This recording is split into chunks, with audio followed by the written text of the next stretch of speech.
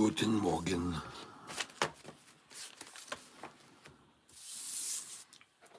Let's start a new piece of paper today.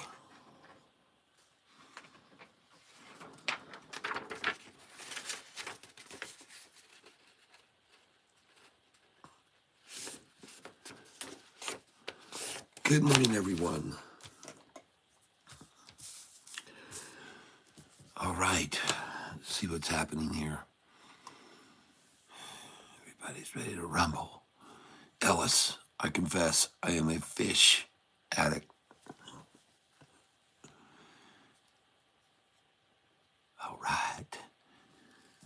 Ellis, great call yesterday. ARTL, wow. Wow. Get to add that to our top gainers list.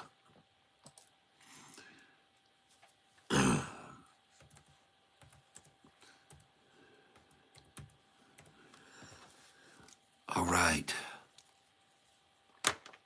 Lord bless our coach and our Cheryl, yes, to change, to do amazing things that change the lives of people all over this world. Amen. All right, Ellis. Team, let's release powerful affirmation over our team. Great day to all, yes. Yes, indeed. So let's add that ARTL.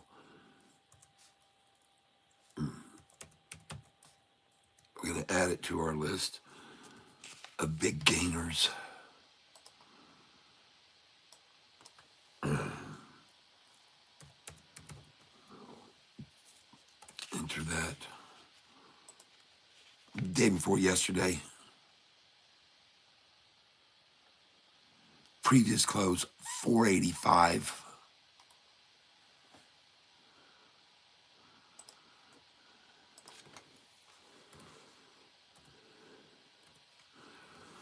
And I'm sure we probably bought it for less than that. And where did we sell that yesterday?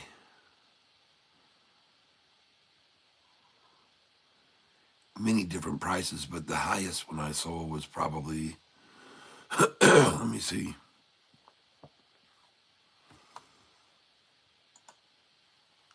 All right, I gotta get two codes here, guys. Hang on. If they disconnect my stream and do a software update, I'll start the same stream in 5 minutes, okay? Hang on a minute. It's gonna take 10 seconds or less. All right.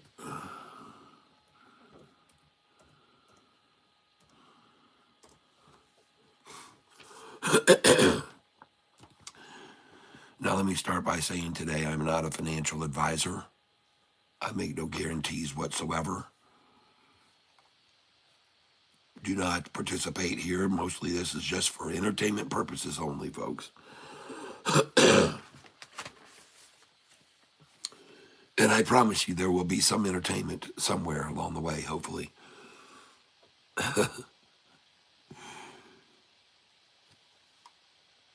So, first number we got to put in here is 485. And the second number we're going to put in is where I sold it yesterday.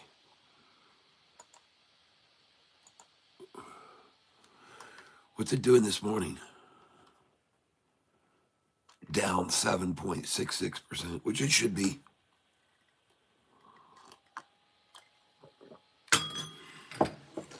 All the futures this morning are red. Everything is red. But they're recovering. They're recovering.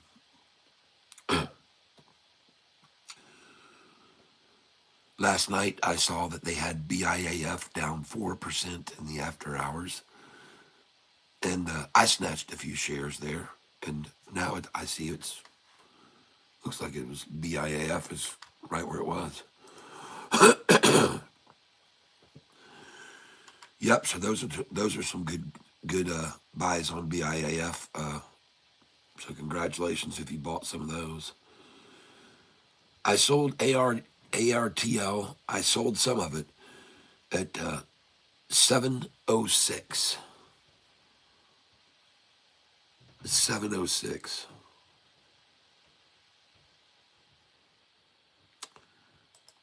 So let's get that added here. 485 a share buy, 706 sell.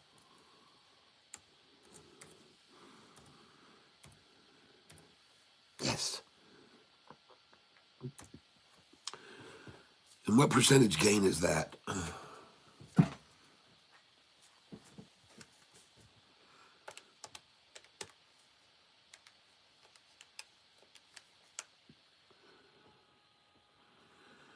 About 43%, I guess. 4.85 times 43% plus 693, so 45% gain.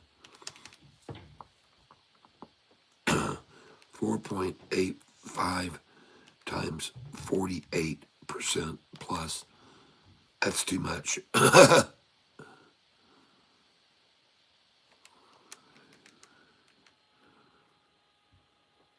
46% plus 708. That's good enough. 46% gain.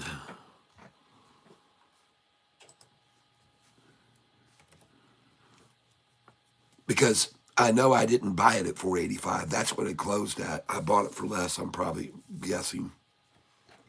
So, not bad. Not a bad gain.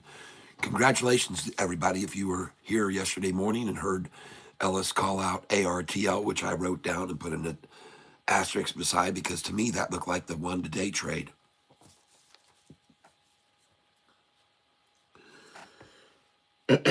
So let's get over here to YouTube and get it opened up on this channel over here.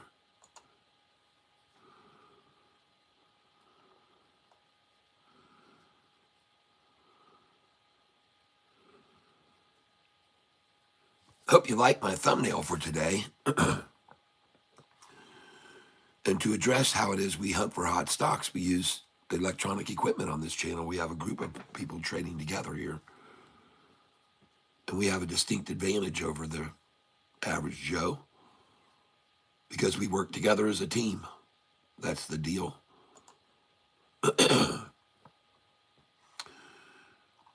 We work together as a team.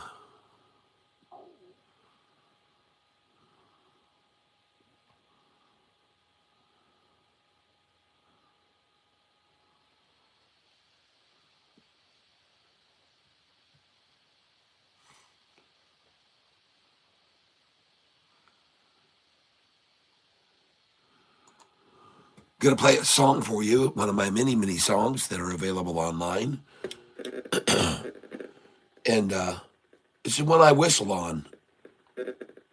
We'll just play it in the background. Imagine going back. My family has Here we go.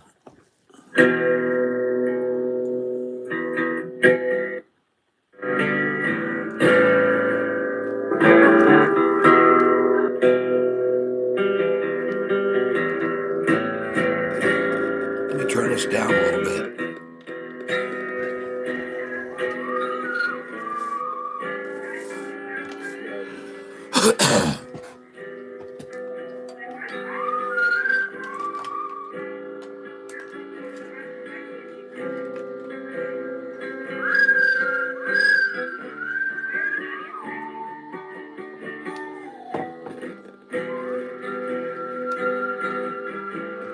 Can you guys hear this song?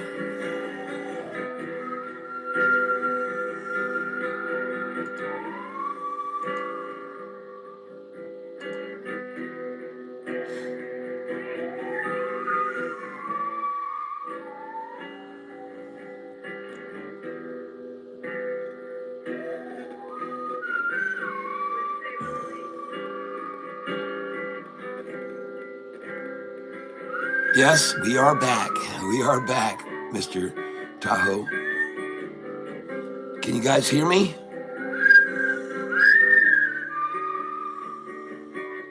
Thank you, Jayhawk.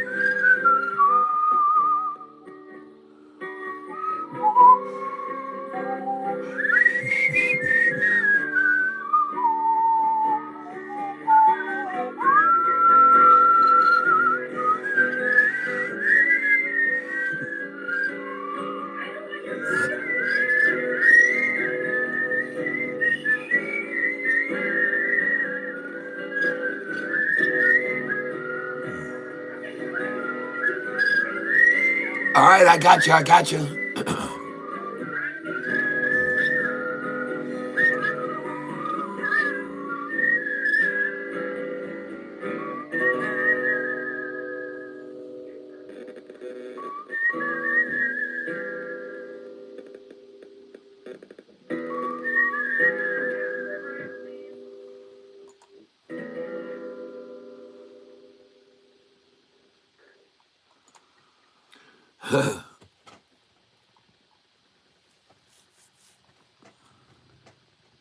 Yes, thank you very much, everybody. Good morning to you all. Going to read everybody's comments right now. Hope you enjoyed that little song. And yes, Ellis, he says, I confess I am a fish addict.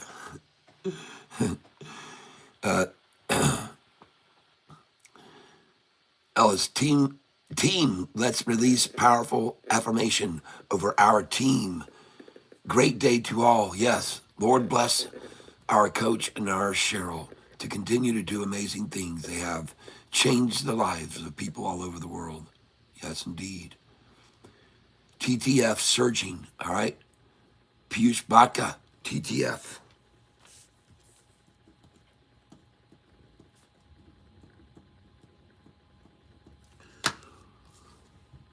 Piyush Bhatta.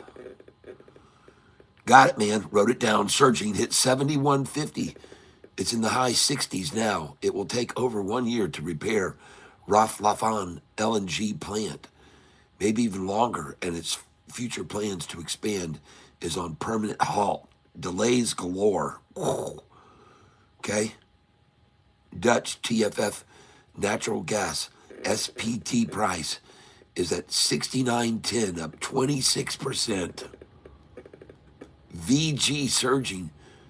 Venture Global, yes, all right.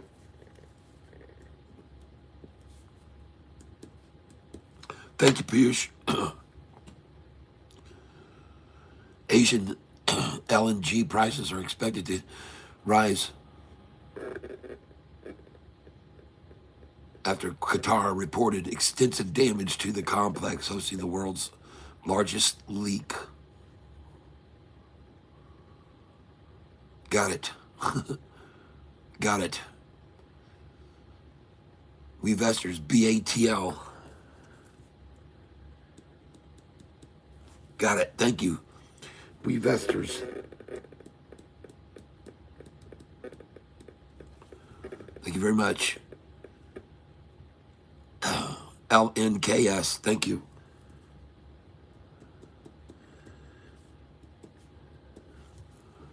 Got it.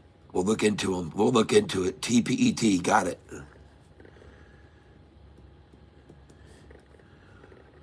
And I've got a few shares of that still. Just a few. Not many. I think I do.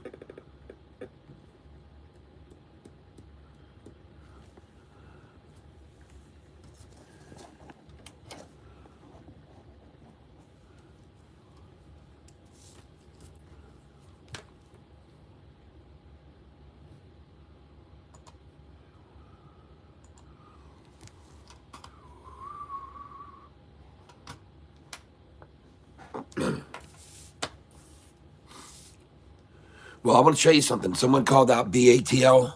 We've made some money on that in the past. Look at this. Look at that BATL.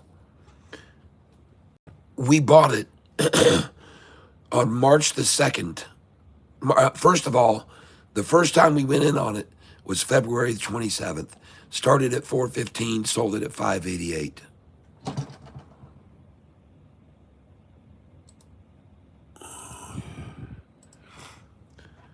All right? BATL. Right there. The first time we bought it. February 27th. Right here. Bought it at 415, sold at 588, made 32%. Then we come down here on the 2nd, bought it at 415 again, sold it 100% gain. Oh my gosh. BATL on the 2nd, bought it back at 88, So we sold it at 415. I bought it at 415, sold it at 1133, then bought it back at 888 and sold it at 1180. Wow. Nice.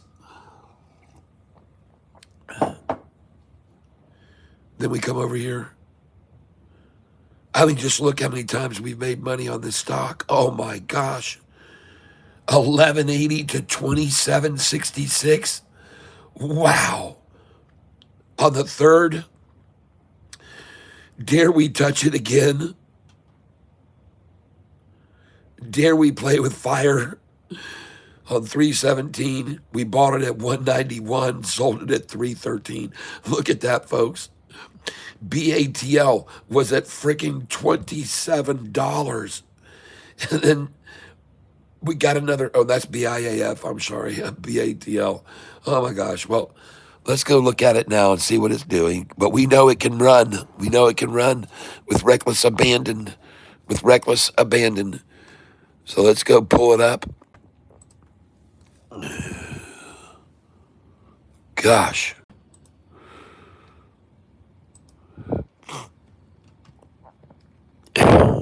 Jeez.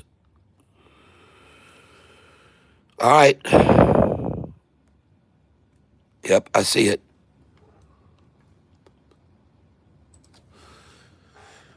Folks, let me get my Charles Schwab Thinkorswim loaded up here, guys and gals.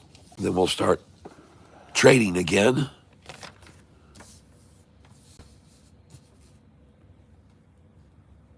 Please give me a minute here. By the way, as you can see, yesterday, I sold right over here, ARTL, right there. That's the one I sold yesterday. The price I sold it at was right here, 706. Now it's sitting at 680, folks. See why you always sell the 706, 707, 708? You always have to sell those numbers, folks. Always. 6, 7, and 8. I sold it at 706, and now it's sitting at 678 right now. So don't ever overlook the opportunity to sell 6, 7, and 8, folks.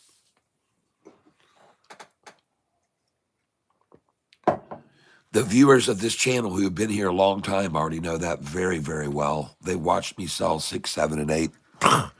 Yesterday, I did it 4 times, I think, on that ARTL stock.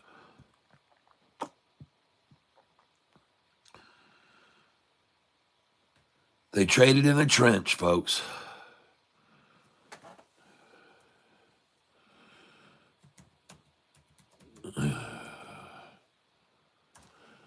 I'm just going to be getting logged in here. Let's give me a moment here.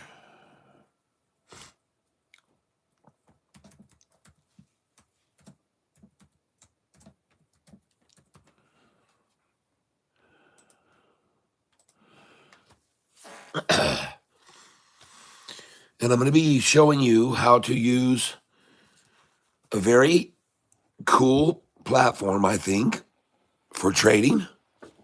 Charles Schwab Thinkorswim. And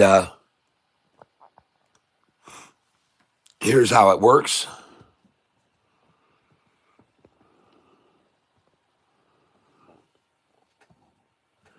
Now, most of your charts do not have all these red lines, but I've gone back through the trading history of the stock, and I know every point at which it's going to run into resistance. And so makes it easy for me to know where to sell and where to buy it. And I have put in my own moving averages on here. The green line is a 200-day moving average. The light blue line or turquoise line there, that is a 5-day moving average. The orange line is a 10-day. This orange line is a 10-day. It's right there with the 5-day. And then down here, the red line and blue line. The red line is a 50-day and the blue line is a 45-day. So what you're looking at here, folks, is what I call the Crockett-Gaida. And this is probably the most common stock configuration you're ever going to see. It's as common as it gets. You get the big, huge spike, the little dip pull back, the huge spike down here, grows a nose, gets a wart on it, comes down here, peck, peck, peck. And this is often called by me the little woodpecker pecking away at the 200-day. Comes up here, starts to run again, hits that resistance band, falls right to the 200, peck on the two, little pecking away, bring it up here, hits this line of resistance of once, twice, 3 times, now 4, pulls down, got a peck on the green, peck on the 200. So wait until this thing drops to the 200, folks. It's BIAF, and out of the gate, they're going to come at it hard, knock it down to here, just below the 200. And then I'm going to guess it just continues its climb. I pointed out to everybody on this stock something interesting. Over here, you see the same pattern. You see the same pattern. The big spike, the pull down, the double whack, the deep veggie, peck, peck, peck through the 200. Middle of the day, bring it up, trade it sideways, and repeat this movement up, but go beyond it. Go beyond it to the here. So I want you to see that. So you have this move, very powerful. It's another third taller than this move here, folks. This move here is 2/3 of this move right here. And on this move, yep, I will, NPT, got it.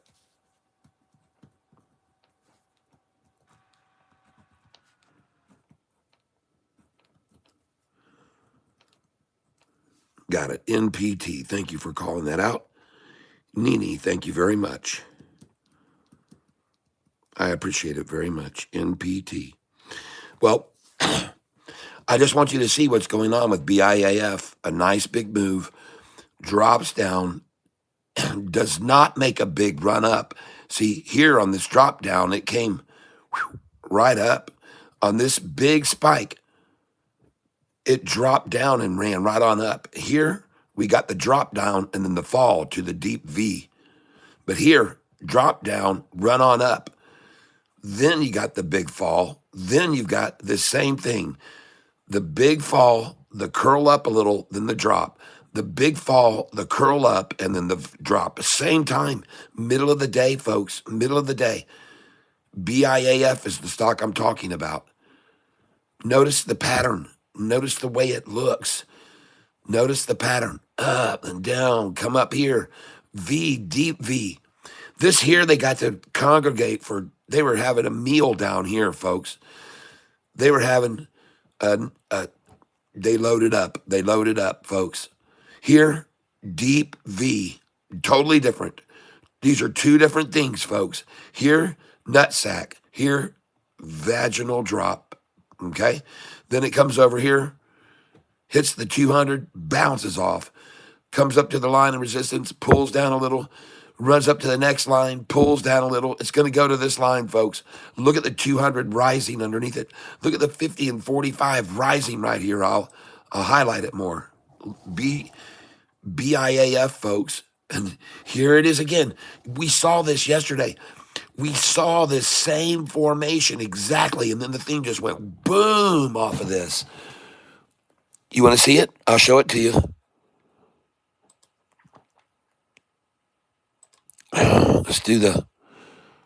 Let's zoom out.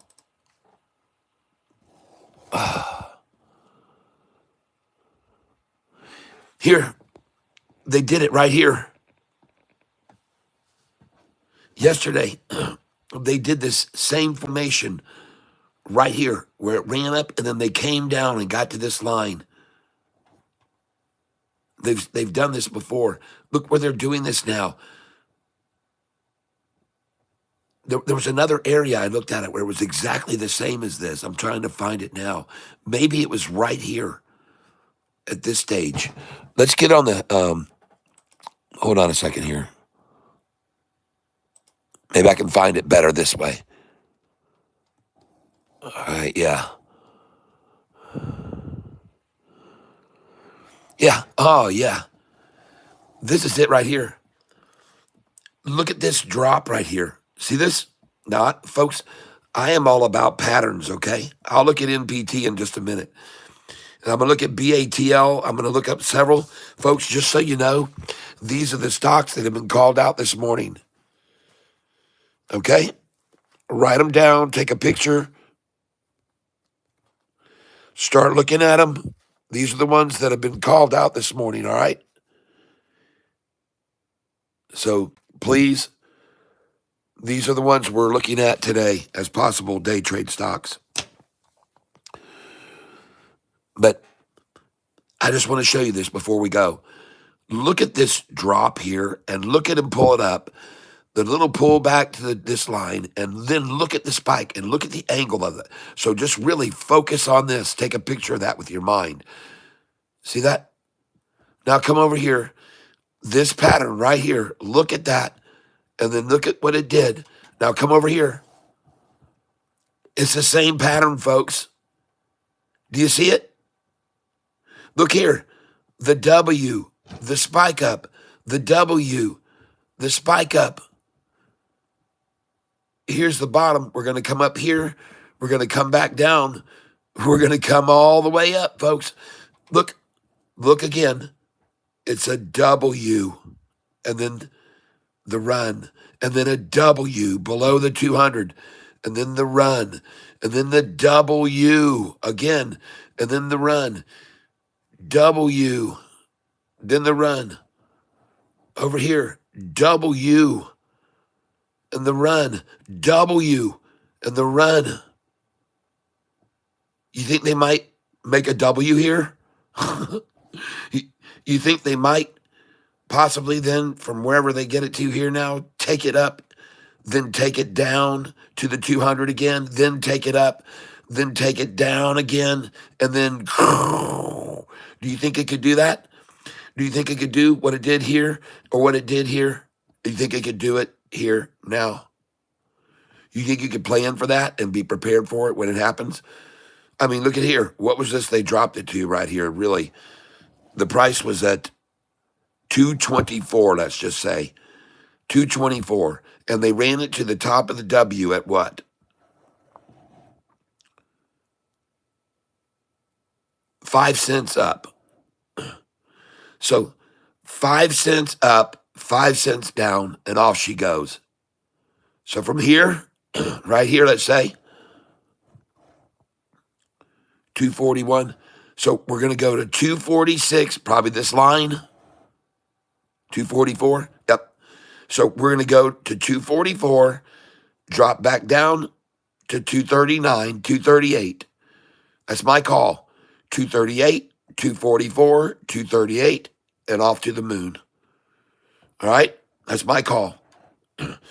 Just like here, boom. Just like here, boom, boom, boom. Here, boom, boom, boom. Here, boom, boom, boom, boom. All right?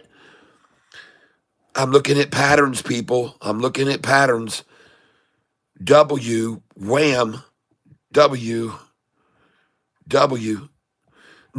Now notice, this wasn't a W. When it got to there and should have turned and gone up, they just slapped. Oh, man, they just took the bottom out of it. Deep, deep drop where we bought some, I'm sure, at 211. I would have had a buy order there. So I'm just trying to get you to look at the patterns. Now let's go. We got to look up these stocks. Piyush Bach is called out TTF. Let's look at it.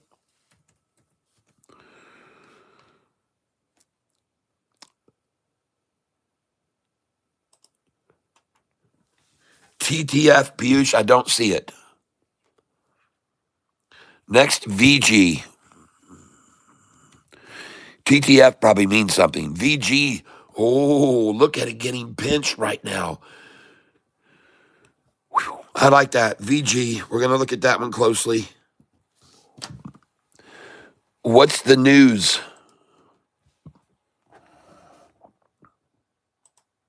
VG, 5:48 a.m. Why Five Below shares are trading higher by around 7%.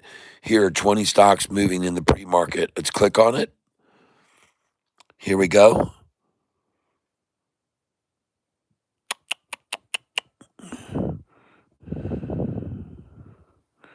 Here we go. Yep. Here it says at the bottom down here, Venture Global Incorporated VG surged 7.8% to 1602 in pre-market trading after jumping over 14% on Wednesday. Well, let's look at Wednesday's report. Trading higher after Scotiabank raised its price target on the stock from 9 to 11. All right. And now it's sitting at 1605 bid, 1610. Well, it was at the time of this article, it was at 1602, so it is still rising. All right. But the price target is the price target was just raised on 318. Raise its price target on the stock from 9 to 11. That sounds like SoFi analysts undercutting the price by $5. It sounds like SoFi.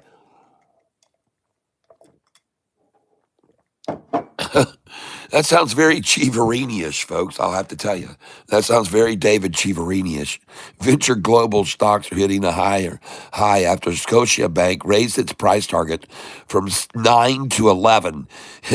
I bet you Scotiabank has a guy named David Chiaverini working for him, or somebody, maybe Billy Chiaverini, or Bobby Chiaverini, or Dick Chiaverini.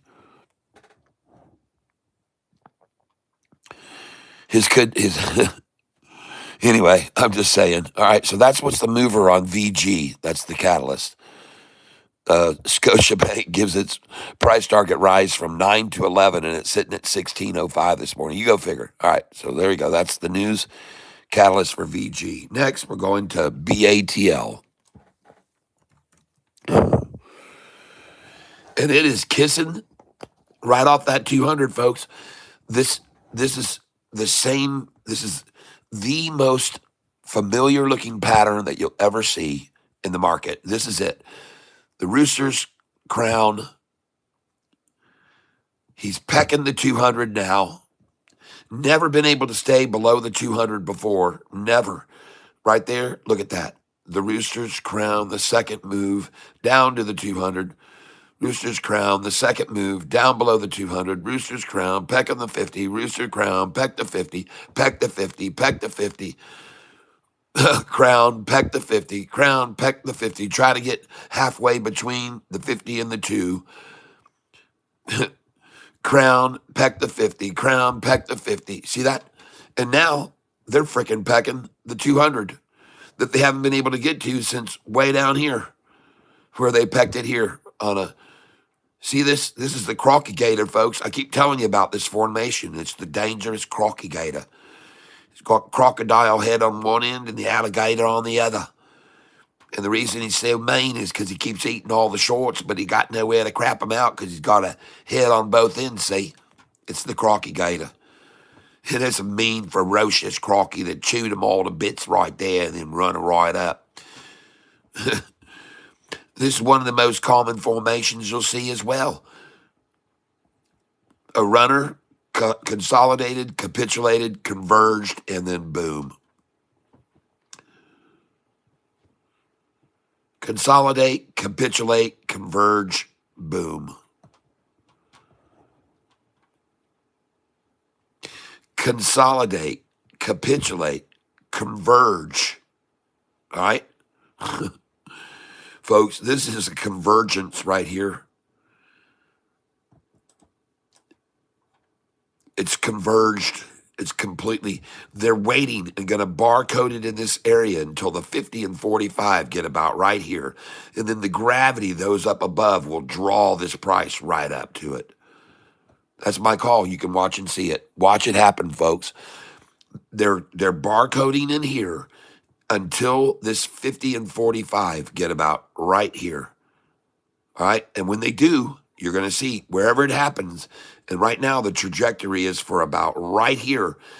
Watch for the price. And I'm going to put a mark there so you can see if it does what I'm saying it's going to do. I say when it gets right here, oops. I say when it gets right here is when it will spike up. Wherever that line is achieved. When it gets to right here, you're going to see this barcoding end here. And you're going to see this price, the 5-day, move up. All right? Because although it looks right now as if the 50-day and 45 are falling right here, you better take a wider angle view of this stock, folks, because BATL 20-day chart shows a 50-day and 45 that have flattened out. And you got to look at that, folks. This is a base, and now they're breaking over it. Breaking over a flat resistance of 50 and 45 days. The 5-day just crossed over it. And this is BATL, ladies and gentlemen. Here's what it looks like right now. There it is. BATL.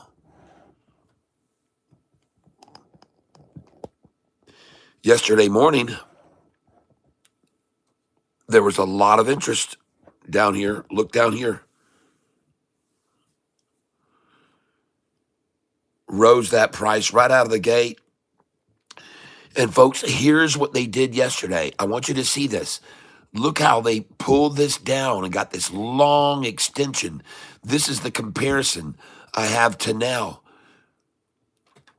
You got this rise up here and then the pull down and this long extension. See that? It's repeating a wave process here, folks. This rise and then this long drawn out as the 10-day just kept rising underneath it. Okay? But look at just the shape of this. Look at that. And then look at the shape of this. Look at it. Ooh. Look at the shape of this. What do you think is going to happen right here? Rise and flux. Rise and flux. Consolidating. Consolidate. Capitulate. Converge it. Converge it. Rise. Drop it down. Here's your buy right here, folks. On the cradling on the orange, it's going to be right here is your buy, okay? 1292, 1293, 1294. Price right now says 1325 bid, 1332 ask. But I'm telling you, if you know how to read patterns,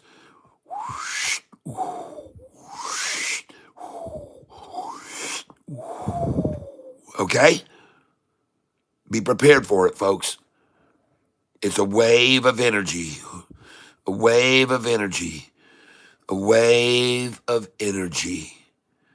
And a wave of energy. And a wave of energy. And I'm not saying that's going to happen. But right now, if you look at the longest term chart, which I'm going to do now, let's go look at the 180-day. Holy smokes. Wow. This is just a big replica of the whole thing I showed you. Look at them kissing off the 50, kissing off the 50. And then the powers that be said, Wow, let's short this son of a gun here, rape all everybody for one solid week and drive it down below the 200 and buy the crap out of it. Wow, look at him kiss off that. Look at that, folks. Gosh, holy smokes. You see why you need to take a look, a wider angle look at everything? Wow, look at that 5-day crossing the 50 right now. Golly.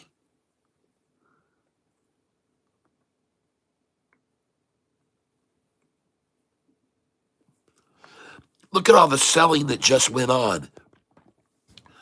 What did they do? Go borrow a whole boatload of shares yesterday right here and just keep selling borrowed shares to get to that buy-in? And then look at this angle on this, folks. This is more than a 90-degree angle. Look at that, a 5-day with a 90-degree, and look at the buyers. And by the way, if you look down here, look at them try to stop this thing so aggressively with literally 1,000,000 to 200,000 selling versus buying. As it broke over, folks, they were trying to stop that. Look at all that big selling right there that went on versus the buying, which is only right there. Wow. Folks, that is huge selling. Each of these candlesticks is a 4-hour candlestick.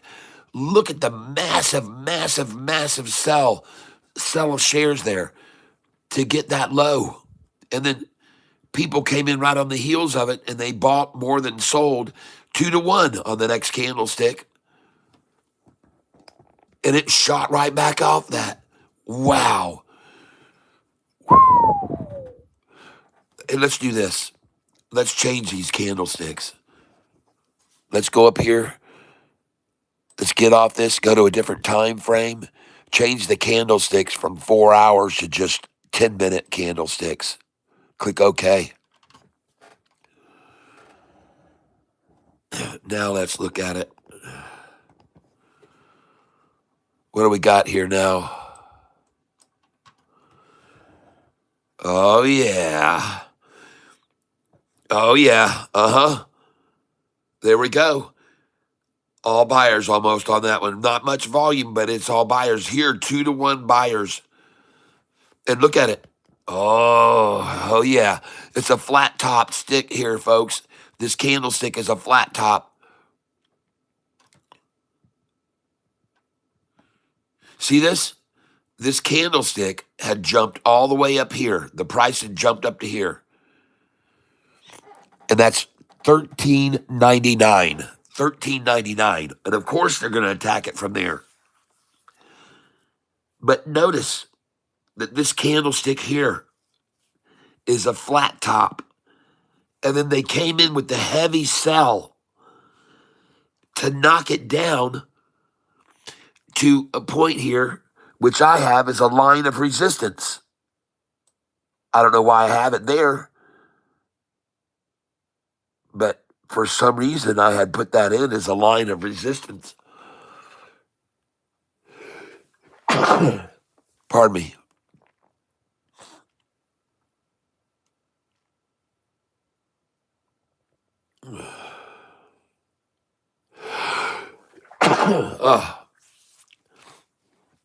So why did I put a line there as a line of resistance before? I wonder what made me put that there.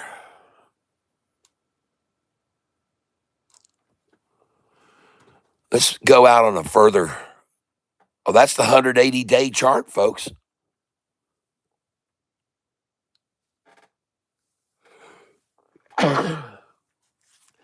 This is the 180-day chart. Yep, we'll take a look at OXY in a minute. Thank you for calling it out.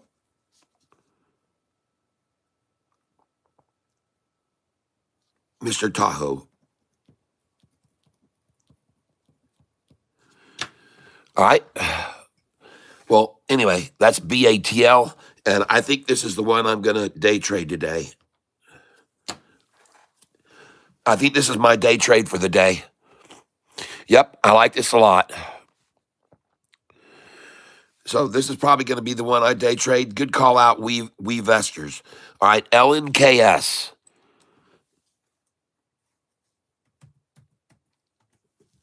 Just give me a minute here.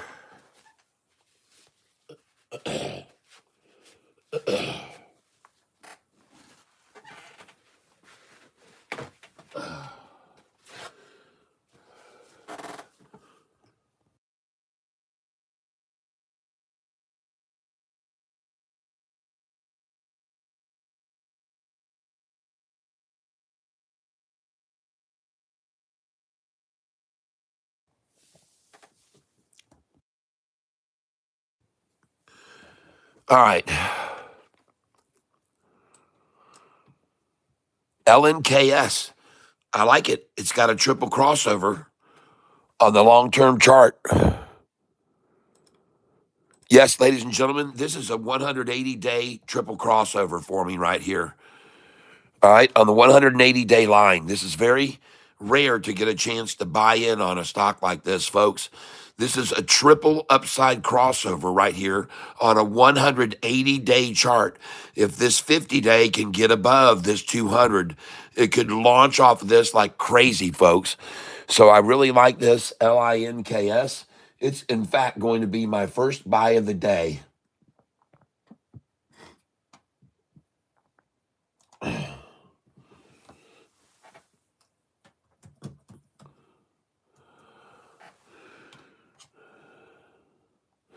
Well, it's not LINKS. What is it? LNKS. LNKS. If they'll let me buy it, I'm going to buy this stock. And I'm going to come in for 100 shares. Good till cancel plus extended. Limit 100 shares.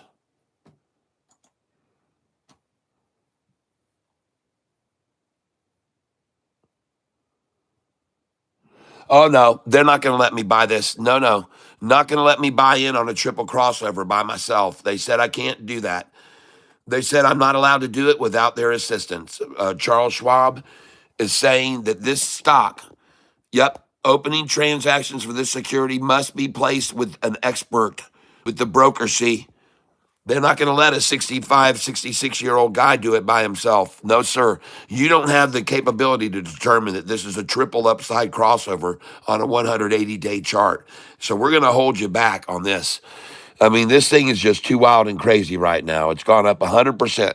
Now, other stocks will let go up 350 or 400%, and you can buy those.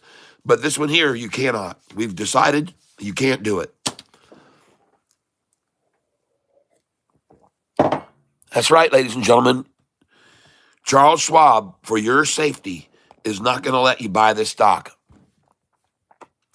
because they don't believe you have the capability to look at a 180-day long-term chart and pull out a triple upside crossover, or what is known as a golden cross. This is a golden cross, folks, and they're not letting you buy in on it.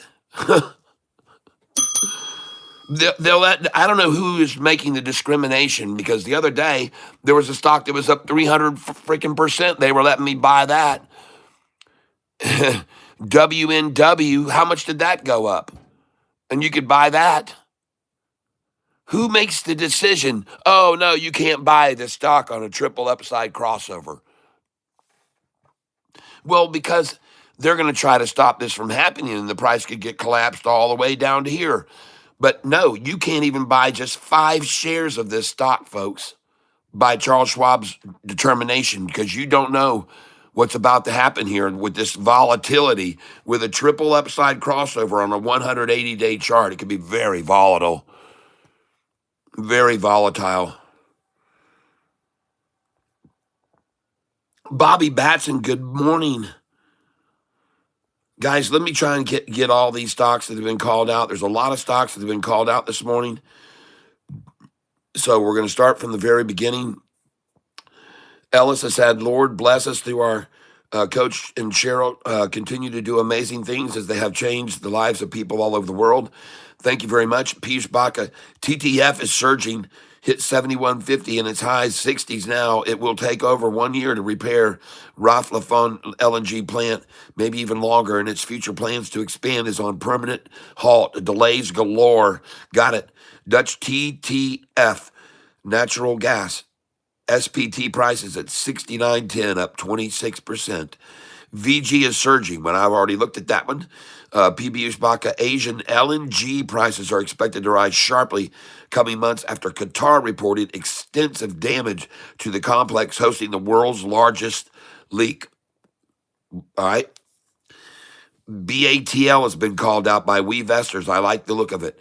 LNKS is probably the one. Yep, I like the look of that one too. LNKS is one I'm looking at here now. Triple upside crossover, but Charles Schwab says no. Charles says no. TPET, someone calling out. Thank you.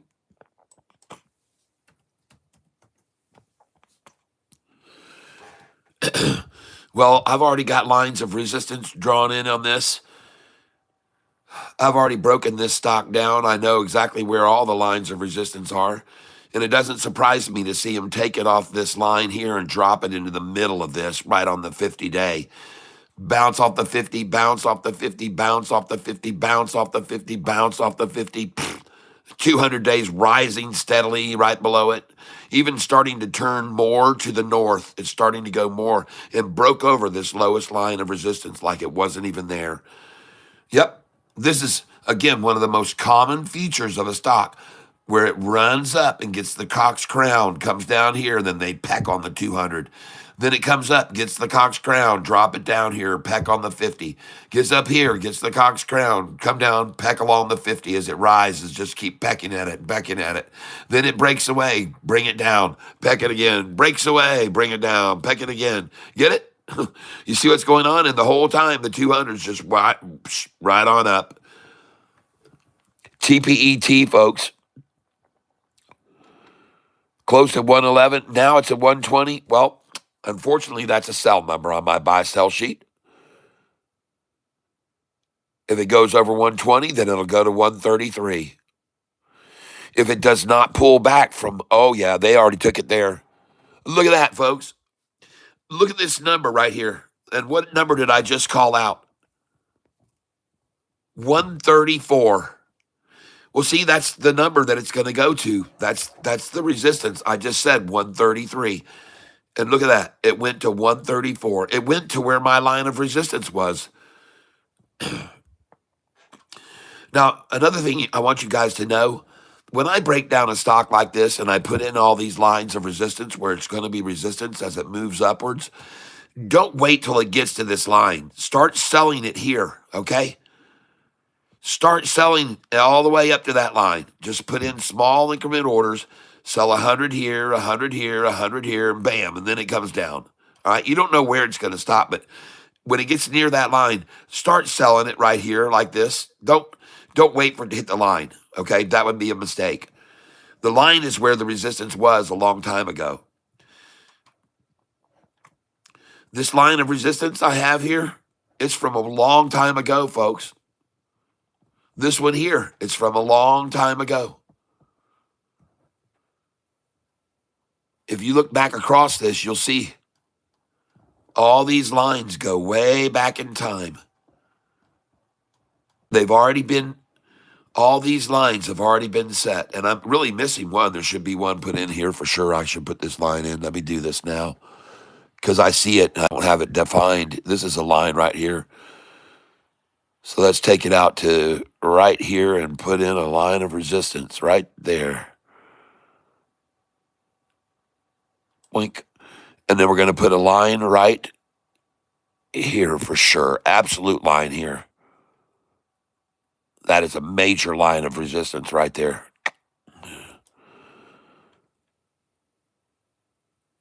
Right there. You can just see, man. Look at that line of resistance right there. Look at that line there. Look how many times this has been a line of resistance right here. This line, this one here. Look at that. Well, when it's climbing, folks, that's going to be a line of resistance. All right. It's definitely going to be a line of resistance. Every one of these is going to be one. And actually, I'm going to choose this tool and I'm going to stretch these out longer because I think we might be able to day trade this one for a while. I'm starting to like the looks of this a lot.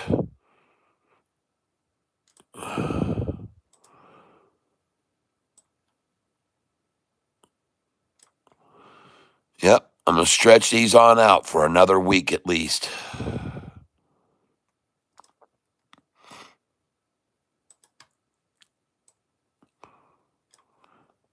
Because these can be used as this moves forward through the week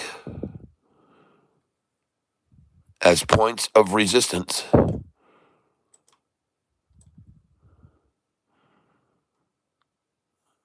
There we go. All right, so I've got them all in there for a long time. So if we decide to get in on this, we'll know to sell it right there and buy it back in the middle. Sell it up here in the middle and buy on the line. Sell on the line, buy back in the middle. Sell in the middle, buy back on the line. Sell on the line, buy back in the middle. Folks, that's what we're going to do if we decide to ride this wave of this stock, TPET. All right? But right now, all we're seeing is just little drops below the 50, drops below to the 200, drops below to the 200, drops below the 200. You might as well just project and say, all right, they're going to bring it down to 113 today. They're going to drop it to 113, 111, 19, or 108. Okay? They're going to get, listen, folks, this is all they've ever been able to do is just spike down below the 200, spike down below the 200, spike to the 2, spike to the 2, spike to the, see that? And now they're trying to try to spike to the 2. So just put your freaking buy order there at 113, okay? 114. Just do it now. I'm going to do it.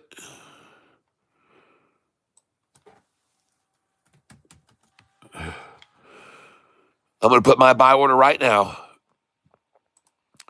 60 shares at 112, 60 at 113, 60 at 108, 60 at 109. All right, 60 at 111.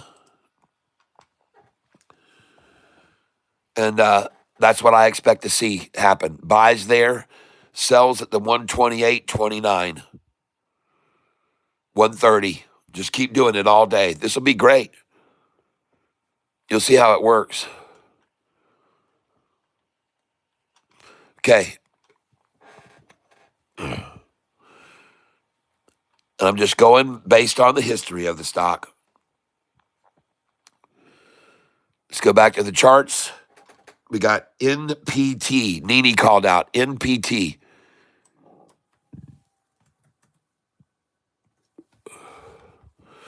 Whew. Man, that thing has been tanked, huh? Wow.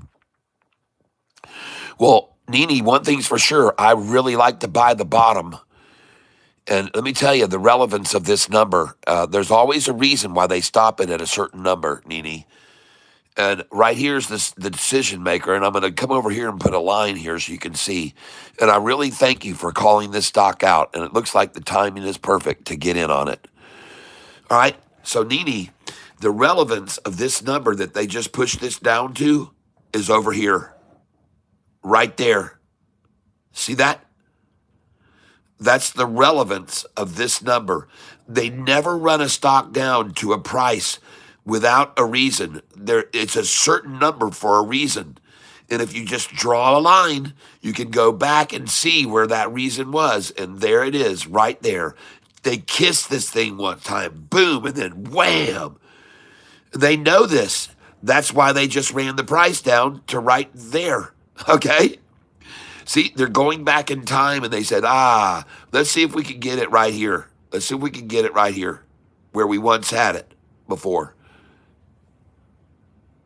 1, 2, 3, 4, 5, 6, 7, 8, 9, 10, 11 days.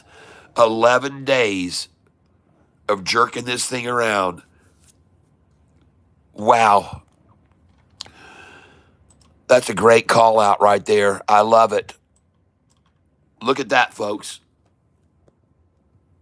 Now, I'm not telling you to boldly go where no man has gone before, because let me tell you something right now. Look at the bid on this stock. 711. Look at the ask. 855, folks.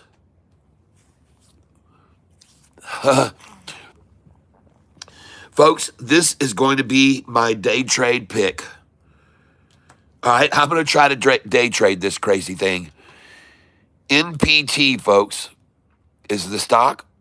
Now, let's go see if they've ever done any splits before, okay? Hold on a second now. NPT. So we're going to go over here to our...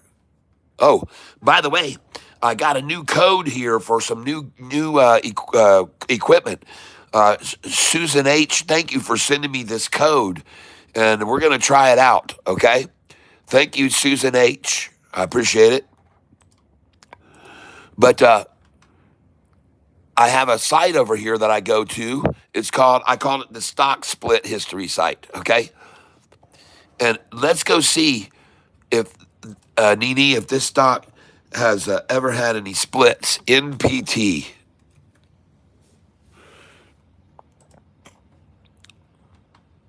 No, absolutely not. They're not known for doing splits.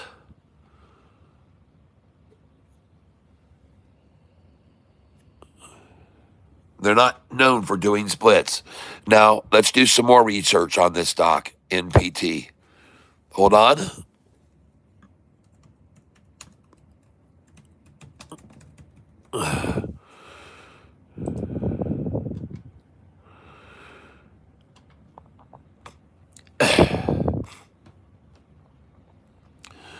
Let's go look at the historical data. By the way, the S&P futures is red. The Dow futures are red. The NASDAQ futures are red. The Russell, red. The VIX is up. That's not good. Now, let's go look at the volume on this stock, NPT.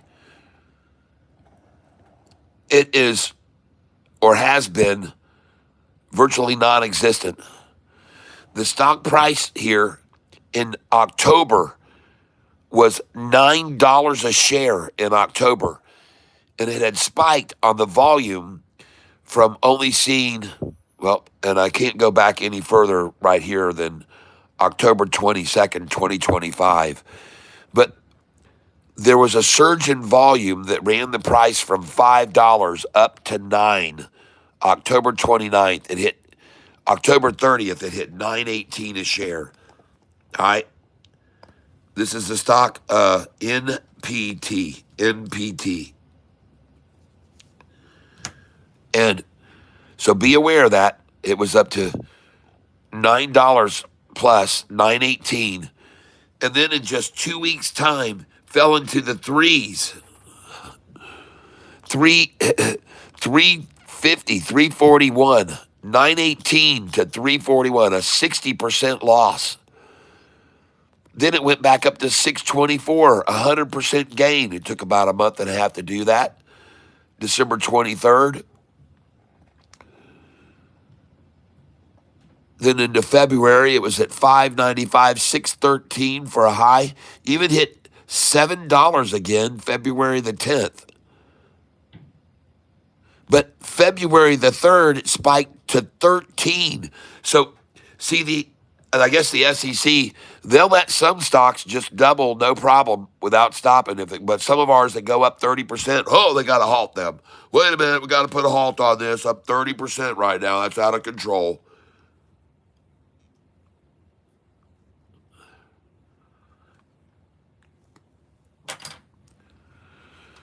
All right.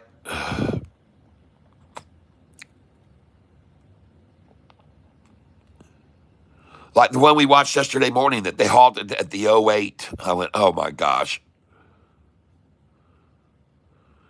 So here on March the 2nd, the price was $5.88 a share and jumped all the way to $10.50.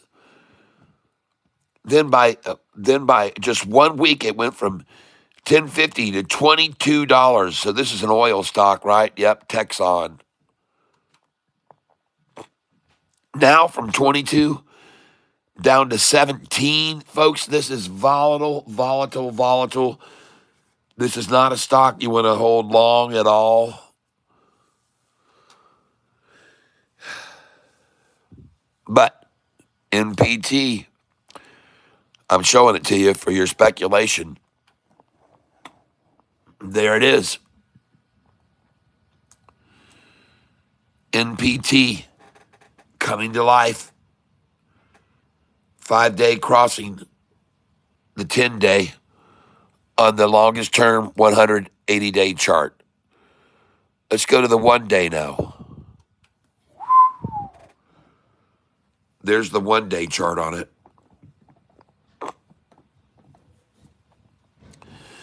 And again, why did they take it all the way down to this number and stop it there? Why did they do that? Well, I'll show you.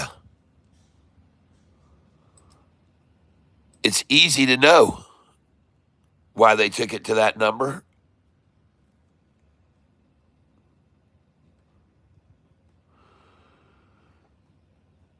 If only I could show you the chart on it. There we go.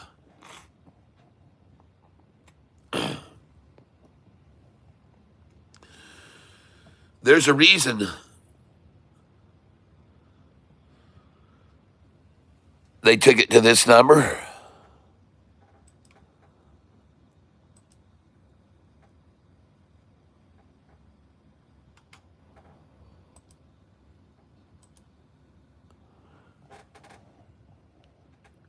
And the reason they took it to that number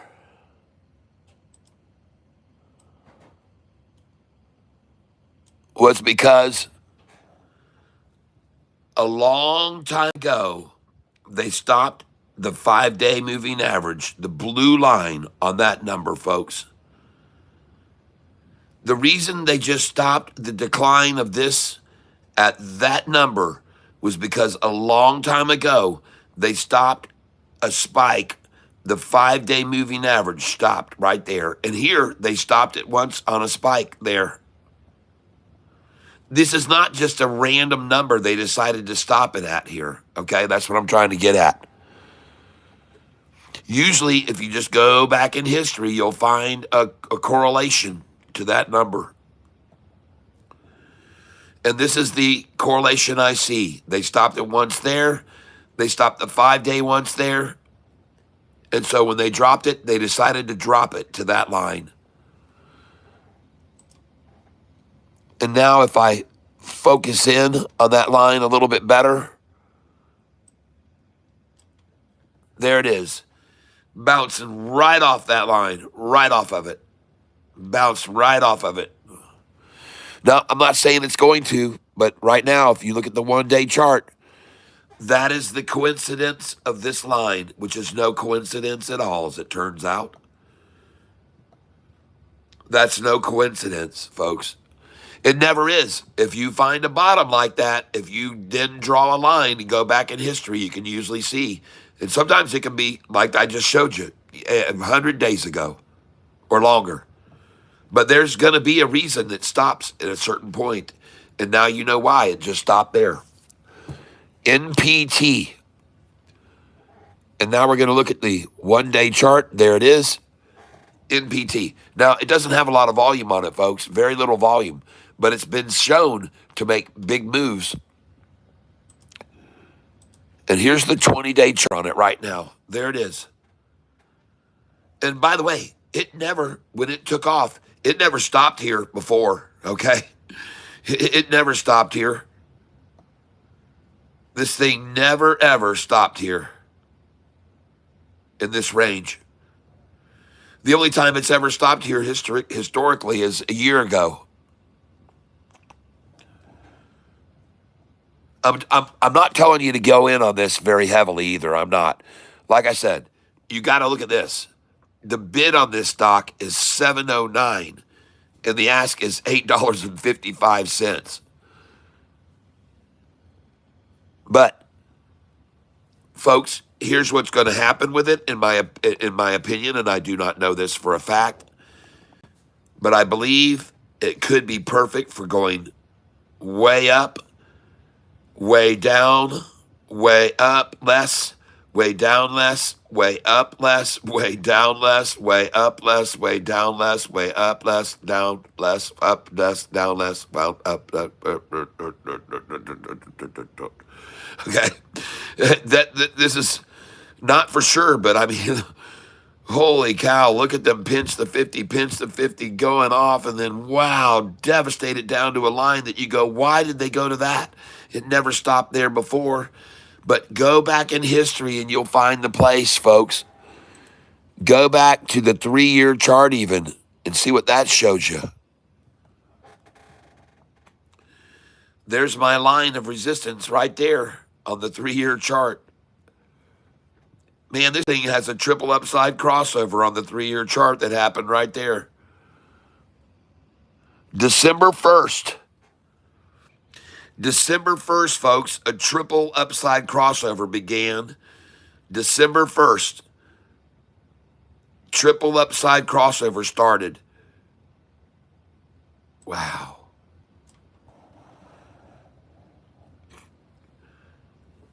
Each candlestick here is a week, man. They've been selling this thing for a week heavy. Now, the good part is they wicked it out and flat bottomed it right there on that line of resistance, right on it. And now the wick is getting longer. See that? Now, if you keep watching this and this wick keeps getting longer and longer, in other words, this bottom keeps rising, that will be a good thing to see this wick keep getting longer on this. If the wick begins to get shorter, then you're in trouble. All right. But if this wick continues to recede and go up this way, that'll be good. All right. Looking at the 1 day on it now. NPT.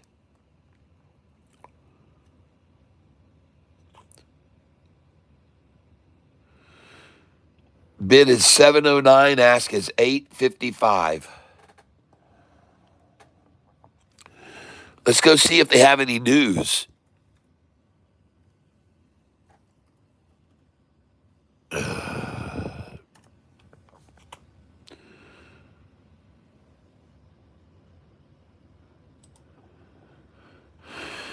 Texon Holding Limited completes key safety and regulatory milestones for 600,000 ton polystyrene project. That's the mover for this stock.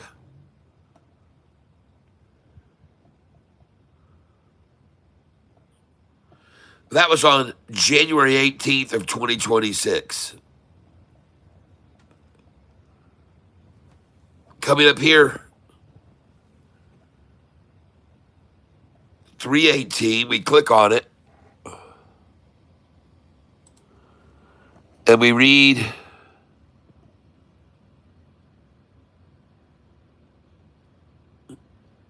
here it is, Texon Holding, 318, stock declined by 43% to 890 during Wednesday's regular session. The company's market cap stands at $349 million.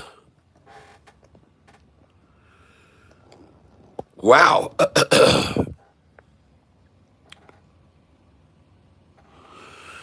Well, I wouldn't really consider this a very wise investment right here. I would not. But thanks for calling it out, Nini. It looks interesting on the chart, but it just declined 43.5% to $8.90 during Wednesday's regular session. And now the ask is 55, and the bid is only 709. So I don't know what to tell you about that. I don't like it. Very highly unstable. Highly unstable right now. I'll say that much about it. Highly volatile, very risky. And that's it for that. Mr. Tahoe called out OXY. Let's go look at it.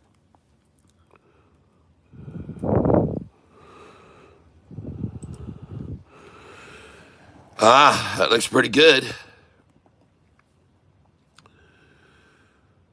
Oh, look at the number that they stopped it at already. 5908, Savannah. Who would have ever guessed they would stop it at that number? I wonder why.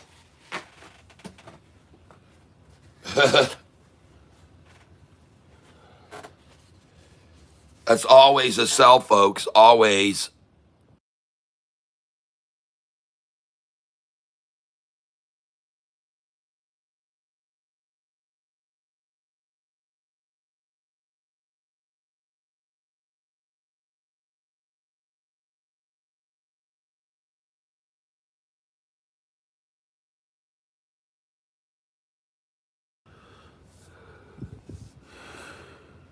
Let's look at the longer term chart on it, 20-day. Looks phenomenal. I like the look of it a lot. Buy it on the 20-day. Buy it on the 20-day. Buy it on the 20. Buy it on the 20. It's rooster head, pecker, rooster head, pecker, rooster head, peck, rooster head, pecker, rooster head, pecker, rooster head, pecking, rooster head, peck it. They're going to bring it down to here. Buy it on the 50-day. Just wait and be patient and buy it every time they drop it to the 50-day, okay? Or just below the 50 like they did here, there, and there. Just trying to get it in between this rising 200 and rising 50 is the best thing they're going to do. Your buy right now, your buy is 57.66. Following the typical pattern of rising and breathing and accelerating and breathing and accelerating and breathing, accelerate, breathe, accelerate, breathe, accelerate, breathe. Next phase is breathe, unfortunately, right here. Especially with this very resistant line right here. Very resistant. If it goes over that, then you got freedom to run.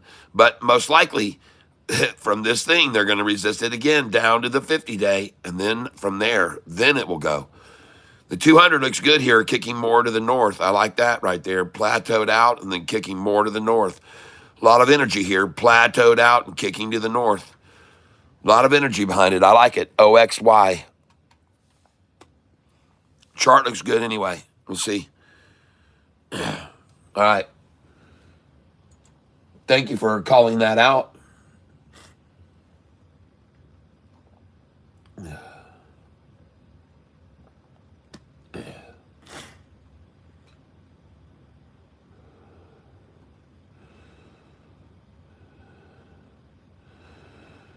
Okay, here we go.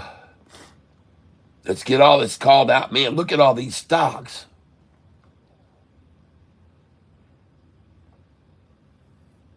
CHNR. Got it.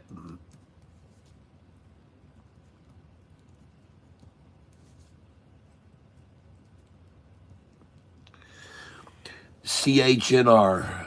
Tom Pips, thank you.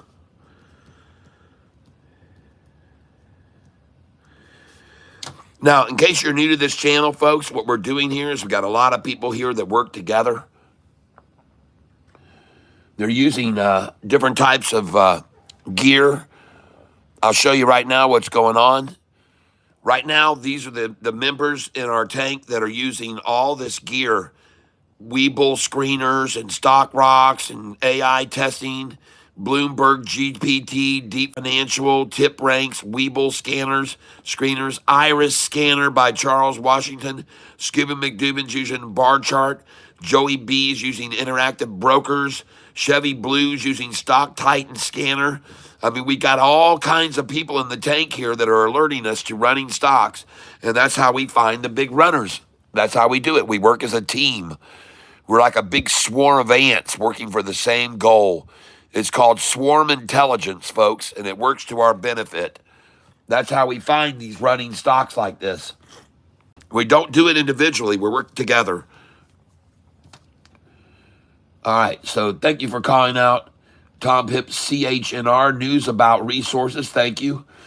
Ray Costello, SATL, good earnings this morning. All right, Ray Costello, I appreciate that.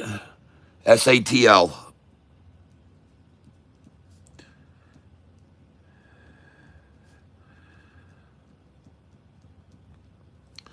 We'll get to all these, folks. Just give me time to write them down first.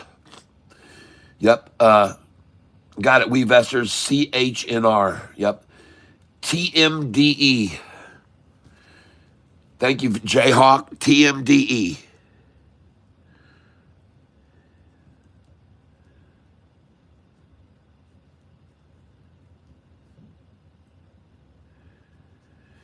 TMDE, Jayhawk.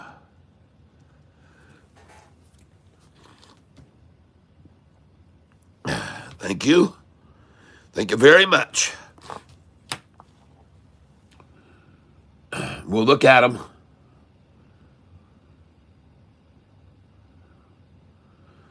Jayhawk says BATL and TMDE are trading partners. They're really paired well together, looking very similar.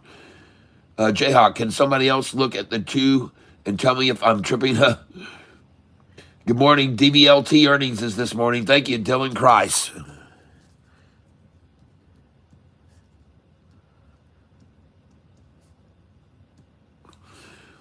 Thank you very much.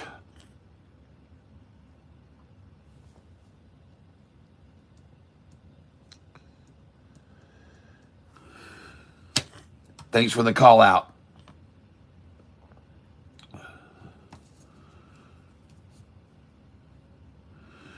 Willy Wonka, LNKS. I'm not allowed to buy it. Charles Schwab won't let me buy it without using a broker. It looked good. I was ready to buy it. I was ready to buy it big time because the chart looks fabulous on it. It's got a triple upside crossover on the 180-day chart. I already looked at it. I was ready to jump over and buy it right away as soon as I saw the chart. And Charles Schwab won't let me buy it. They don't think I have the knowledge to buy on a 180-day golden cross. They don't think I can have the capability to do that on my own.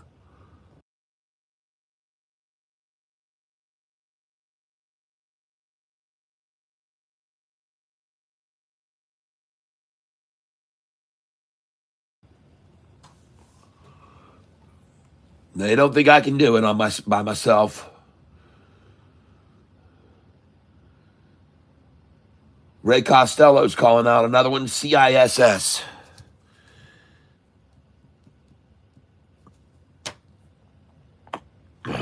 Thank you very much.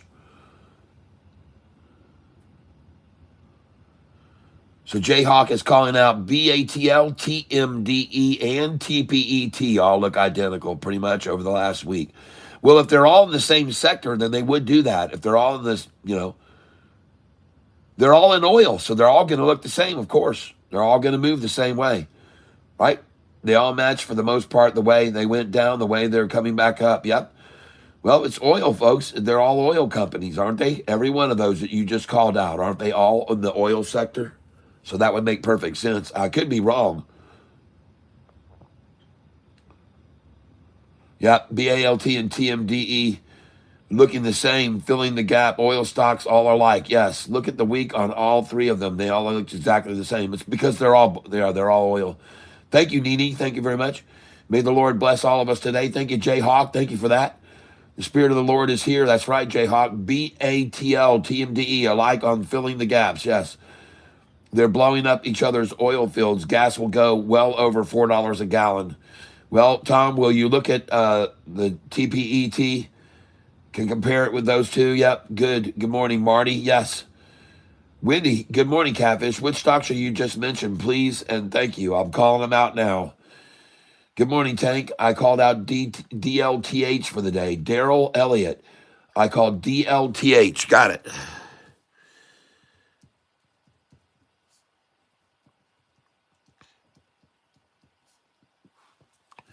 Thank you, Daryl.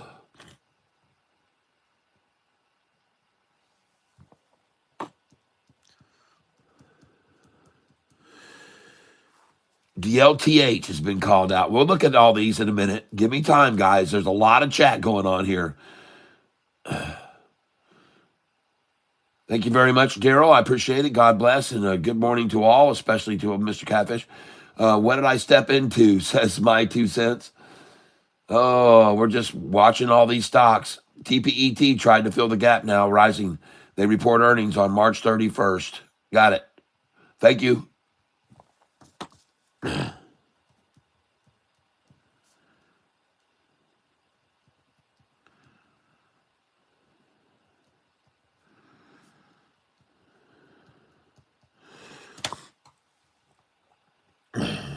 All right.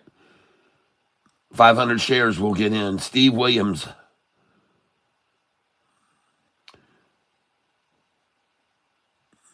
KLAR. Ultra Surfer. Joe Gamongo. KLAR. Got it.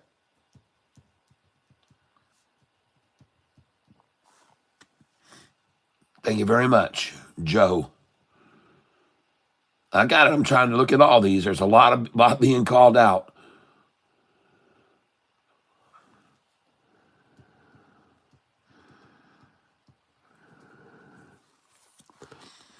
All right.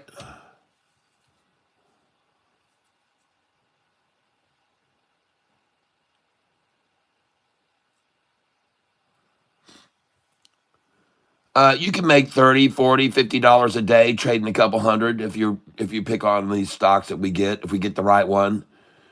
Somebody took Jayhawk said somebody took $100 a few weeks ago, a month ago, whenever it was, and turned it into 500 in a week. That's right. That was a couple weeks ago. The guy told me his son had started an account, was just going crazy trading with us and having a blast, and he turned 100 into 500 in a week. That's right. But the past performance does not always guarantee future results either. Tom Pips, welcome, Jayhawk. CHNR, got that one, Weavesters. It's on the top. Tom Pips called that out earlier.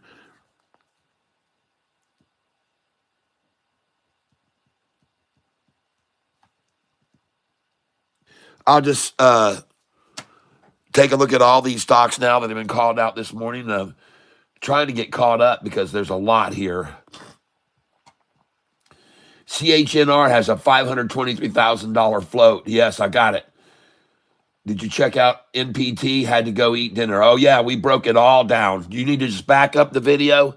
Back up the video, and I broke it all down. And I advise people to stay away from that stock only because of the volatility on it right now. The spread between the bid and the ask is too far apart.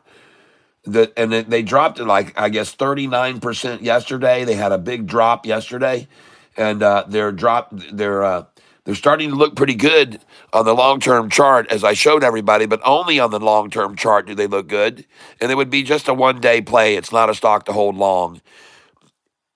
I went over the whole history on it. Uh,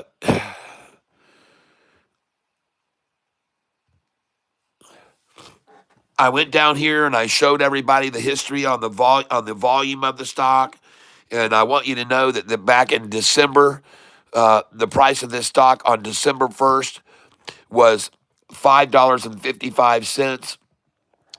The volume was only 24,000 a day, 19,000 a day. Very, very low volume, 9,000 a day, 2,700 a day. Price was in the $6 price range. I showed everybody it went all the way up to 7. Then it jumped on February the 3rd to $13 on 35 million shares. Big news on February 3rd, I guess. But the next day, it could not hold a gain. It was 13, and the next day, 507. 507 from $13 jump to 507. This is why day trade stocks are not stocks to stay in long. Don't you dare do it. Don't you dare do it. The price went here $13 to 507 the next day. Then up here, they jumped up to $22. This was on March the 4th. They must have done a reverse split or something. I don't see it, but look at all the volume coming in, 18 million. The price had spiked then $10. Folks, the dang thing went all the way to $22.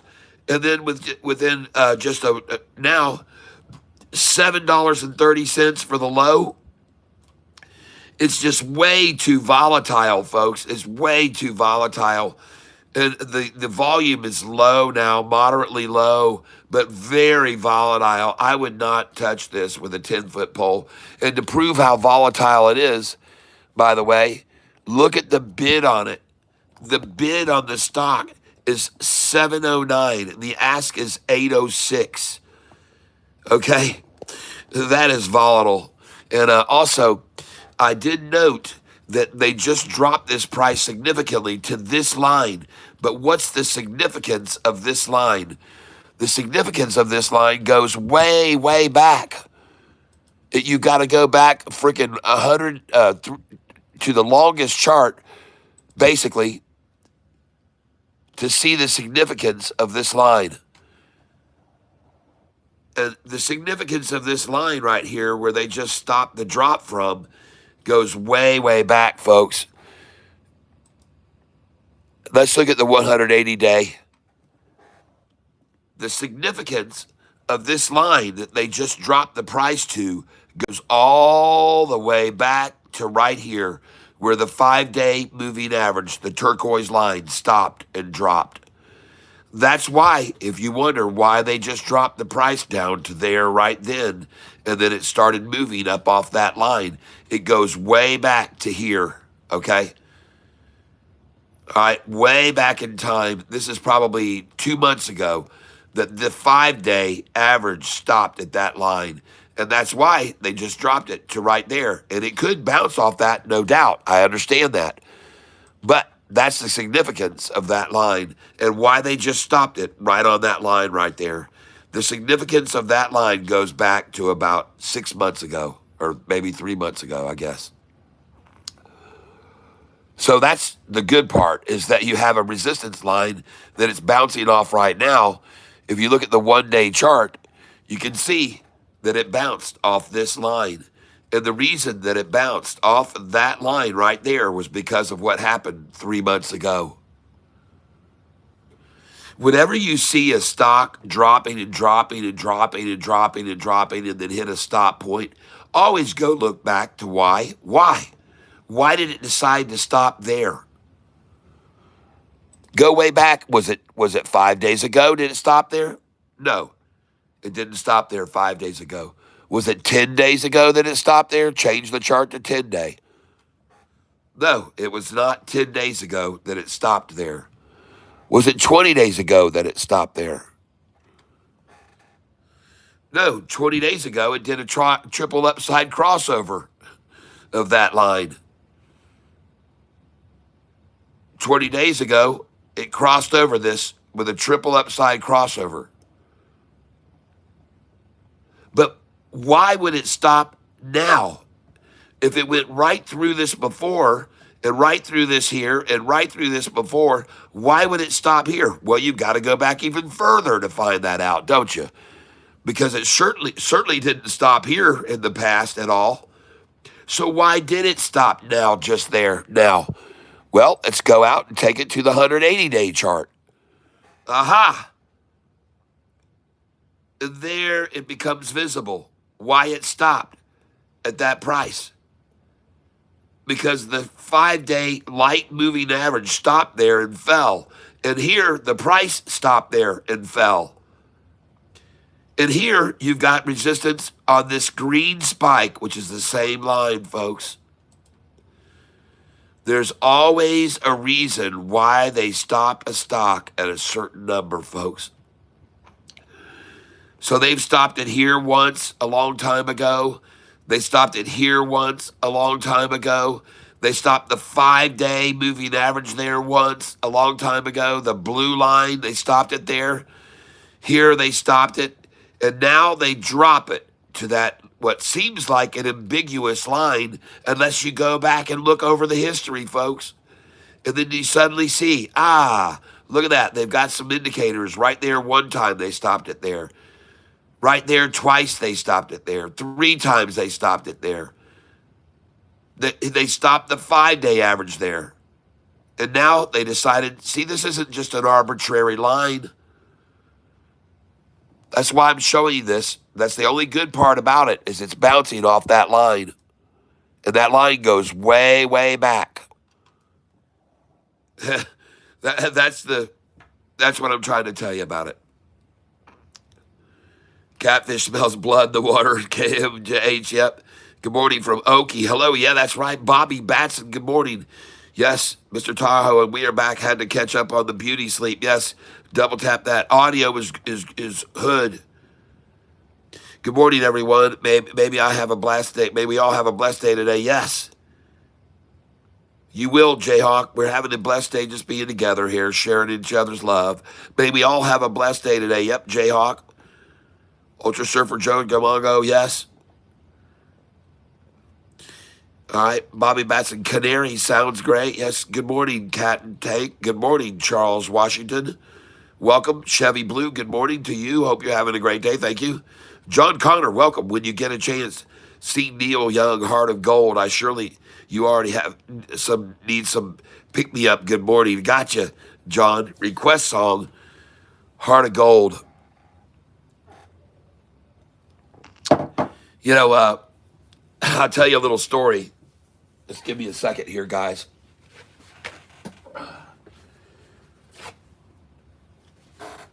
I'll tell you a little story here. You'll have to give me a minute to get it set up.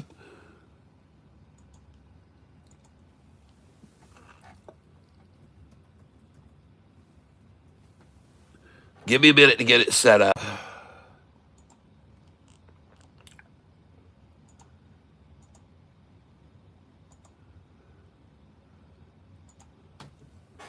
Got to set this story up. Please hold.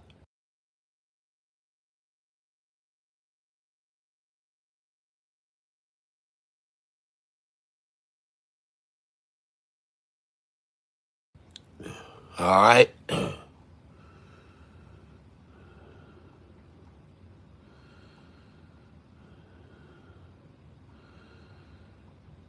Need just a minute here.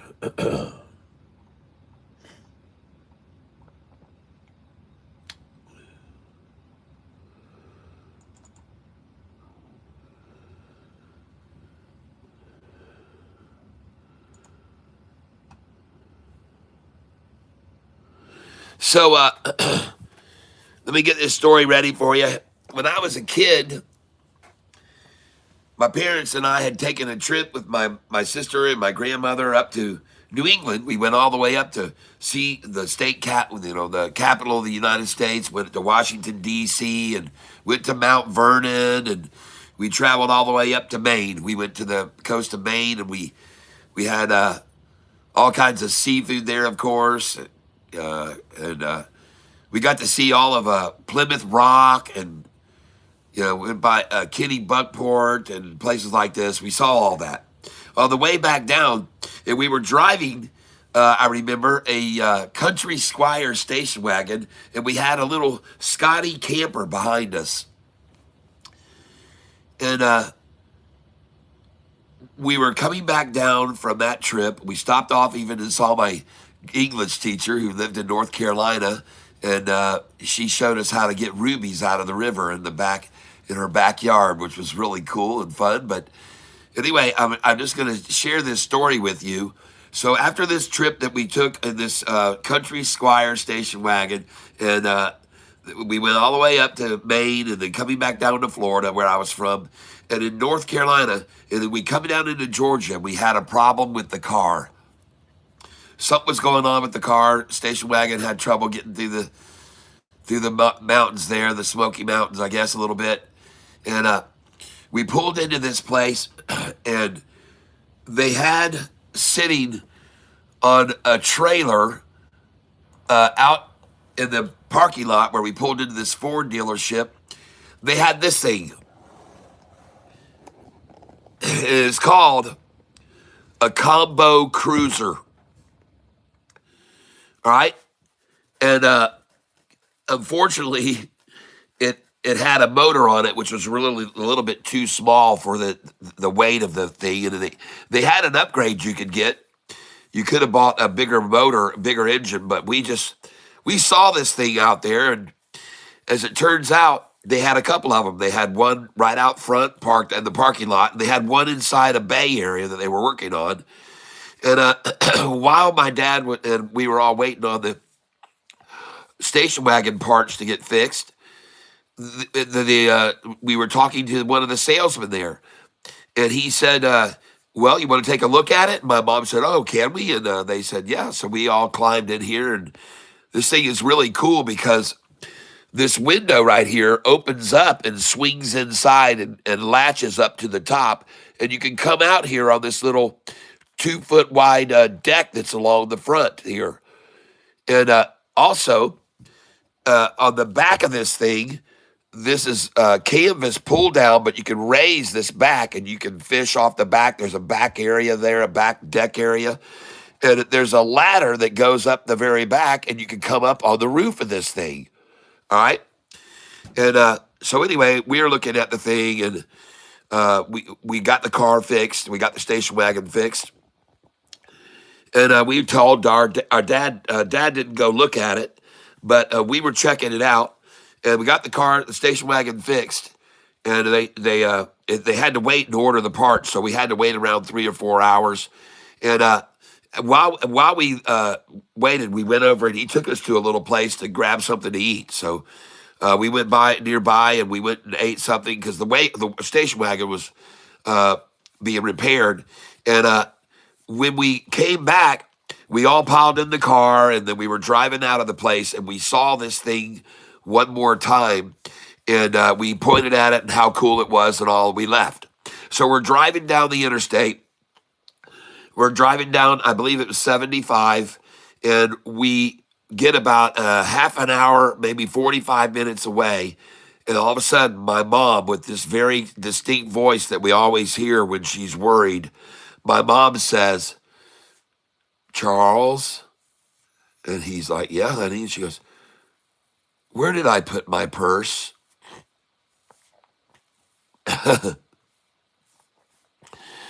We all start looking through the station wagon, and her purse is nowhere to be found. And she was beside herself. She started crying, and Dad said, it's all right, that's all right. We'll call the dealership. We've got their paperwork right here in the receipts. There's a number. Let's call them. So we pulled over because we didn't have payphones back then. I mean, we didn't have cell phones, of course. So we pull into this place, gas station, get out, call the place. And the guy says to us, oh yeah, we did find the purse. We have it here. And he said, that little combo cruiser, we're getting ready to take it down to a lake there, and we're going to put it in the lake. And if you guys would be interested, we are coming your direction where the lake is, so we can actually bring the purse down to you. And if you want to go out for a ride on the boat, we'll take you for a ride on the boat. And of course, my dad says, well, that would be absolutely incredible. So they bring the thing down, and we met them at the lake. I don't remember what lake it was there in Georgia, but it's a very large lake. And we got to go out on this thing and got to check it all out. And we sort of fell in love with it. And of course, my dad was sitting in there, and we were all talking, and we got to see the thing and check it all out. It was a lot of fun. And then we got back and we loaded it back up. And then we went, for some reason, I guess we decided to go to another place to eat. We were sitting talking, and they were trying to ask, is there any interest? And of course, my dad and then my mom were like, my mom was sitting there and said, maybe if I was to get a job, then maybe I could somehow help pay for this if we wanted to buy it. And my dad said, really? And she said, yeah. And so my dad gets up, leaves the table, gets on the phone in the restaurant, calls my church that we were going to, St. John's United Methodist down in Winter Haven, Florida. And he calls them up and he asks the pastor, do they happen to have any kind of an opening where they could use some educator there in the Sunday school rooms that we were adding an extension on? And they put her to work. So we bought this thing. And here it is, a picture of it right here in the water. Whoops, that's not a picture of it. This is a picture of it. And we got to cruise all over in this thing, folks. I'm telling you, we cruised all over the countryside. And we had a blast in this thing, folks. Up and down the St. Johns River, the Intercoastal Waterway, all over the place. And why I'm sharing this story with you, I'm not really sure. Somebody said something that reminded me to tell you about this. But anyway, this is called the Combo Cruiser, folks. And there really were a very, very cool unit. Up in the front here, you had a full-size bed here. And over on the side, there was another table that you could fold down, and it would make a bed there.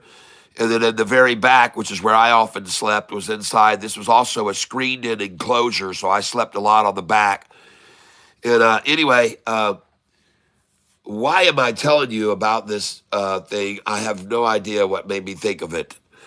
But anyway, this is one of the things I got to grow up playing around in. And oh, I know why. Someone just said, could you play Heart of Gold? So we were in this camper staying in a place in Winter Haven called Hammondale Campground. We used to go out there. They had a pool there, and we'd stay in it every summer. We'd stay in this. We'd leave our house, and we'd stay in this over at Hammondale Campground. And they had a bar there. There was a bar at the campground, a pretty good sized bar there in recreation room, I guess. And they served, bar, and they had pool tables and pinball and stuff. And the song Heart of Gold was played over and over that night. I must have heard it 8 or 10 times. That song just kept playing over and over. And we'd be laying in the trailer and trying to sleep, and we were about 20 spaces down from that bar, and they would play that song over and over and over and over that night. Oh, we just got disgusted with it. So that's the story and why I'm telling you all about this. All right, so let's move along here. There's what I grew up playing in when I was a little kid. Had a lot of fun in that. And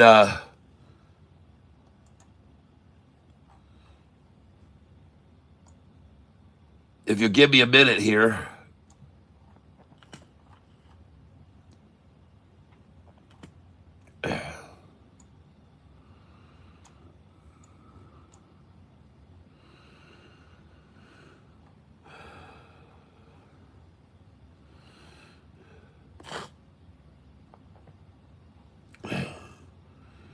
One moment, please.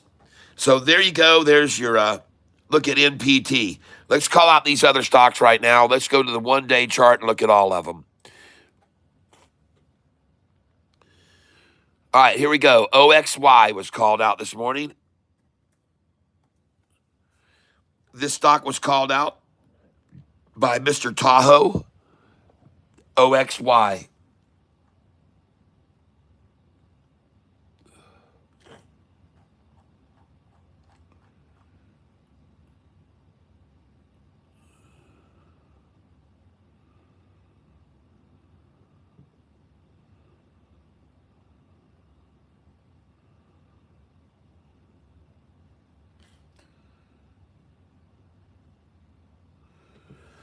Not seeing too much about that makes me want to jump into that right now.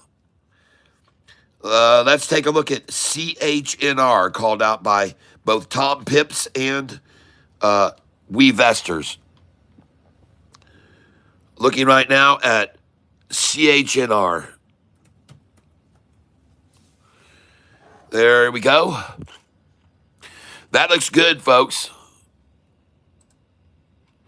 Closed at 330, and now the bid is 525. Ask 526.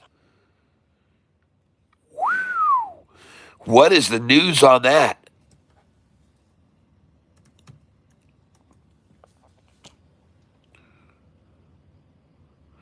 No news that I can find at all.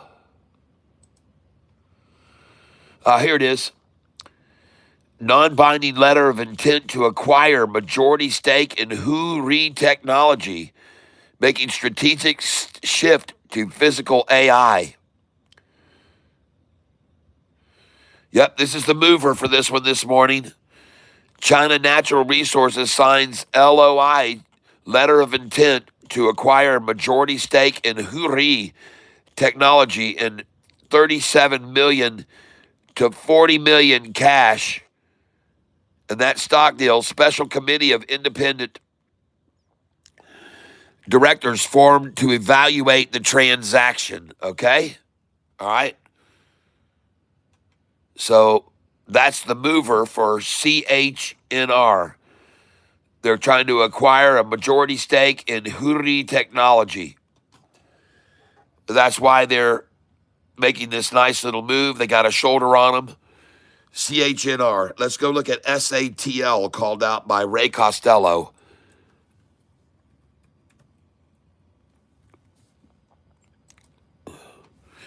And the reason that we have all these stocks on our list is because we have all these people here that are using all types of scanners here, okay?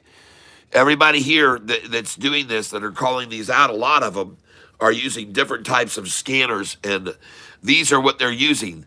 The trading tools that they're using, the guys that call these out, a lot of times, they're using all this equipment here to pick out stocks on the run. So thank you for helping as a group together, folks. This group trading can be a real benefit from everybody using these resources like these right here, okay? So these are the different types of sources. If you want to look up some of these for your own help, you can find help with scanners and screeners and all types of other forms of help to help you make trading decisions and target hot stocks. This looks good. I have to tell you, it looks really good. SATL, I like it a lot. Already hit 341, and they dropped it down to the 200, 313. And so I like that one. I'll put an italics beside that one. I kind of like that one a lot. All right, next one. TMDE. Jayhawk called it out. Says the chart looks just like other stocks in the oil business. They all look identical. Yep. DVLT has been called out this morning. All right, I see it. Earnings call this morning. They had a loss per share of 52 cents. I don't know what their estimate was, though, so that doesn't tell me jack crap. Earnings lost 52-cent actual. Well, what was the estimate, folks?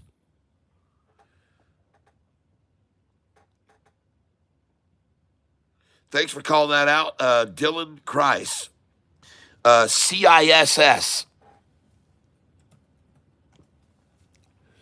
Oh, that looks good too. Nice rising 200. Now they come down, kiss it once, kiss it twice. Usually the second one is the one that's nice. Then it goes. Kiss it once, kiss it twice, off to the races. Kiss it once, kiss it twice, off to the races. I like it. CISS. Let's go see what the news is on them. It spiked to 119. You should have sold it there.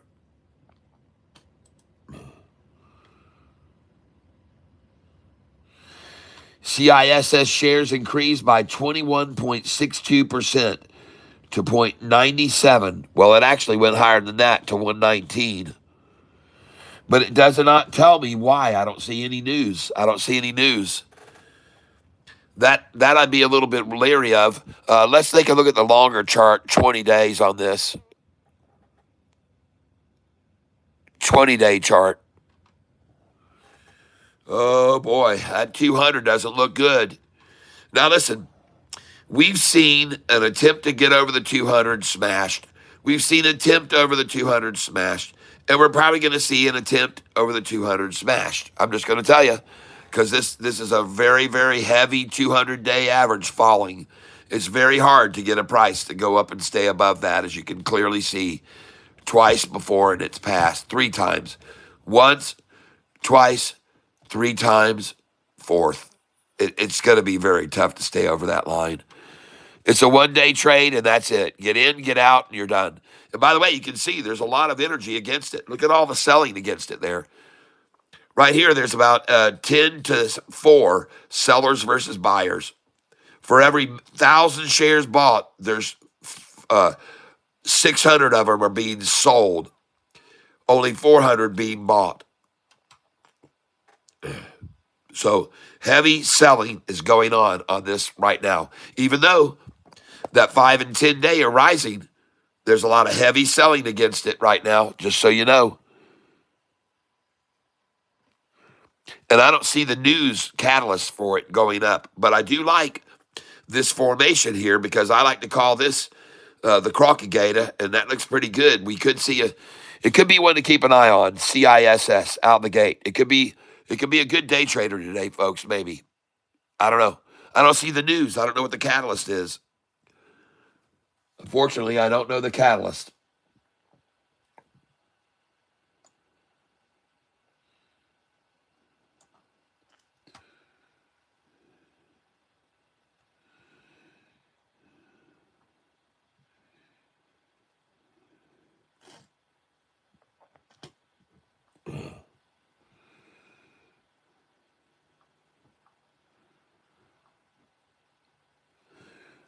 Briefly, ladies and gentlemen, I'm going to deviate here from stocks for just a minute,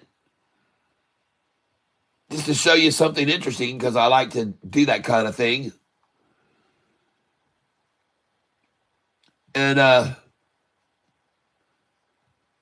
maybe we can do more on this subject, but what I want to do is I want you to see this right here very briefly. It'll only take 3 minutes or 4 minutes to show you this. This is on Earth. This view right here was on Earth somewhere. And the people were wondering and curious about what happened here with this crater. This is not a normal shape. This is an anomaly. And what they did was they decided to excavate this area, and they uncovered this right here. This is here on Earth.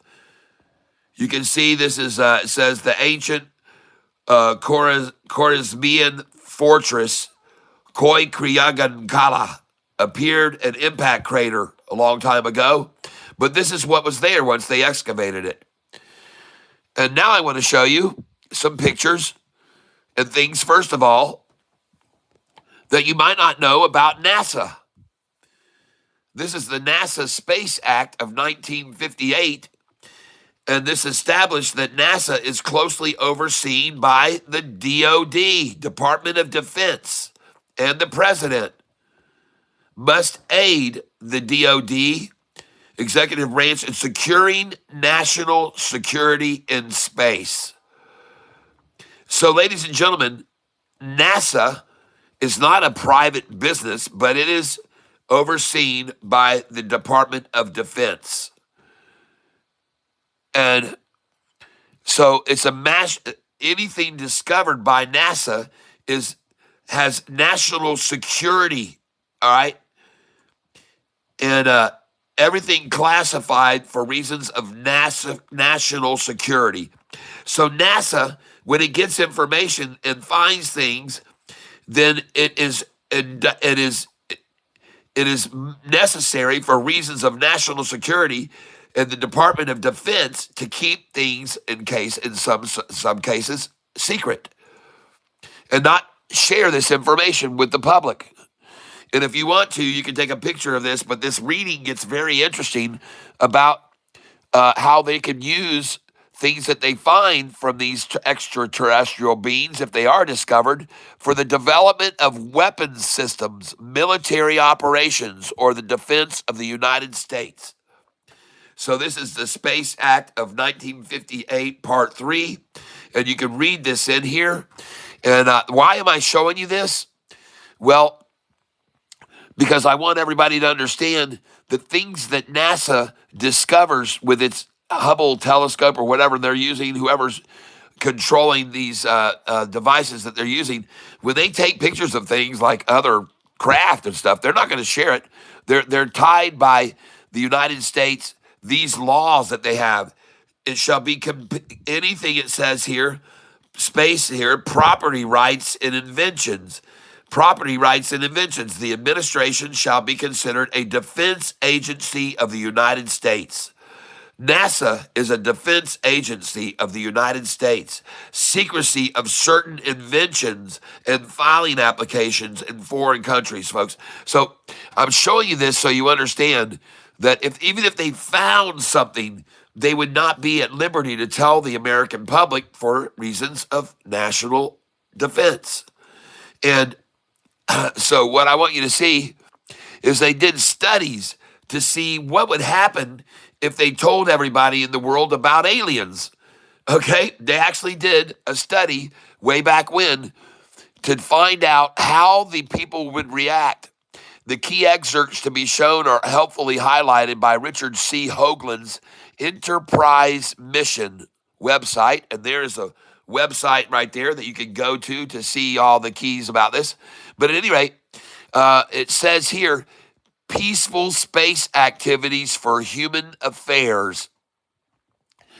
And it says that they decided to do a study on if there is semi-intelligent life in or across the solar system, or highly intelligent life, which is not technologically oriented, and many cosmologists and astronomers think it's very likely that there is intelligent life in many other solar systems.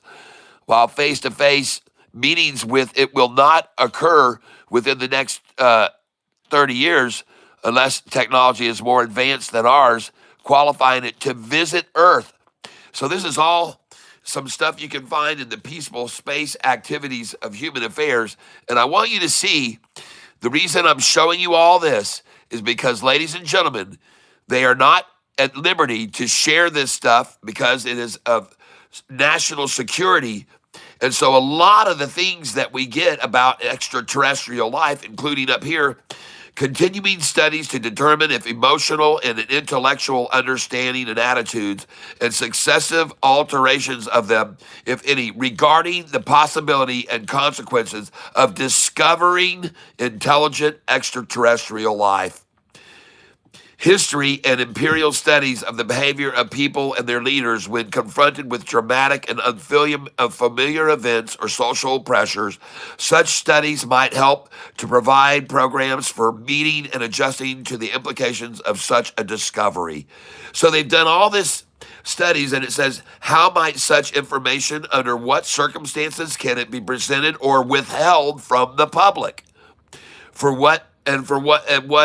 What might be the ends? Why might the role of the discovering scientists and other decision makers regarding release of the fact of discovery? So this is all about, if they found extraterrestrial life, would they release it to the people? And they have made a decision not to. All right, it's very clear in all this that I'm showing you. But what I want to show you now, I'm just going to zip past all this. And this is on this channel right here, News Nation, is where I got this information. I'm just sharing this. It was on YouTube. And all this information is very, very, very, very interesting about Clementine and a mission to the moon that was done. And now we're going to get to the meat and potatoes, ladies and gentlemen. And Please meet Clementine Mission Deputy Manager John Brandenburg 1. Here he is. And it means the Clementine mission was a photo reconnaissance mission, basically to check out if someone was building bases on the moon that we didn't know about. Were they expanding them, he says. This guy right here is Mission Deputy Manager John Brandenburg, who said that that we were being told was a lie, and the reason they were really there with the Clementine expedition was to check out if someone was building bases on the moon that we didn't know about, and were they expanding them. This is his direct quote. Well, let me go show you a few things.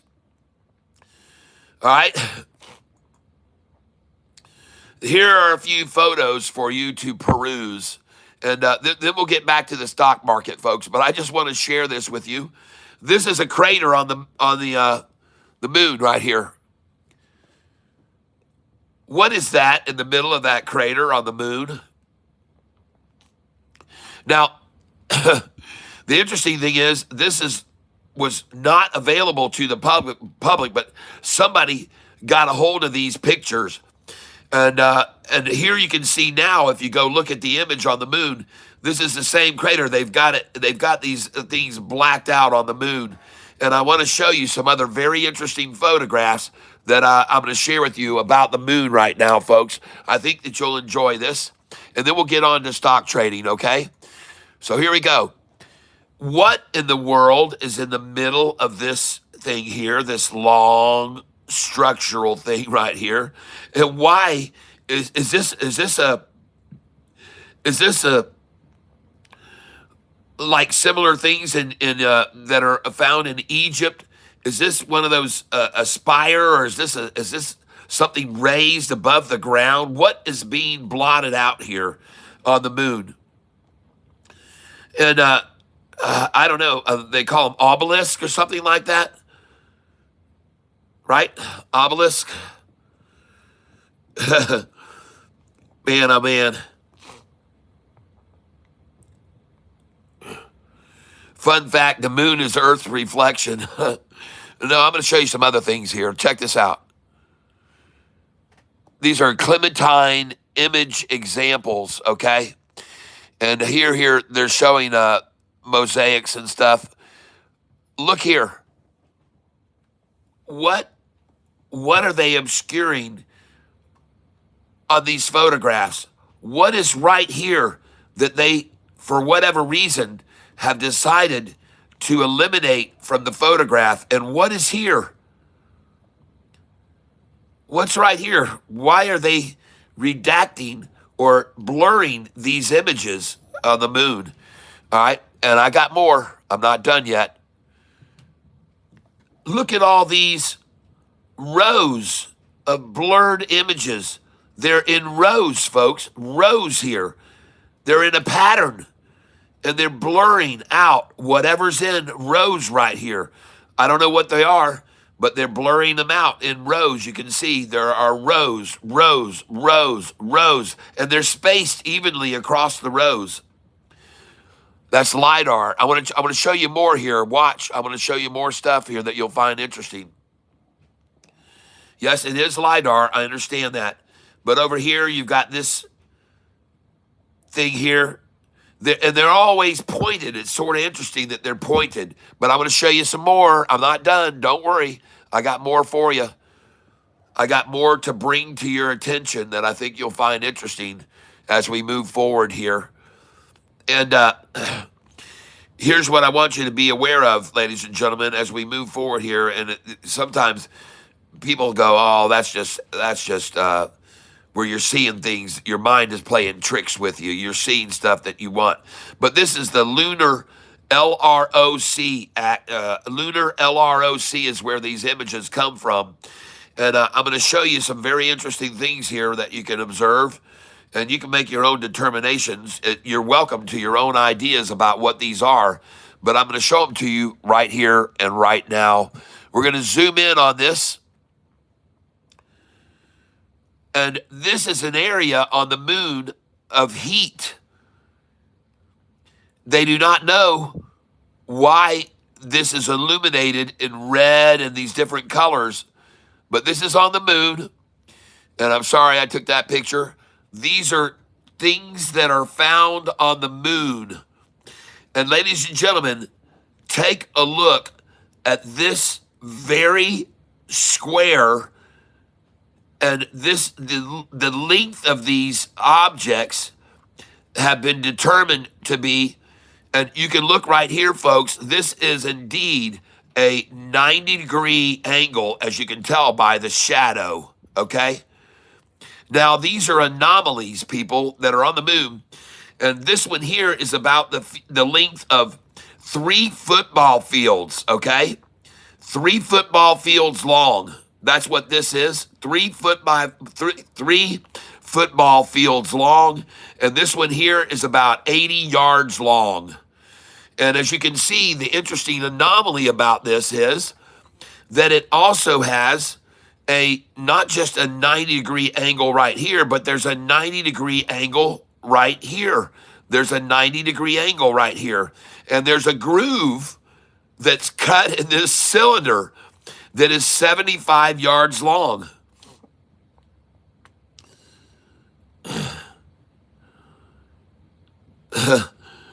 Yep, picked up another 150,000 shares. Wow.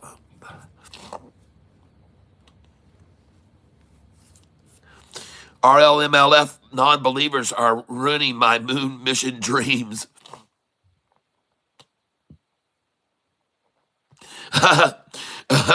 Mr. Tahoe says, pretty sure that's where watchers observe our meager existence. Well, ladies and gentlemen, these are some very interesting shapes I'm going to be showing you. 90-degree angles. Listen, folks, there's nothing here on the moon. There's nothing. There's no tectonic plate movement below the surface to cause a jut up out of the ground like mountains in the world on Earth. There's nothing. There's nothing should allow for a big, huge, tall, and this thing is tall, folks, for it to be rising off the moon's surface. The whole moon is just pulverized with little micro objects and stuff all the time, and there's no reason for something this big to be rising up out of the surface of the moon, people, unless it came down onto the surface. There's nothing rising anywhere else. Everything else is just craters and impact craters and ridges. There's nothing like this else to be found. But I'm showing this to you, and I got more. I'm not done yet. You can see it a little bit more defined here, a little bit different coloring on it. And SER has moved above $2. Cindy Perez, thank you for letting me know that. With a divine live with Golden Fields, Socrates, the time before the moon. There you go. Going to line CEO Gary Lindsay up with some softball lobs to he gets a home run with the New York Whales. I hear you, baby. Let's go, Gary. Now, I'm just showing you this equipment, and notice right here, the 90-degree angle on this wall, if you will, and there's a wall that appears to be here at 90 degrees. And this is that cylindrical thing, that whatever it is, it almost looks like it has something sticking out of the end of it there. But I'm going to show you more. I got more for you guys, and then we're going to get back to trading stocks. But just look at that freaking resolution on that. This is a defined, ridged area. Tall, folks. It's tall. Why would this be on the lunar surface? Is the question to be asked, because there's nothing there below the ground to shove things up. There's no tectonic plate movement. There's no lava. There's no volcanoes. I'm going to show you some more.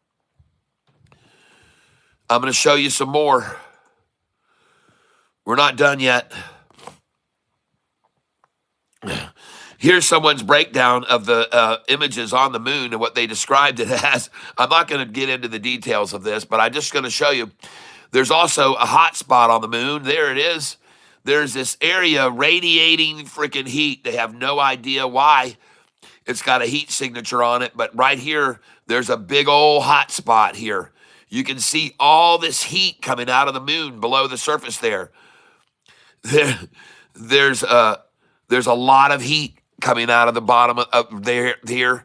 Oh, I'm not done yet. Look at it on the radar. There it is, the straight screen. This is on the moon.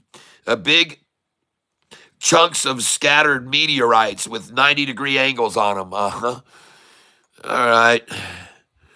I wonder who built those meteorites.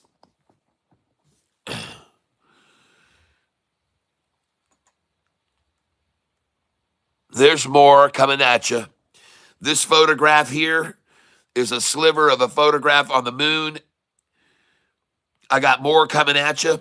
Ladies and gentlemen, why would we be seen right here? Everybody knows what this is, and this is called terracing. Terracing. Now, I believe these pictures are on Mars. These pictures are on Mars, I do believe. These photographs here. My buddy works on the moon. Yep.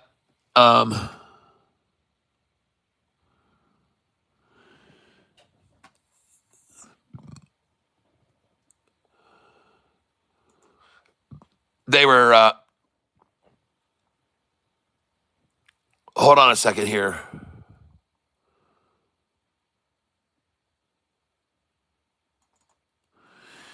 So, something about these images, there's a creator that discovered, and this is March 15th. Let me see here. There's a guy who has a software. It's called Gigapan. And again, I believe that these were found on Mars. These images are on Mars, ladies and gentlemen, I do believe. And this definitely looks like a mine operation. It looks like a mine operation, ladies and gentlemen, here on Mars. I'm not sure, but it looks to me very much like there is definitely some terracing, and this is very, very common with a mining operation, terracing, okay? And that's what this looks to be, is a mine operation here. And I'm going to show you some other things that are going on in this mine. We're going to zoom in and show you some interesting stuff that's going on here. And right here, look at this thing on the moon right here. Look at this wishbone on Mars. It's a wishbone structure on Mars. And over here, don't these look like piles, like tailing piles almost? They almost look like where they have been mining in the center here. And is this a boom arm on a freaking on a excavator? Could it be an excavator even? And what are these big piles here? What are these piles here of? Is this picture in the middle of that mine that I went back and just showed you? And we're going to focus in because here's where the terracing's going on. And right here in the shadows is where these pictures are. They zoom in on this. And it sure looks to me like somebody's creating piles right there. And I could be wrong. But there it is. Is that an excavator? I don't know. I'm going to show you some other thing. You can tell that these piles are very much piles because look at the shadows on them. Look at the shadow on that thing. What the heck is going on with this coming off the Mars surface? Look how tall that pile is, that tallness. It's almost like the three pyramids where two in a line and one is off the alignment here, like the pyramids a little bit. But look at how tall that is, folks. What is going on there with that on Mars? It's strange, folks. It's very strange. And down here, it almost looks like this thing has 3 legs on it right here. 3 legs. It looks very interesting right there, I think. Yeah, it's all classified. Yep.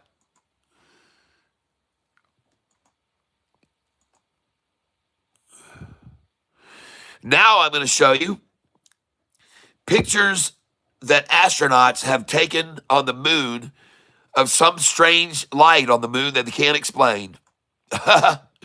This is it. The sun has gone down. It's been down about 4 hours on the other side, and all of a sudden, this illumination light starts to show up on the screen, and no one can explain it.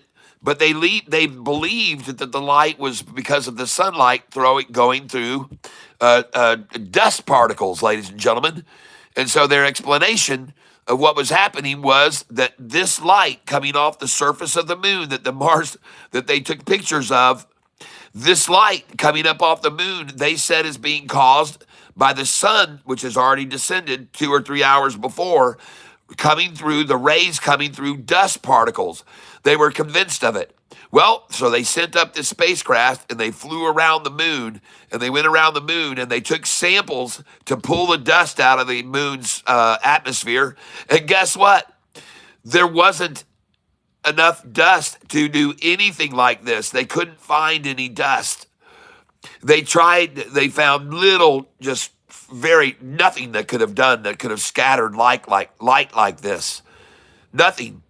And by the way, if you'll look at this, look at the color of this. This is throwing off a green hue to the surrounding area.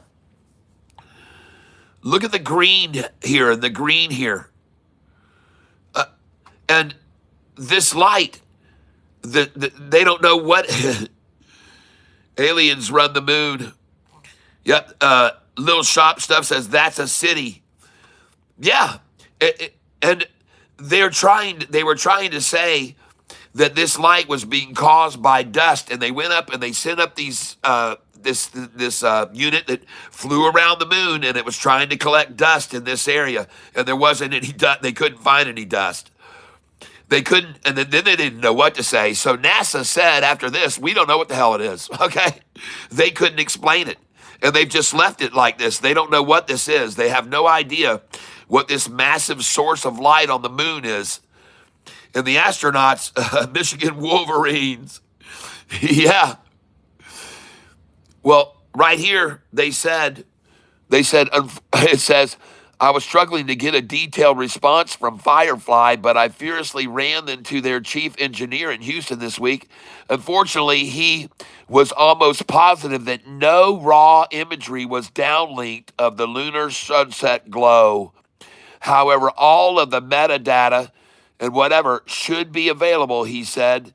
That Firefly is discussing additional data transfers right now with NASA, so would likely not want to release additional information for us until it was sorted out.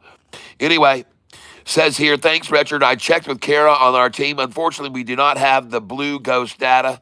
Kara reached out to Firefly's chief engineer a few months ago on your behalf. Firefly confirmed that few higher resolution images were downlinked during the mission due to bandwidth constraints. All right. Anyway, Firefly also declined to share with us non-public images or metadata because they sold it to NASA in a data sale. But anyway, this is what's going on, and let you also be turn your attention to something else very odd about this photograph. I'm going to show it to you right now. This is the Earth back here. This is the Earth right here, okay? And the light that is shining off the Earth is just reflective light coming off of the Earth. It's nothing like the light from the sun. The sun is way down below the horizon. It's already dropped way down. It's been 3-4 hours down. The sun has gone down. It's probably down here somewhere. So why are these craters, the question to be asked here is, why are these craters lit up? Where is this light coming from? If the source of the light here is from the Earth's reflection and the sun that went down below the horizon, why are these crater lips lit up? There's no explanation for this. The shadows should be coming off of this ridge on here. The shadows should be, if there's just a light here and a light here, how is this lit up? I'm gonna zoom in on this and let you look at this even better. There's the wider perspective. There are the two light sources. The Earth is here. Here's the sun down below the horizon. How is there light on these craters on this top ridge. And I'm going to zoom in so you can see better. How is that lit up?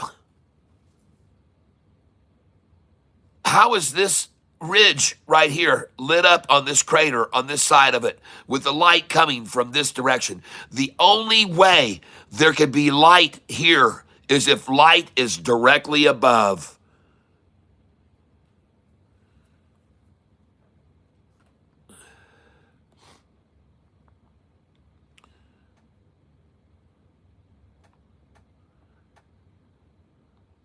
That's right, artificial light from above.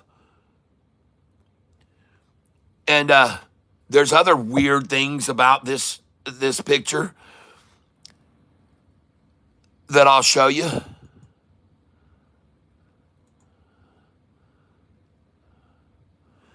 How is it possible that that ridge can be lit up right there, folks? It should not be lit up. How is it possible that all of these boulders that are located in this image, this is a boulder right here. Why is there not a shadow off of it? This is a boulder here. Why is there no shadow?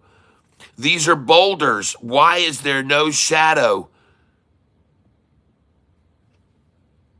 There should be shadows coming off of these boulders. Every one of these down here that you see, there should be shadows coming off of these. I tried to, make this as good as I could for you guys to see this. This was a very interesting. News Nation put this video out. I just saw it recently. Here's what the picture should look like. And they show you here on Earth. Here's a picture on Earth. And you see the boulder there. You see the shadow coming towards the camera. And here's a boulder here and the shadow coming towards the camera. This is what happens when you have boulders. The shadows come towards the camera from boulders, the shadows. And that side of the rim is not lit up. It's in shadow, folks. It's in shadow. It's not lit up. Yep.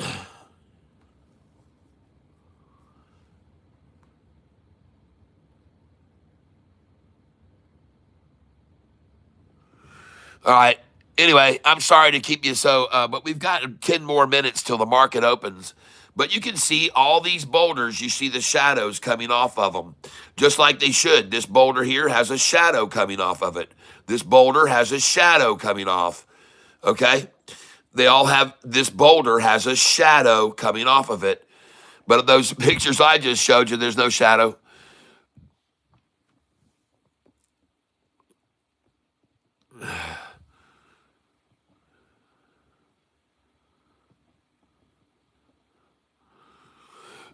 Anyway, lots of interesting stuff I wanted to share with you.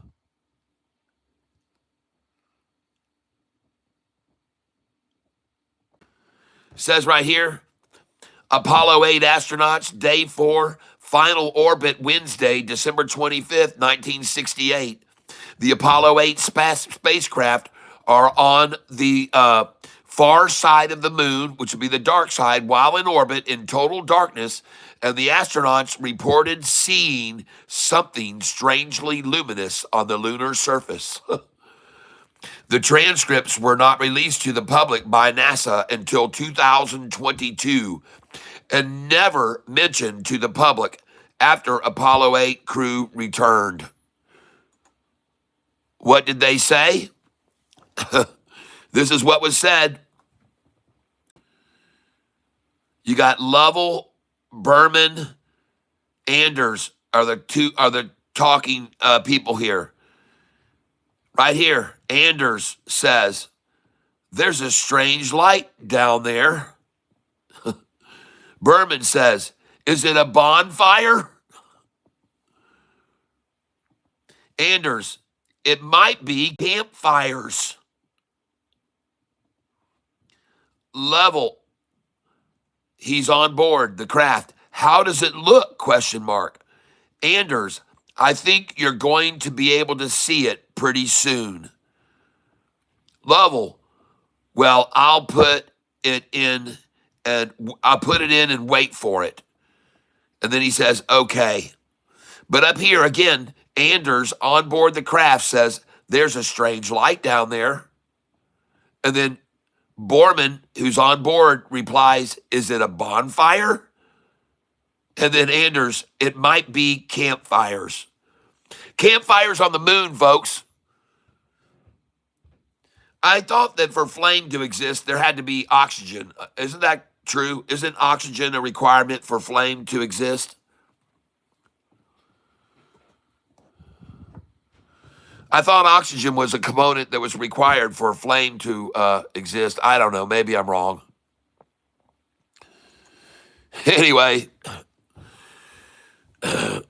this is where you can find a link to the total transcript of what was said, and it won't be out of context. But anyway, I just wanted to show you this interesting stuff, folks. I've got a lot of interesting stuff that I like to always share with people.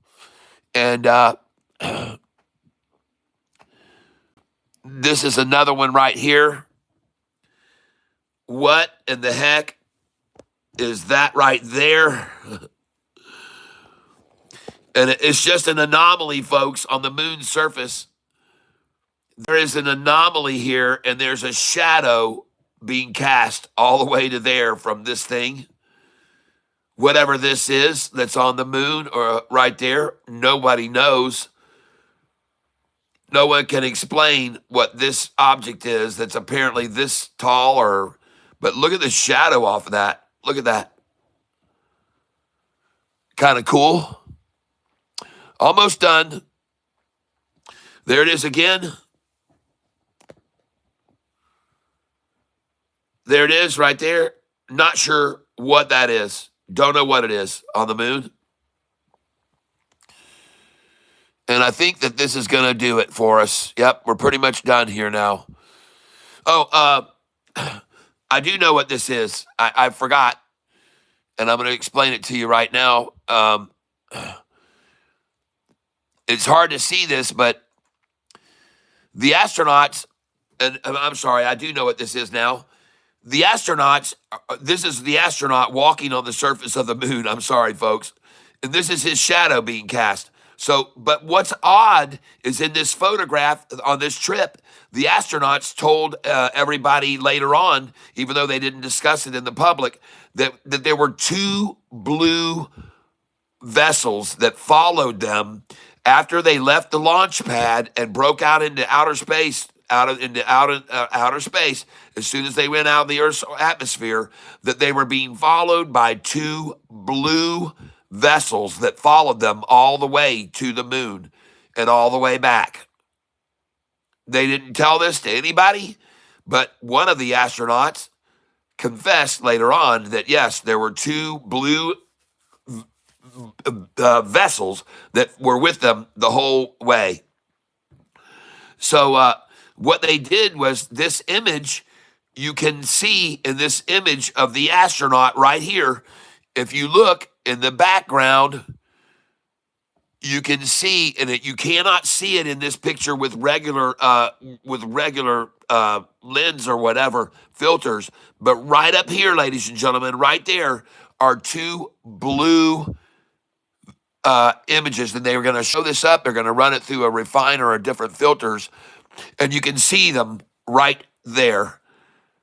Here is the same image, and there are the two blue images right there. There's the two blue things right there that they were discussing in the sky. They said that those two were with them the whole time. And here you are a little bit further back, and you can clearly see the blue areas right there and right there.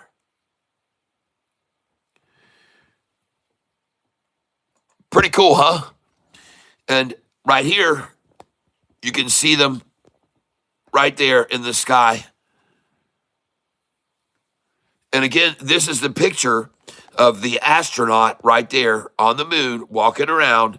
And right there's the blue orbs, watching them, watching what they're doing.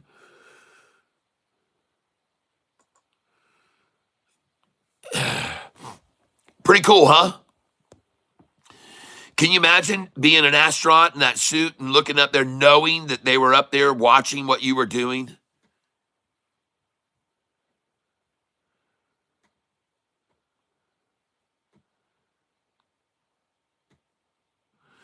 Wow, thank you very much. That's very interesting to hear about. Oi Lee. Yep.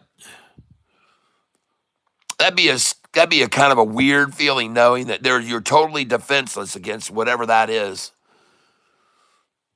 But anyway, I just wanted to share this with you folks so you can see right there what's going on. There's the astronaut, and while he's doing his work gathering up rocks on the lunar surface, there they are watching him going, "What are you doing down there? What are you doing here in our place?" There's a better picture of them right there, highlighted. Two blue vessels in the sky. Pretty cool, huh? All right, that's it for my sidetrack today. We're going to get back to trading now, get back to day trading. And I just got logged out because I haven't been doing anything for too long. Shoot. So let me get logged back in.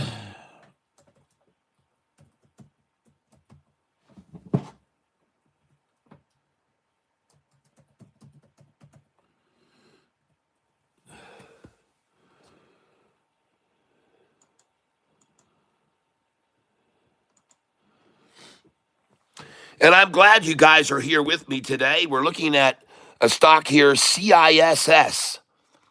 CISS.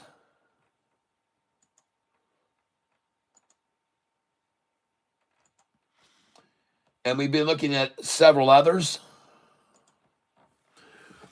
I'm going to ask you guys to give me about 10 seconds to get logged into my account because from inactivity, they signed me out of it.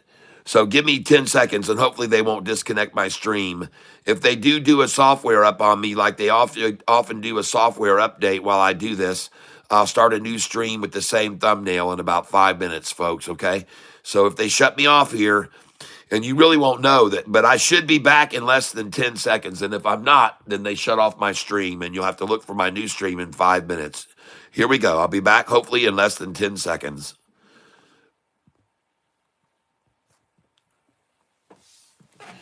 All right.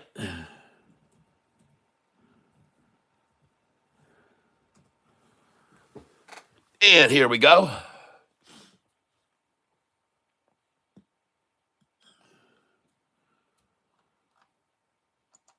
We're off and running. Ready to make some money today, folks.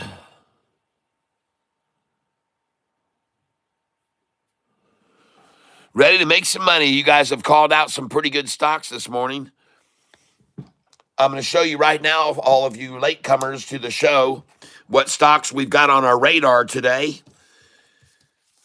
These are the ones that have been called out today so far. And which ones I like to day trade is BATL. And I also like SATL. SATL. I've got some others that I haven't had a chance to look at yet. I'm looking at CISS right now on this screen here. I don't know who called that one out. Hold on a second. Let me go up here and see if I can see who called out CISS.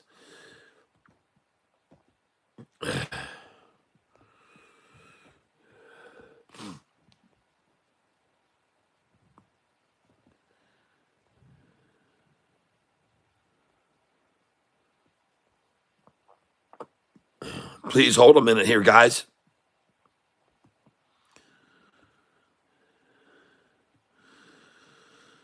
Wow, there's a ton of chat in here.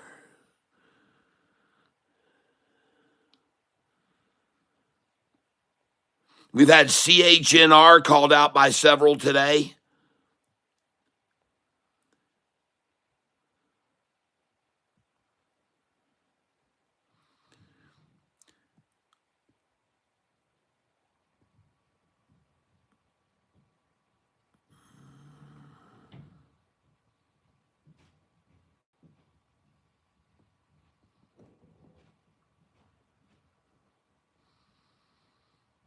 All right, yeah, Ray Costello, CISS.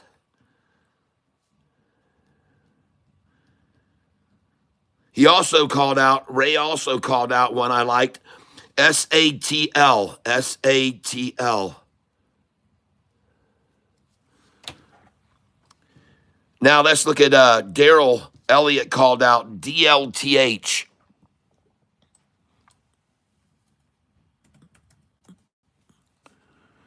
I do not see any DLTH, Daryl.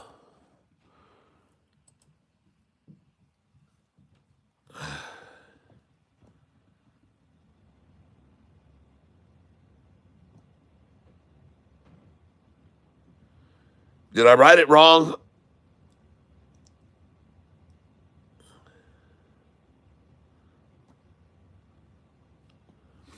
Hold on a second here.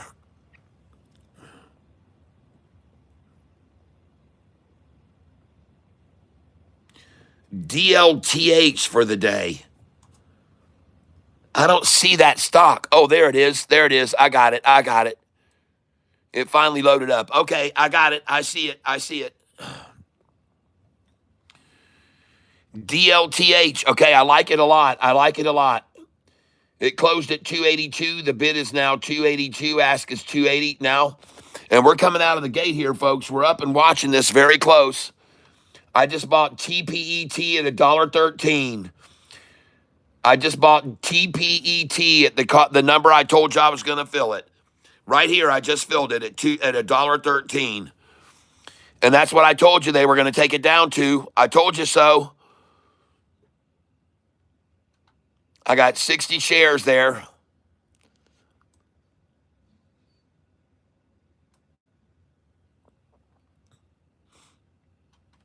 I told you they would take it down to that. TPET was called out this morning by Ellis. And I just bought $1.13 again. I got $1.13 again. I'm trying for $1.11. I'm going to try for 108. I'm going to try for 109. I'm going to try for 106. And I'm buying TPET right here, folks.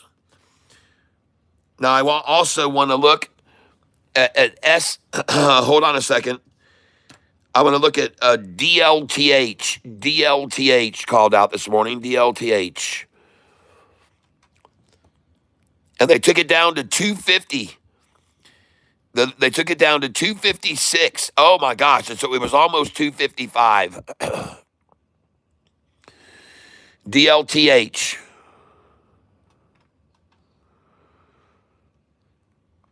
All right.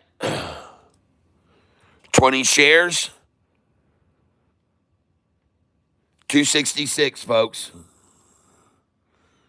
268. All right.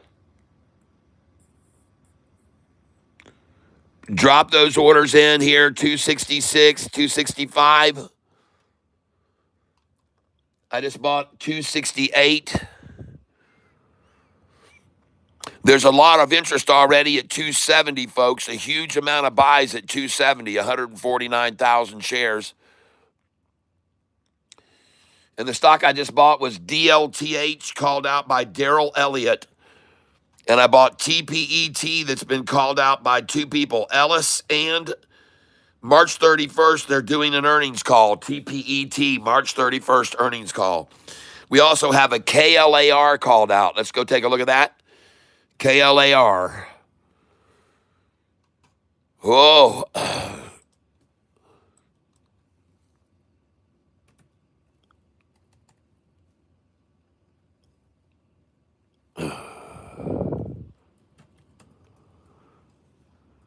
Looking at KLAR, called out by Joe Gamongo. Surfer Joe Gamongo. There it is, KLAR, and it is on the bottom right now, KLAR. They're really coming at it hard, folks. That one I do not like necessarily. KLAR, Joe Gamongo. Don't know what's going on with it. We got up here, Piyush Bhatka called out TTF this morning. TTF early. Called this out early this morning. Piyush Bhatka, TTF. And Piyush, I am not seeing, oh, that's right, Thai something. It's a Thai company. Thailand. They're out of Thailand. I'm not seeing that stock, TTF. Piyush, I don't see that one.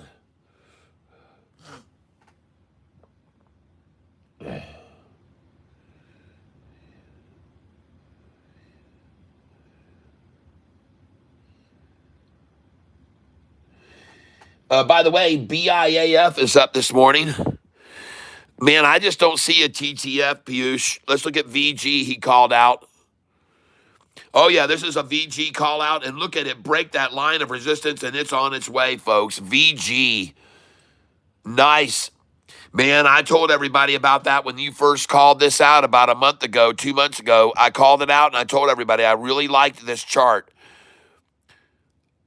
There's the 20-day chart on it right now. Let's look at the 1 day. Oh, yeah, washing it down. Right here to where the 200 was earlier today. They're on that point where the 200 was. The 5 days on that point. I just sold something, folks. I'm selling something here. I don't know what it was. I just sold here on Thinkorswim. Let's go see here. And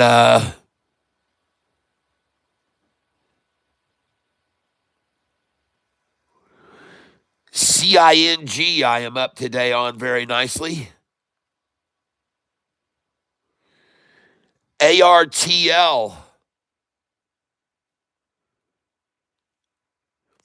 BIAF I am up $990 on. Trade. BIAF. Selling.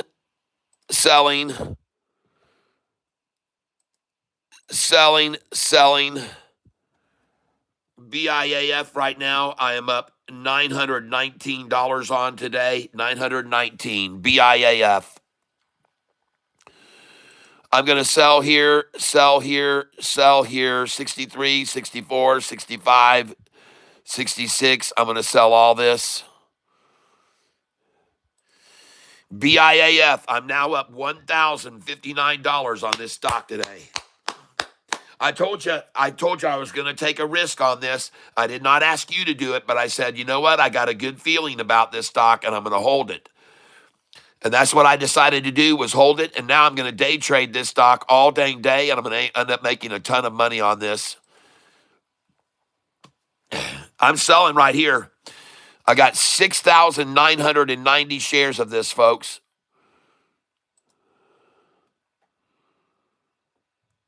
And you bet your ass I'm selling here.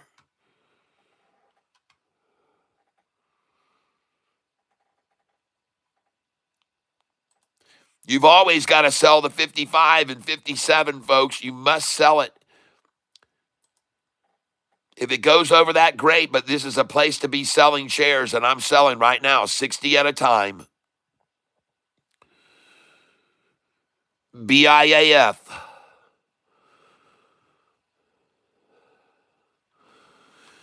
Now I'm going to remove these sell orders. I'm going to take them off. But you know where to sell, folks. I just sold 258, 60 at 258. I'm up $1,000 now. Don't get greedy, folks. When you get greedy, you'll become needy. I just sold 256.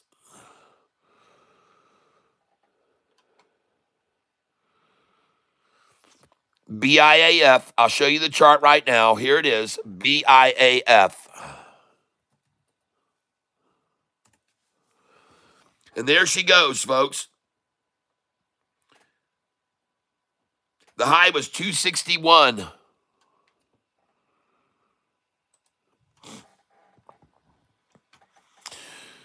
All right, so let's put some buy orders in here now. Let's come in 20 shares at a time at 247, 248, 249.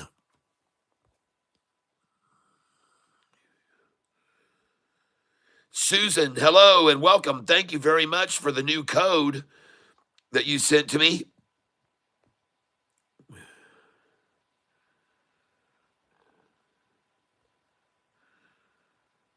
Angry Bob, I think Think or Swim, you can have a bid and ask plot on the chart.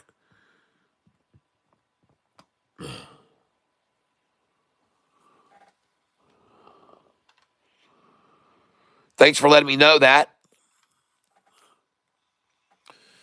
All right, I'm ready to buy here now, and I'm ready. I just bought TPET at 109. I just got TPET at 109.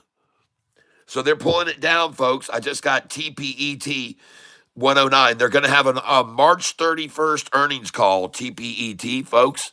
Ellis called that out this morning. Ellis called out TPET. And come on now, don't mess around here, folks. Sell these stocks with me here. Don't mess around. Sell all these numbers. Please sell BIAF here, folks, at 261. 261 is a sell of it, folks, and 265, 66, 67.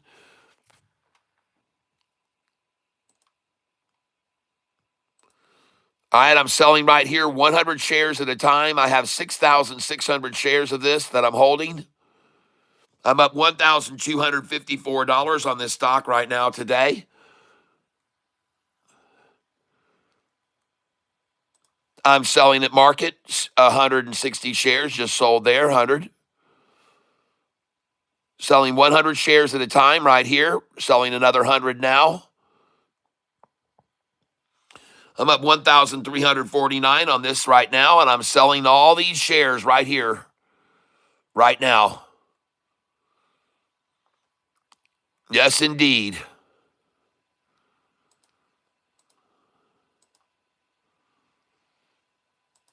Sell them, people. Come in with 20 below now at 251, 252, 253, 254. Come up to 255, 256. Put a buy order at 257. Now, I'm using Charles Schwab Think or Swim here, folks.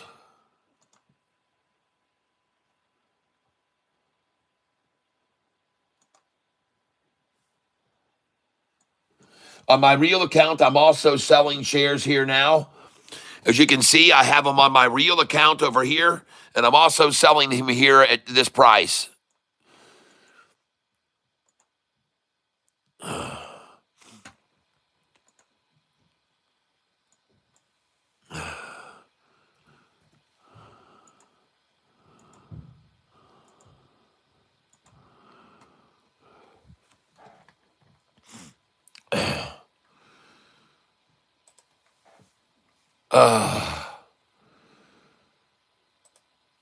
Dang, I got logged out over here.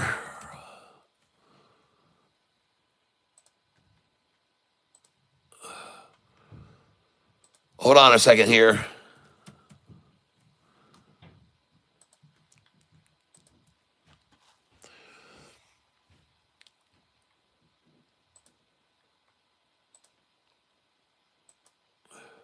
You guys have to give me a minute here. I'm going to have to get a code sent to me. It'll take about 10 seconds to get this done, and then I'll be back, all right? And if they disconnect my stream, you'll know because I'll be back within 10 seconds. And if I'm not, then that means they shut my stream off and I'm doing a software update on me. You guys won't see me. I won't be able to tell because they do it very craftily the way they do this. So if they shut my stream off, I'll start another one in 5 minutes with the same thumbnail, okay? Hopefully they won't do it. All right, I'm back.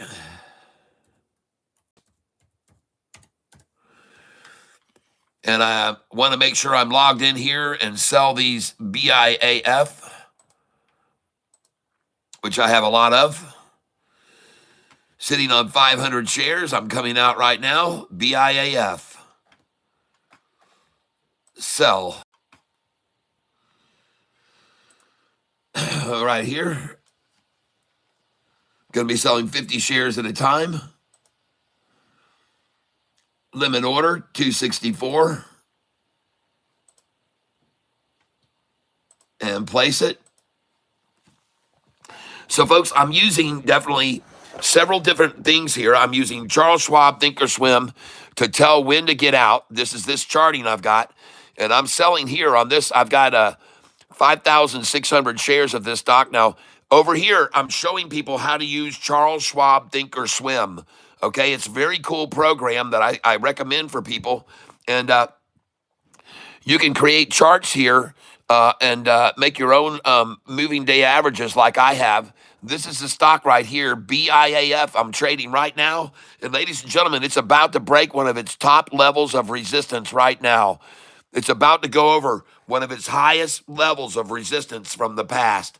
These resistance lines I have here are from way back in the past, folks. Go look at the 180-day chart. Now you can see all these lines of resistance I have here from way back when. Way back here, folks. So I know where it's going to stop and where it's going to drop and where it's going to go up and where it's going to pull back. So I know where to put my sell orders in.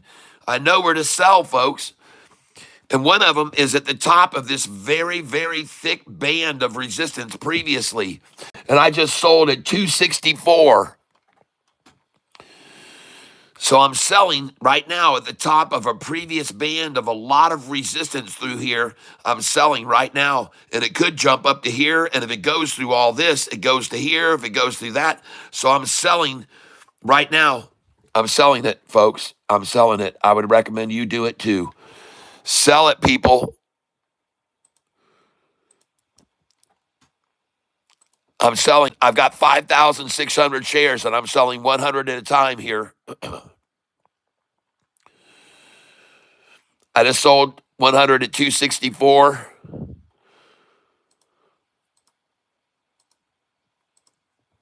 As you can see right now, and by the way, I want you to see this. I'm up 1,400 right now, so I know this is the area to get out. Don't get greedy. Folks, if you get greedy, you'll become needy. If you get greedy, you will become needy. I've got my buy orders here coming in down below this at 20 at a time.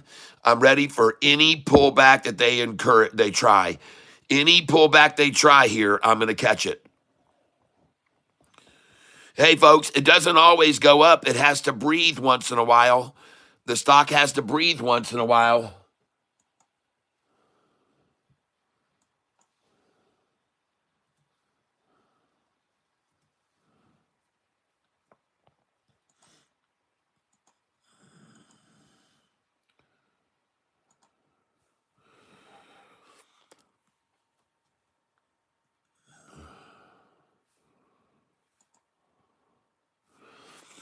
Okay, now I've got my orders in now to actually buy this stock, and I just bought at market right there. And to check my order statuses on this, I just got through selling at 260, 260, 261, and I just bought back 259.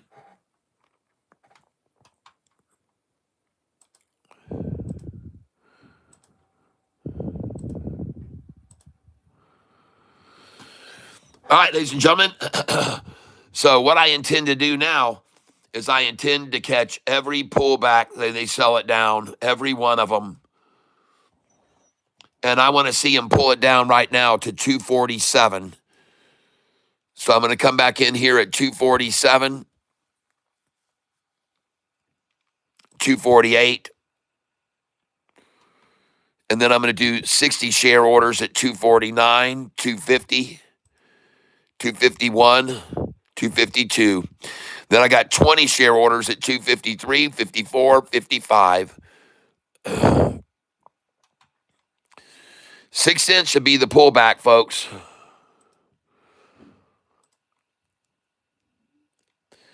I now have, oh yeah, she's selling. Here she goes.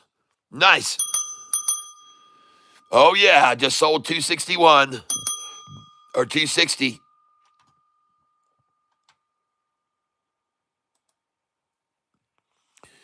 Man, this is going to be a great day to trade today, folks. And Let's see what else has been called out. Anything else running right now, folks? I'm sorry that I've missed all this chat. It's so hard to keep up with the thousands and thousands of chat we get every day. Up 970 on LNKS. All right. Fantastic. Now we're going to raise these 20 share buy orders up underneath and light the fire right under their heels, folks. And the stock we're trading right now, ladies and gentlemen, is BIAF. Now I want you to look at these other stocks that have been called out on this list today. All right? Look at all of these. They're very hot. VG, BATL, TPET. Do not go into this NPT, people, please. Look at all these other ones. SATL would be a good one for today, I recommend. TMDE, DVLT, CISS, DLTH. All these people are using radar and stock equipment to pick these and call these stocks out, folks. I can't keep up with them all, you guys. I'm just calling them out to you. All right? And I just sold 100 at 262.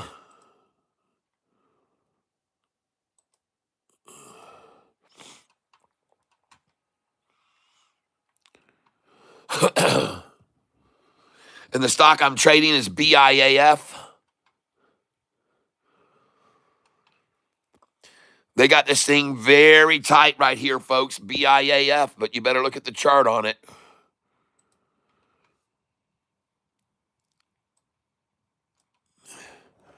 Holy smokes, folks, look at this chart. And I just bought BIAF at 258.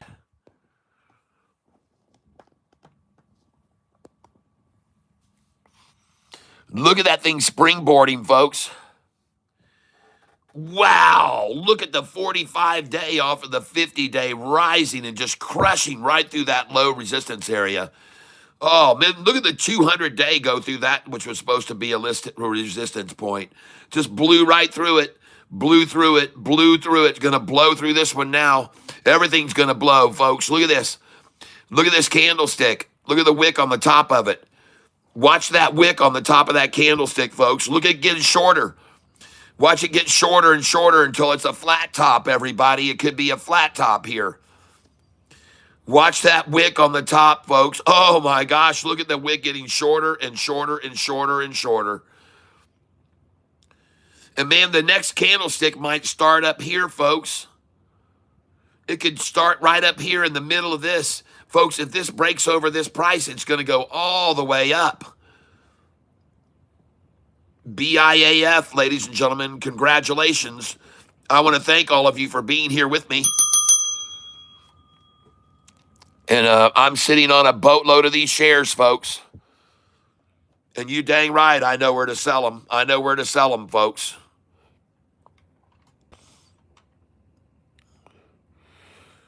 As you can see, I'm up now today on this position, $1,181. And I intend to make a lot more as it continues to rise. Here's the chart on it, BIAF. BIAF. There's the chart on it right there, folks. BIAF. God, dog, man. Let's get to the 1 day on this instead of this one. Let's do the 5 day. Oh, man. Nice. You know what, folks? I told you this was going to happen. I called this yesterday because I told you what I saw. Here's what I saw. I saw a big crown. I saw a run down. I saw a sideways, and I saw a veggie drop in the middle of the day. Then I saw a big crown. Then I saw a run down. Then I saw a little sideways. Then I saw a veggie in the middle of the day. And I told you they were going to do the same thing here. I told you yesterday they were going to drop it down. They were going to bring it up. I told you they were going to run it across sideways, and bam. And there it is, the drop it down, the bring it up, the run it sideways, and bam. And I called this yesterday. I called it yesterday. I told you it was coming. Be prepared for it. I said this is going to happen, and I was right. I was right. I was right. I was right. I got lucky. I got lucky. That pattern repeated itself. Look at that 50-day and 45 rising there. Look at the 200 breaking this low level of resistance. Oh my gosh.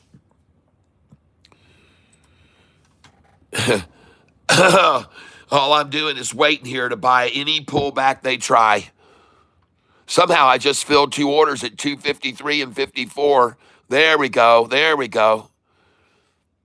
There we go. 253 and 54. Somehow I knew that was coming.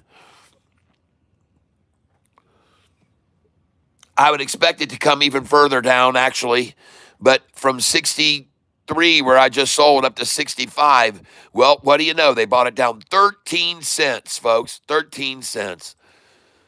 13-cent drop, folks. And look for 20. I'm looking for 20.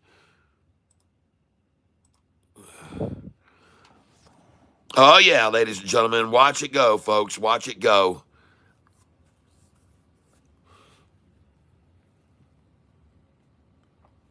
Now, I'm going to show you guys how to trade in the trenches.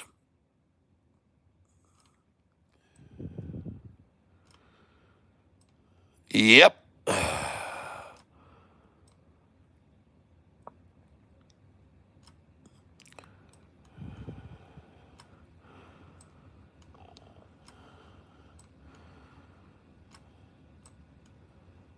There we go.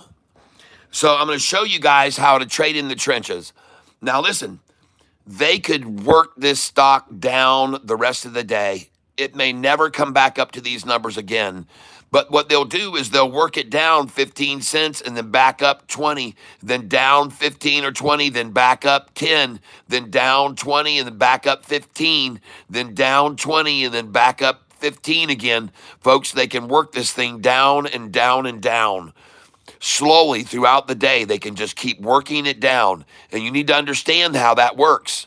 All right, I'm going to teach you how to benefit from it.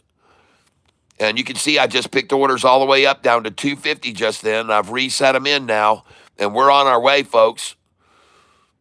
We're ready to go. Here we go to the next numbers up, and I'm going to start selling again.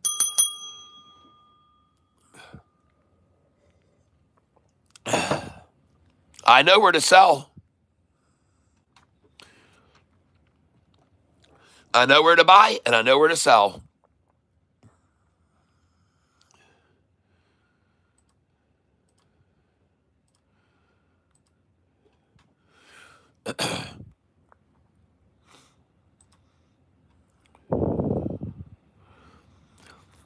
Looks to me like limit right here is now about 200,000 per candlestick. 200,000 right there almost. And oh wow, man, my wife just tried to call in on me and she cut my stream off. I had to resume it. Here we go, folks. We're selling here now. Just sold there.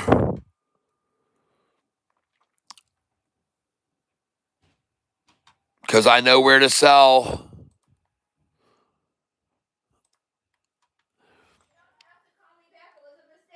I know. I shut my stream off. Yeah. Okay. Well, check this out, folks. They got this thing in a nice little tight one, don't they? They don't know what to do, folks. They got all these orders of mine to buy down below them and all these orders to sell up above them. I guess they're just going to sit there, huh? At 254, they just decided, okay, well, screw it. We don't know what to do now. We're screwed. If we go down, we give him shares we don't want to. If we rise, we got to buy them from him. Shit. Oh, yeah, baby. Well, let's just take these orders off. Let's not let them have them. I don't want them to see those. Let's get rid of those. Let's get rid of all these orders to sell, folks. Let's take them away. Let's not make a wall. Let's get rid of those. Now let's watch it rise, okay?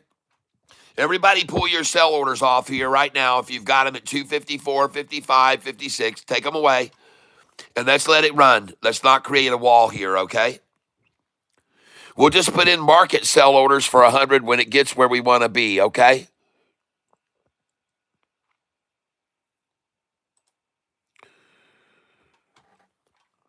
All right, folks, that's how we're going to play this game. And I just got my order sitting here underneath, just waiting to fill. Any pullback at all, I'm waiting on it. I'm waiting on it.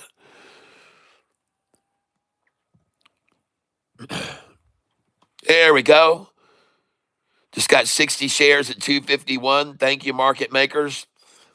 There you go. I got 50 and another 60 shares at 250 just then. I'm going to take another 60 shares here.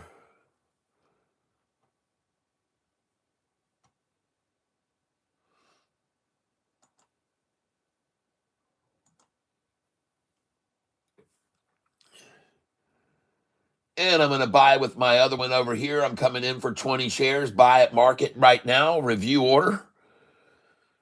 And place it. So I'm buying over here with a Charles Schwab account, ladies and gentlemen. And I'm using Thinkorswim to determine when to make the buys. So I'm going to buy right now on this one too. And I'm coming in for 20 shares. Review order and place it.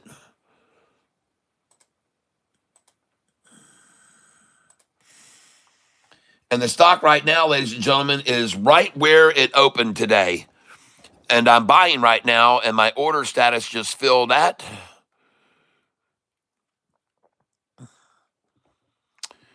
245. I got 245.6. Going to duplicate that order, and I'd really like to get 244. So I'm going to try 20 limit, 244. Review order and place it. Now we're going to get back over to Thinkorswim.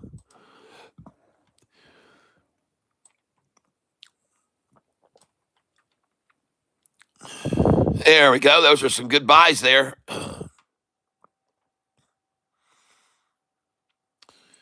Try and buy 246, 247.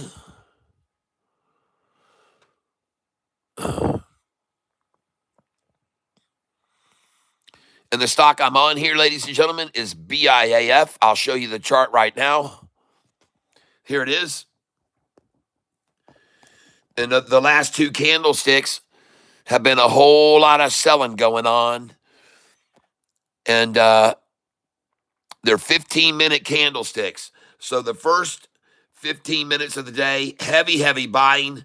The second 15 minute of the day, heavy selling. The third 15 minutes of the day, heavy selling. So they're selling right now. Let's change this time frame from 15-minute candlesticks to just 2 minutes. Now, let's come over here and look at this thing. Aha. 2-minute candlesticks. Selling 2, 4 minutes, 6 minutes, 8 minutes, 10 minutes, 12, 14 minutes of selling here. After we just sold at the highs. That's right. I just bought at 244. That's my number I wanted to buy. Yes, sir. I've got 243, 242. Let's try 240, 238 here, 238. Oh, and I'm putting in 100 share orders. Let's change that here. Let's just buy 20.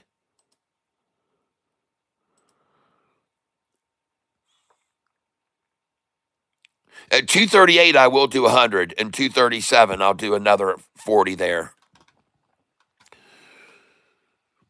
And this is the stock BIAF, and they've taken it down to the very low where somebody wanted to buy 27,000 shares, and now they're coming to my number, 238. I almost got 100 there.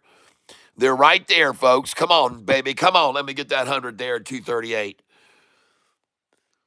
Oh, come on. Seriously? Are you kidding me? You're not going to get 238, your favorite number? Yes. Now we're coming in 233, 234, 236. Come on in here, 233, 232, 231. Now, you don't have to do what I'm doing, folks. You don't have to do a single thing that I'm doing here. You don't have to do one thing that I'm doing. You can just watch. You just watch, folks. Watch, watch, watch. This number 238 is on my buy-sell sheet all day long. All day. 238 is on my buy-sell sheet, folks. All day long. Show it to you right here. buy sell sheet. Tells you right here, buy back. Look at the number in the middle of the screen there. 38, 37, 38, 37. That's why I'm buying here.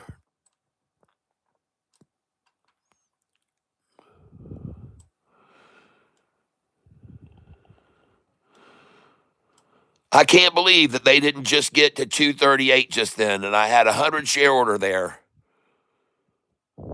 Pitiful.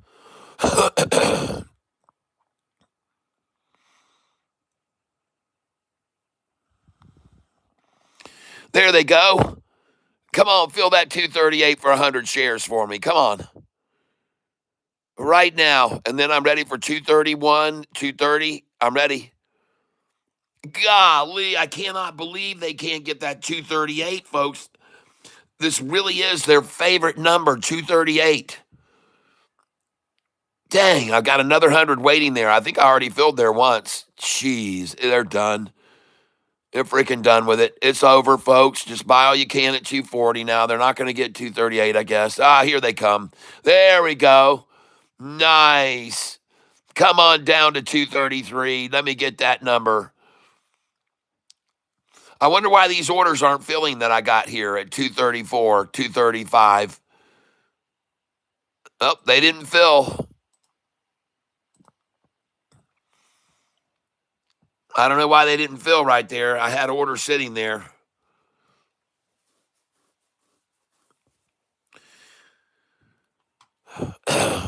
They almost got 233 there.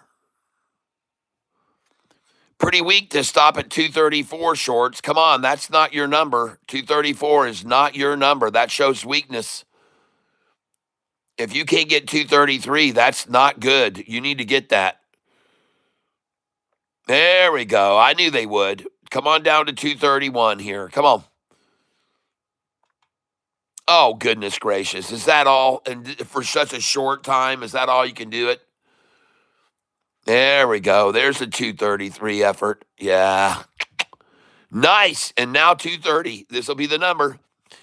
230 is going to be the low, ladies and gentlemen, today. I do believe 230. And of course, they're not filling my orders there that I have at 230. They didn't fill my order there for 230 or 231 or 232. They didn't fill them. I don't know why.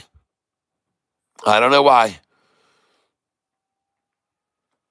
Well, it's over, folks. Nice try.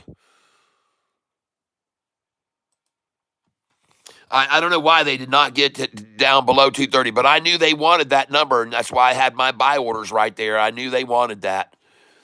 Now, I wonder how high it's going to go, folks. It's not a question of if, but how high.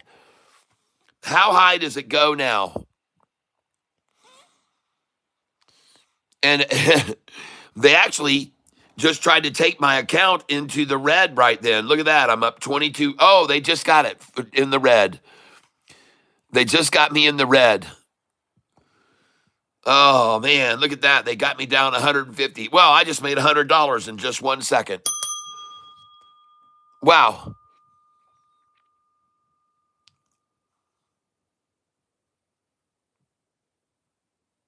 I'm down 41 bucks, folks. They brought the price down to my dollar cost average again. They're accumulating on Catfish's DCA. How lovely. Look at that, folks. They're trying to make me be down today. I was just up over 1,400 when I was selling hundreds at a time. And now I got a bunch of cash to buy with while they try to make me down $41. It's hilarious, folks. Hello, David, Metric Boss. Welcome to the channel. Welcome, welcome, welcome. And look at them sitting here, folks. They've run it down to sit it on my dollar cost average. It's funny. Oh, I'm buying here, though. You bet I am. I'm going to dollar cost average down on these low prices that I'm coming in on. Every buy I make drops my dollar cost average.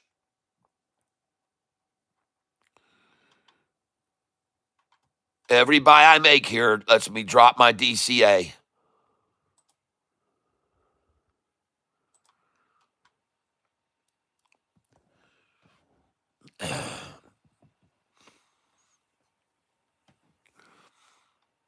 And I want to thank whoever's giving me these shares at 235. But what I'm wondering is, why isn't it just sitting at 233? Why can't they hold that number that they love so dearly, 233? Why are they settling with 235 to accumulate? I don't get it. It's very unusual, folks.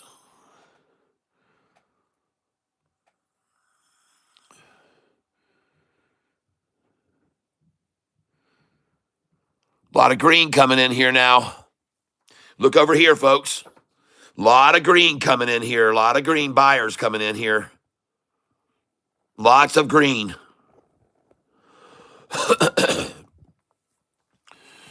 Way more buying here right now than selling right here at this price.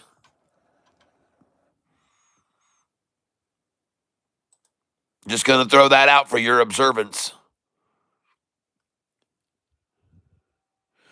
Not to mention, you've got an order down here of 10,100 shares trying to buy, and you've only got freaking, you don't have many shares here, folks. You got a roaring wave of energy coming up to buy this thing, and you don't have many for sale. As a matter of fact, the next sell order is up at 242, folks, from here.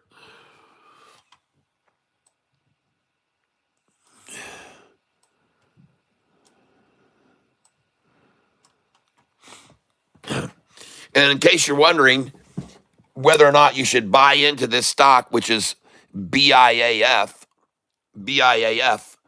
I would encourage you to simply watch the market makers try to hold this price and keep me down $100 for as long as they can. And when they give up the fight, you'll know, folks. When they give up the fight, you'll know. Now, I want you to realize something.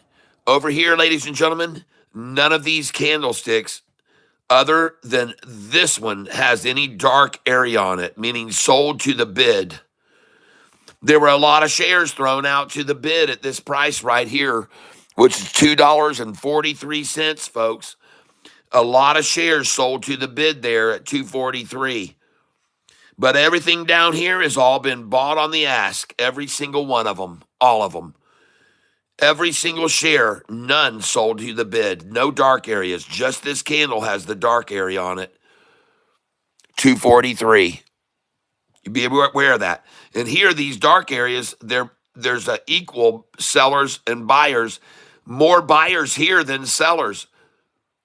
More buyers here than sellers. More buyers here than sellers. More sellers than buyers there. But all these numbers that they just drove it down to, ladies and gentlemen, everyone is freaking buying, okay? Everyone is buying on the ask. They're buying these shares on the ask. And it should be no surprise whatsoever that market makers would hold a price at 238 where they love to acquire shares. They freaking love to, folks. They love it. 238. And so therefore, I'm trying to buy there. I'll just buy 239. I don't care. And I'll go 242. I'm going to sit here. I'm going to show you how to day trade this stock today. The stock is BIAF.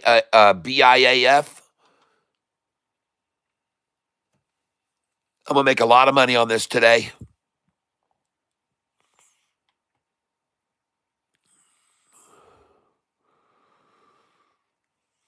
Interesting how they've decided to settle it at 238, folks.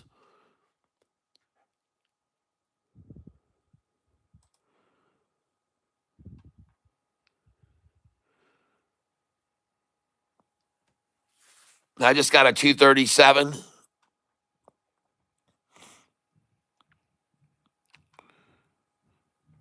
Who's made the decision, I wonder, to get all the shares at 233 and 232, 231, 230? Who is it? Buying with me here. Buying with me. Somebody's buying with me. And my dollar cost average is now only 262. I'd like to get it down 1 more cent. So I'm just going to keep buying here while they're giving these away at 235. 234, 233. You know, yesterday morning, you folks saw me down the same TPET at $1. Thank you for calling that out, Jimmy Lopez. Thank you.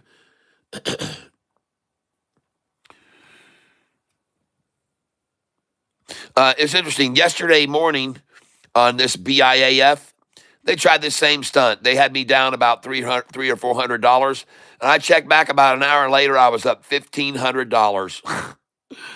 So this is typical morning washout effort for this stock BIAF, folks. Just get used to it. And I'm going to lower my dollar cost average to 261 here with them giving me these shares to buy at their favorite numbers.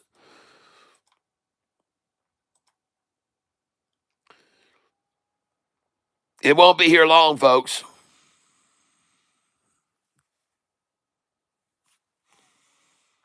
I just filled at 237 again.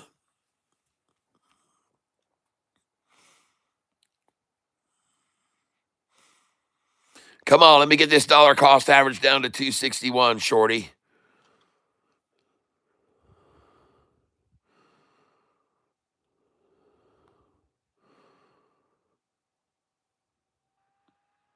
There's people that have buy orders on this all the way. They're probably my people. They got a buy order at 172, folks, because that's on my buy sell sheet. There's probably one of the Catfish that has their number there at 172. Pretty smart. 188. There's another Catfish that's trying to buy 188 so they can sell it at 220. There's another Catfish at 193. They know that number. There should be another cat at 197. Anyway, in question as to whether or not you should buy this stock right here, I think you should look at how much I'm up right now. And I think it's going to be pretty easy to determine whether or not you should buy into this stock or not. And you can see they're making a real effort to get his, I guess this is the place to hoard. And as you can see, I've now gone green. I'm up to $31.50 up. Now down 36, now up 31. So they're in a $60 swing for me here every time it trades a different penny. And I am very, very fairly certain that after we just sold all those hundreds and hundreds of shares that we just sold up there, that this is the bottom, folks. And I can see that because this morning they were at the same level right there. Look at the bottom of those candlesticks in the pre-market. So, of course, they're going to try to drive it down to that again, folks. That's what they do. That's what market makers do. The reason that this number is right here where that resistance is because of this morning earlier. You can clearly see it.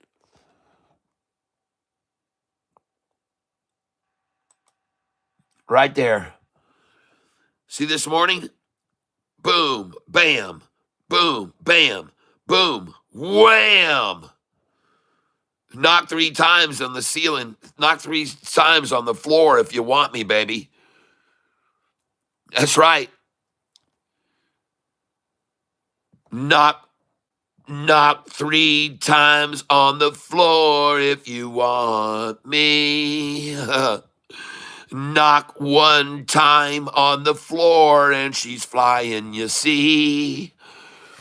That's why I bought right there. He. And now I'm up $235. You can watch it rising 3 times. You'll see me in the hallway. You know what? By the end of the day, I'm going to be up over $1,000 on this stock. BIAF, folks.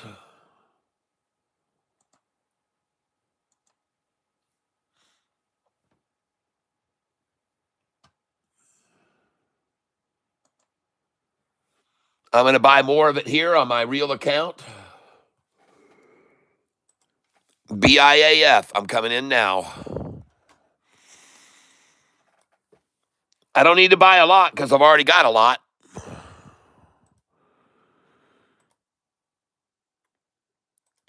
And I just saw it down 202, and now she's gone, folks.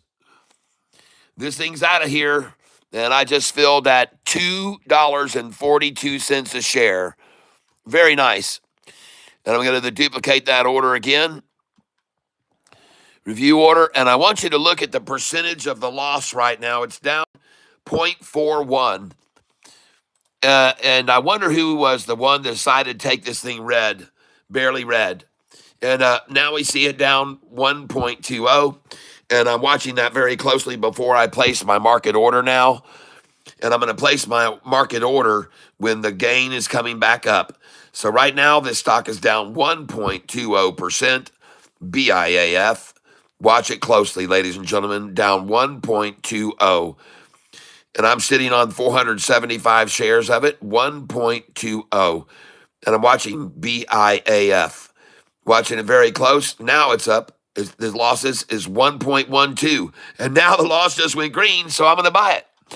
And I just bought it at 242.4. And I'm going to duplicate this order now. And review order. And I'm not watching the percentage gain. It's down red, -4.1. -4.1. Down a penny. Now even. Now down in 1.041. Who wants to keep this thing red so bad? I'll buy it there and help it out. And I just bought it at 242 even. Nice. Let's duplicate that order. Review order. And we're buying BIAF down 0.41.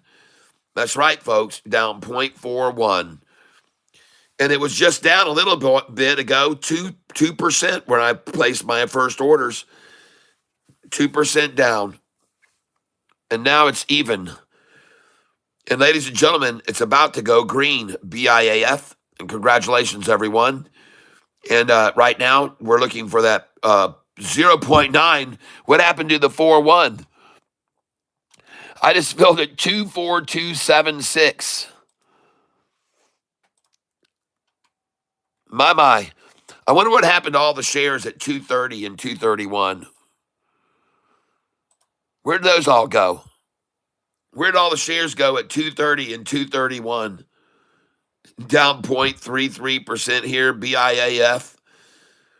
Oh, down 0.08. I'm going to buy that just because I love that number. And I just filled at 2426. Duplicate order. Review order. And how much is it down now? 0.08. Oh, that's beautiful, folks. Oh, goodness gracious. 1.23. Well, a little bit ago, it was down over 2%. Literally 5 minutes ago, it was down over 2%. And now I just see somebody has a real deep desire to at least say that they bought this stock. And look at the number, 2408.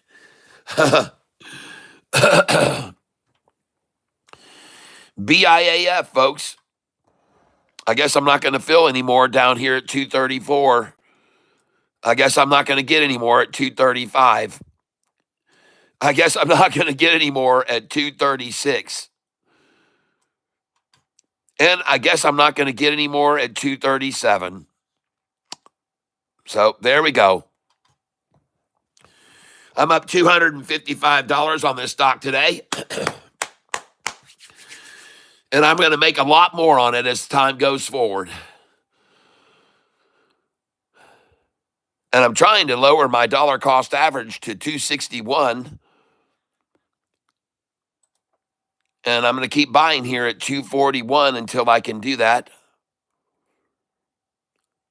Buying 20 shares at a time.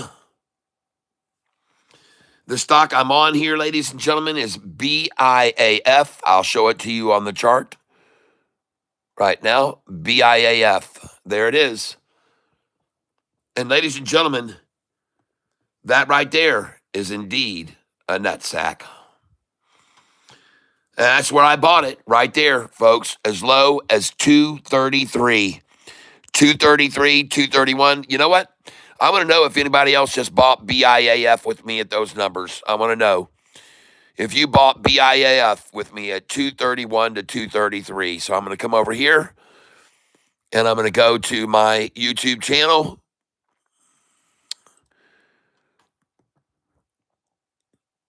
Go to the live.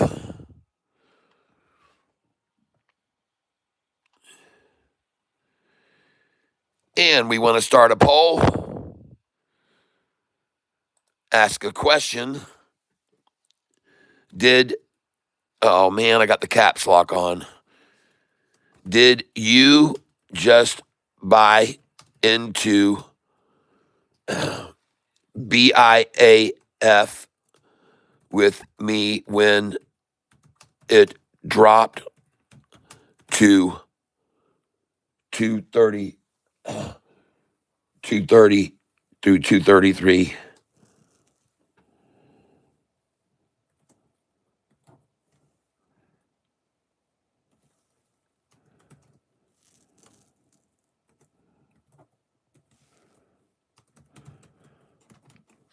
All right, that's what I want to know.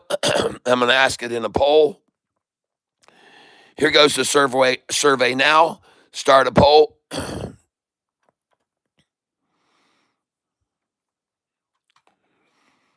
And it says, the poll says, did you just buy into BIAF with me at 230 to 233 range? And that is the poll we are starting now. Let's see what we get for responses. And if anybody's buying when I'm buying or not. 53% said yes. All right. Very nice. Okay. Good. I think you did well. I think you did well to buy there.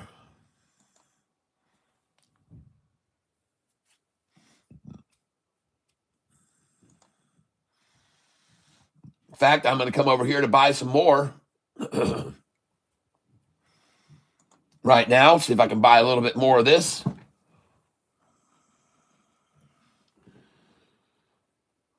And let's try and buy 245.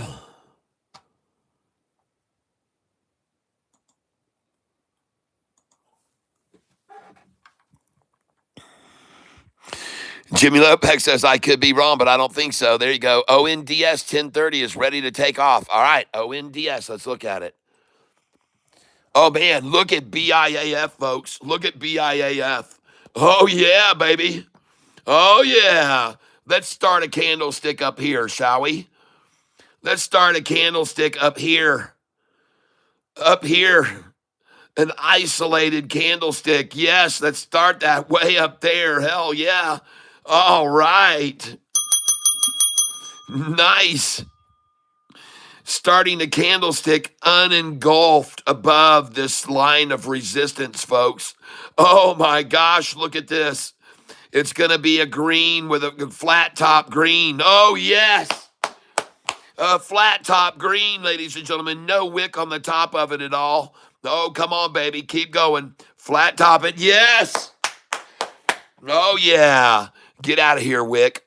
I blow you out. I'm blowing out that wick right now.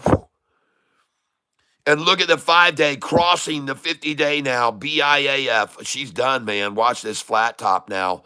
Come on, baby. Flat top that thing. Let's go. Oh, yes. All right, everybody. Awesome. BIAF flat topping above the line of resistance, and they pull it right to the line.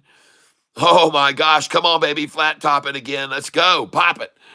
Oh, man. BIAF trade.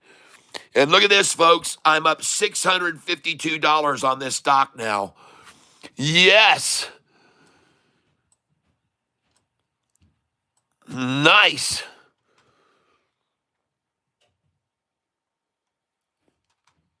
All right, I'm going to be starting to sell here 100 shares at a time, ladies and gentlemen. 249, 250, 251, 252. We're going to get out here some. Just sold 247.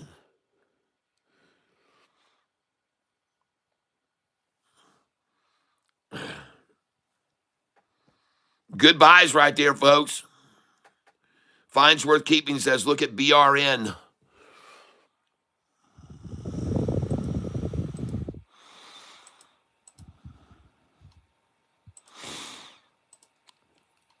I want to get out here at 254 and 255, 256, 257, folks. Selling hundreds of shares there at a time, folks. Coming up below them at 20 at 246.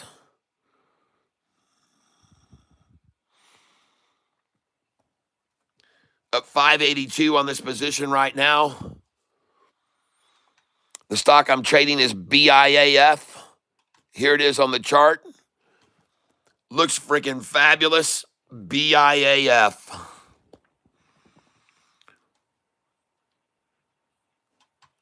Five-day just crossed the 10-day moving average, about to move over this line of resistance.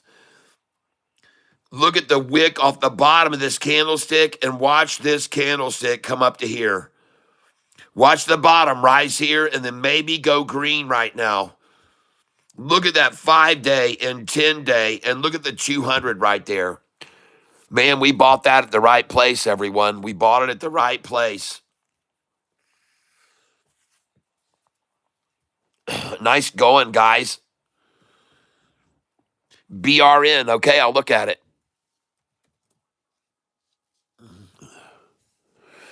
Whoa, nice.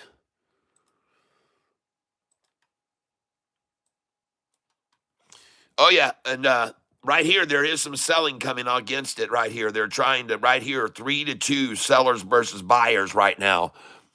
3-2 sellers versus buyers, but all the previous candlesticks, buyers, 2-1 buyers, and now 3-2 sellers versus buyers. So here comes the first pinch down attempt right now.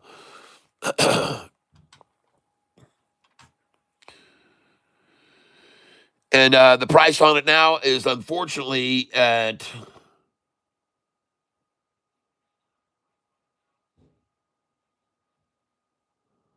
120 is a sell, folks. Unfortunately, 120 is a sell. Yeah, sadly, 120 is always a sell, folks. 120 is always a sell. Look, folks, just like it was over here. 120 is a sell, folks. I'm sorry. And sadly, that thing just hit 120, so it's gonna fall. 120 is a sell, people. I'm sorry. You should sell this right now if you own it at 120 and buy it back at 108 or 97 cents. Maybe even 88 cents, folks. No, it won't go that low. The lowest they'll take it now is to 109. 109, 110, maybe 111. But 120, unfortunately, is a sell. And you can already see that. It's already dropped to 116, see? Now, I like it, so I'm going to buy it. But I'm going to buy BRN here. Coming over to BRN. All right, and I'm coming in on it at 100 at 113 and 100 at 114. And I'm going to come in for 100 at 115 because that will be 6 cents off of the high that they just got it to, 122. So 116 is 6 cents down, folks, and that's where you should be buying here.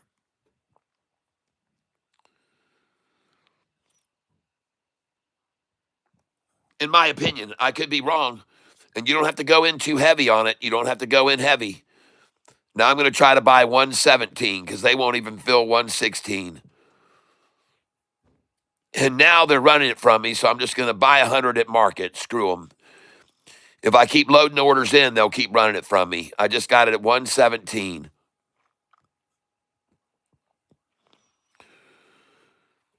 And I'm buying the stock. And someone just called out BRN.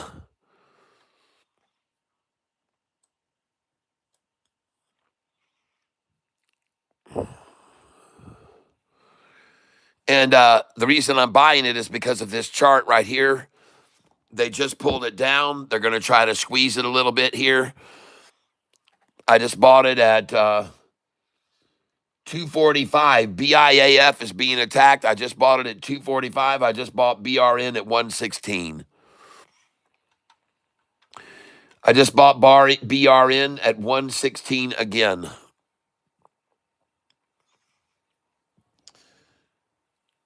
And I see some very dinky sales here. I just bought BIAF at 244.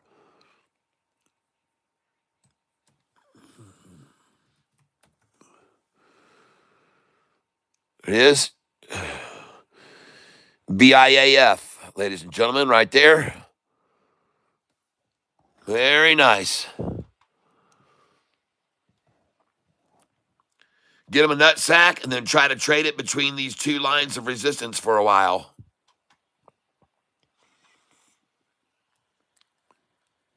Problem for them is they got the 50-day up above it and the 200 rising below it.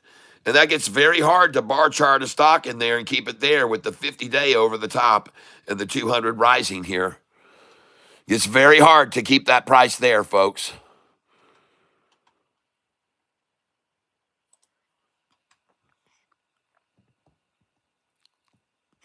And a stock I just bought was BRN, ladies and gentlemen. BRN. See if they can get it down to $1.13.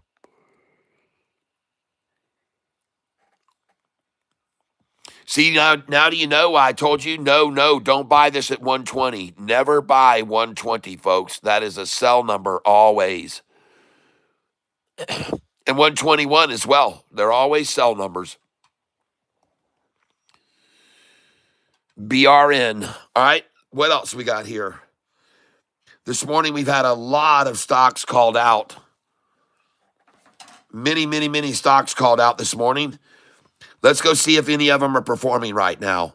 Starting off the day, ladies and gentlemen, with BATL. Let's go look at it. We're going to go through the charts, and we're going to put in the first one called out today, BATL. And boy, did they knock that thing down. Wow. BATL, what a collapse right out of the gate. Look at them come at that thing very hard. That one was called out this morning by WeVestors. And this would have been, by the way, a great place to buy where they took it down to if you would have looked previously at the resistance, because that level right there correlates to this morning right there. Look over here. See that? This morning in the pre-market, look at them tap it. Look at them tap it, tap it, tap it. Look at it bounce right off that. And now they took it there again. Oh, my gosh. I work at 3:45 today, so till 9. Oh, boy. Wow, look at that, folks. There's the reason they took it to that number right there. Why they took it there. Look at it rising now. BATL.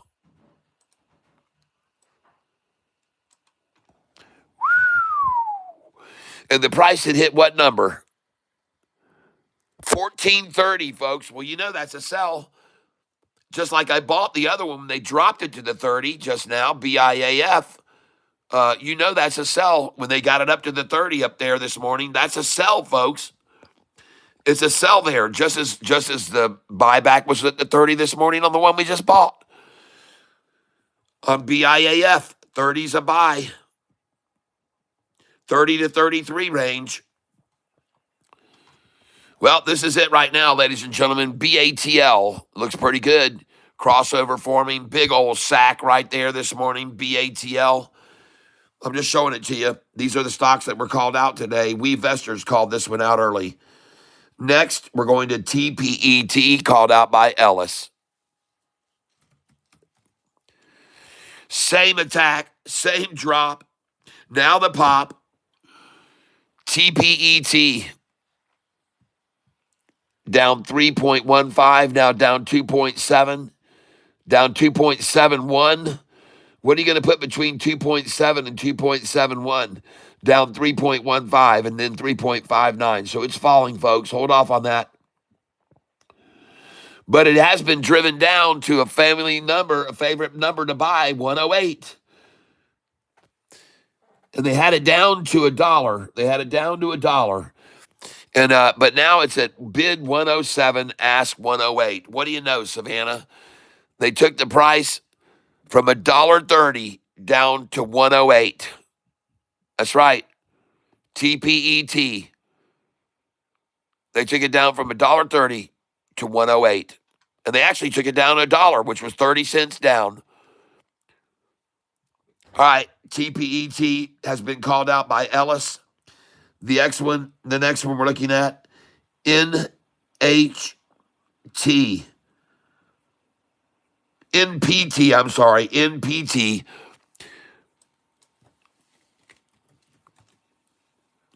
And they'd kill this thing, and I would not be interested in this. This is the long-term chart. Let's go look at the 1 day. Watch out. That might be the very bottom right there, but man, that's a scary looking chart. And the bid ask is crazy. The bid is 610 and the ask is 655. Oh man. Watch out on that one there, Enos, Nini. Watch it. OXY called out by Mr. Tahoe. OXY. Whoa. OXY. And folks, you should sell this right now at 60.66. You better sell that.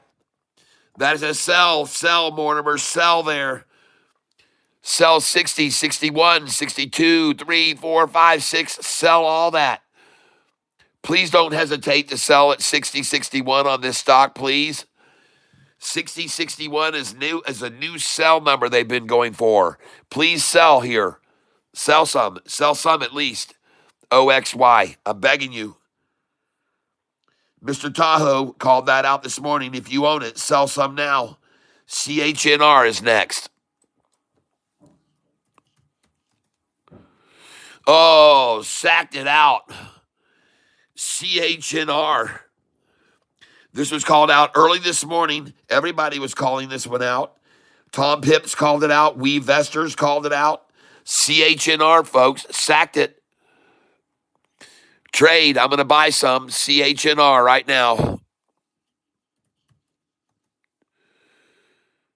Yep, CHNR. I'm coming in here, 420, 424. No, I don't need 100 shares. No. We're coming in here 10 shares at a time.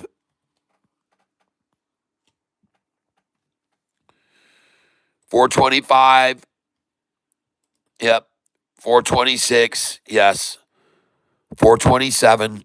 Yes. I got it. Those are 100 share orders. Why didn't it do 10? Man, dadgummit, man. I'll just do 20. All right, 42, 442, 425, 426. And now I have 127 shares that I just started with at this price. Now, why am I buying here? Well, because there's a massive wall of buy orders above me that have bought the shit out of this thing. And it's like a protection for me, folks.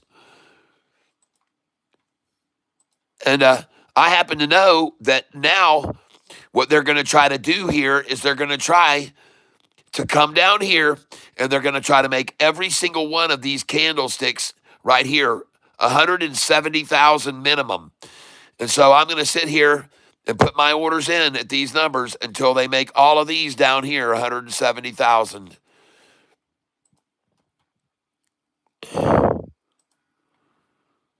That's right, folks.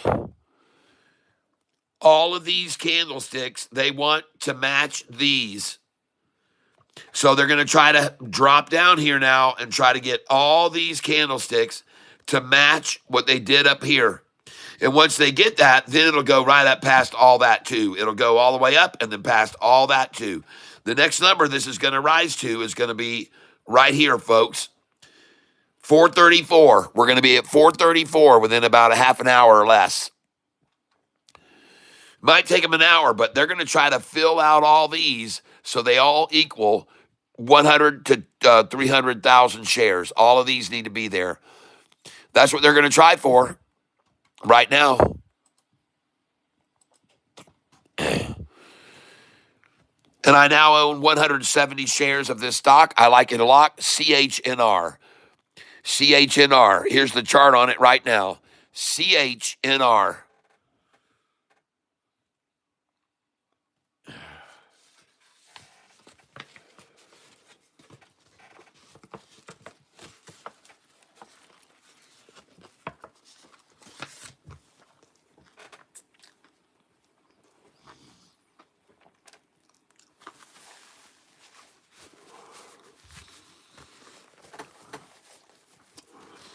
Now, I apologize, but my wife just brought me a breakfast sandwich. I need to eat it, and I'm going to. So I'm going to play you some music that I made myself. And this song here is called They Called Me Pendejo, and I'll be back after a couple of songs are played. And I hope you like this song that I'm doing called They Called Me Pendejo. And it's called They Called Me Pendejo.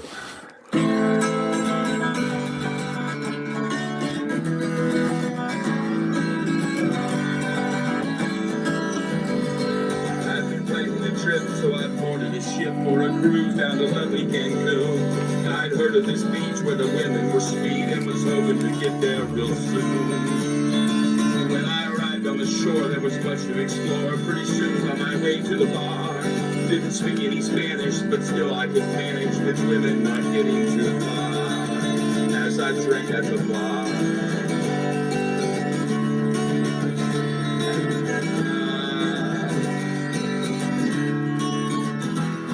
After having a few too many a bruise and many a shot of hot rum, I kinda got loud and everyone in the crowd started thinking they all must be dumb. I had told them my name, and I know this sounds strange, but not one of these guys seemed to know. And I still don't know why they forgot my name's Ty, and they called me instead Pendejo. Yeah, they called me Pendejo. Yeah, they called me Pendejo. That's the name I would hear. Say Pendejo, how long are you here? Hey, Pendejo. Why are you in Cancun? They said Pendejo, well, hope you're leaving soon. Now I tried, but I still don't know why all the guys were all acting so ticked. They were waving their hands at me while I was dancing with all the fine Mexican chicks. So I asked this young lady, and she told me maybe, so both of us walked out the door. We went to her place, and we had quite a night. In the morning, woke up on the floor. And I never forget that wild night in Cancun. The memories will remain of a bar on the beach where it seemed out of reach for the folks to remember my name. And they called me Pendejo. That's the name I would hear. Yeah, they call me Pendejo. They say, how long are you here? And they call me Pendejo. Why are you in Cancun?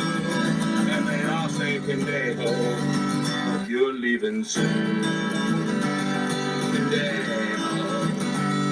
Yeah, they call me Pendejo. Why it isn't clear, but they call me Pendejo every time I appear. They say, hey Pendejo, why are you in Cancun? Say, hey Pendejo, are you leaving soon?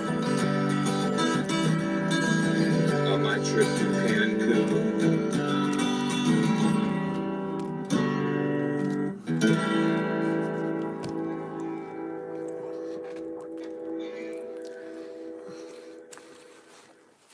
There you go, ladies and gentlemen. Pendejo. They call me Pendejo. Hope you enjoyed that. I have many, many, many songs on my playlist, 124 to be exact. Come on over and give them a listen sometime on Spotify, Apple Music, Google Play.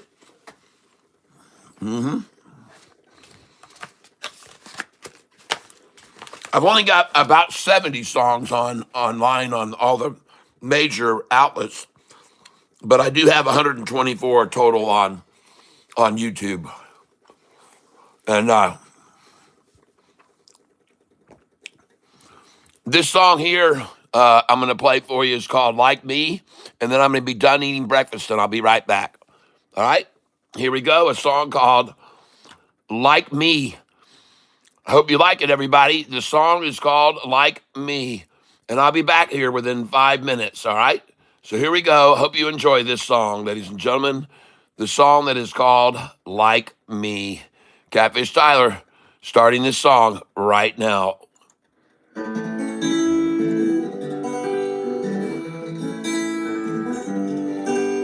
another kid coming. Fifth one now in 6 years. And I wish I could tell you how happy I am, but there's some people do your right hands. Yeah, I must confess it's a little surly. How could I have missed what I've been observing? Look at our kids as become clear to see. Not a single day one of them looks like me. Hell.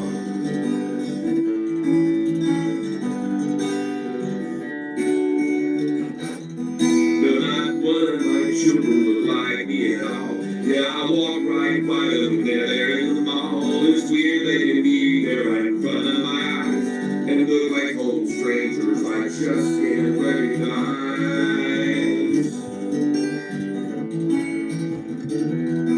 If my friends they compare and show me is there, I should take time and pay better attention. Tell me my wife might be fooling around. That's why all my kids look like guys here in town.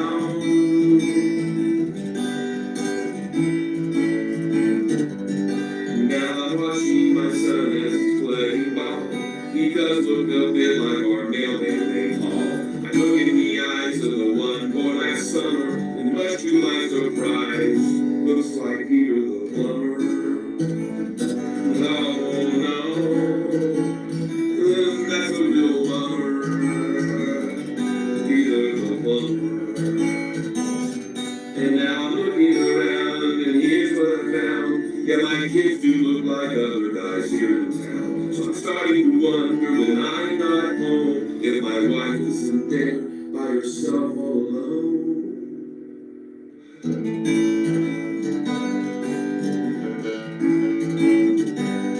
But when my baby's born today, please don't say, oh my, he sure looks like Richard, our piece of guy. I'll be proud and I'll shout if I finally see that when that baby pops out, it looks something like me. Looks a little like me. Oh, that'll sure be sweet. If it looks something like me, but we'll have to wait and see. But we're hoping it will be just a little like me, a little like me. But we'll just wait and see.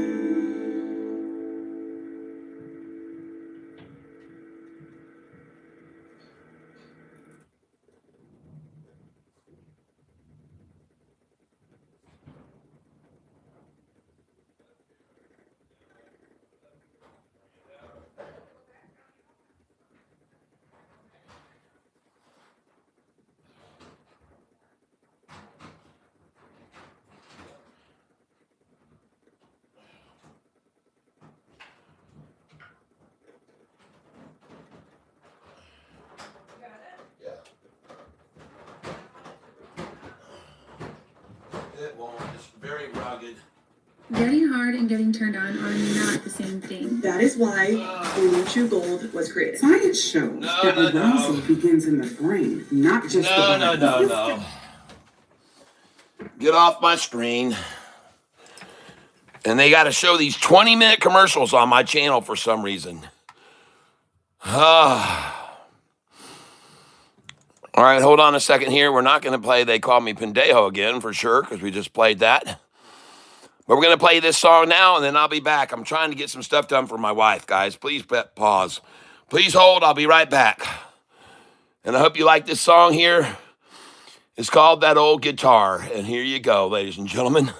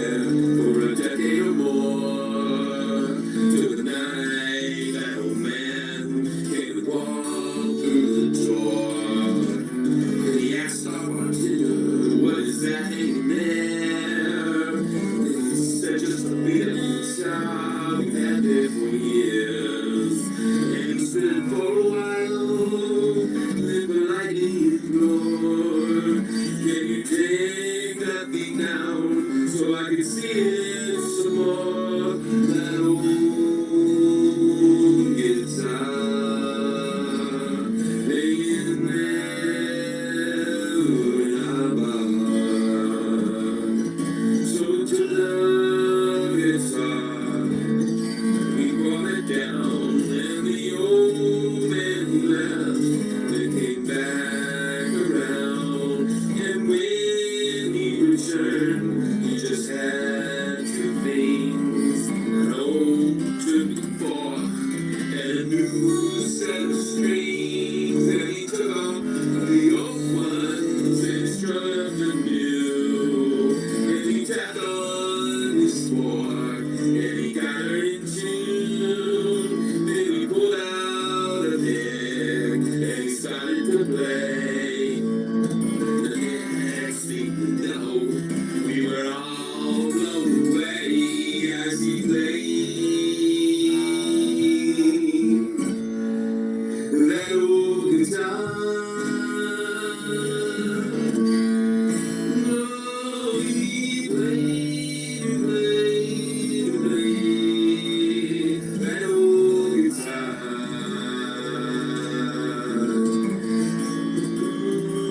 The old man quit playing with a tear in his eye, and he looked to us all, and he said it's alright. He said he lost that guitar a long time ago, and how it got to this far, said he just didn't know.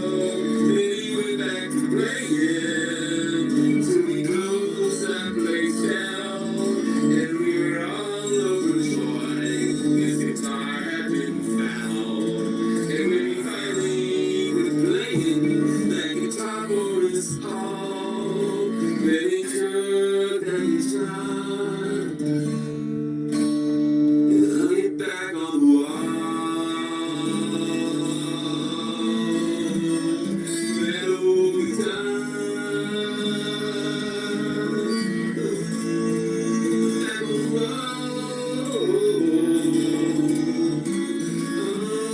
wind blown,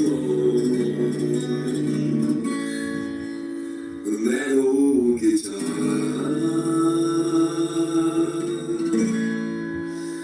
hanging there in our bar.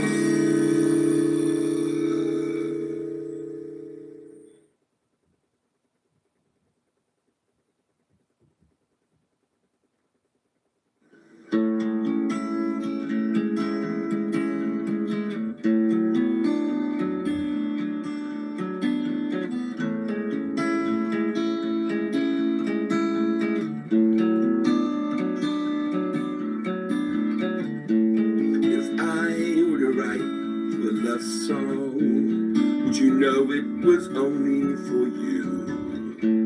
'Cause it's written, I keep it a secret, that it's you who I'm singing it to. That's right, I would never tell no one who it's written for. I'd never say. But if I were to write you a love song, then the lyrics might give it away.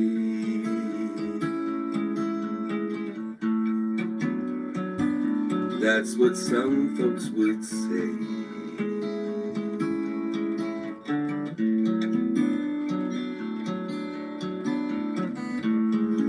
If I were to write you a love song, it would tell you I'm so glad we met. It would tell you I'm so very grateful Al Gore gave us all internet. 'Cause without him we'd not know each other, and without him I doubt there's a way that we would have ever discovered or found one another that day. So this song is about you, and you know that it's true, that this song is about you. Am I getting this through? That I'm so glad you found me, and I'm glad I found you, and I'm hoping you'll realize this song's about you. This song's about you. This song's about This song's about you. All right, ladies and gentlemen, we can't keep this going for long. That'll make everybody fall asleep. But that song is one of my many songs that's out there available for your listening pleasure. I just sold BIAF at 251. Just sold it at 252. BIF is on the run. BIAF is on the run, everyone.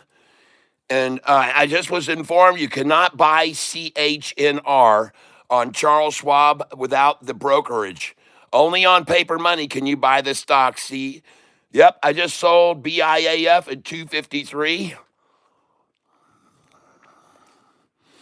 Just sold it at 254. Let's go see how much money we've made on BIAF.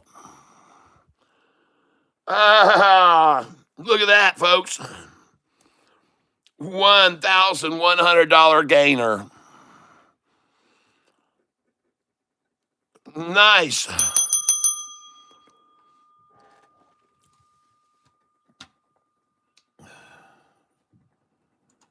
Well, why, oh, why? Positions.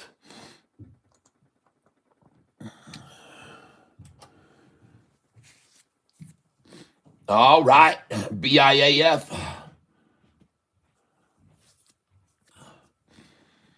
Congratulations, everyone. And you should know to sell at these numbers right here. See, even though these numbers where I'm selling are actually below my dollar cost average currently, I still know that I need to sell these numbers because they're on my buy-sell sheet. So I'm selling here 200 shares at a time, and at this case, 100 at a time at numbers on my buy-sell sheet. And I know to sell here because the market makers and hedge funds don't want to have to pay out over $250 a share. So they'll let this linger here at 252 and 253 and 254 and go up to even 255 and maybe even as high as 262, 263, 60. But then they're going to try to pull this back down by the end of the day under 250 and close it out at 249. They don't want to be in the money on options over $2.50, folks. It's as simple as that. All right.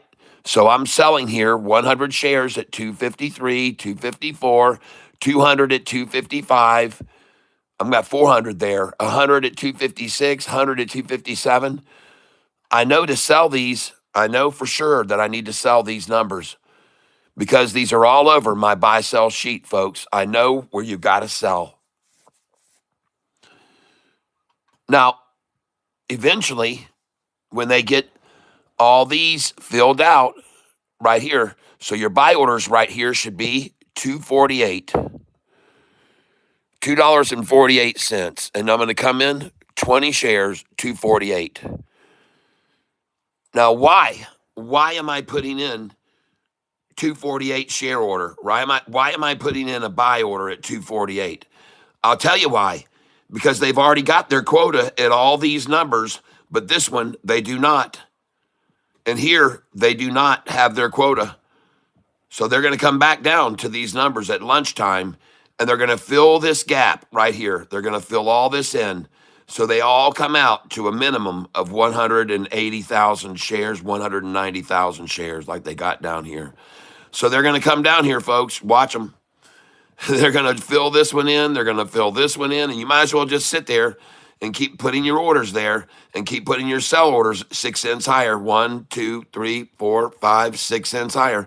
And that's where my sell order is right there, 6 cents higher. Because I know that they love to trade in a 6 cents trench. They love it. They love to do it, and they love to do it over and over and over. 6 cents down, 6 cents up, 6 cents down, 6 cents up, 6 cents down.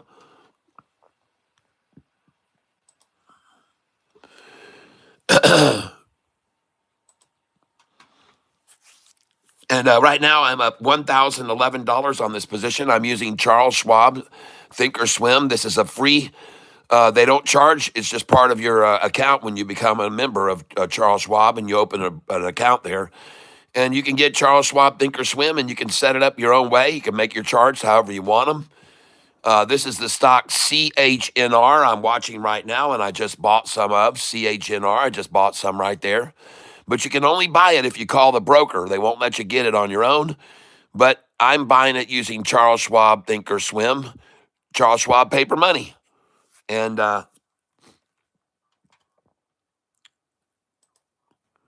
now, let me tell you something that I'm encouraged by. When I already know that they want to try to fill these out to 1 point, minimum 150,000, okay? 142,000, 142,000, 130, whatever it is. They want that level on all these. I know it already, okay? I know that. They want to achieve those. But just now, they went in with a half number. They went in with a tweener right there, right there. They came in with a tweener, I call it. It's not there now. That it just went away, but there was a tweener number there. I think it was at 251 and a half they did it. Anyway, watching this very closely here. Now, I want you all to understand that if I've got over 100 people here at the same time, which we often do, trading with the same wall of shares, sells, it'll never go over this amount. So you see where I'm going to be selling. I'm going to be selling when these numbers are achieved in market. And I think we can create a wall here of shares that we can't get over. So I'm going to take this off. I'm taking off these shares. I'm taking off these. I'm taking these off, canceling those. Because sometimes I get an idea that if we get a lot of traders all together putting in this a wall of sell orders, they'll never sell. They'll never go any higher. It'll just sit there. So I'm taking off my sell orders now. And if you have some place there, get rid of them right now. And let's just see what happens if we get a run. And then we can just come up here and we can hit 100 at a time and we can just do sell market. Let's not put a massive wall here that we can't get over. That doesn't make any sense. You got 70 people all putting sell orders in at the same number. You really can't do that. You're going to have to just remove your sell orders at limit orders and just let it run.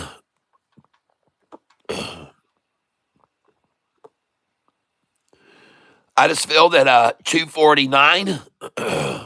Got 20 at 249.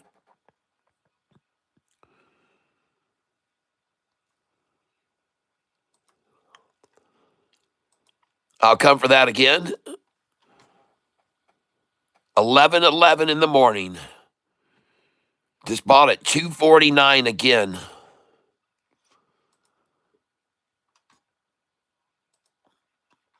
Now, ladies and gentlemen, you just heard me get through telling you that they're going to get this number to reach the same as the other. And that number, ladies and gentlemen, is 248.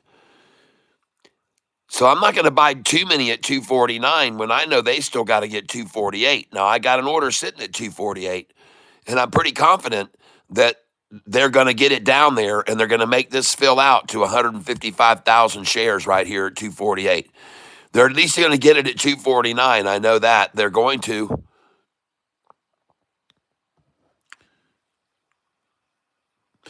I want you to look down here. Look down here how they got 227,000.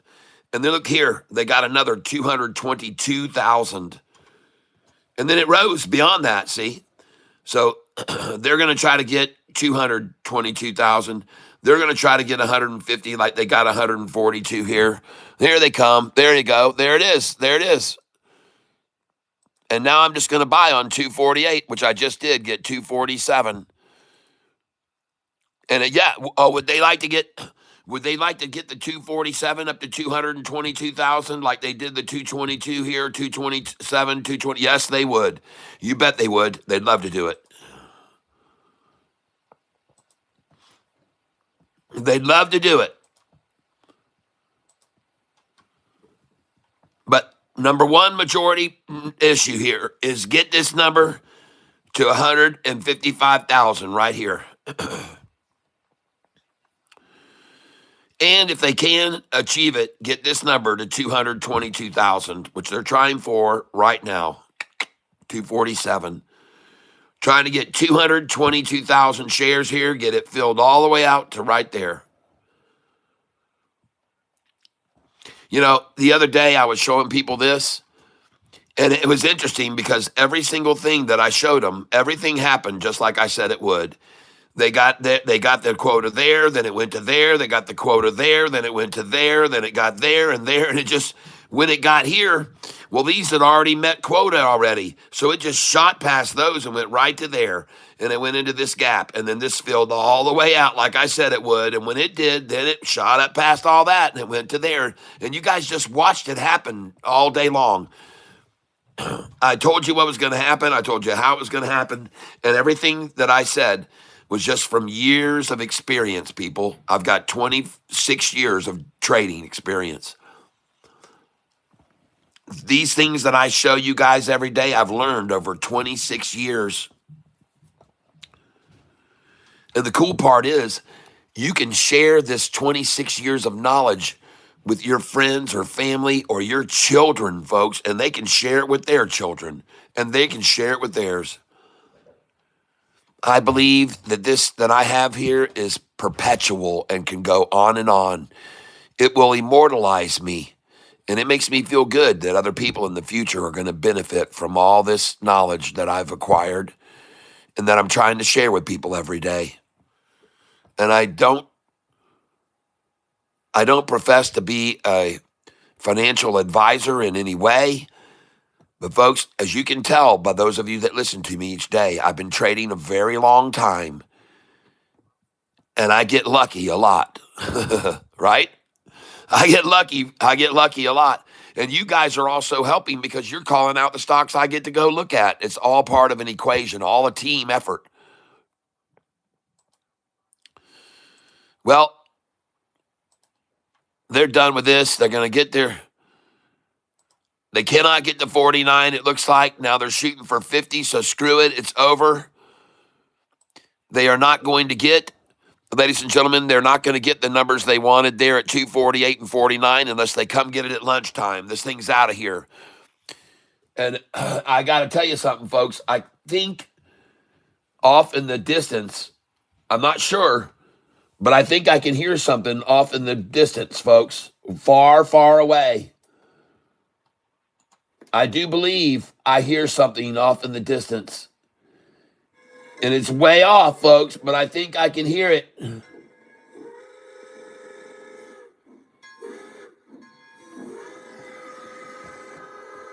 Can you hear something out there?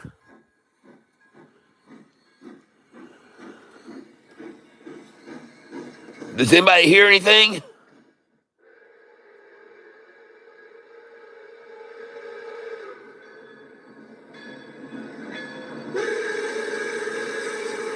Holy cow.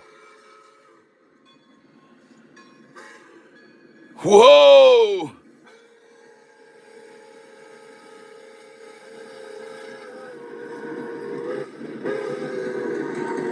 Whoa. Goodness gracious, folks. I believe we got ourselves a train.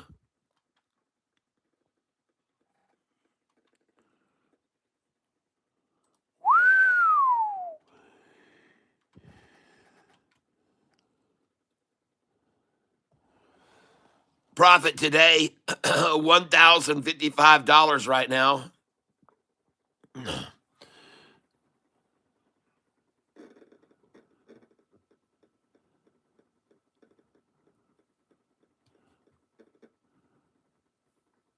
Oh, the one that Charles Schwab wouldn't let me buy this morning on Charles Schwab without their assistance. I'm up $63 on, see, but they wouldn't let me make that decision on my own. CHNR. You've got to call the broker to buy this, but I bought it through Charles Schwab Thinkorswim paper money, and you can see I'm now up on it. How much I'm up? $57.95 that they deprived me from because I didn't know what I was doing, and it wasn't safe enough for me to buy that stock. It wasn't safe to buy CHNR. When I saw it was on a triple upside crossover. That's right, folks. This morning, when I looked at the 5-day chart on this, I happened to notice that the daggum thing was in a triple upside crossover. And I went, holy cow, this thing's in a triple upside crossover. Let me buy it right here when it was right here. And I tried to buy it, and Charles Schwab said, no, you can't do that. So I said, well, I can buy it with paper money. And if you guys have an account that allows you to buy it, then go ahead and, but I didn't have apparently the knowledge to understand that on a long-term 20-day chart, when there was a triple upside crossover, that I might want to buy into that. They didn't want to let me buy into it. And as you can see, the price shot all the way up to $6.59 a share. This is on CHNR. And trade. And right now, I'm going to keep putting the flames to these shorts. And I'm coming in here for 20 on BIAF. Coming in for 20 at 251.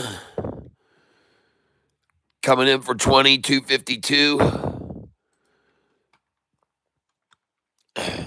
And boys and girls, ladies and gentlemen, the reason that I'm placing orders in here on this stock, the reason I'm placing these orders in here on this stock is because there's a large gap right here that they really want to fill in. So I'm going to help them fill that gap. Now, what do I mean? Well, down here, they were able to achieve at these numbers a minimum of 140,000. Here, 148,000. Right here, 127 became the maximum. 127 was okay. And they let it go above there from 127. So pay attention. Right here, you've got 105,000 that they had to get. And that price was at $233 a share. What do you know, folks? $233. And you saw me buy it there. 231, 230, 233. I always buy that number. And there it is. They dropped it down and got 100,000, 105. The next number, look at these numbers carefully. 140,000. Here, 148,000. Up here, 190,000. But they settled here for less than 148,000 and only got 127,7. See that? 127,758. All right, so that's the new limit, 127. So up here, look at this. They got 190 and 227. And what's this? 140? Yep, 142. What's this? 151, then 222. So maximum capacity for any candle right now is 227,000 shares, ladies and gentlemen. 227,897 to be exact is the maximum capacity.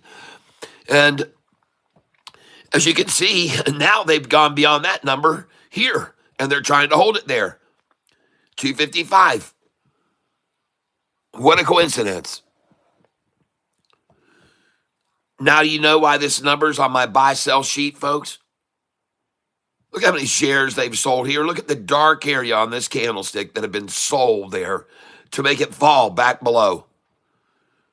Look at the light area, though. It's getting bigger. 255, folks, the magical number.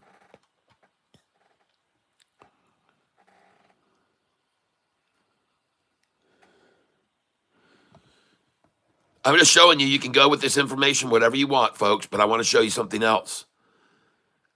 Every one of these dark sections of these candlesticks were sold to the bid. The light areas were bought on the ask. Look how many were sold and thrown out for people to take up there. Look how many were sold and thrown out there.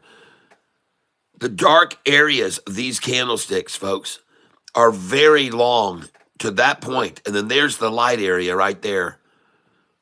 So there was a lot here that was sold in the dark. But when it got to the bottom, every single share was bought on the ask. And they got 357,000 shares at the low of the day, $2.30. And that's where I was telling everybody you should get this stock, but Charles Schwab wouldn't let me buy it. I'm sorry. This is BIAF I'm showing you now. I apologize. But anyway, right now, BIAF is sitting 1, 2, 3, 4, 5, 6 cents below my dollar cost average. The most shares bought today, 303,000, 6 cents below my dollar cost average. Now, how can I turn this situation into profit for me? Well, if they're going to keep the price at 455 and only let it hover down 4 or 5 cents and up 4 or 5 from there, well, I'm just going to keep putting my sell orders in when it hits 256, 257, 258, and keep buying every time they drop it to 248, 49, 47. See, I just bought it right there. Time now 11:25:25, and I'm buying every little pullback on it, baby. Every little 2 or 3 cent drop. And the reason they're going to come down to this number, they got a quota here to get to, and they still haven't achieved it yet. They've only got 97,391 here. They've got to get at least 100,000. We've already shown that. Usually we see 100 to 120 and sometimes 227 the most. But the reason they just ran it up here and then sold a bunch of more shares again, ladies and gentlemen, is because they're trying to keep this price from running away on them. And let me show you the chart on this stock right now. BIAF. Hold on. Let's go to the 1-day chart.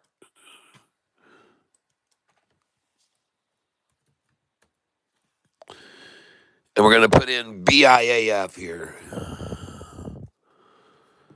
There it is. Oh, and hold on a second here. They logged me out of my account. Hold on a second here. I got to get logged back in.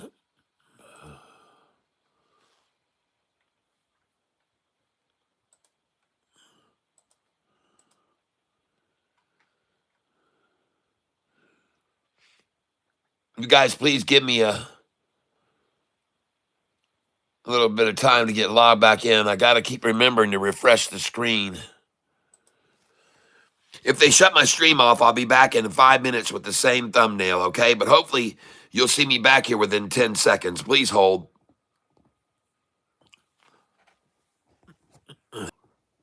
All right.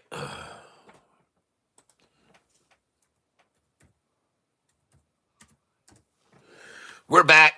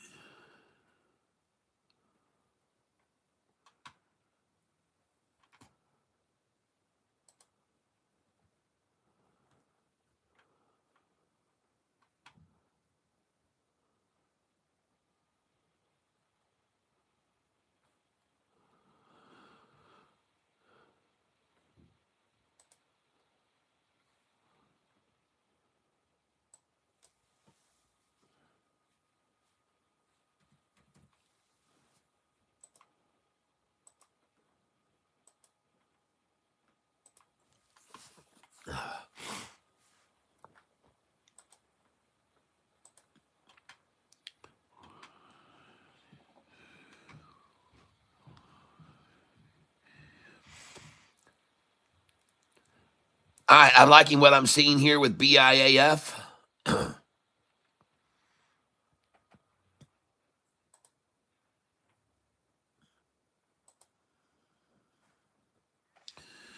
Let me go over and look at a couple of charts here first.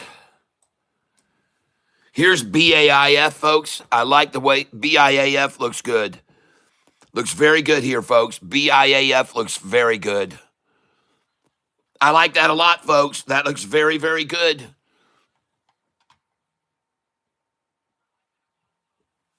You can definitely see this pattern, no doubt about it. There's the pattern, there's the pattern, there's the pattern, there's the pattern.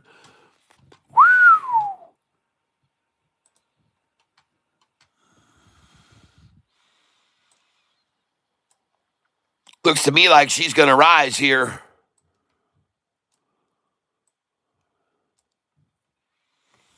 And I don't believe they're going to get this gap to fill in down here that they wanted. I don't think they're going to get it. Nope. There's no way they're going to fill this gap now. And now this is going to run past all these numbers all the way up, and we're going to this number, 257. We're going to be at the number 257 in about 5 minutes, folks. Maybe less. We'll be at 257 in just a moment or two. 257 is where we're going, folks. And you're going to get to watch how my buy-sell sheet works, folks. And again, I do not want you all to start loading in sell orders on my buy-sell sheet, but I'm going to show it to you so you know where to sell, all right? So I'm showing it to you now so you know where to sell, but we don't want to load in a bunch of sell orders here. But this is where you're going to be selling here, folks. The 54, 55, 56, 57, 64, 65, 66, 72 through 77. These are the numbers you're going to be selling as it goes up. And these are the numbers you're going to buy back when it falls, okay, from those numbers, all right? You know, I have a study here on my Thinkorswim platform that I like to show you now. It's based off of that chart, what you just saw. And the study, I'm going to load this study set now. It's called CAT Scan. And I'm going to put this on the 1-day chart. All right? And here's the way this works, ladies and gentlemen. This tells you where you should buy and where you should sell. And as you can see, based on the current price action, it made a suggestion that you buy in right here. Wherever the price was, it knew that this thing had been completely constricted, and it knew that this thing had been capitulated.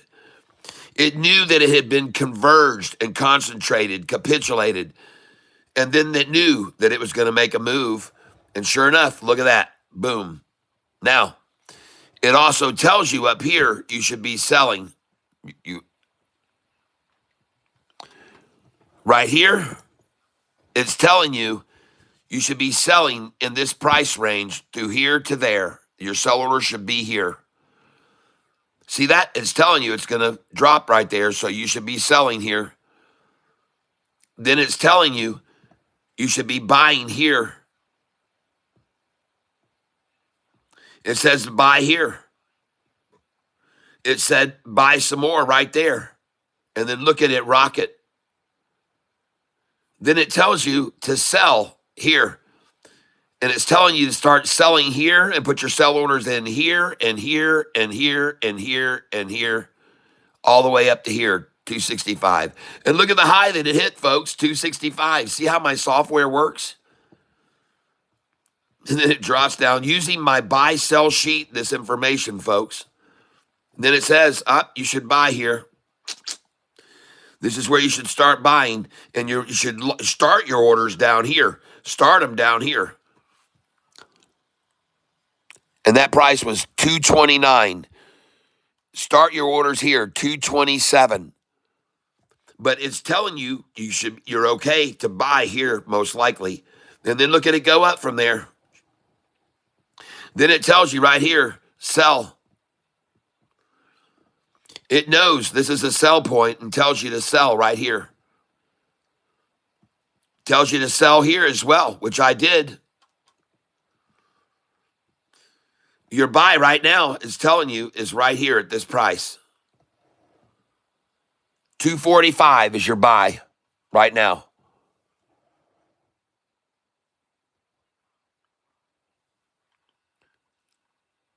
It has several buy indicators. It's saying that you're fairly safe right now to be buying between this price right here, which is 245, and this price right here. This is all buy range up to 255. So there's a 10-cent range at which you should be buying here in this 10-cent range. But when it goes beyond here, then it starts telling you up here where your sells should be placed. There's your sells right here.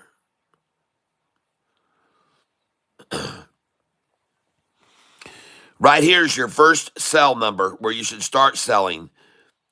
You should be selling from this range. I'm sorry. Right here's your first sell number. You should start selling according to my buy sell sheet. 259, 260, you should start selling. And you should sell all the way up to 266. Right now, the limit's 266. And the highest it can spike to would be a sell at 275. 275. This is what my software is saying. Look at this $5. Look at the 5-day, and it's a flat top candlestick, folks, with no wick on it. It looks beautiful.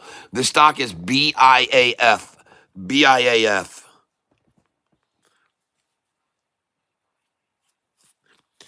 Marty Ellis is calling ACXP again.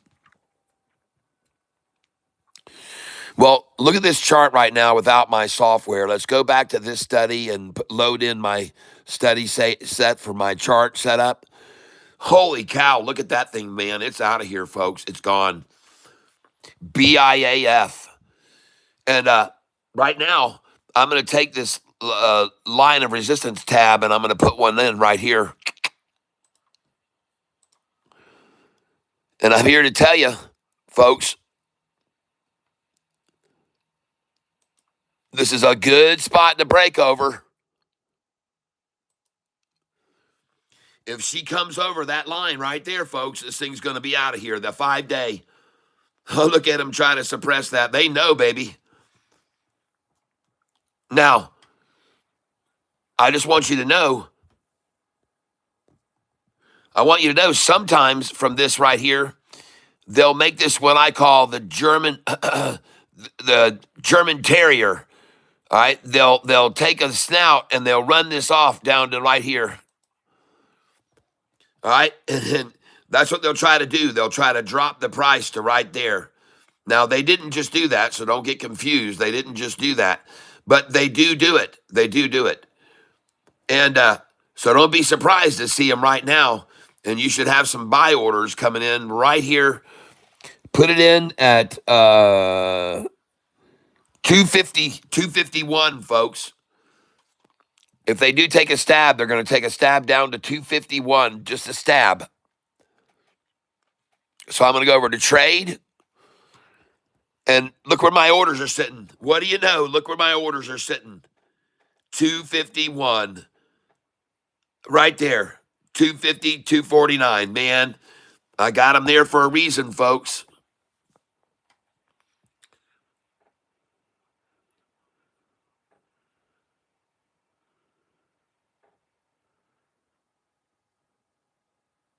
Oh, thank you, Jeff. Oh, that is awesome news.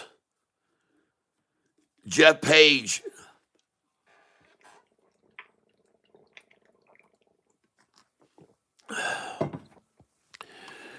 Thank you, Jeff.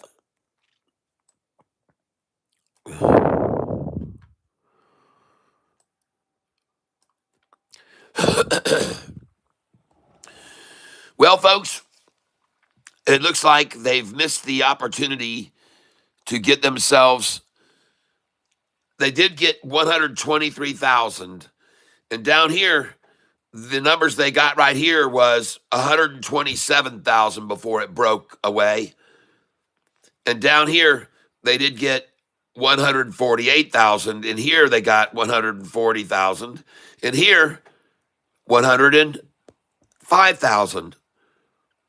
So it's not too shameful that you couldn't get what you wanted at 190 to 220,000. I'm sorry. But down here, hey, you got 148,000, and here you got 127. So right now, at these numbers that you're trying to get it, you've already got yourself 156, respectable. So that I understand why you let that go. I got that. I can see why you're above that now. And right here, I see 97. I know that is well below what you want. I already know that you're going to probably try to get that number at lunchtime, folks. 248, that's your lunchtime low buy-in. If you get lucky, you'll get 248 on the lunchtime low or 249 because they've only got 87,000. That's just shameful. I mean, that's tough, man. That's hard on them. That's hard on them. But listen, the reason they've got these numbers so low and don't care about them now is because they know later on in the day, even if they let this go up to 260s, 270s, they're going to pull it back down at the end of the day, and they're going to hold it under 250 at the end of the day for the options players. So they got all this, they'll fill it out then at the end of the day. Now, you watch and see if I'm right or if I'm wrong, but don't be surprised to see that happen, folks. I've seen it before. I've definitely seen it before. It seems like they just don't really care about this, but they do. Believe me, they care about this number 48, 49, and 50. They care a lot about it. The options players don't want to be in the money over 250, folks, on this. I can guarantee you.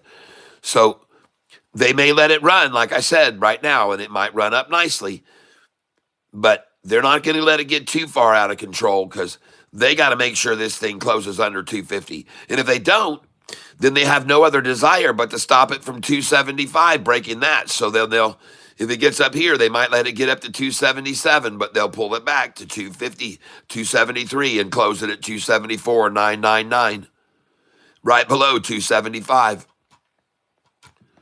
You don't think I'm right? You watch and see.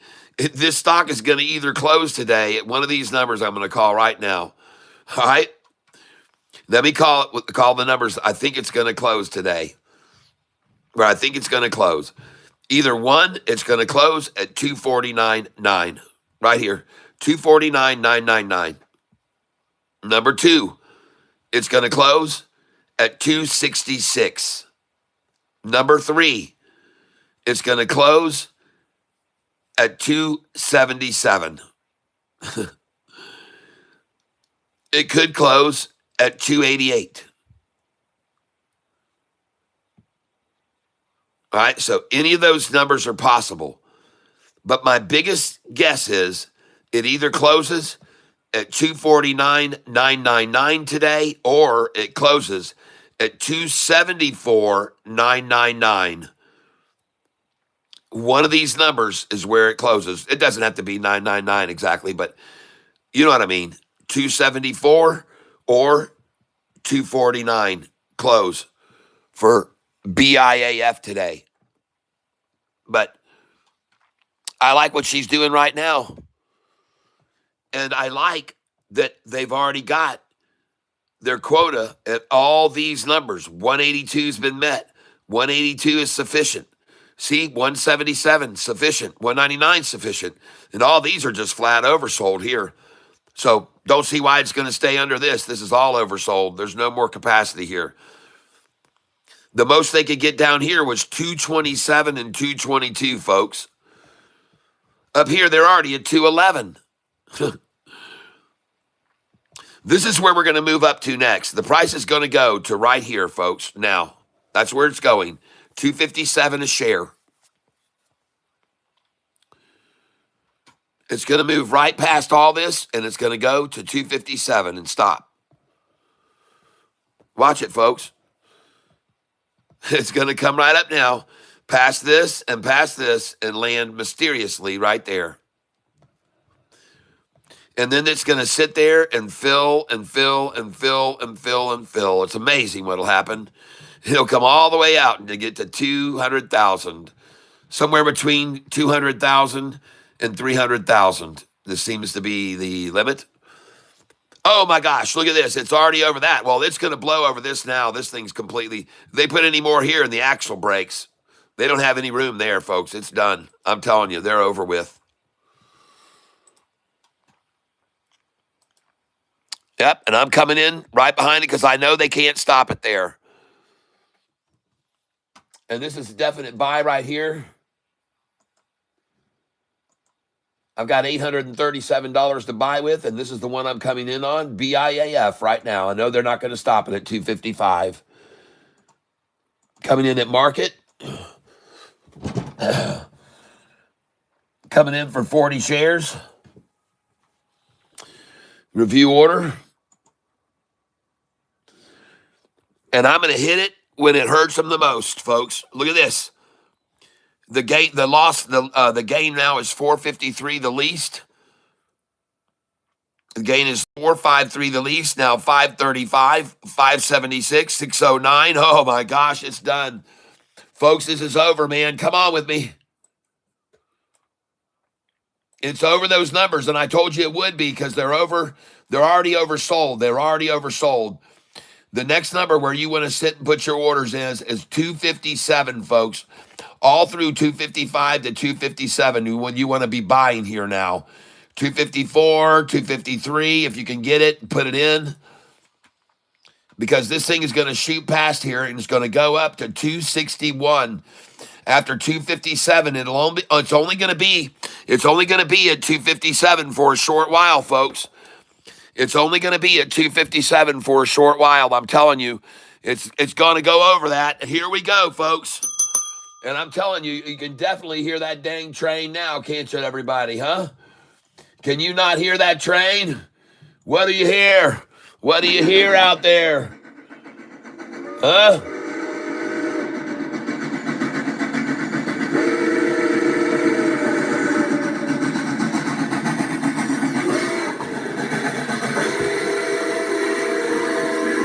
Oh my gosh.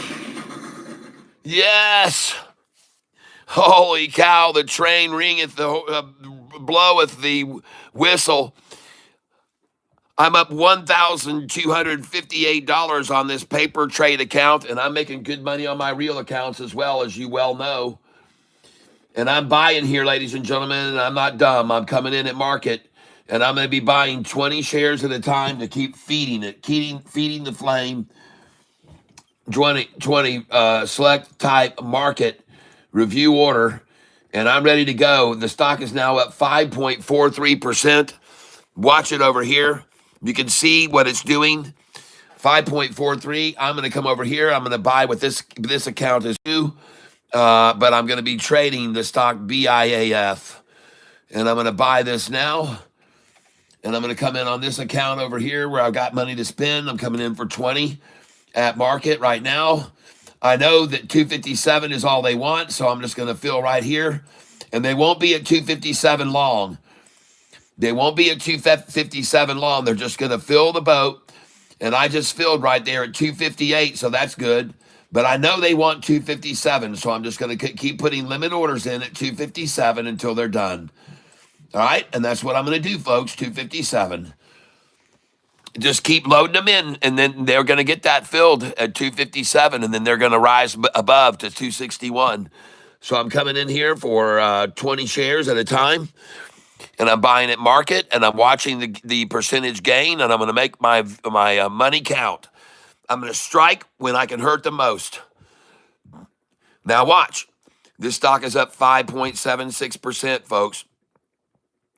You watch that with me. Don't you take your eyes off that number. Now 617, 650. Watch now. We want to see that 5 again. Watch this. Watch this. Watch the numbers specifically. What I want to see here, folks, is I want these numbers right here. I want them to be just one digit away. 658, 659. That's what I'm looking for. 658, 659. No big gap. Now we're at 577 again. But watch what I'm looking for. I want to see tightness here. I want to see no gap between the bid and the ask at all. I want to see this thing so narrow that the numbers are exactly next to each other. 577, 578. Now, when I see them get together, 57778, then I'm looking for the next number. Does it drop or does it go off of that? That's what I'm looking for, the primary thing I'm watching for. Right now, I just saw 577, 597, 617, 581, 576. So see, 577 and 576 tells me that, and then it goes to 535. So I know the trend is down. See that? I know it. I know it. I just saw a 57776, and I know the trend is dropping. Now, had I seen 57778, I know it was rising, but I can tell the trend right now is dropping. So I'm looking for these numbers again, very tight together. I want to see 494, 495 right now. That's what I want to see. 494, 495. And from that, I want to see over 5, okay? This is what I'm looking for, folks, when I'm studying a stock very, very closely and I'm day trading it, okay? I'm looking at the microscopic percentage. I had somebody else on here that told me that they trade options and they've been using this procedure and they said it's phenomenal. The percentage made a big difference for them, they said.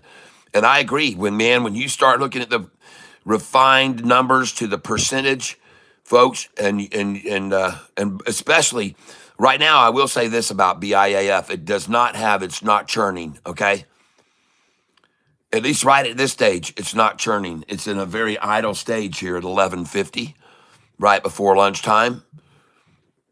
A bit stagnant, I'd say, and that surprises me about it because usually it's churning right away. But look at this. How much is it up? What does it seem as though they might want to keep it so it's only 13 cents up today? 13 cents up. I just saw it jump up to 13.4. It was at the 12. Watch the percentage gain, folks. This is what you're moving on, that percentage gain. Bid says 255, ask 257.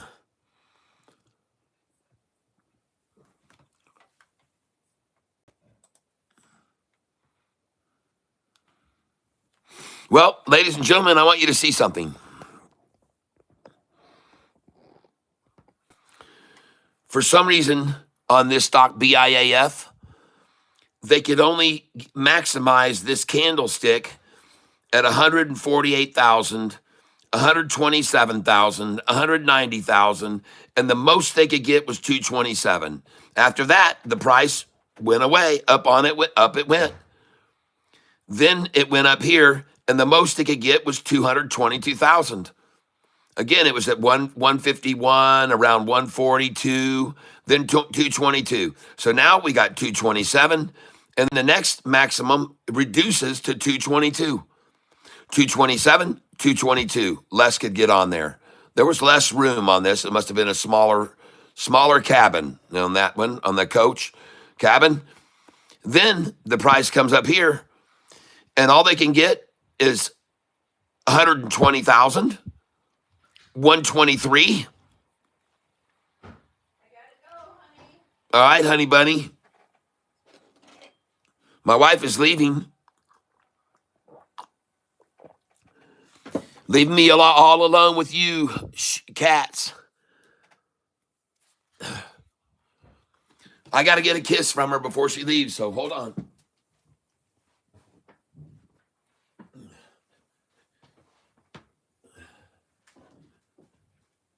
Never let your wife leave your house without a kiss.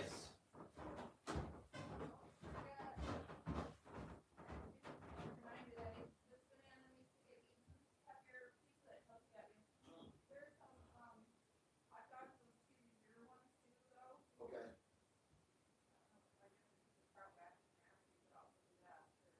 Okay.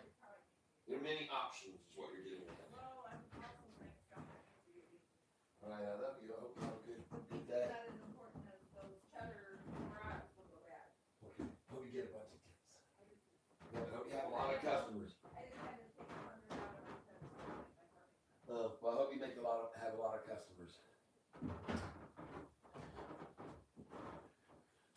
All right.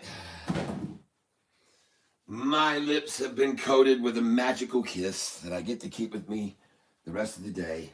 It's a kiss for luck, folks. Uh-oh. Look where we are. Ho, ho, ho, ho. Who called it?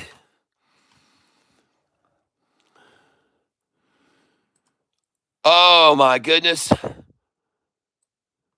They're not going to even get 257, folks. They could not get 257.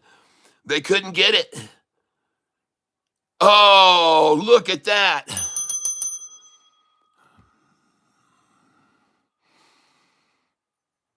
Here, come taste the vintage Catfish wine at a price of $261 a bottle. That's right.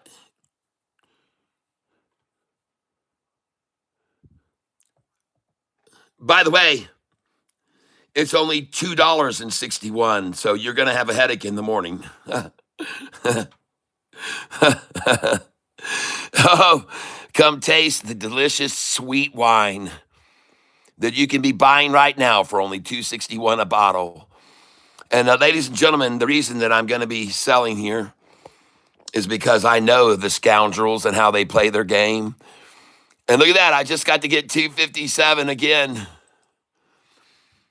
Buy it here, folks. 257 is the number. Buy 20 there.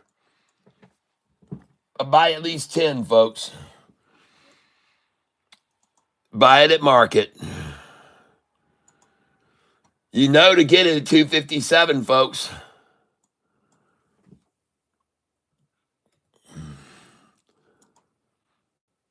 Well, I'm not telling you what to do. You can do whatever you want, folks. You can do whatever you want. Just keep putting limit orders in at 257 a share. That's what I would recommend you do. Just keep putting them in at 257 a share, because that is a number that they have to get up to 200,000 shares at. This number right here, folks, is the one they're trying to achieve it right now. They've already reached their quota here, here, here, here, and here. Now this is the number, and I told you we'd be sitting there. I told you we'd be sitting there at 257. I called that out in, half hour, an hour ago? I told you it was going to happen. And I got news for you. They've already got 227 here, so it's going to go over that. And they get 200 there. They got it. Then they're over this, and then we're here. The next number, folks, we're going to be at, I'm calling it 261.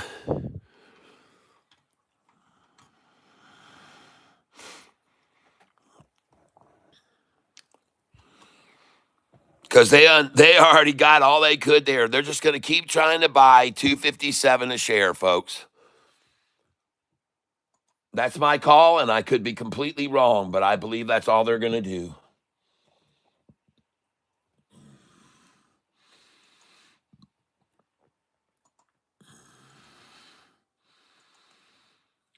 Stock is up 5.76% right now. Now, I'm going to be placing orders in here just constantly, 256 as well, and 255 if they can be kind enough to let me buy those. I doubt they will. But anyways, I'm going to try and buy them there, 255, 256. They may even get a 254, 253. They could still do that. And at lunchtime, folks, don't be surprised to see them come down here and try and get this still to fill out at the lunchtime low down here. All right, don't be surprised by that at all. But they may not do that. It just might be, let's just get this 257 to fill all in, and once we get it, then we'll let it fly. And they can't get it, folks. They're not going to get it. There's just too many people buying here, I guess, and I'm going to place my order now at market. And where did I just fill? And I just bought at 257, folks. Oh, man. Good, good, good. Let's go again here. Try and buy 257. We're going in at market. The stock is up 5.96%. Review order, 20 shares. Now, folks, I want you to know something. I'm not just going to willy-nilly place this order. I'm going to make it hurt them. I'm going to take their cheapest throw-out share that I can buy from them right now. And so I'm watching that percentage gain very closely. And right now I see it's up 5.96. And what do I want to see? I want to see that be 5.97. Now I see the lowest is 5.76, a division of 0.20 between the two. Now, what am I going to see next from 5.76? Can they show me a 5.77? And if they do show me 7.6 to 7.7, then does it go up to 8 then? And then I know to buy. If I see the percentages get so close together that there's nothing that can get between them, then I'm looking for the next price, because then I know if the trend is up or down from there, folks. It's as simple as that.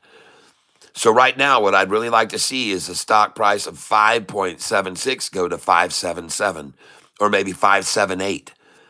And then from there, if you see it go up over 5.8, then you know that it's trending higher, because it just capitulated completely at the 5.7677 or 5.77, 5.78. So this is what I'm looking for as a day trader. I'm looking for this percentage gain between the bid and the ask to be very, very, very, very slim. And now I see 5.36. So I know, don't touch this thing now. 5.36 is the least of the gain right now. Then back to 5.76. So right now, the gap to the top side is only 0.20 to 5.96. But the drop side is twice that much to 5.46. See that?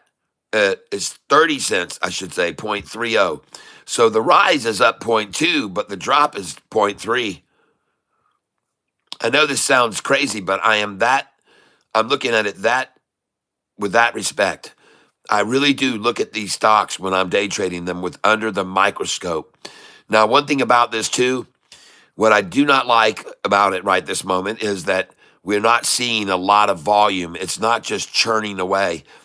When I'm day trading a stock, I like to see that thing churning, folks. So I think I'm going to sell my BIAF right now.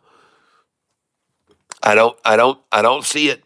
I don't see it churning. Okay, I don't see it burning. I don't see it, doing anything. And that to me just means that the eyes have been cast elsewhere, and so I'm going to look where to cast next. So today, right now, BIAF, I've got 535 shares of this. And now I'm going to look at the chart first before I sell it. I for sure am. But maybe the reason, it's not moving is because they got to fill in this 257. Like I said, they have to fill in. And now they put in a tweener at 256.5. But I want you to know I'm up $1,227 on this position today on my paper money account. And not surprised at all to see him come down there and get a fill for me at 255. That was sweet. Yeah. Well, at lunchtime, like I said, they could come down and try to fill this gap at 247, 48, 49, 50, 51, 52, 53.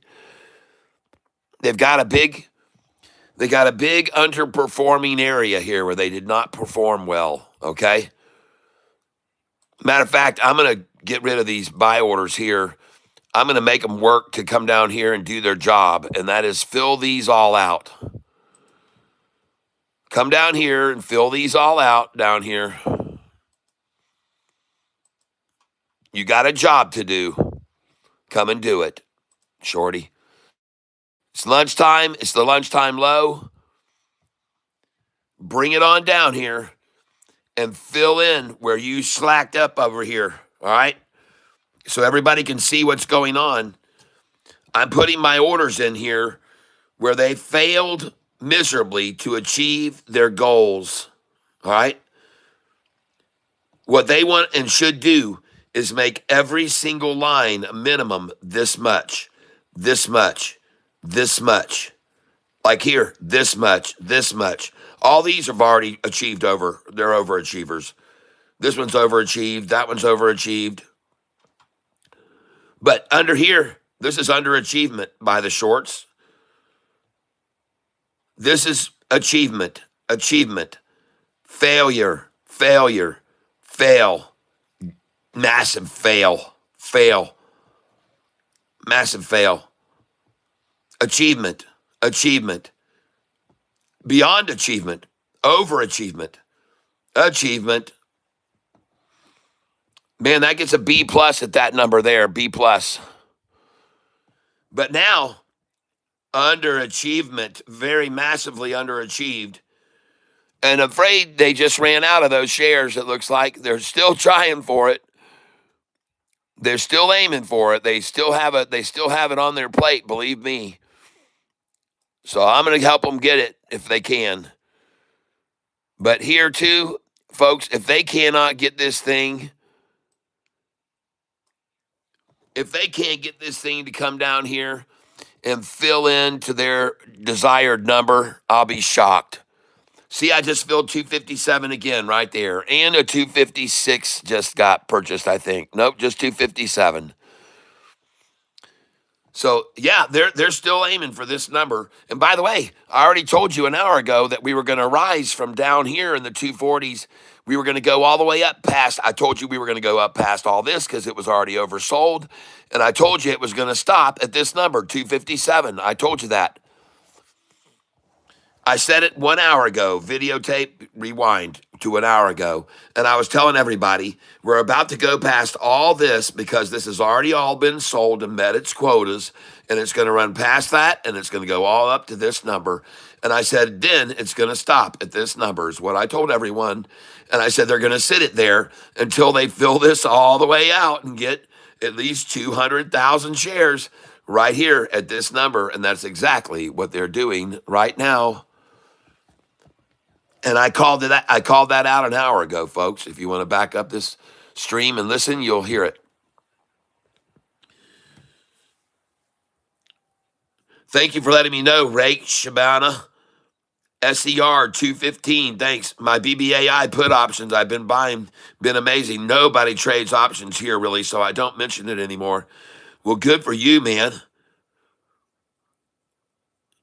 Joey B is calling out EONR, looking pretty. Let's go look at that. Okay.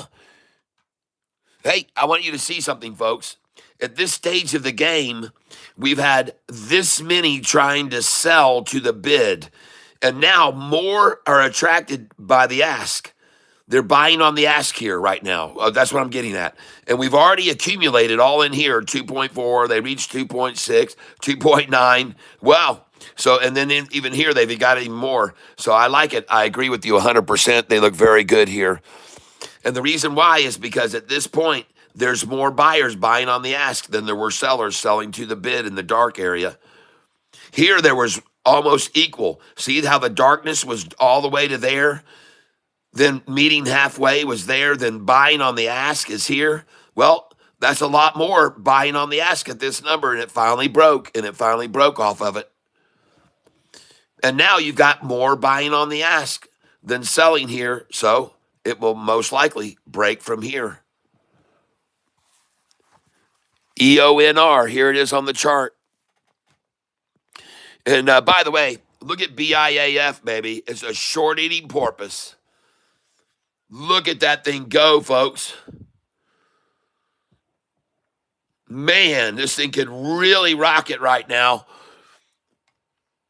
And I want you to notice something. Look at the curvature.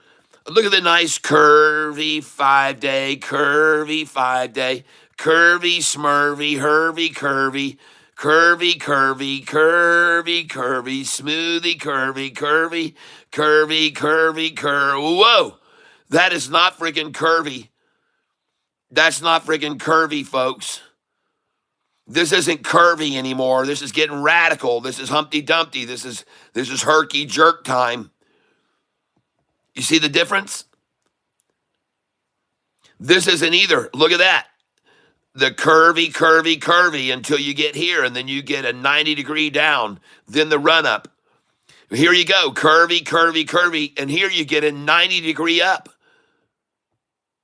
It's not curvy, folks. That's what I'm trying to get to your attention.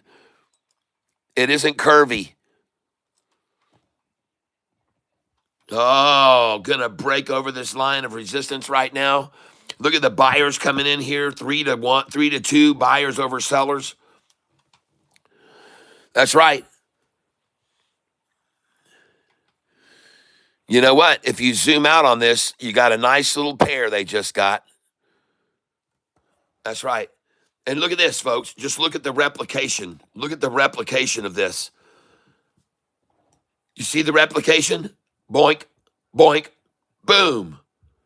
Nutsack, nutsack, boom, boom, tatas.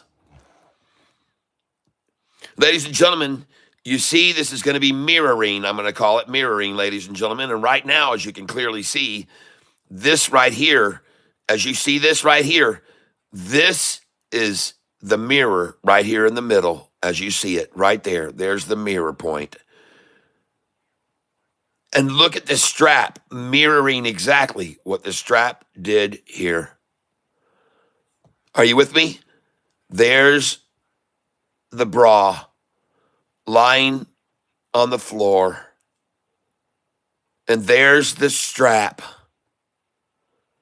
Watch it mirror it. Ladies and gentlemen, this short eating porpoise has a flat top green candlestick on it now with no wick on the upside of it. This candlestick has no wick on the up of it. Oh, watch closely now. Watch what's happening.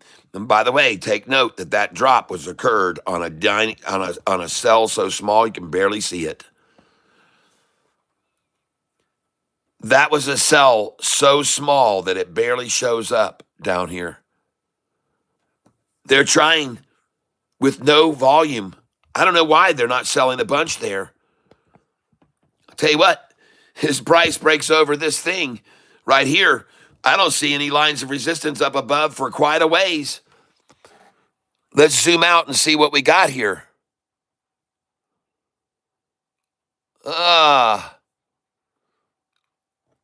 There's what we got. Holy smokes.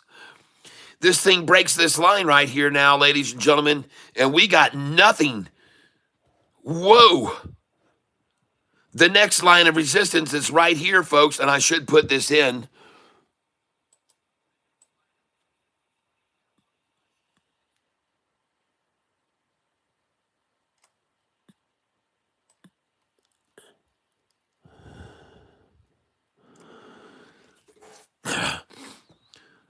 See right here?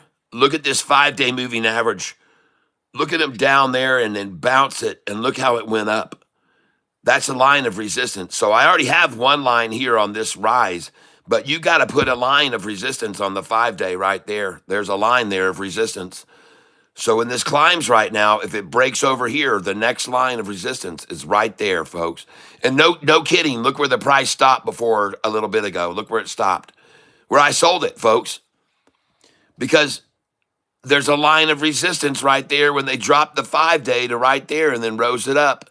There's a line of resistance right there. And that's why the price just stopped right there and pulled back down and bumped off the 50. And now when it rises here after the lunchtime low, it's going to rise up here. And this is the number it's going to next. 259. 259. Well, I just told you to sell it just a moment ago at 260, 261. So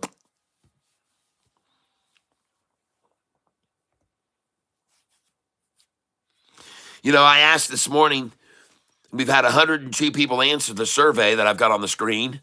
And the question is, did you just buy into BIAF with me when it dropped to 230 to 233 range? 33% of my buyers, viewers said yes. That's 33 people on this channel today whose lives are going to be affected in a positive way because of buying with me at 230 this morning to 233 price range. And I want to thank you for answering that survey. So I know that I helped out 30 plus people today. That makes me feel good.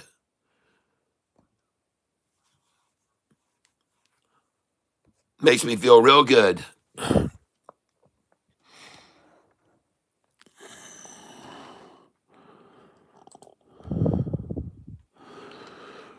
All right.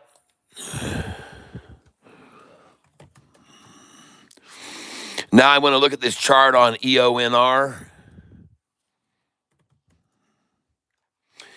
I see it getting smashed down now to a nice little kissy kiss off that 200 day. It might be a place to buy right here at this number right here. Of course, 108 a share, ladies and gentlemen. 108 on the 200 day is where you want to buy. 108 was the buy right there on the 200 day average. And by the way, just so you're aware of something here, I'll show you so you can all be aware of this. And you can do with this information whatever you want. I don't really care. It's up to you.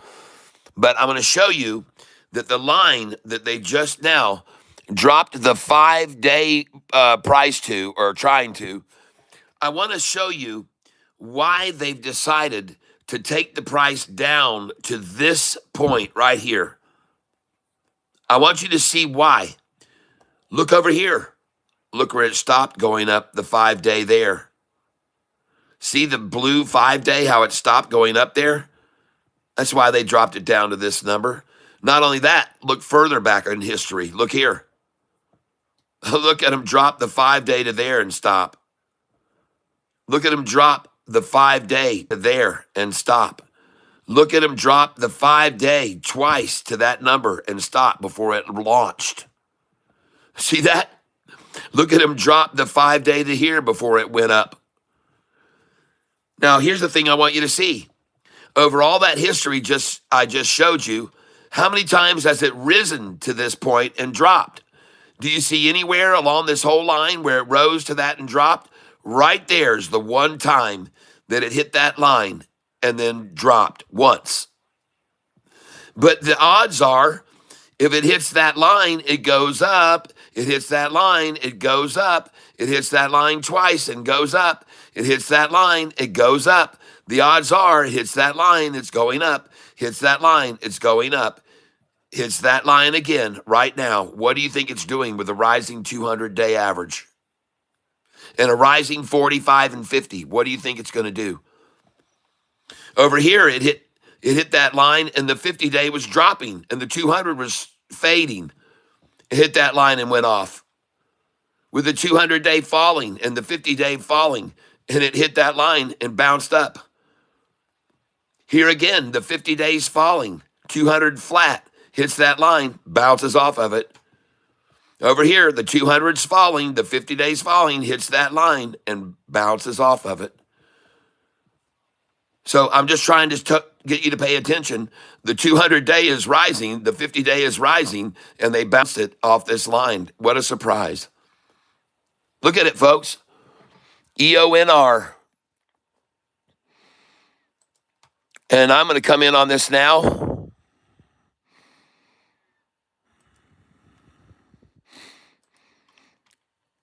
I just bought 110 a share. I just bought it again. And now I've only got 40 shares of it. Let's go in with some commitment. Now I've got 100 shares of it.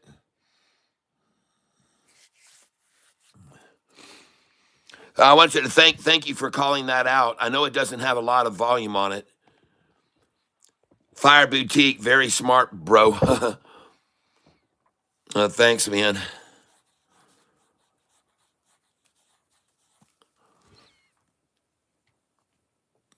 I'm just going by history, folks. I'm just using the history of the stock and what happens every time they hit that line.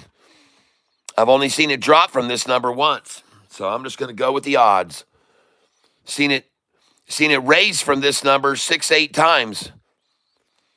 And another thing you should do when you look at that chart, folks, honestly, another thing you should do when you look at this chart is don't just decide it's going to go up from off that line, but also decide how high it's going to go.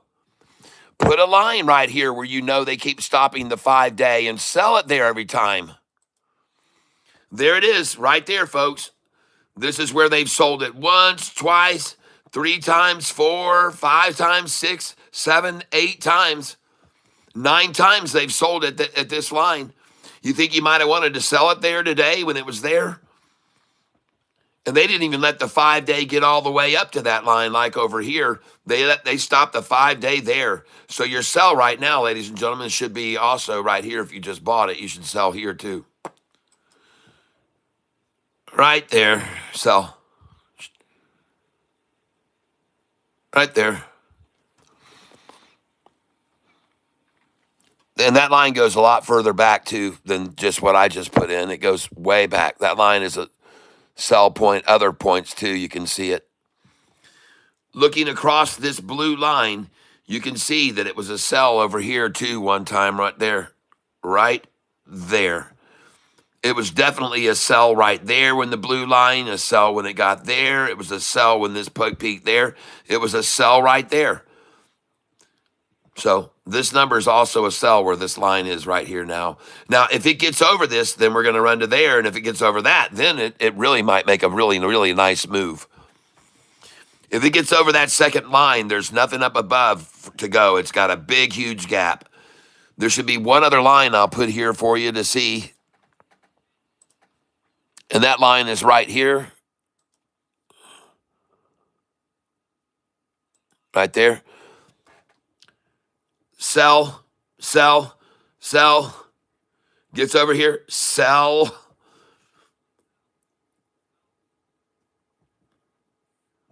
Sell this line.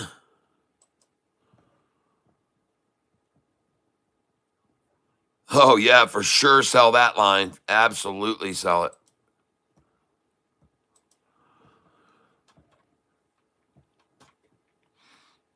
Anyway, if it does break this, it'll go to there, then sell it here. It goes to here, then sell it there. It goes to the midway, then sell it there, buy it here. Sell it here, buy it there, sell it here. And wait a minute, when it breaks this line, don't do any selling until it gets up to here or maybe midway, because it's never stopped here before in this range. It's never stopped. It never has. It's never stopped. This is where the sell point is, where that 5-day stops, right about there. And folks, never sell right on that line. Make sure you sell just below it. You start selling just below it. Don't let it get to that line. It may not ever get to that line. All right? So I'm telling you, do not let it get to that line. And I'm glad I put it right there because it's not quite at it. So you should sell on that line. All right, folks? And that price is 117. And I'm almost going to guarantee you that these numbers are 120 right there.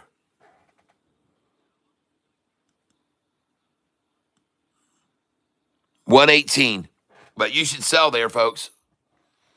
And this is what I'm doing here, folks. It's called mirror trading.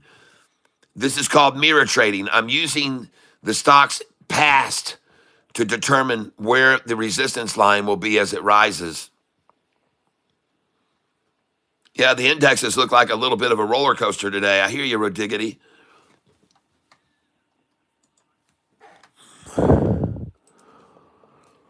All right, let's get over here.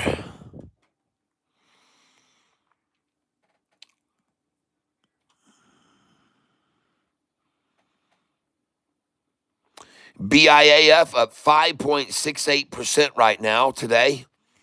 I'm up $70 on it today. And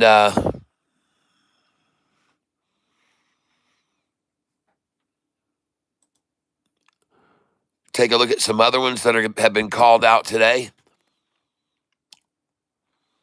And again, this is another example of why you never hold on to these short day trade stocks.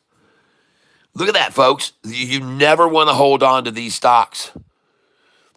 Don't ever do it. Day trade stocks or day trade stocks only. Never hold them through the night.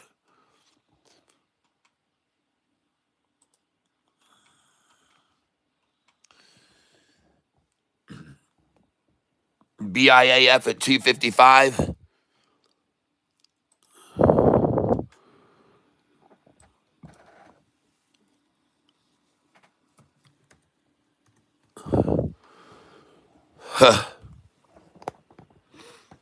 Looking up here right now, I like what I see.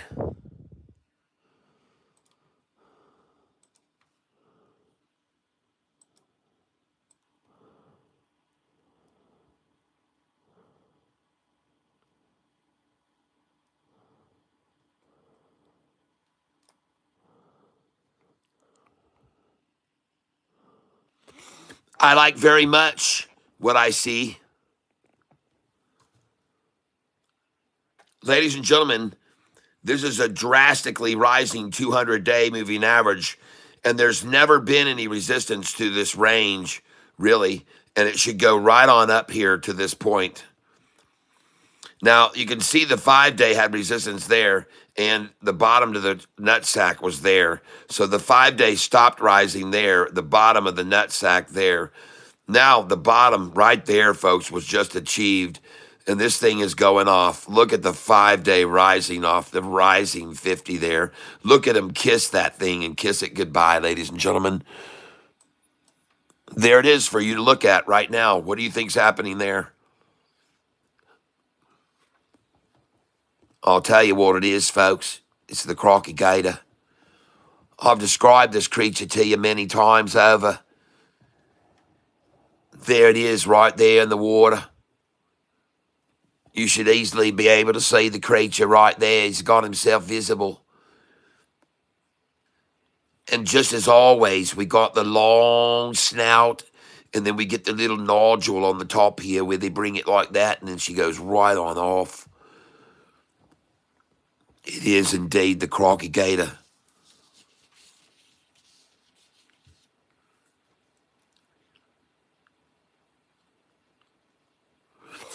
Oh, yes, I can tell you what the numbers are. Thank you for asking. Just give me a moment here, and I'll get you a better look at her, okay? We're going to get a good look-see. This number right here, that's $2.57. As you know, that's a number where they still got to fill their tank. I done showed it to you for, and they're trying to fill her right now at that number. That's what I'm getting at, see? So they got a resistance line there because they got to fill her all in there. I done told y'all once. We're going to look at her so y'all can see her better and everybody can understand what we're saying here, all right? Come on along with me, crawdad, and look at what we're doing. Y'all can learn something here in the gutter hole here at the Catfish. Right there, you see that number 257? Well, the number, by gosh, is trying to stay at there, 257, because they got their agendas, see? And their agendas get that number there to 200,000, and they ain't reached that number yet. Oh, they just did. Oh, my goodness gracious, folks. They did just what I said they was going to do. They got her up there over 200. They are so proud of that, I'm sure. I told y'all they's going to bring it up to that number, 257, right there. I told you what they's going to do with her when they got her there, too. You see what they done? They got her right to the number I told you, and they got her right to the number I told you they needed, 200. And there they are, 200. They're as happy and proud as can be. But they got to get her up to 22, see? Minimum down here that you ever see on any of these numbers is 22. BIAF. By gosh, down here, they got 205,000. That's proud. That's respectable. Down here, they got themselves 174. That's respectable. That's respectable. 175. Who you got there? 170,000 before she went on up. That's respectable right there. That's carrying your weight right there when you can get that much there. And they're happy with that. But now they got a new criteria, and this is the double ride. This here's the F250 model. Down here's the F150. They can only hold 170,000, 170, 175. That's the limit on the 150. Then up here, they loaded up the F250s, and they got better capacity, see?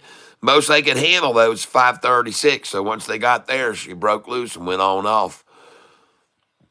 They done reached their capacity there. See, they can't get no more. Now up here, they got some more F-250s, and these might even be F-350s. They might be able to handle over 1 million, each one of them. I don't know for sure. But I can tell you one thing, this number here, they ain't got what they wanted yet. They want that 2.7 or 2.2 million that they got below on them other ones there. All right? Make sense to y'all? So that's why they're sitting there at 257 right here now. What's the number on the line, Cat? 257 here, and the next number up is 260, 261, where I already sold it this morning. Because I told you that was the number that they're starting to make a stop point, 260 and 61. They've really started digging their heels in on that number, 60, 61. See, they don't like me calling out the 66 anymore, so they've decided to drop it now to another number, 60, 61. We can play that game. That's fine. We can drop the 255s down to 252. We can moderate with them. We can go where they go. We're flexible. We're capable of handling all kinds of changes here. We're ready to weather the storm. Now, you might wonder, why are they stopping this here? Why would they be encouraged to bring the price down to this measly little winchy little thing, which may not seem like nothing to you? You might think, oh, that don't mean shit. Well, it does mean something, folks. And that's what I'm here to teach you. Everything means something. The reason they've decided to take this down to this price right now here is because right now of this resistance line, a pair of tatas they got to it. And over here, where they got the 5-day down below that, even that far. And look where they are now, same spot. And of course, it bounces right off of it. What do you know? They tried the same thing here a little bit ago, and it just bounced like a baby. Boing. Then they got the beautiful tatas. Boing, boing. Then they hop it over here in a deep veggie right there where I just bought. And now over here, another attempt maybe at a pair of tots. That's right. They bring it up here, then down here again, then off she goes. Goodbye. Adios, mis amigos. Tienes unos vegana aquí. And tienes les labios aquí también. And nosotros vámonos a la norte ahora. We're going to the north now. That's right. We're going to the north. They got them nice set of rack right there, the nice little bushy vag, and then off she goes.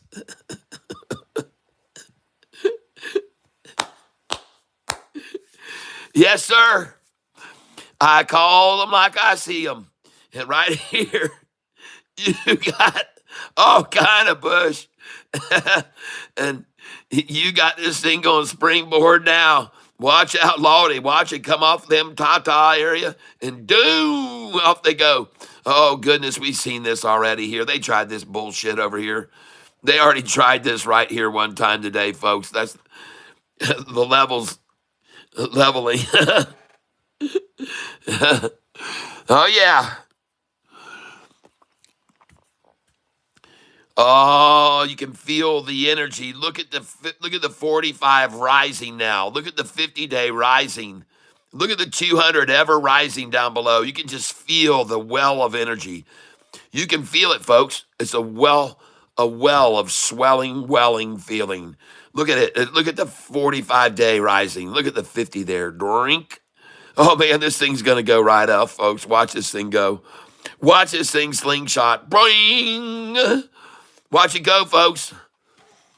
Well, it's the lunchtime low. Oh, how low will she go? Oh, well, they take it down below where they drop to the low. Oh, there they go. Yeah, it's the lunchtime low. Where we went before. Here's the friggin' floor. Don't ignore, it's the lunchtime low. It's the lunchtime low. It's my son's favorite time to buy every day. He calls me on the phone and he says, Ty, hey, I bought the lunchtime low and I made a bunch of cash and all the shorties cake and all. I just kiss our asses, yeah. It's the lunchtime low. ONDS looking good. Thank you for whoever called that out this morning. Which one are you talking about? ONDS looking like fine wine. Good. Good. Man, being on this channel, people call out all kinds of stocks, and I sometimes miss some of them. And some of you get on the train, though, and congratulations. Let's go look at ONDS now. ONDS.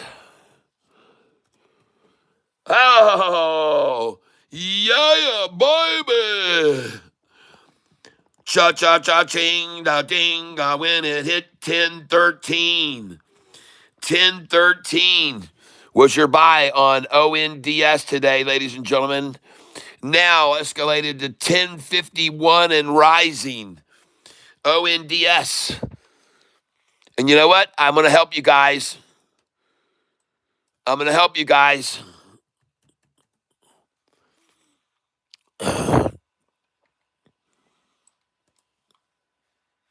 10 shares.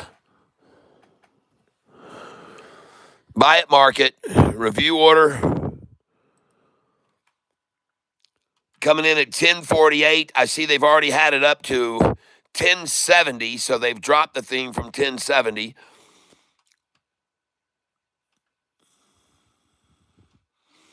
And I'm going to buy it market again. Right now, I see it. It is down 3.28%, now down 3.24, now down 3.28, now down 3.23. Oh, that's good.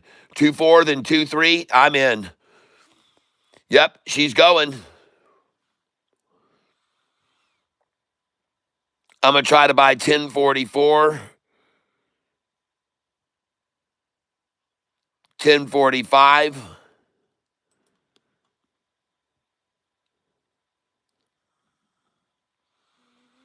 1046.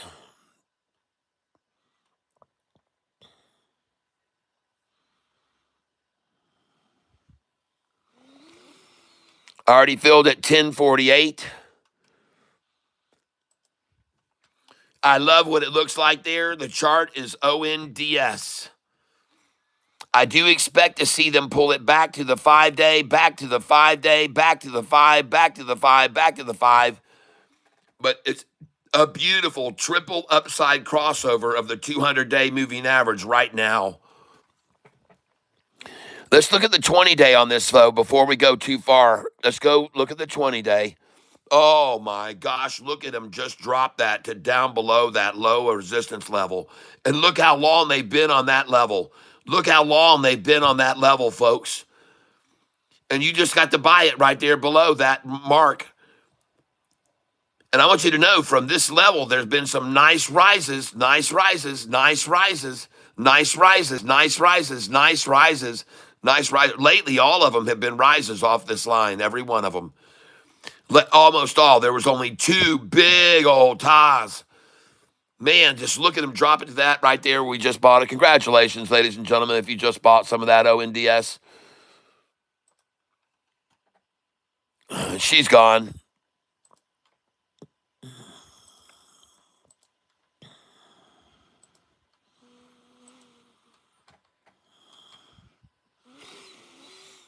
I'm going to help you out with this, folks.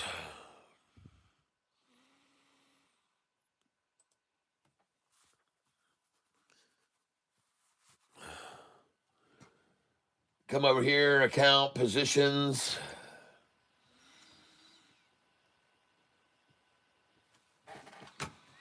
Just give me a second. I have to make sure and stay refreshed on the screen because otherwise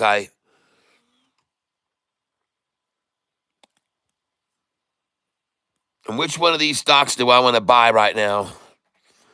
Well, I've only got, folks, I'm down $8 on LNAI, and I feel like I'm just not making anything with that. So I'm going to sell LNAI.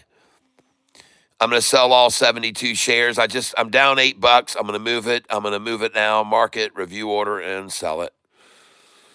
So someone called that out, and I bought a few shares of it, LNAI. I'm now out of that one, and I'm going to sell it over here. I've got 90 shares on the other account, too, so I'm going to sell LNAI at a little loss. I don't have many shares of it, only about $100, but I'm going to get out here at market.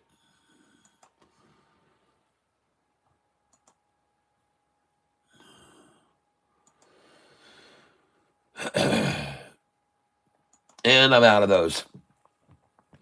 So I always want to let people know when I leave a stock that I'm leaving LNAI right now. I lost about $8. So, but it was sort of a wade in to see what it would do. It was on the radar. Someone called it out. It was a runner, and it just kind of stopped after I got it and just has not materialized.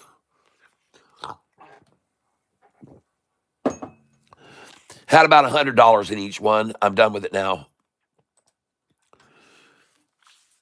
And now I'm going to come over here, and I really like BIAF that I'm up 5.97% on, and I'm going to buy some more BIAF here. And have you guys called out any SER or SER at 265? Let's go look at it. I would never buy a stock at that price. If it's up to that, that's a sell. You should sell it. Oh, yeah, that is an absolute 100% sell right there, my friend. And if you don't, you're going to regret it. Yep, you should have just sold right there. Those are all sell orders. Now, I agree. Thank you for getting me on this stock. I'm going to show you how to day trade this stock now, okay? So we're going to teach you how to day trade this one right here and now. We're coming in at 247. We're going to come in at 244, 243, 238. Now we're going to buy 247. We're coming down 248. I thank you for calling this one out. I like it right now. I see the percentage is up 97.66%. This stock is up 97.66. Let's take a look at it on the chart, SER. I'm going to show you this on the chart right now, SER. And I really like buying ONDS on that line right there, below that line. ONDS is good, I think. Just so you know, ONDS. Now we're going to look at this stock on the chart, and we're going to highlight it better where we can see it a little better. And it looks fabulous, folks. And look at all the volume. Buyers versus sellers are 2-to-1 on all these candlesticks. Every one of them this morning. 2-to-1 in the last 2 one-hour candlesticks. Buyers versus sellers, folks. Yep, and she's taking off now.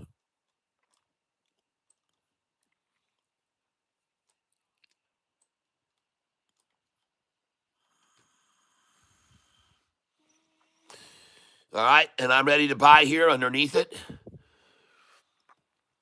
I would never usually buy it, but I will buy here now at market. It just broke over 255, so I just bought 257. Now she's running. Buy at market again. I just bought it at 263. Buy at market again. I just bought it at 262. I'm going to buy at market again. The stock we're on, ladies and gentlemen, we're going to trade is going to be SER. And we're going to make a lot of money on this, folks, okay? Good call out. I love it, man. Thank you for getting my attention on that again. I appreciate that. Rakes Habana, thank you. Thank you very much. I appreciate you doing that. And we're going to come in 60 shares at a time at 261, where my dollar cost average is, because I know now that they got my attention, they're going to bring it down to 2 cents below me. Oh, yeah. Now that they see what I'm on, they're going to run this thing down to 6 cents below me, or 10, or even 10 cents below me. You watch. They know I'm on it now, and they want it 6 cents under where I'm getting in. You watch them.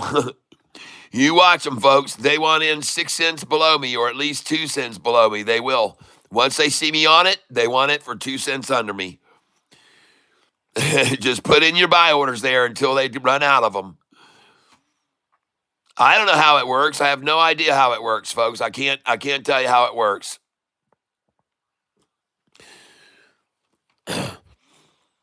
But they do it. They're going to fill order after order. I just sold BIAF at 261.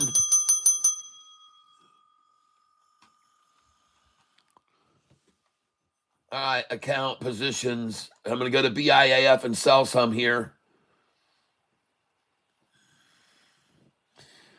I got 375 shares left.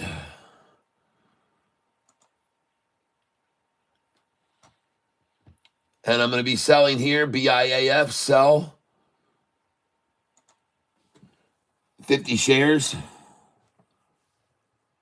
We'll do 40 shares. 264.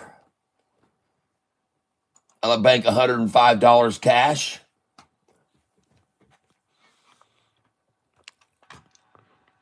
Interesting. Same price as this.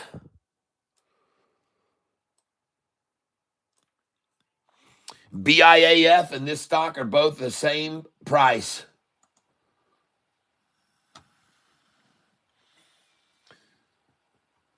And now I'm going to sell.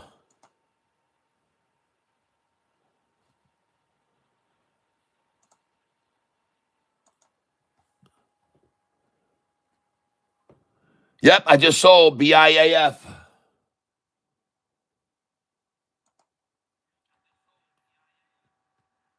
I am selling it here, 50 shares at a time, folks. Actually, 40 shares. I'm going to do 40 at a time. I already know they've been making their favorite number now, 261. So I'm just going to sell some at 261. They've really started making 261 a real number for them lately. They really have. And what do you know? My dollar cost average is at 260.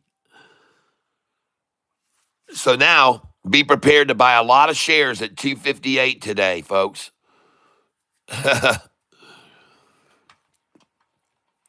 Now, the stock I'm buying here, ladies and gentlemen, is this stock here, SER. SER. Now, let us take a look at the 20-day chart on this. That is the 20-day. Let's take the 1 year. Folks, this is a 1-day play only. We are not going to stay with this stock.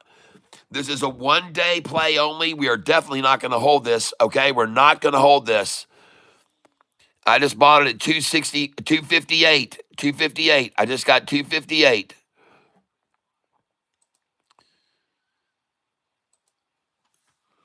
Of course it is. 2 cents below me, folks. I told you they were going to bring it down to 260, 6 cents below me. After I bought it, I told you they would. I knew they would, folks. I knew after I bought it, they'd bring it down to 6 cents under me. I told you guys that as soon as I made the order. I said, get ready. They're going to be starting to bring, they're going to see me on it, and then they're going to drop their price down below me. They're going to try to accumulate 10 cents below me, or they're going to sit there underneath me, and they're going to just fill their friggin' boat once they see me come in. And they're going to fill 6 cents below me, folks, and that's exactly what they're doing right now. And I'm buying shares 60 at a time here because they are exactly 6 cents under my DCA. And now I've got 1,100 shares of this. And I'm not surprised at all to see them sitting 6 cents under my dollar cost average. It's incredible, folks. And now bear witness to this massive number of shares that gets bought right here for an hour or two. Watch how many shares they buy here right now. It'll just be incredible how many shares they'll buy here in between where I am and 6 cents under me. Just watch. And believe me, they'll go down for 244 because that'll be 13 cents below me.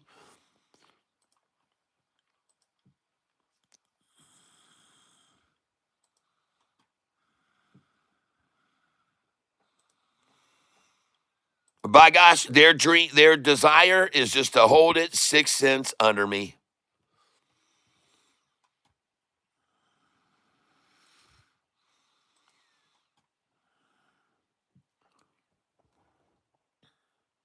As long as they can, folks.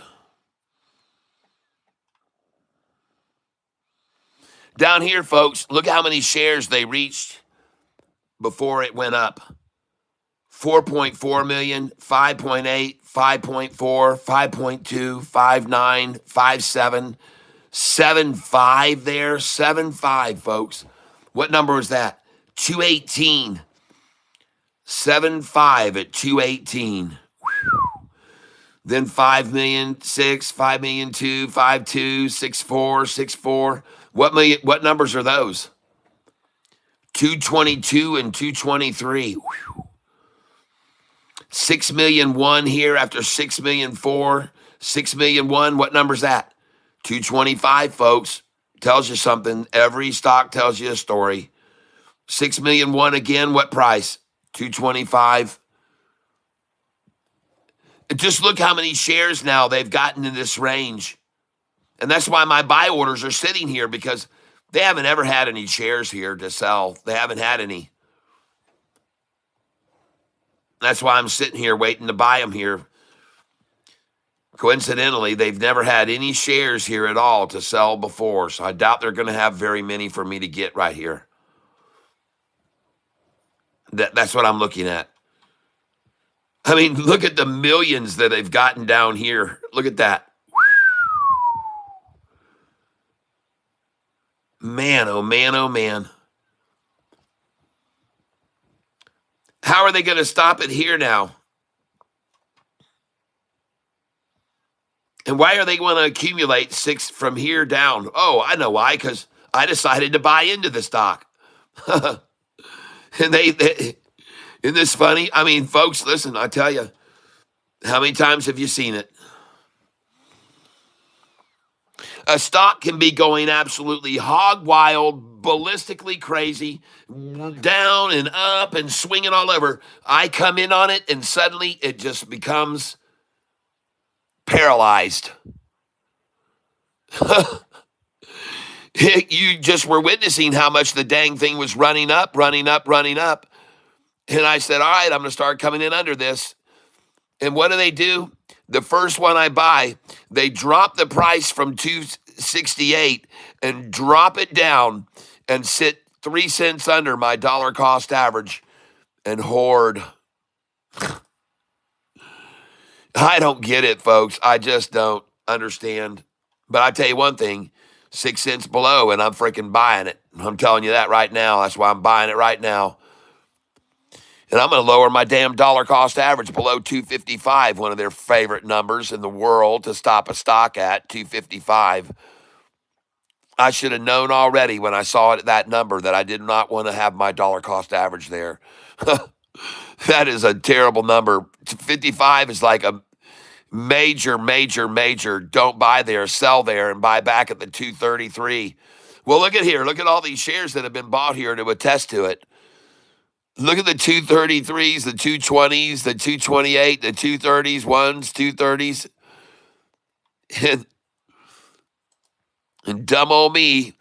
Well, I'm going to lower my dollar cost average on this. I'm telling you that right now.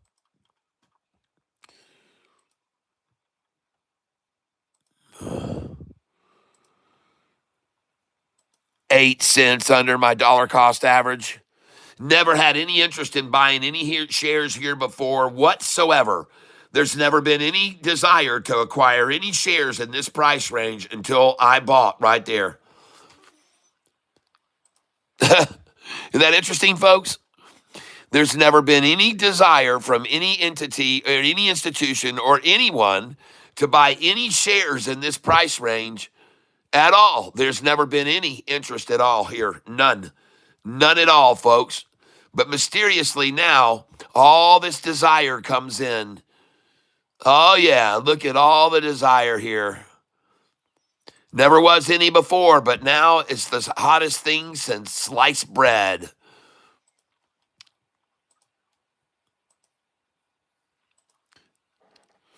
And now the sons of bitches have let me lower my DCA to 253. And I know they don't like that. And now I'm at 252. And if we can come down to 249, that'll be superb, because I already told you in regards to many stocks, they don't want them to be over 250 a share. The contracts don't want to pay out in the money over 250 a share.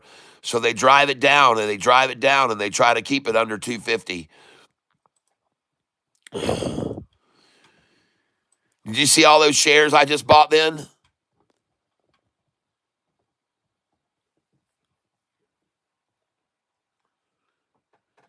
Good news for Tesla and something with their robots. Thank you, World Free Speech. Market's crazy, so I'm selling everything for gains and not holding. I hear you, my friend. And like I said to everybody already, we're not going to hold this stock long. If we make a lot of money on this stock, we're definitely not going to hold this stock long. This is not a long play. It's a 1 day in and out, folks. 1 day in and out. And if they can keep dropping this price down here and let me get some 238s, 239s, I'm going to get my dollar cost average down below 250, and that'll really suck for them. But they keep letting me buy shares here, and I'll keep dropping it.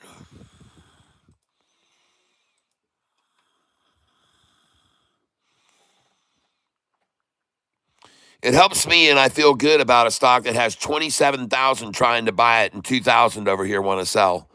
You see that? Look over here, folks.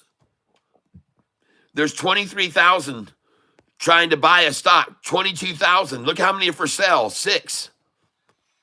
25,000. And over here, there's 7,000 for sale. 23,000. And there's only 5,000 for sale. I think I like those odds.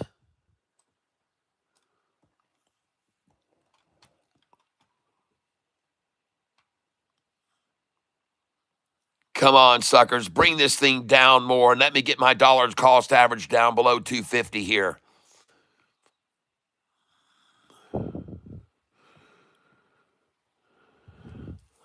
Well, I'm about to go major green.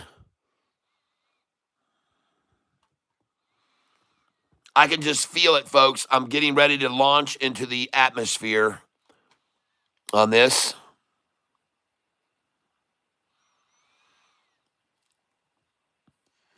But what a surprise that over here, where there has never been any desire to buy any shares of this stock all freaking day, none at all, I come in right here, and suddenly this becomes where everyone must congregate and buy shares by the thousands and the tens of thousands and even hundreds of thousands, I might add. What a coincidence, ladies and gentlemen, that I would decide to buy in right there, and it suddenly stopped the whole process that was running like a wild banshee. I'm sorry, folks. I know that, sometimes you guys have to be careful when you call out stocks for me, because these market makers that are they're watching my channel, folks, and they can make it just stop right there where I am, where I come in, and then they want to just buy with me, and they just want to keep it there right below my DCA. And so sometimes you might be better off not to call out stocks if you're on them and they're running hot, because once I'm sorry, folks, I don't know how, I don't know why, I don't, it's something I can't explain, but you guys have watched many days, and it doesn't even matter if I keep buying down here and I get my dollar cost down to 2 times. Well, they'll just get below there then. It doesn't really matter where I am. But I think they're done now. I think they're just going to sit at 2 cents below me now for about an hour during lunchtime. Oh, lunchtime's going to end, but they are sitting 2 cents under my dollar cost average. Once again, ladies and gentlemen, there it is, 2 cents below me. Isn't that interesting?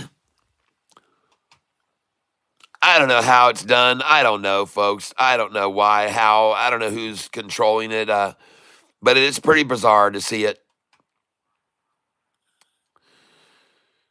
And it puts me in a situation where, well, I don't have any option but to start selling here 2 cents below me, and every little pullback, just buy when it's down 6 and 8, and then sell again 2 cents below me, and then buy here again, and then sell 2 cents below me, then buy here and sell 2 cents until they run out of 2 cent below me shares, and then I just watch it go right on off. But there it is, coincidentally hanging out 2 cents under my dollar cost average. Pretty crazy to witness it, huh? And to bear witness to how many people want to buy there 2 cents under me, look at everything. It's freaking green. Everything's green. Everything's freaking green there, folks. It's all green. Everybody now wants to buy a penny under my dollar cost average. Uh-oh. Uh-oh.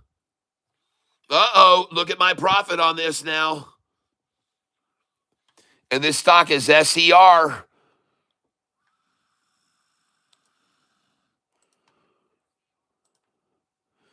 And of course, I'm going to come in 2 cents under my dollar cost average now because they'll come back to it again. I'm up $105. Oh!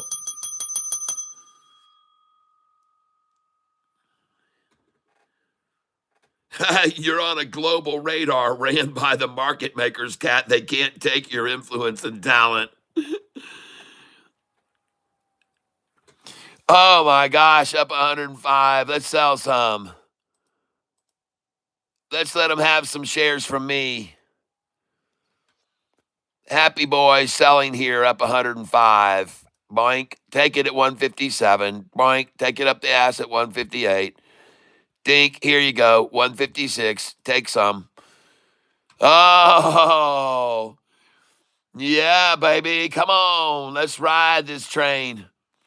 Sold 257. Sold 260, 62, 63. I'm up $171. Cha frickin' ching.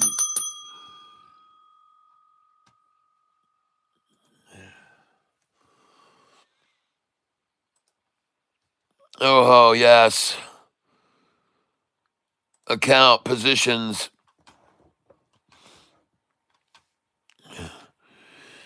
BIAF. Now at 5.27%. Folks, they've held this thing at 5.27 for freaking hours now. BIAF held at 5.27% up for hours. There it is right there. BIAF consolidating for hours on this line.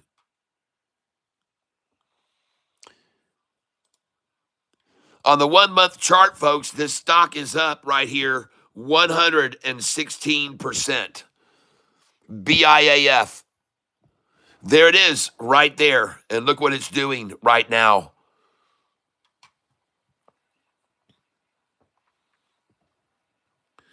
This is a spike on great news. This is an aggressive counter. This is a spike on equally great news. This is the counter. This is a shoulder. This is a shoulder building. A steadily rising shoulder. Spike on great news. Spike on great news. Shoulder, folks. Shoulder, it's called.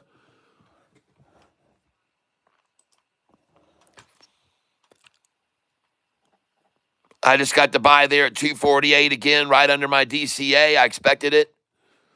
I know they don't want to let it get away from my DCA, so I expected that for sure. I know they want to sit it and hold it here right under me.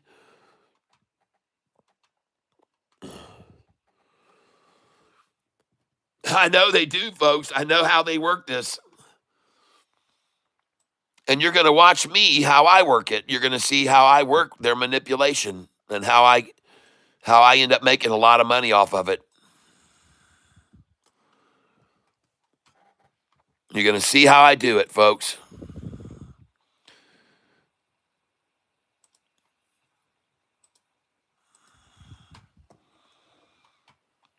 All right, here we go. Let's raise this up.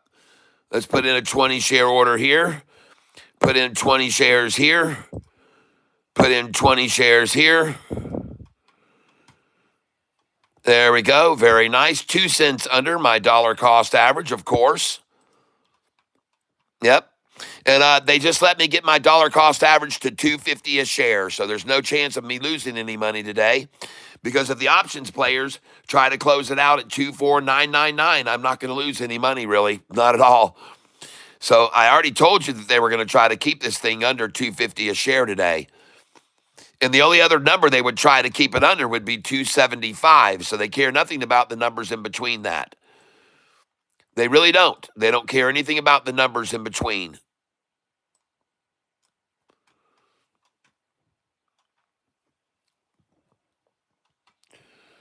All they care about, the options players, is keeping this price under 250 a share by the end of the day, period.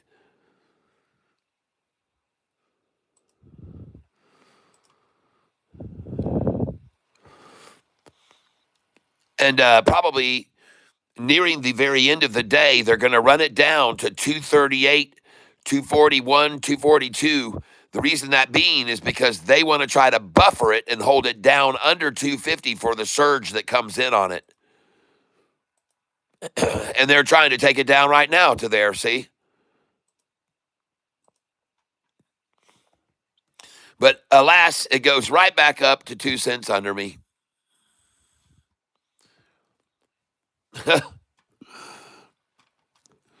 Well, I've seen them do this, folks, so many times. And I tell you what, I'm going to take advantage of the situation. If they're just going to keep buying it from each other at 249, I'll let them buy shares from me there too.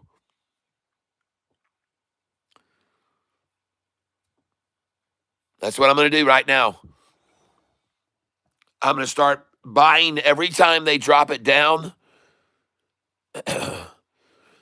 And I'm going to make them come down here for my orders. They're not going to get them there anymore. They're coming down here. There you go. So I just pulled away all those buy orders right underneath. And I don't want them to be able to fill buy orders there. They got to come down here to 244 to get my business. But I tell you what I'm going to be doing here, folks. I'm going to show you how to make a lot of money doing this. All right?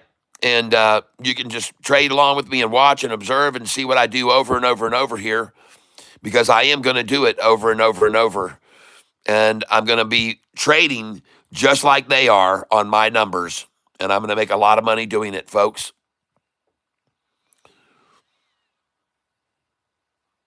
And this is the stock SER. SER.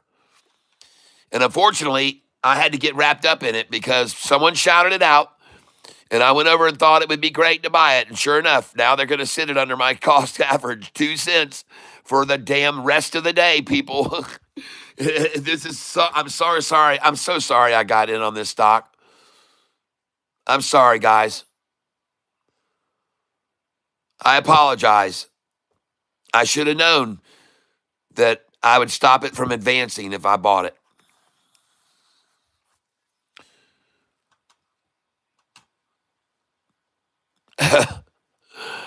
Oh, by the way, look at this sea of green over here trying to buy on my dollar cost average. All right, so I just sold 100 there.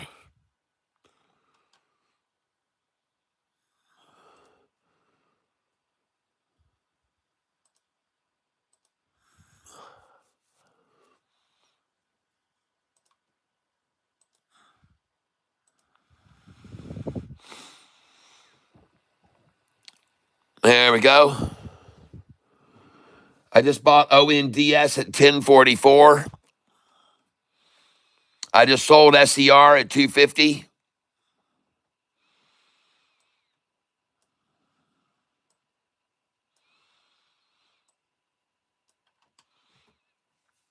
I just sold SER at 251. Just sold it 252, I guess. I'm up $31 on it right now.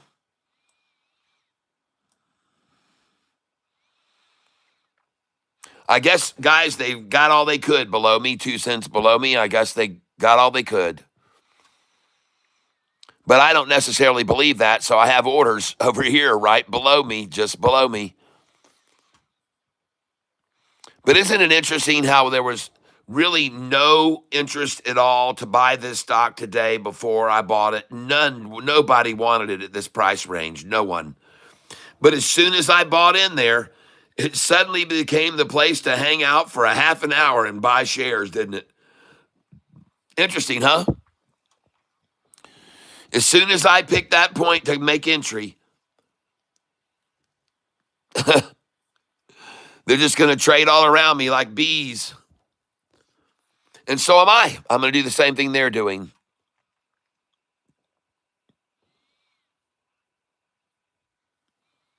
Might as well. If they're going to play that game, I guess I'll just play it too, the same game with them. As long as they can hang out here.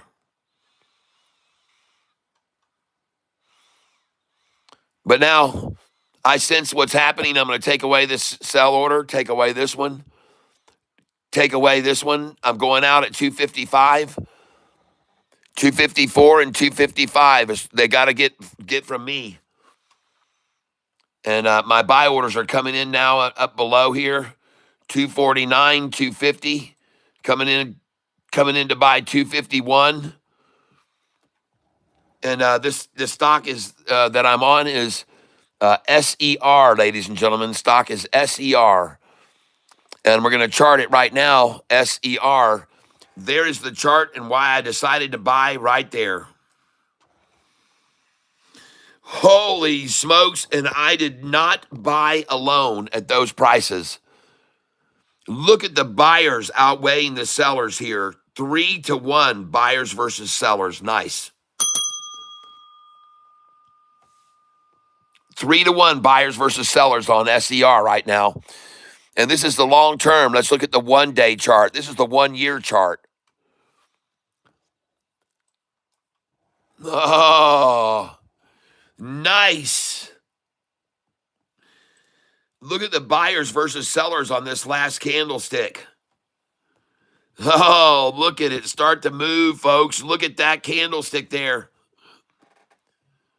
A flat top. Look at the 5 going over the 10-day, the 45 rising off the 50-day, the 200 pitch rising.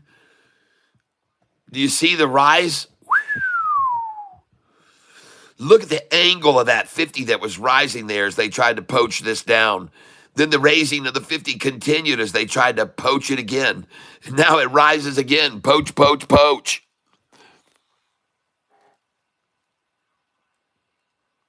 Gosh, look at the repetition, folks. Are you seeing this? Look at the repetition of this. Bounce it off the 50, kiss it off the 50, consolidate, capitulate, converge, consolidate, capitulate, converge, consolidate, capitulate, converge, consolidate, capitulate, converge, and then boom. Then they come over here, consolidate, capitulate, trying to converge on a rising 50, a rising 200. What happens if they make this happen again and come together right there? Boom! If they make it happen again right here, what happens? Boom! A repeat, folks. Bring it down to the 50-day, get it just below the 50, and launch Ola, baby. And here they're trying now. Look, they tried twice to get it down to that 50. They couldn't do it. And now the lowest they get it is a spike to right there. Whew. Oh, my gosh. Watch this 5-day, folks. Watch this 5-day. You better look at that 5-day rising right now and watch this candlestick. Very short wick on the top of that. Very short wick.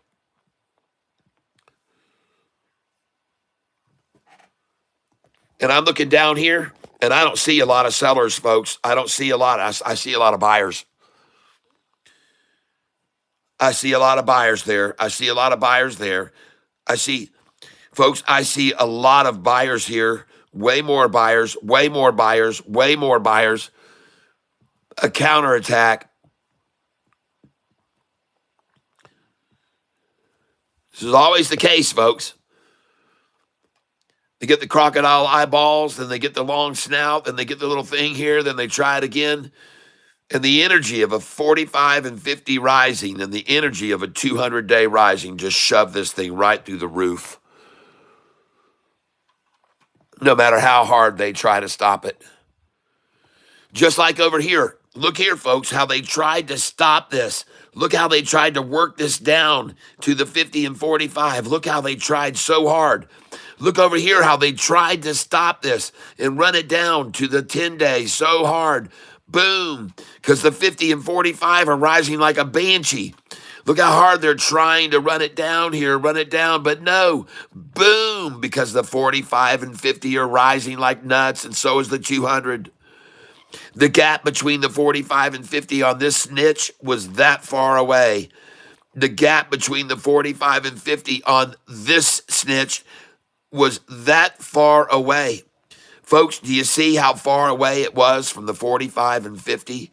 Do you see how far away it was from the 45 and 50? Do you see how far away it just was from the 45 and 50? Do you get it?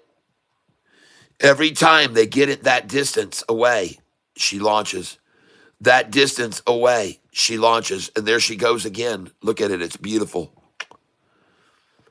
It's absolutely beautiful, folks. And the stock I'm on is SER. SER.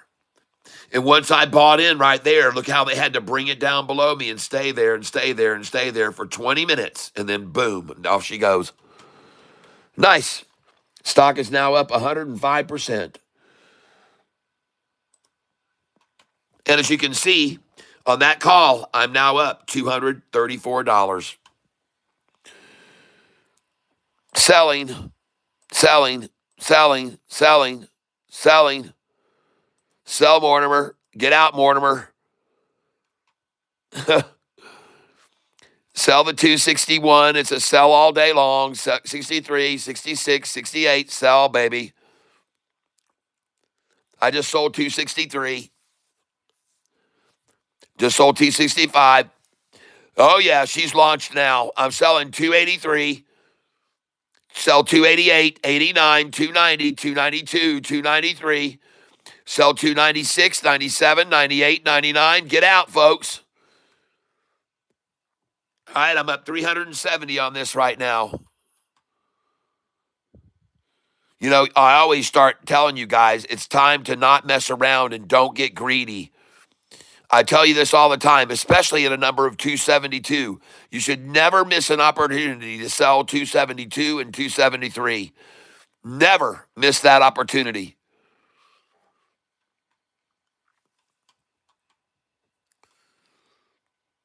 I've now got 960 shares left, and I'm up $408 on this position.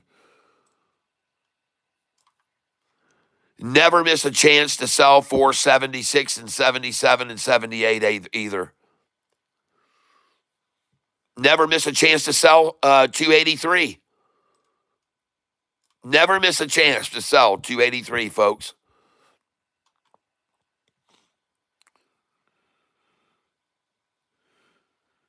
And my gosh, how long they sat behind and below my dollar cost average after I bought in, folks.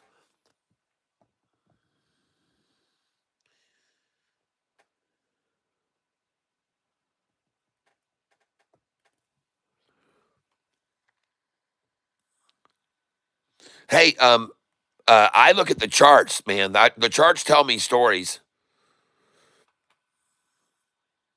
I'm just going by what the charts say. On any given day, the charts can change drastically. So,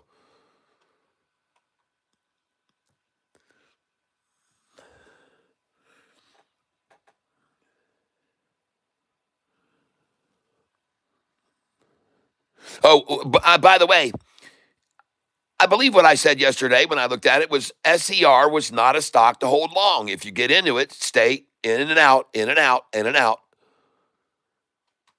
I just told you it's not a stock to hold long, not to be done. And the reason I said that was because I looked at the 200-day chart on it, and the friggin' thing looked horrible. I now have 660 shares left of it. I just sold 280. But to go to the chart on this and look at SER, I want you to look at something. You're calling me out. Well, yesterday, you're telling me that I told you to stay away from the stock. Well, look what it did yesterday. You called it out, SER. Look what it did yesterday. It dropped all dang day long, SER.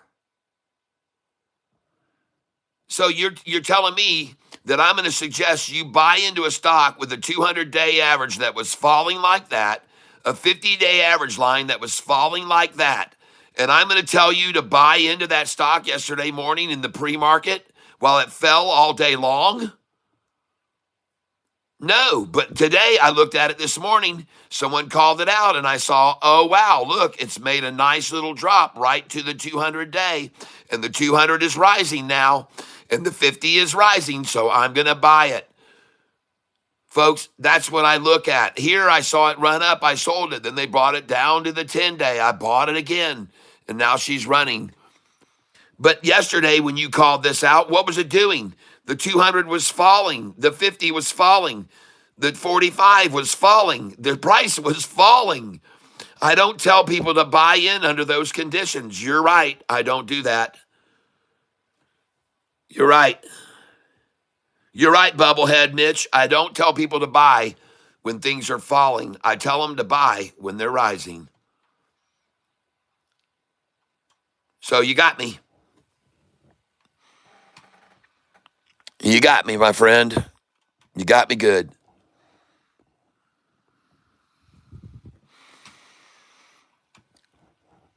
Hey, by the way, I'm not a financial advisor. All I do is try to play music here and entertain people and have a lot of fun trading.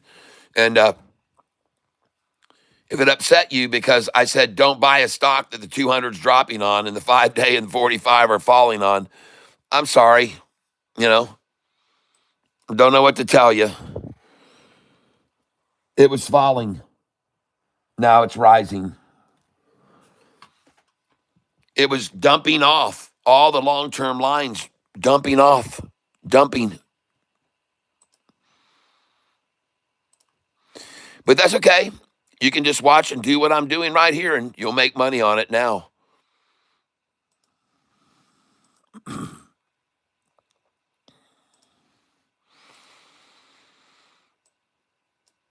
Why not start? Hey, you can start making money now on it, okay? Just do what I'm doing, and I think you'll be fine. Follow it up from below. Every once in a while, drop in a buy market order just to put some pressure on them. See what it does.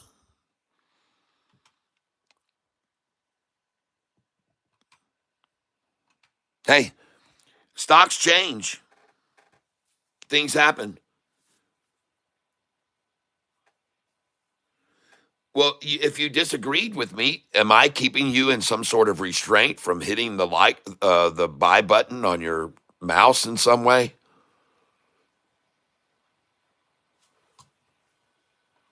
If you saw the news was good and you believed in the stock, you see what I do when I believe in a stock. Do I hesitate? No. I am an adult capable of hitting the mouse buy button whenever I want. And today, I hit the mouse button when the price was on the lows because I just like the look of the chart. Someone called it out again today, and I said, all right, I'll go look at it. Sorry. I can't control what's going to happen. I don't have a crystal ball. I don't know what's going to happen for sure. But when I look at the charts and see a dropping 200-day and a dropping 50-day and a dropping 45 and a dropping current price, I'm not going to tell someone to buy in that. No idiot would tell anyone to do that. That's just pure stupid. But when I look at the chart the next day and reassess it and I see that things have completely changed and now they got a crossover of the 200 and it's rising and there's a lot of volume, well, I make a decision. Again, I made a decision today. Yesterday, I decided not to buy it and it fell all day long. Today, I decided to buy it and it's risen all day long. I can't help it. I can't help that. Yesterday, you suggested it, and it fell all day, all the way to the close. So I'm just going to sit here on my channel and tell, hey, guys, I think this one's dropping really good. If you want to get in, really lose some money, buy this now while it falls all day. Is that what I should have done yesterday? Or was I wiser to tell my buyers this morning, hey, this thing that we saw yesterday, it's bottomed out. Looks like a good place to come on in and get some. That's all. That's all I'm here to do. I don't tell people what to do. I make suggestions, pure suggestions only. If they want to follow in my footsteps, they can.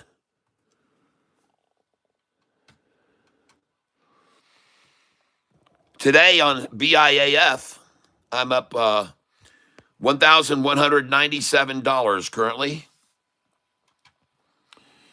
And coincidentally, they're sitting here 1, 2, 3, 4, 5, 6 cents below my dollar cost average. They've decided to make, in fact, this number, a between number, the most shares they wanted to buy today. 7 million. 7 million. I don't know why they're not showing it on the thing. I'm sorry. 722,000 shares purchased right here at 1, 2, 3, 4, 5.5 cents below my dollar cost average, folks.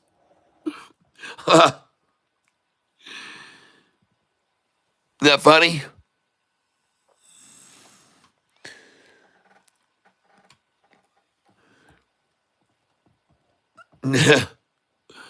This is very common, and I said it to you on that other stock, SER. I wouldn't be surprised now to see them build this massive, massive hill of shares right underneath my dollar cost average, as they often do. And they just sit there and they just buy and buy and buy right under 6 cents below me, 6 cents below me. Oh, they do that over and over. And here they are, 1, 2, 3, 4, 5, 6 cents below me, 6 cents. So this is where the most number of shares have been bought today on this stock. And the reason why is because they know this is my dollar cost average right here, 261. So, but just look at all the shares amassed here all around and just below my dollar cost average for as long as they can do it, folks. As long as they can hold it here. What a strange number, 255, for them to want to get so many shares. The 55 today. At 55.5. 55 and 55.5. I wonder how many they can keep manufacturing at those prices, 55 and 55.5. I wonder how many. We just went over that. Situation critical. We just broke over 255.5, and now we're trying to fill here at 256. And they've already got 406,000 there, and this is the number they're going to go to next. 257. 257 is where they're going to sit because they have to get 400,000 shares there. They've only got 284,000 right now. So as soon as they meet their criterion and quota of 400,000 shares there, then it's going to launch. Then it will truly launch. They first have to meet. They got here 643,000. Here they got 725. Here they got 407. But here they now have to get 400,000 before it can go higher, 257. That's why the price is sitting there right now. But even at that price, I'm up right now $1,197 today on this position.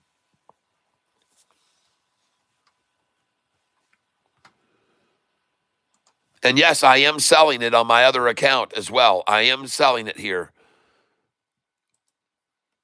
I'm going to be selling these numbers on this account as well. BIAF, where I have here 535 shares of BIAF. And ARTL, I'm now up 1680 on that. ARTL is up 2.56% today.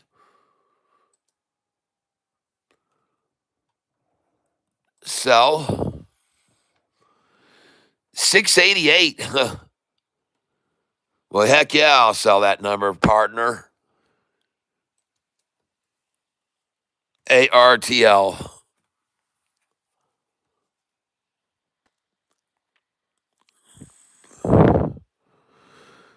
Let's look at the chart.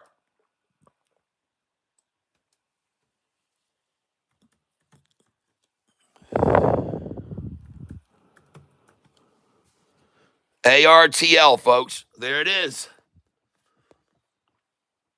ARTL. Nice. And I bet you this number here was 693 or 697. Oh, it was 703, folks. 703. Well, you know to sell there, 703, 696, 97, 98, 99, 7, 1, 2, and 3.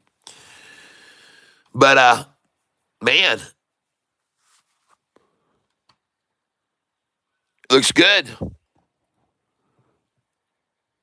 Holy cow.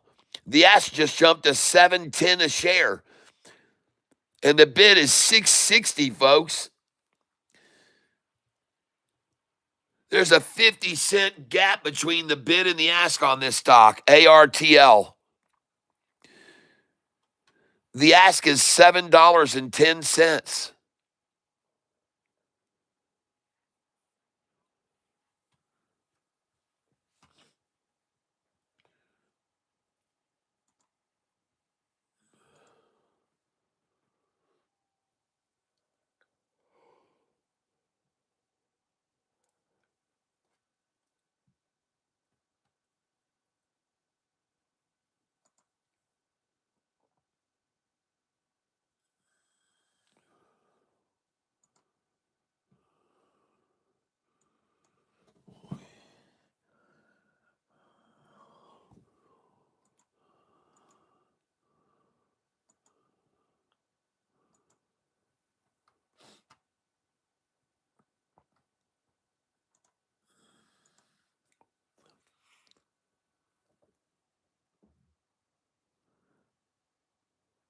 The bid is $6.85. The ask is $7. So it's tightening up a little bit right now.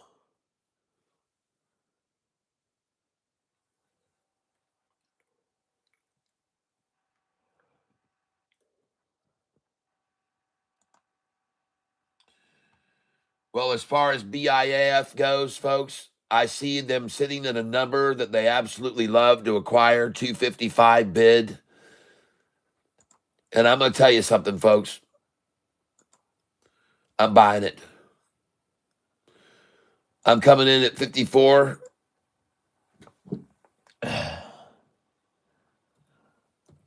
$254.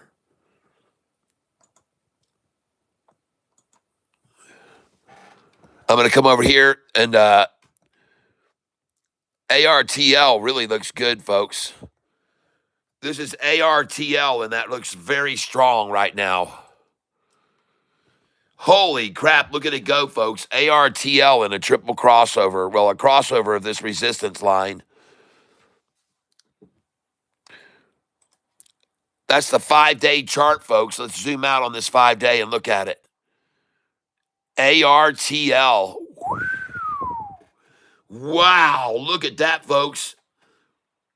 I'll tell you what, if it goes over this price right here, this thing's going to really skyrocket. So I'm not going to sell it yet. Because if it goes over this price right here, it's going to really rocket, folks. Let me show you the price that's got to beat. Right here. First, it needs to cross that line. That's its first resistance line. If it crosses this resistance line and this one, it's going to jump up to there. It has a 5-day resistance line right there. And it has a poke at the resistance, a poke at the resistance. If it goes over this, folks, and goes over this, this thing could really, really go up. I mean, if the 5-day goes beyond this, that's this blue line. This blue line, if it gets over this and over this thing's going to go to the freaking moon, folks. All right? If that blue 5-day line, and right now, ladies and gentlemen, at first it needs to go over this line right here. This is the first line of resistance. It needs to break over right here. Right there.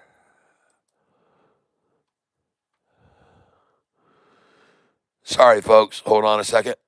It's right there. So here we are, folks, and this stock is ARTL.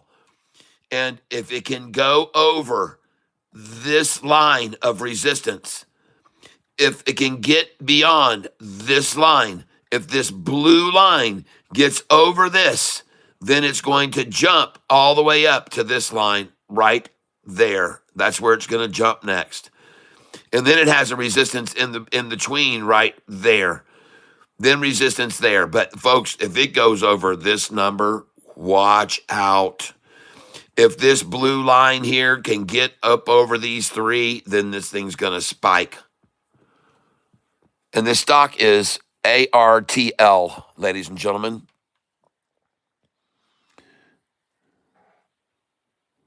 And by the way, that price right there is $7.16. And this one here is $7.93. If it goes over 716, folks, it goes to 793 pretty quickly, as you can see. See that? See that? It never stopped here going up. It never stopped going down. It never stopped here going up. It never stopped here going down. It never stopped going up. It never stopped there going down. Okay, now there will be one line of resistance right here too. Right there. Right there. All right. So as this price rises is the way in which it fell. It will rise the same way it descended. Right now, it should get to there, the 5-day, and you wherever the price is when the 5-day gets there.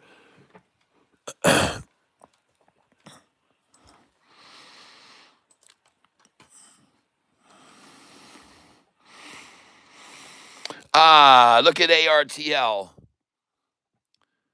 Look where the price is, folks, on ARTL.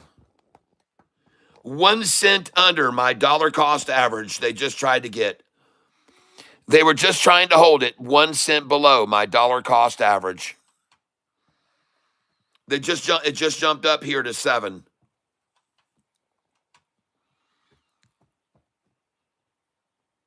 But what do you know? They're trying to buy. Look where they're trying to buy, folks. 1 penny under my dollar cost average. Look at that. Can you believe that?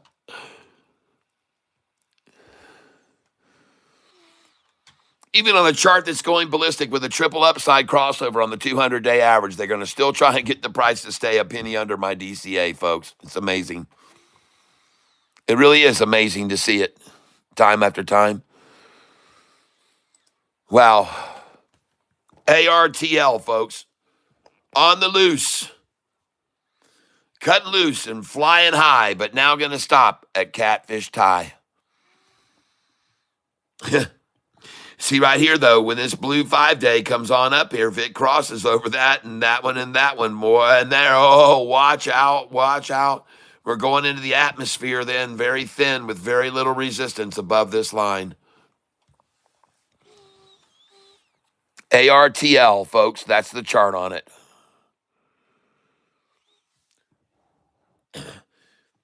And I've already traced back to the time where the resistance lines are supposed to be. And so right here, this 5-day, if it doesn't stop here, folks, you'll be safe to get in on this.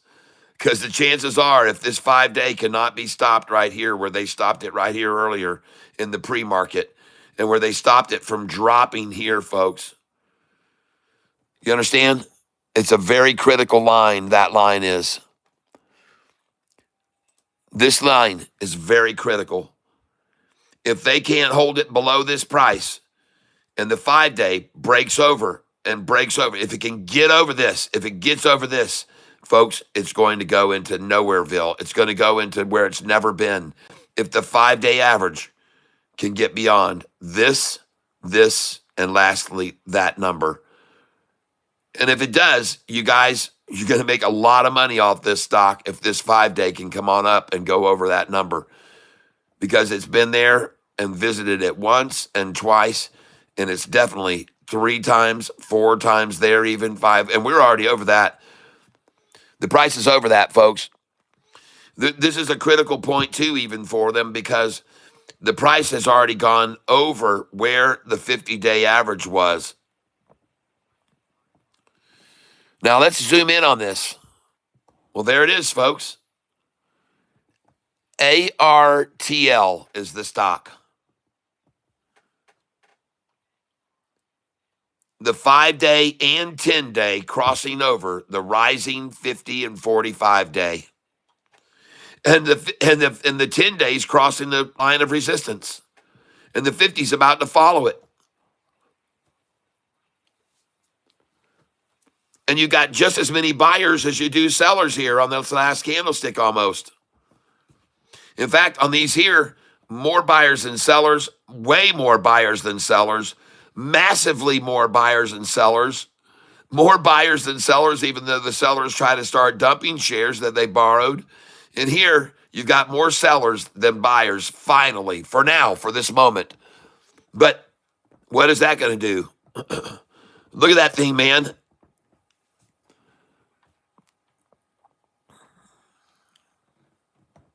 You know what is a good sign? Let me show you a bullish signal. A green candlestick from the bottom with a flat top and no wick on the top of it. It's a flat top with no wick. How do you like that? And then here, the next one, they started it here and dropped it to there, but then it went back to there, and you got a flat top here with no wick. You got no wick on that. So you got a flat top here with no wick for a pullback, and a flat top here with no wick for a pullback. Then they start the next one here, try to get to the bottom of this one. The next one, they're done. It's over. Then you got a bottom with no wick on the bottom at all. And then the next one, you've got a wick on the bottom. So they tried to drop it down to this price, and then it went back up there in the last minute before the wick ended. Here you got a nice little independent one in between with a long wick on the bottom, meaning they tried to drop it to the 50 and it went back up. And then over here, you got a big old wick on the top of this one because they don't want it to break away, but it's breaking away, folks. The 5 days breaking away, the 10 days breaking away. All the long averages are rising now. The 45-day and 50 are rising. The 10 days crossing the rising 50-day. And the green is rising below all of it. The 200-day average here rising underneath all of it. The stock is ARTL, folks. You can do whatever you want with this information. I make no guarantees. But that's the 5-day chart. It looks good. Let's look at the 1-day now. Well, there it is. Wow. ARTL, folks.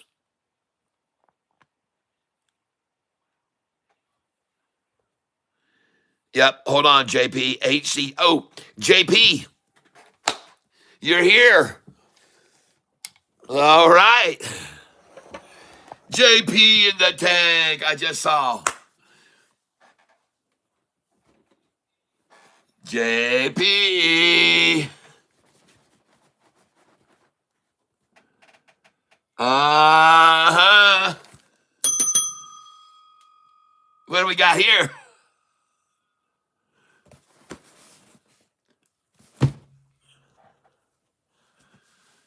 I need a knife.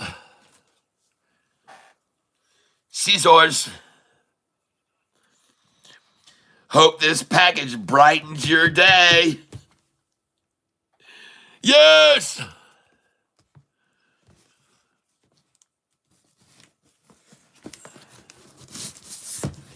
Yeah, baby.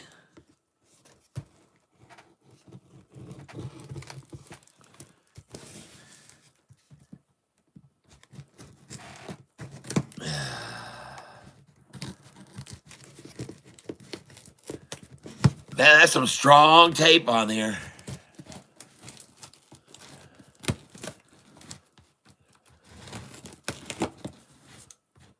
I gotta hand it to you, man. They really wrapped this well.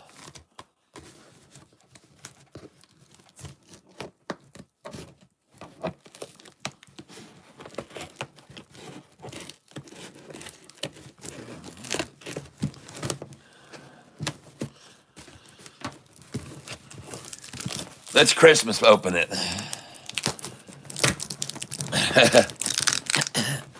Oh, man.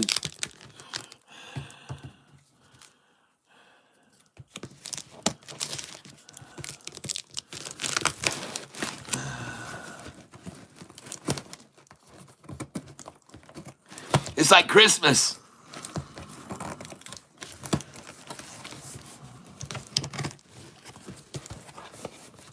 Aha!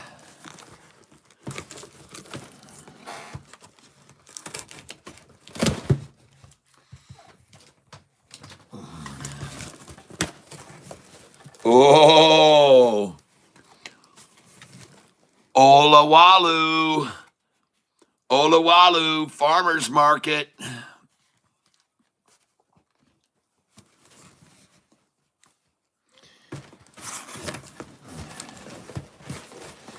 Oh, I got one for me and my wife. Thank you.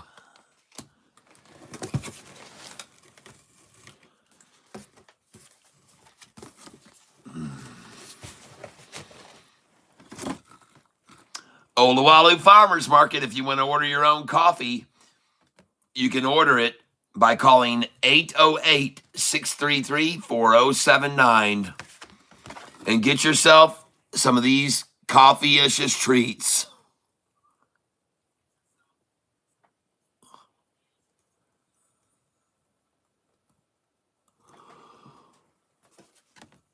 Are those macadamia nuts?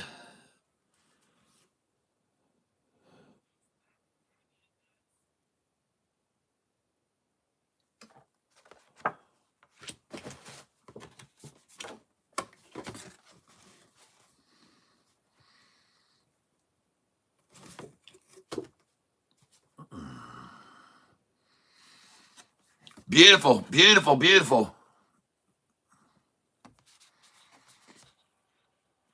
We appreciate all the love and support, it says. And if you guys want to order, here you go. There you go.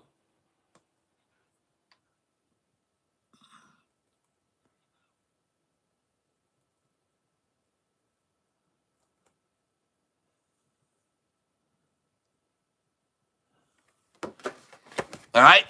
Might not work that way. I just realized because it's reversed image. Let's try it this way.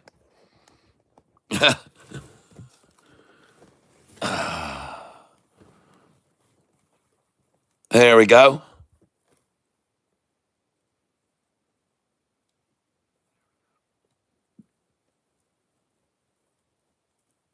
All right.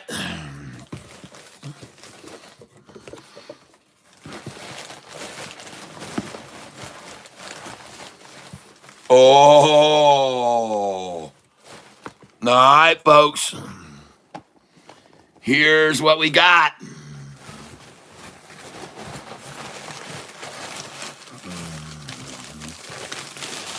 Oh.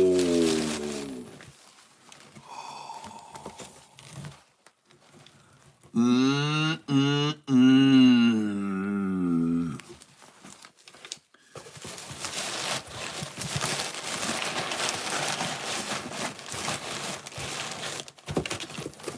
Folks, from my own experience, this is some of the best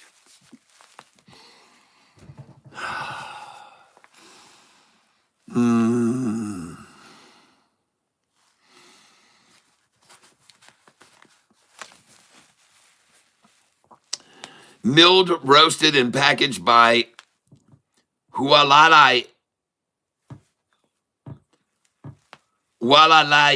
Estate.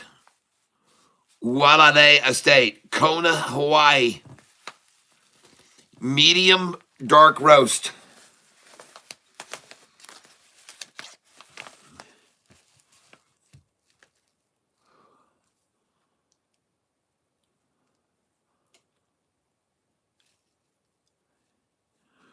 Hualahe,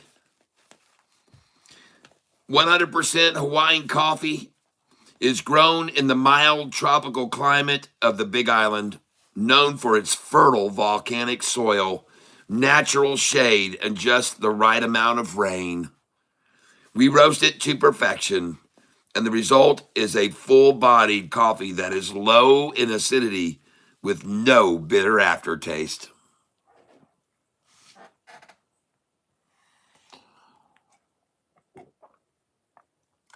Coffee deserved of the Catfish Cup.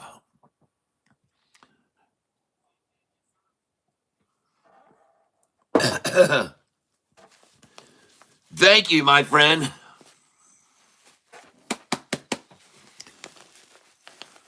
Thank you so much.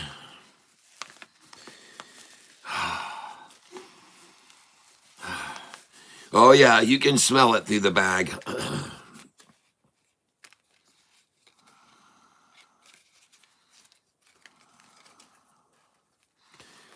Comes in this awesome reusable canvas pouch.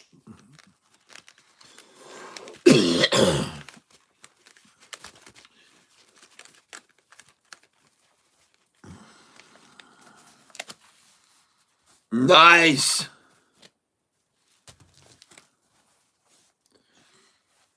Very nice, very high quality.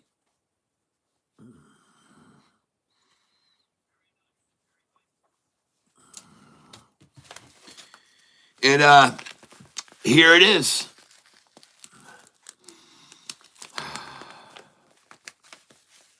Well, I'll put it back in this for my wife to see.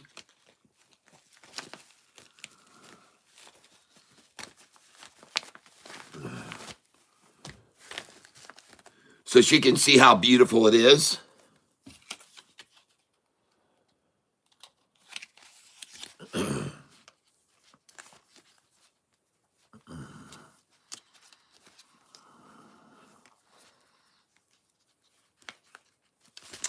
So thank you very, very much. I appreciate that. Very, very cool. Very cool indeed. And I'll show it to my wife. I'm sure she'll be overjoyed because she really enjoyed that last coffee as well. And we're just beaming with happiness here today. That does indeed brighten our day. Thank you very, very much, JP. It's a very kind gesture, very thoughtful, very, very appreciated. We'll use we have a hand grinder. We grind by hand. And we'll have some of this tomorrow morning. Okay.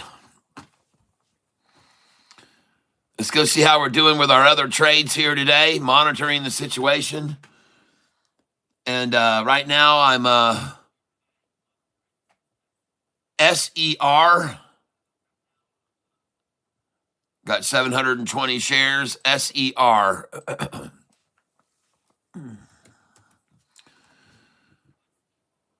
And interestingly enough, they're they're trying to hold it at my dollar cost average, folks. They're trying to keep this stock at my dollar cost average. And how do you like that I called this out? I told you that once I bought into it, they would try to sit here under me and build a mountain around my buy-in price. That's what I told you. They would sit here and they would build a virtual mountain around me like I'm the queen bee, folks, and they want to protect me from any harm and just build this massive hive around my number where I bought in. And they stay 1 cent below me, ladies and gentlemen. And they will just hoard shares on my dollar cost average and 1 penny below it. And they do this every day, folks. This is something the people that are here witness over and over and over. But as you can see right now, even at my DCA, I'm up $282. But they watch, I believe, my dollar cost average, and they do this every day. I think they do this every day. And I try to buy 6 cents below. That's why my order's sitting here, 6 cents below my dollar cost average.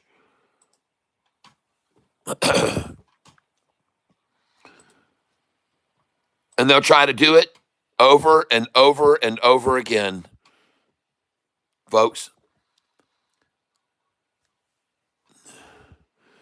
They will sit here and they will fill orders 6 cents below me, and then they will sell orders right on my DCA and 1 penny below. And they'll buy 6 below me, and then they'll bring it up 1 penny below me. Watch what I'm doing. I'm going to take advantage of what they're manipulating, what they're doing. I'm going to take advantage of it. I'm going to show you how it works. So I got my order to sell here below me, 2 cents at my dollar cost average, 1 penny below me, and now 2 below me. And they'll just keep buying and buying from me there. They'll just keep buying and buying. And every once in a while, they'll run it back down here, and I'll get to buy some more. But they'll just sit here, and they will buy shares 2 cents under my dollar cost average repeatedly all day, over and over and over and over and over and over. Then they'll bring it down, and they'll buy again. They'll let me buy here from them. Then they'll bring it up to here, and let me sell to them. And then they'll bring it down to here and let me buy. And then they'll bring it up to here, and they'll let me sell it to them.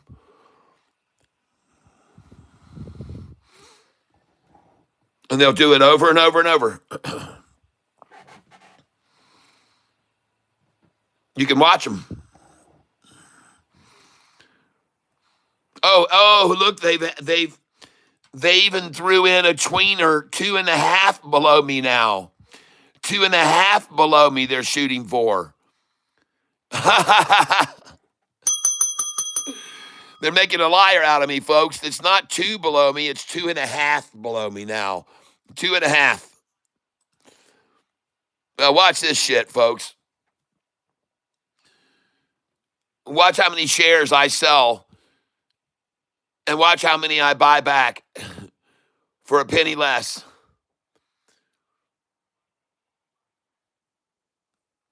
And just so you can see up there, I'm up $250 on this position today, so I'm very content to sit here. I guess it's like they are. I don't know. Well, they're just not going to let the price move all day long. They're just going to keep it because I got them all screwed up here with a buy order right below them and my sell orders right here above them. What are they going to do now? Huh? Oh, yeah.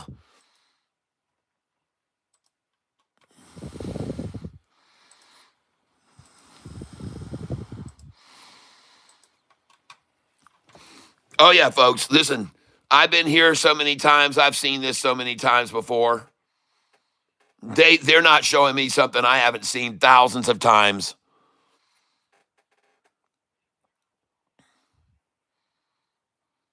There we go. Cha-ching.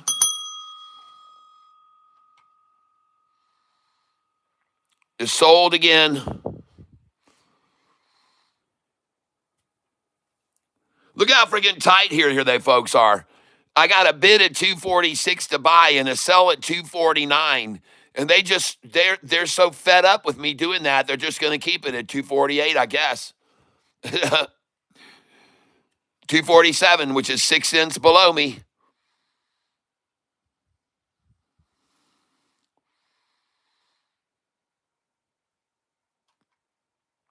They don't know what to do. They don't know what to do. They're so screwed here.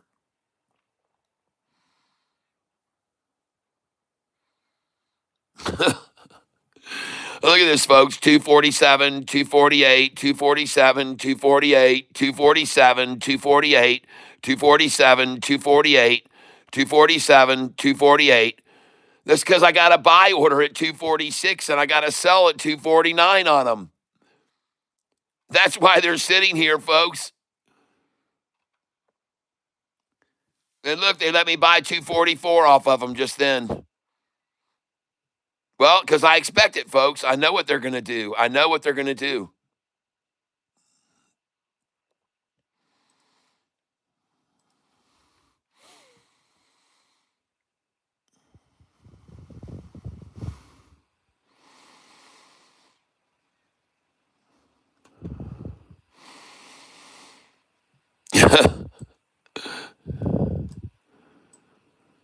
Pretty interesting to see their technique, huh? There we go. Buy from me now. Thank you. Now you're buying some more. Thank you. Come on up. You can buy some more here. Thank you. Buy more from me. Come on up. I'm up. Now you can see up there right now how much I'm up. Yeah, confirm and send it in. Let them have the dang thing. I know what I'm doing here. I know what I'm doing. Jeez, I know what I'm doing here. Like I said, I've been down this road so many times before. Now watch them buy from me right up to my dollar cost average. They'll buy all these shares right up to my DCA.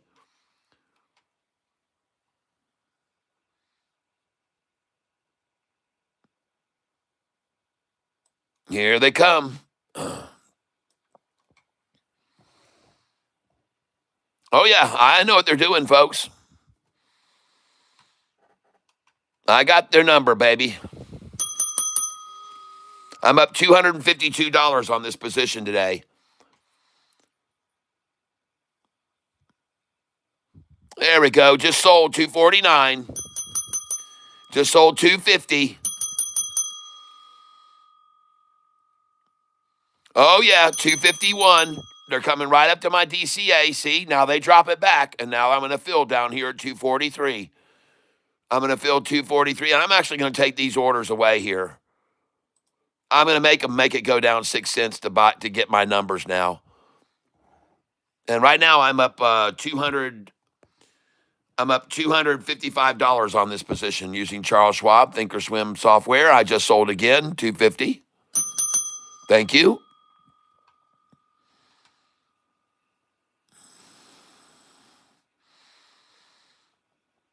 Oh, I know what they're going to do here. I know what they're going to do. They're going to sit here and they're going to trade this thing and they're going to buy all they can there and they're going to let me buy here and then they're going to sell here and buy here and sell here and buy here and sell here, buy here and sell here, buy here and sell here. All as long as they can keep it here in this trench, they're going to do that, folks. Right underneath my DCA. And I'm used to it, so I'm playing the game. I'm up $245 right now.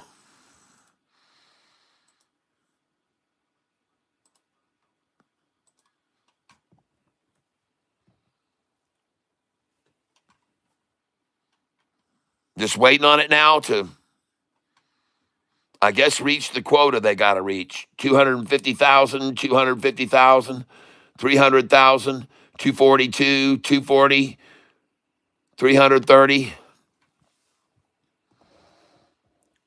Look at all this ball right here below my dollar cost average, folks. Just look at them. As long as they can hold it there.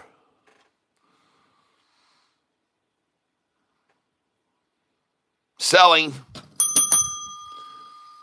Here we go. And look at the buyers coming in here. A lot of green over here. Lots of green. Lots of green. Lots of green. Lots of buying going on right over here now, ladies and gentlemen. This stock here is SER. S-E-R. And I just sold 249. And I already said to you, they're going to sit here and buy every share I've got at 249 from me over and over again because they do not want the price to go over 249, people, or 250. The options players will not let this go over 250, at least not very far. So they'll sit here and just buy and buy and buy from me at 249 to try to contain it and keep it under 250. See, I just sold again at 249, and they'll just keep buying them from me there. They'll keep buying them from me. They won't stop buying them there, I promise you. They'll buy as many as I want to put there. They'll buy them. Because their objective is to keep the price under 250, folks. The options players. That's why they're sitting here. They're trying to hold it under 250. They don't want this thing to go over 250.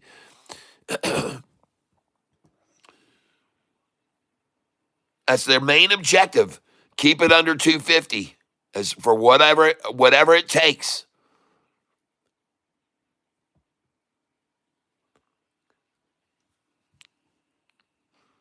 So that's why I keep throwing shares out here, 249, 249, 249, 249, 249, and they just keep buying them, and they keep buying them, and they keep buying them. And I got my orders down here, 244, 245, and I've filled many, many of them. I've got 680 shares right now. Just sold 249 again. And they'll buy it repeatedly from me, just over and over. They'll keep buying it. I promise you they will. And eventually, they're going to reach where they can't get any more capacity here. See down here? Look at these capacities that they got. Look at all the shares on this stock that they bought on this SER. 4,000,004, 5,000,008, 5,000,004, 5,000,002, 5,000,009, 5,000,007, 5,000,006, 7,000,005 at 218. 7,000,005 at 218. You think that's a good place to buy? 6,000,004 up here at 222. 6,000,004 here, 223. 6,000,001 here at 225 before it broke above that. 5 million became then the new cap, and it broke above that at 227. Then 4,000,002, then 3,000,007, 4,000,003, and then, well, they ran out of shares, folks. They ran out of all the dark shares they'd been selling. Look at all the dark. Look at all this dark sold to the bidder through here. Well, they ran out of them, folks. They ran out of shares to sell to the bidders, and then they ran out of less and even less and even less. And now from here on up, everything's being bought on the ask. Look at the dark area there, and look at the ask. Look at the dark area that sold in the ask. Well, we're at that price now. We're at that price right now, folks. And we're at a point where there's actually more buyers now here than the dark area sellers. More buyers are coming in here than the dark area of sellers. More buyers than sellers. More buyers than sellers here. More buyers than sellers. Way more buyers here at this price. At 253. Way more buyers on the ask at 253. There's a shitload of people that want to buy this stock on my dollar cost average. Look at them all. Every single thing sold at the freaking right, people. Every single thing sold at this price. 253. Just look at all the shares there. Bought on the ask. And now they're buying from me on the ask there. Yes.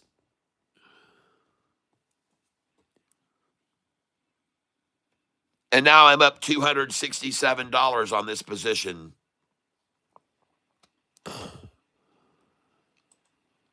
Now I raise my buys. Now I'm going to come up higher.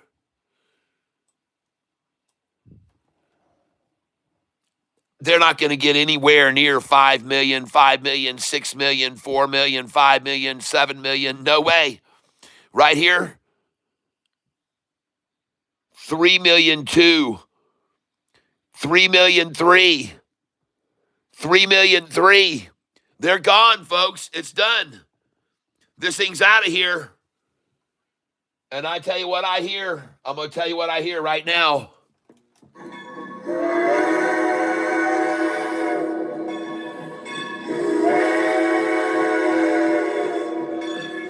Oh, yeah.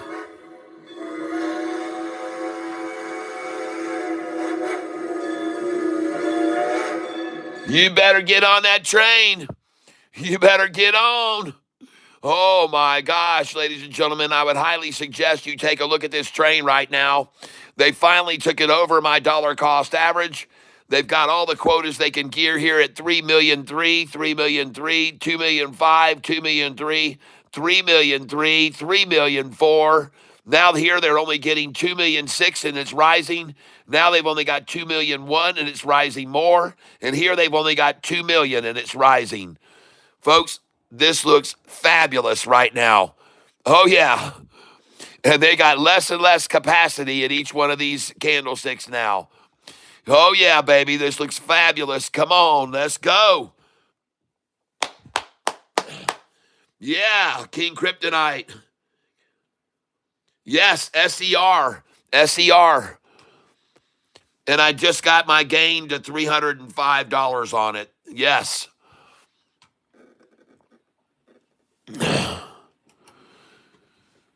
Yes. And the suckers tried to hold this thing under my dollar cost average for so long. Man, they have sat here and they have filled this thing up. And what I wanted to show everybody a minute ago was I went down here and I said, look how many shares they got at each one of these before it broke loose and went to the next number. 4,000,004, 5,000,008, 5,000,004, 5,000,002, 5,000,009, 5,000,007, 5,000,006. Then it jumped to 7,511 at 218. Then you got 5,000,006, 5,000,002, 5,000,002, 6,000,004, 6,000,004 up here, 222, 223, 4,000,000, 6,000,001 at 225, 6,000,001, 4,000,008, 5,000,000, 4,000,000, 3,000,000, 4,000,000. And up here, where they just tried to stall underneath my dollar cost average, look at they could only get this many. 2,000,006, 2,000,007, 3,000,002, 2,000,005, 2,000,003, 2,000,000, 3,000,003, 3,000,004. That's all they had room for. They couldn't get any more at my dollar cost average. They sure tried to. They tried to get as many as they could there below my dollar cost average just now. They tried like hell to keep that price under my DCA and buy as many as they freaking could right here. And my orders are still here because I think they're going to try to fill this out and try to fill that out to right here is what I think they're going to try to do right now.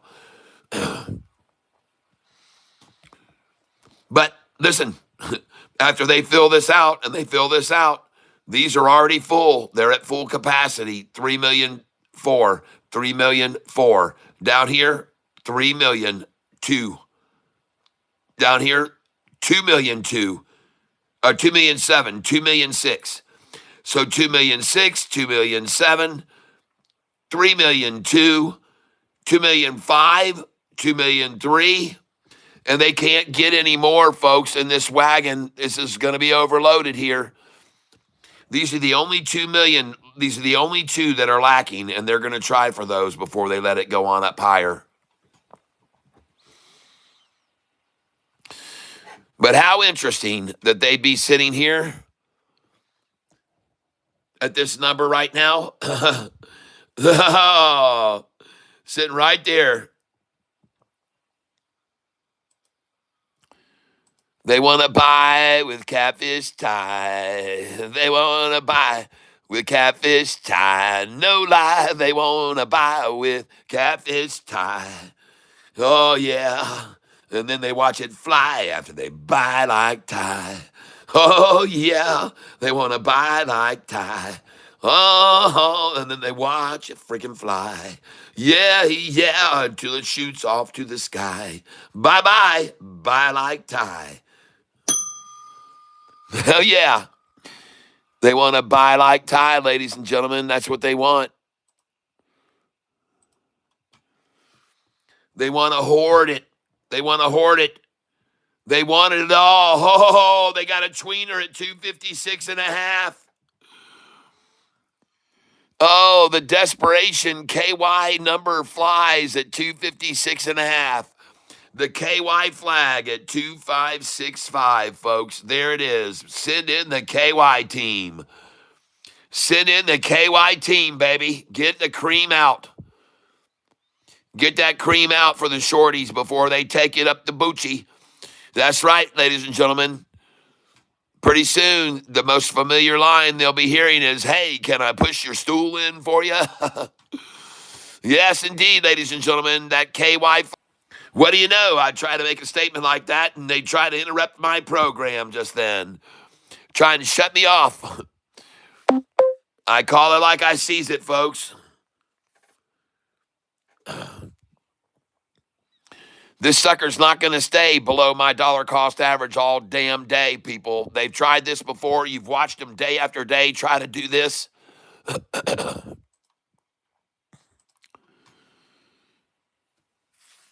Well, too bad. They've already got their quota there. 3,000,005, 3,000,005. Down here, they could only get 2,000,006 and it ran up. And down here, they could only get 2,000,007 and it ran up from that number. And down here, they could only get 3,000,002 and it ran up from 3,000,002. So you think it's going to stay here at 3,000,005 on my dollar cost average? You think it's just going to stay there at 3,000,005, 3,000,006, 4,000,000, 5,000,000, 6, 7, 8 million, 9 million there? You think it's just going to stay there? No, it's not. No, it is not going to stay there, folks. They've already reached their quota there. 3,000,005, folks. 3,000,005 here. They've got them. They got all they can fit on the wagon there. The turnip wagon's exploding. It's going to run, folks. The stock is SER. Here it is on the chart. Let me show you SER. There it is. Look at that thing getting ready to just launch off this rising 50-day average. Oh, my gosh. You better watch it go, baby. And look at them trying to keep it on that, consolidating it. Look at all the red selling less and less and less and less and less and less and less. Selling fewer and fewer and fewer and fewer and fewer and fewer and fewer shares. Selling fewer and fewer as it moves its way up. And they just sold all they had. And now watch it rise, folks. Watch this son of a gun rise. Look at that flat top greeny there. Flat top green candlestick, folks. No candle pullback. Look at the wick on this one. No wick here. And look at the number of shares they're trying to sell. Look at this. Look how little they just tried to sell right there. You see what I mean? They start heavy and then lighter and lighter and lighter and lighter and less and even less to try to keep pulling it down. They're trying less shares and it's rising right on up. There it goes. And it's a flat top green now again. Flat top green. SER is the stock, folks. SER. I just bought it at $2.54 a share.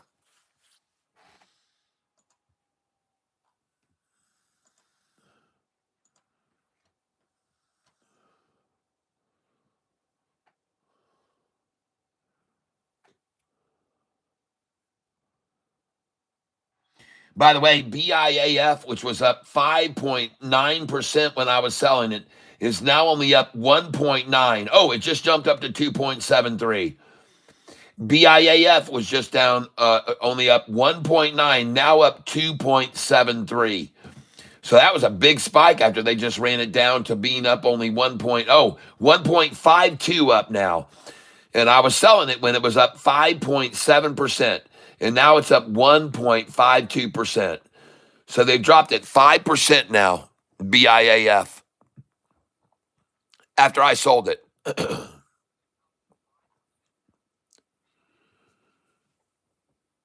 And right now it's up. Now it's up 4.12%. No, my gosh, now it's up 4.32. Wow. It just jumped up 3%, folks. BIAF. I guess somebody just tried to take it to it there, and it decided to bounce.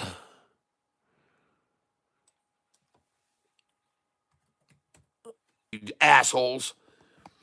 These dumbasses keep calling and pestering the shit out of me. I just bought 247 SER. Oh, I was waiting for it, folks. I knew they'd take one more shot at below 250. I knew they would. I was confident of it. Oh, yeah. I knew they'd try that. I just bought there 247. It's fabulous. Now 248 comes in again. Now 249. And now I'm going to sell up here, 254, 253, 252. This can be so easy to do, folks, and make so much good money off this stock today. They're going to try this little stunt all day over and over. I already told you they would. Once I got in, I knew they'd sit under me. 6 cents down, 6 cents up, 6 cents down, 6 cents up, 6 cents down, 6 cents up, 6 cents down, 6 cents up, 6 cents down, 6 cents up. You'd be surprised. You do that 10 times a day, and that's a 60-cent move on a stock, and you make some damn good money by the end of the day. And you can already see I'm doing that right now. I'm up $240, and that's all I've been doing on it all day. I've just been doing this all day on it. This is the same thing since I bought in. They've run it down 6 below me, then up to my price, then 6 below me, then up to my price, then 6 below me, then up to my price, then 6 below me, then up to my price. And they've been doing it all day long, and now I'm up $245.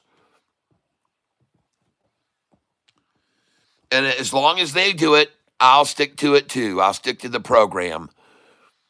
As long as they keep dropping it down to 244 and let me buy it, I will.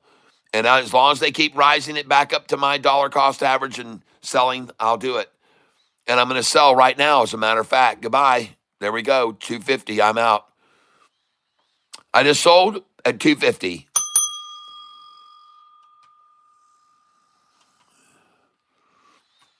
And I'm going to sell now at 250 again. 251. I'm just going to keep doing it, folks. I just sold 251. And these, listen, folks, the way this is these option players and these hedge funds, they don't want to pay out over 250 a share. So they're going to stop this here. They're going to stop it, and they're going to make it go back down to 242, 243. They definitely will. They'll try again. They do not want it over 250. They do not want to pay out over 250 a share. And that's the reason they keep letting it go a little bit over and then pulling it down, and then a little bit over, and then they pull it down again, then a little bit over, then they pull it down, because they want you to give up. They want you to give up on it and make you think it's never going over 250. This is what they're trying to do, folks, right now. They're trying to make you think this is never going to go over 250. So they keep buying from me at 250, folks, when I put the order there. They just bought it again, 250 again. And now they're going to drop it down to 241, 238. Get your orders in there. Buy 238, 239 right now, 240.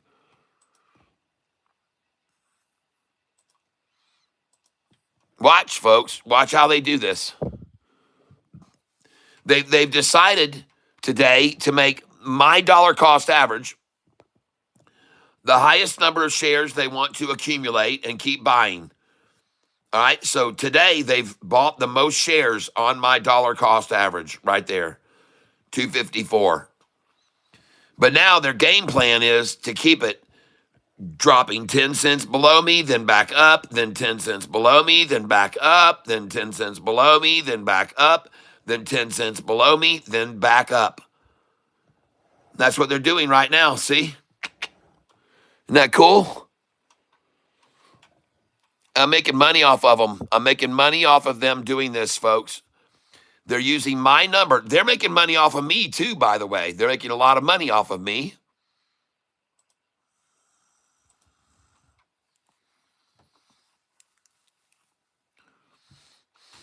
And I just sold 250.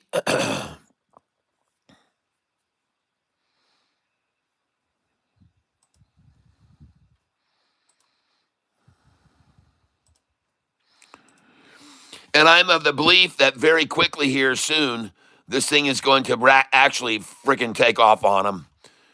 Okay, they've held it here long enough. They've monkeyed around with it at my price and just hoarded up all the shares they could. They've got 3.5 million here and 3.5 million here. And all I just keep doing is just keep buying these drops. I'm just going to repeatedly buy the drops and just keep selling to them just below my dollar cost average over and over and over. And this is the stock I'm on today. Some other people have made some good money on other call outs today, I know. So congratulations on to you guys. And to give you an idea of the stocks that everybody called out this morning, I'll show you the list right now. So these are got a little of my lunch on here. I apologize. But so these are the stocks that have been called out today. All right. BATL, VG, TPET, OXY, CHNR, SATL. I put in italics beside that because I like to look at that one. TMDE, DVLT, CISS, DLTH, TPET again, and KLAR. I've looked at all of these stocks today, and this is the one I decided to day trade. This is the one that I decided to day trade. Now let's go take a look also here, charts at BIAF.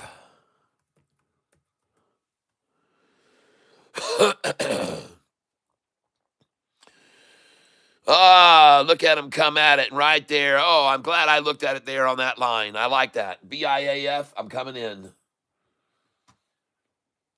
BIAF, I'm buying right here.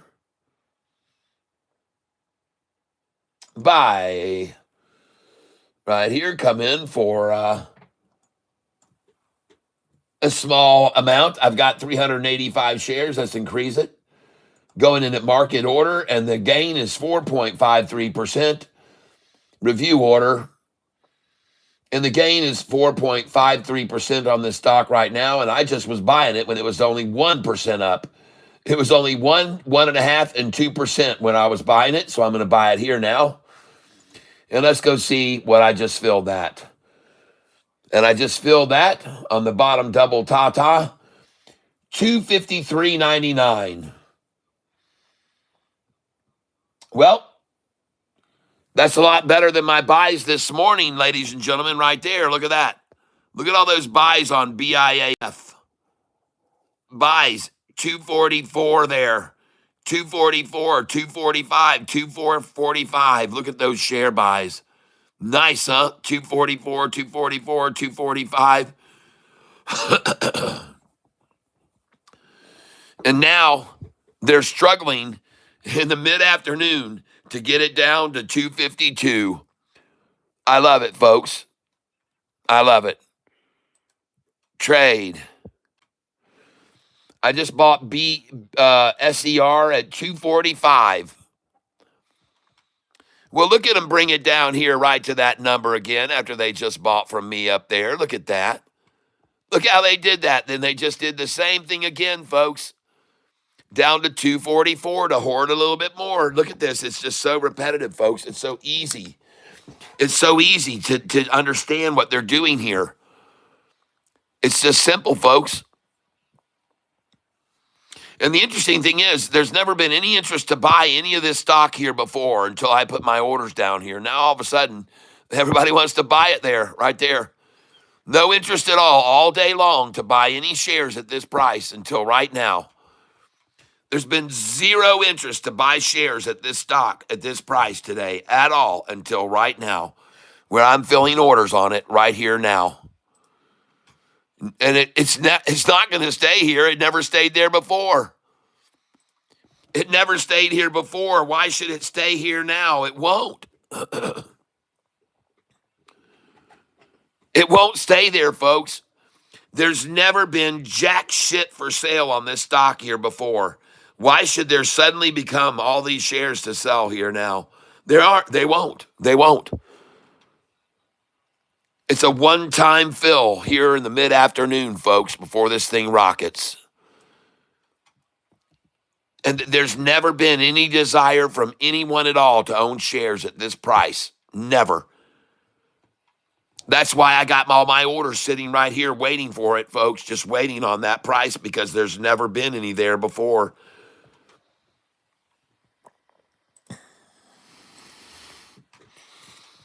Wasn't that nice that they just let me get all those shares and now I've got almost 1,000 again now? dumbasses. And they've let me lower my dollar cost average to 252 a share. Man, if they close this out at 249, like I said, I thought they would, there's no chance I'm not going to lose any money if they close this out at 249 a share, like I think they're going to try.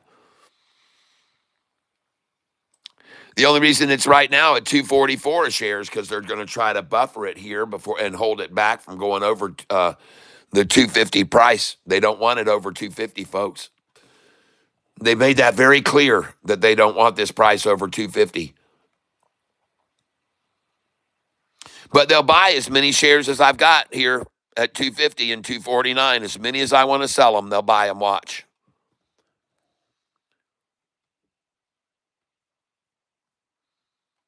They'll buy as many as I want to sell them at 249 and 250. They'll just keep buying them and keep buying them and keep buying them and keep buying them and keep buying them.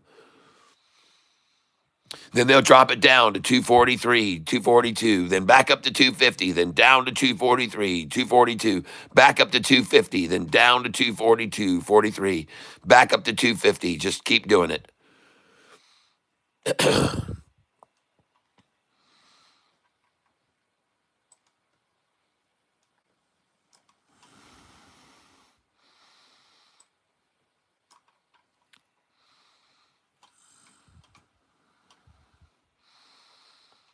You got to have these orders in here to sell real fast because they'll just shoot up there and then they'll fill them and then they'll be back down. But it just shoots up. So you've got to have all these orders here for sale up to my dollar cost average. You better put them in right now, all for sale, because it'll shoot up there, then back down, then shoot up and then back down, then shoot up and then back down.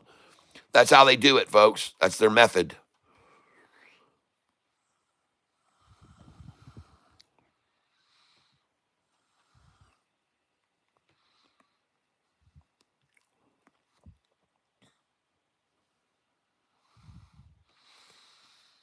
Right now, folks, I guess they don't know what to do. They don't have any shares here for sale at all. There's none here. There never have been any for sale through here. There's just no shares at all for sale here. I keep trying to buy more in this price, but they just don't seem to have any at all, like they never have all day. They've never had any here.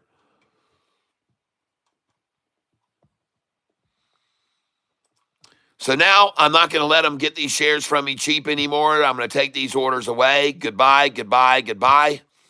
I have no orders up here now. I'm going to let it run, folks. I'm not going to put any more brakes on this. I just took them off. And now let's just see how high it goes. I took out all my sell orders, and if you had sell orders there too, take them out right now, and let's see how high it goes. Please remove all of your sell orders if you just had them where I had mine. Just take them off and wipe them out, and don't make them available to them. All right, because we're kind of giving them a little out there by doing that, by selling there under me. So I'm not going to give them an out. I'm not going to do it. Don't let them buy from us, folks, at those prices. Make it go on up. And I'm telling you, folks, they've never had any shares for sale in this region at all. They've never had them there. They've never had them. Never had them there.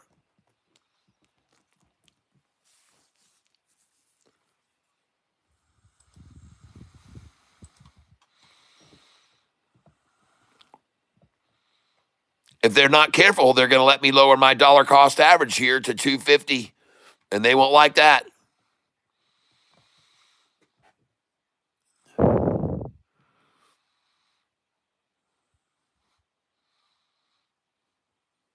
Just bought 244 again.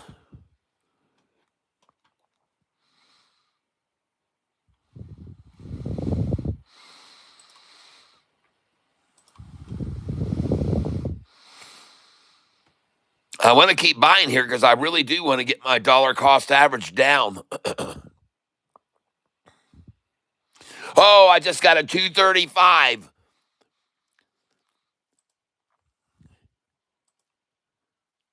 Oh, yeah, 235, folks.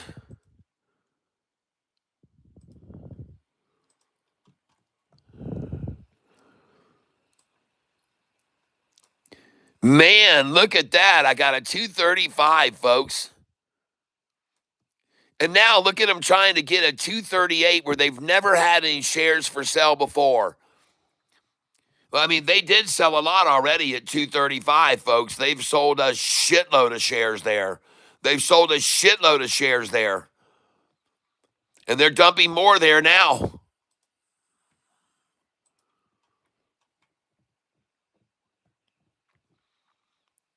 Awesome. And now they got my dollar cost average to 249.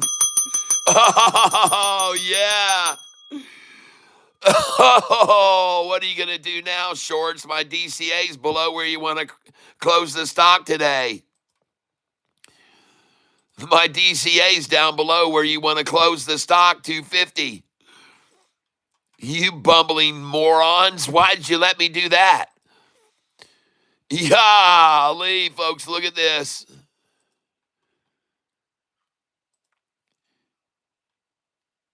Give me more.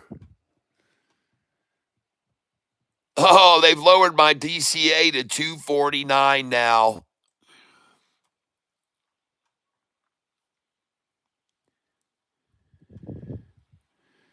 Oh, nice. You want to let me get it down to 248? Oh, that'll be even better. Oh, yeah, 248 now. My DCA is 248. Oh, my goodness. Now when they close it at 249, I'm going to be green. Nice. Boy, howdy, what an attack at 230 right there. 233. They took it to 233. What a coincidence, folks. Look at that, folks. At 233. 233. They took the price down to 233. Isn't that nice? You think that was coordinated at 233 to go down to 233? I don't know. That wouldn't surprise me. Holy crap. Look at this thing go now. Jeez. Nice. Well, folks, listen, there's no shares here available for sale right here. There's none. That was just somebody borrowing 1 million shares to sell real quick to get it down where they could buy it at 231 before they let it run, folks. That's all that was. They borrowed a bunch of shares so that they could run it down and buy it at 238 where they love to hoard. And I just filled at 236. And now the dumbasses have let my dollar cost average get down to 248 a share. Oh my gosh, they let me get it at 248. SER.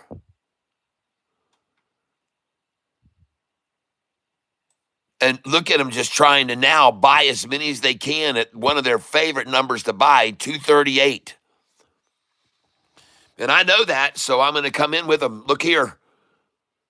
I got a buy-sell sheet, and it says right here to buy the 37, 38, and 39. And I bought the 34. I just bought 34 there. 33, 34, I bought that. And now we're already back up to freaking 238, which is a number I also have on my buy sheet. So I'm going to put that in there. And I just filled again at 238.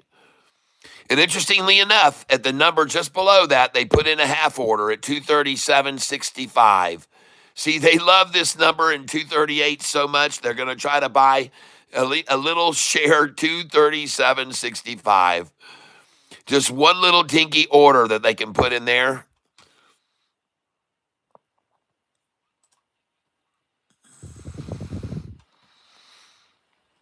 I've never had any shares here before, folks.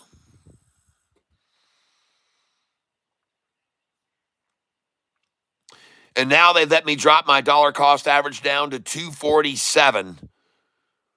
Wow, I'm really happy about this because now I know.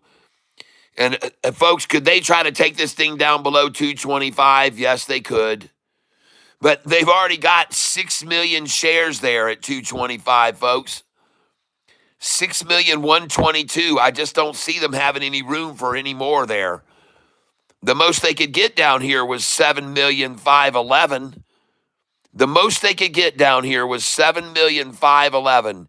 Then the next most was 6,409,000, and then the next was 6,122,000, and that number was at 225. So no wonder they tried to get so many. They wanted to hold it at 225, folks.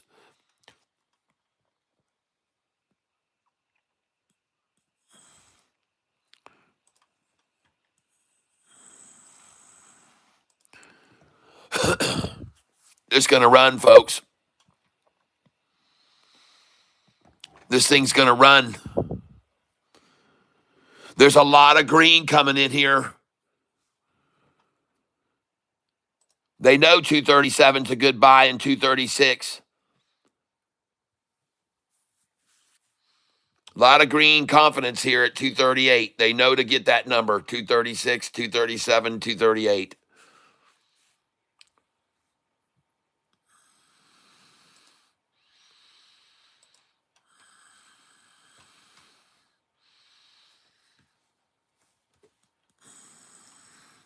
Oh my gosh, this damn thing. You guys give me a minute. I got to get signed in here.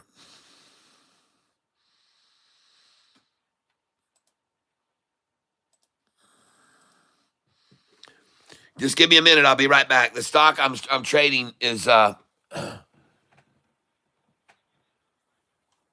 on a second here.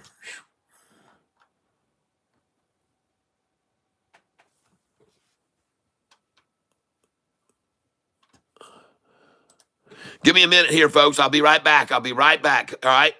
And if they cut my stream off, I'll start another one in 5 minutes with the same thumbnail. Here we go.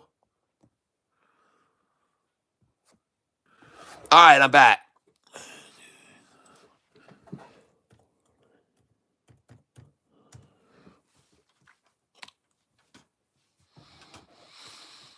And the stock that I'm trading right now is the stock that I'm buying right now is called SER.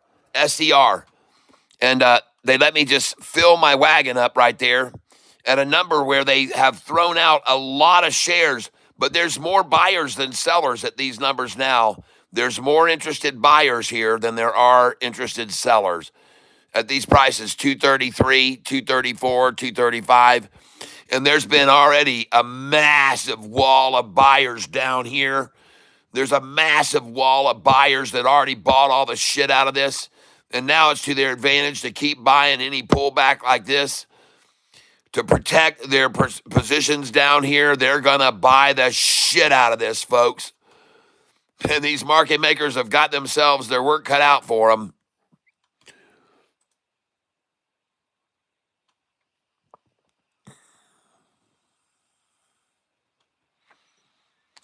Now I'm going to be buying at market here. And I just bought at 234 a share. I'm going to buy at market again. And I just bought at 234 a share. Now I'm going to buy at market again. And I just bought at 234 a share. Now I'm going to buy at market again. And I just filled at 233 a share. And I'm going to buy at market again. And I'm dropping my dollar cost average. It's almost down to 244, which I love. Now I'm going to buy again.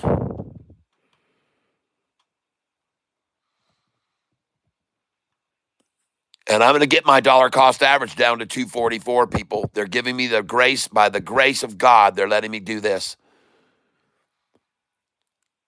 And I'm grateful to them for trying to manipulate it down and fill these out too.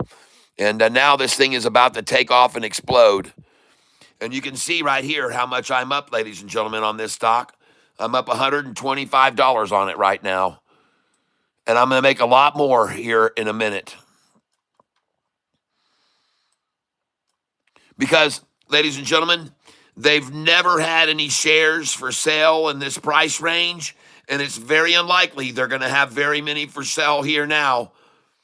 They've never had any shares to sell here, and very unlikely that they're going to have any for sale now below my dollar cost average. They've never had any shares for sale, and it's very likely that they won't have any more now.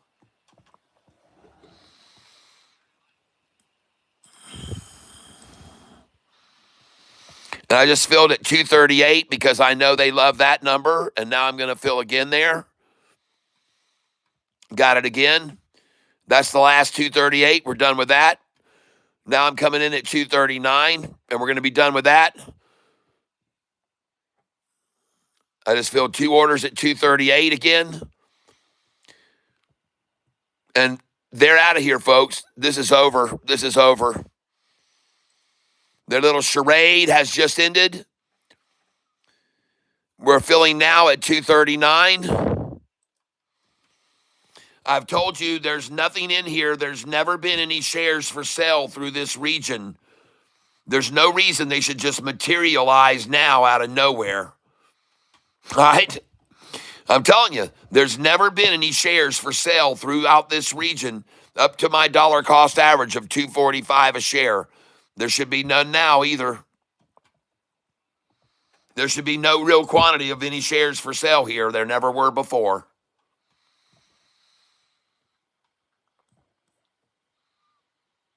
Now let's look at the chart for SER.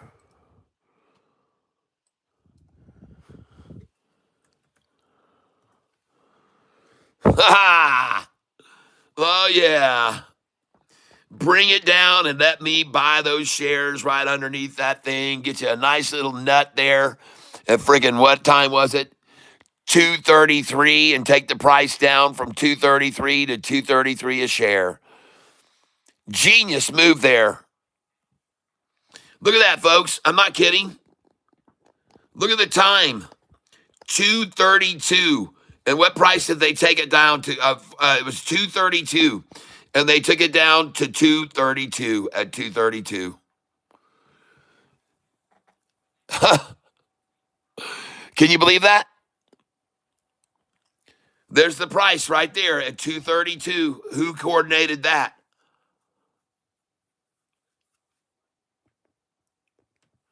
The stock is SER. SER. A 232 price drop from 283 down to 232. 50-cent drop, folks, right there. Nice. And I took advantage of it. Oh, yes, I did. I took advantage of it. I bought it all. Oh, yes, I did. And look how much I'm up now. $231 profit, folks. And the market makers are so screwed now because this number, 249, is where they're planning on the stock closing today. 249, below 250. The hedge funds and market makers, they only drove it down that far just now and let me buy there so that they could hold this price under 250 a share today.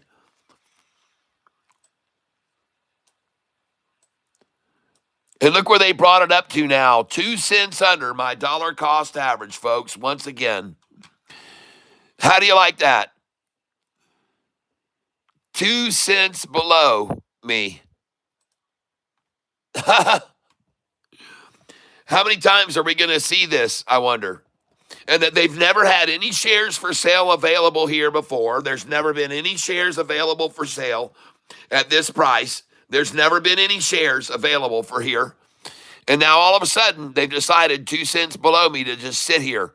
Where there's never been any demand or want for this stock, suddenly now becomes the hottest place to buy it. 2 cents under my dollar cost average, folks. Isn't that interesting? where there's never been any desire for this stock at all. Huge desire down here, massive desire down here, no desire here, huge desire above me, but there's never been any desire at this price. And now all of a sudden, this is where everybody wants to buy it. 2 cents under my dollar cost average, folks. Isn't that interesting? There's never been any interest here before. As a matter of fact, right here, you can see how many sellers there were selling to the bid. And right here, this is how many wanted to buy on the ask. Here, you can see there's a lot more buyers on the ask. Oh, my gosh. Why are they trying to hold this price underneath me, 2 cents now? They've never given a shit about this number before. They've never given a rat's ass about getting any shares at this price until my dollar cost average just got set at 245. It's amazing to see it happen every day, folks. It really is. It isn't it? I keep calling the stock out over and over and over. This is SCR. I've called that out 75 times today.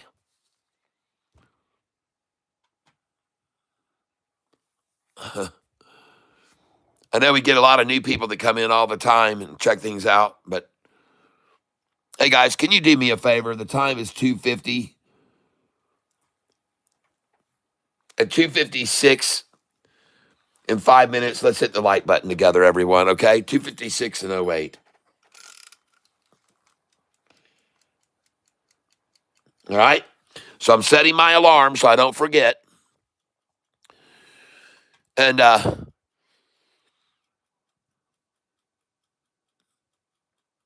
nice of the market makers to now decide that they wanted to buy millions, 5 million, 5 million, 9 million, 5 million, 7 million, 5 million, 5 million, 5 million, 5 million, 5 million.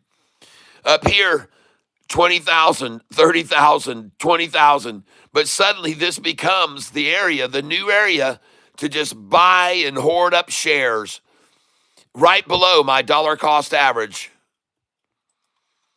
It's the hottest thing since sliced bread, people. I don't know why now all of a sudden they want to buy so many shares here where they didn't care to buy any before in this range. I don't know why. I don't know why. I can't explain it, folks. I really can't.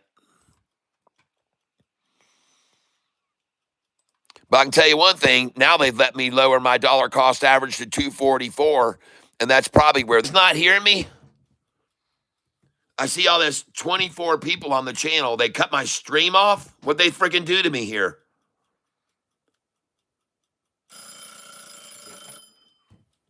Am I here again? What the heck, man? They shut my stream off, huh? And didn't even let me know.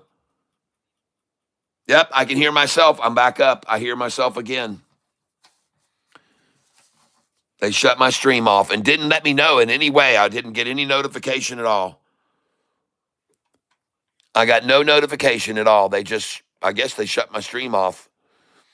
I did have a phone call come in, and I deleted that phone call off, and I kept talking, but I guess you guys couldn't hear me, so sorry about that.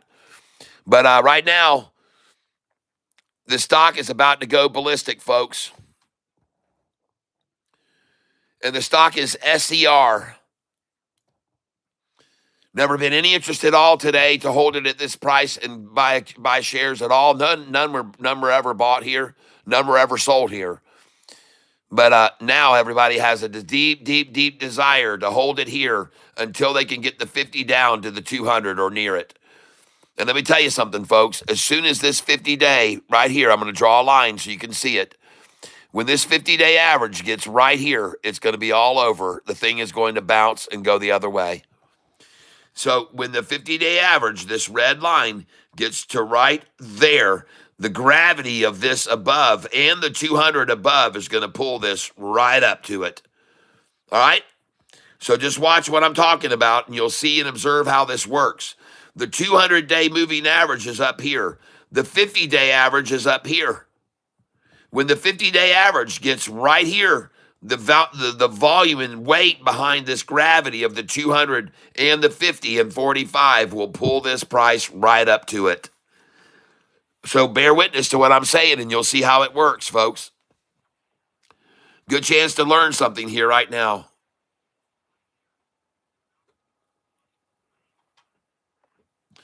So as soon as this red line gets right here, this far above the 200-day average, you're going to see the gravity of this and the 200 right up. It is going to come right up here, folks, as soon as they can get this 50-day to right there. The 200-day is above, folks, and rising. It's rising.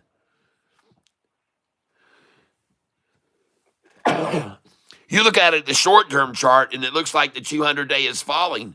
But you had better look at this thing on the frickin' 20-day, folks, instead of that. Because you can see right there that it ain't frickin' falling, is it? No.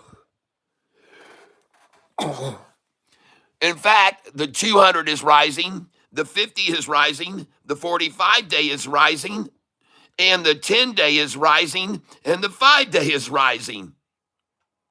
So every single long-term average on this stock, the 200, the 50, the 45, the 10-day, the 5-day, every freaking one of them's rising, folks.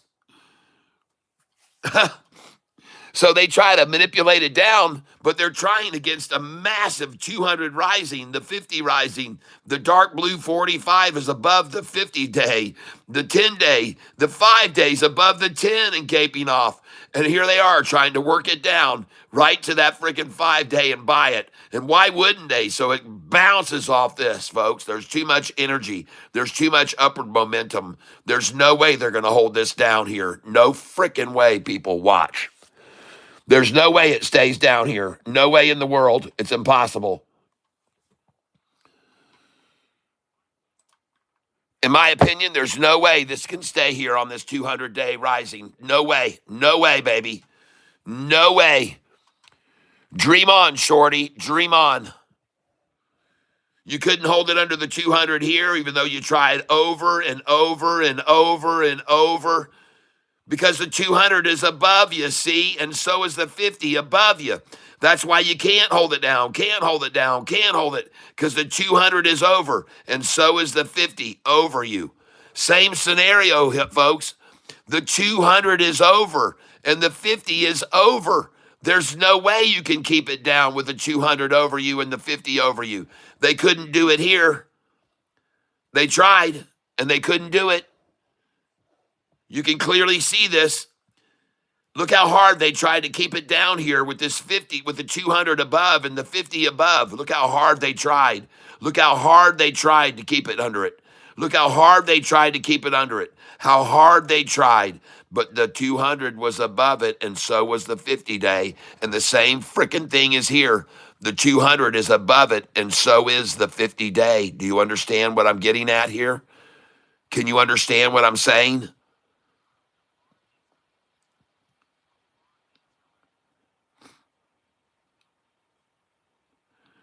My 2 cents, has BRN been halted? I don't know. But right now, you should be looking at this stock to buy in based on what I'm showing you right here. When the 200-day green line is above and the 50-day red line is above, you cannot keep the price underneath it. It just won't frickin' work. No matter how hard you try and try and try and try and try, it won't work. And over here, folks, there's no way they're going to keep it below the 200-day. They can try all they want, but it won't frickin' work. Because the 50 is over it too, and the 200. It's the same thing as right here. It's exactly the same as this. The 200 is above, and the 50 is above, and they're trying to work it under, folks, please. SCR, yes, SER. The 200's above, the 50 days above. You can't make it stay down here, folks.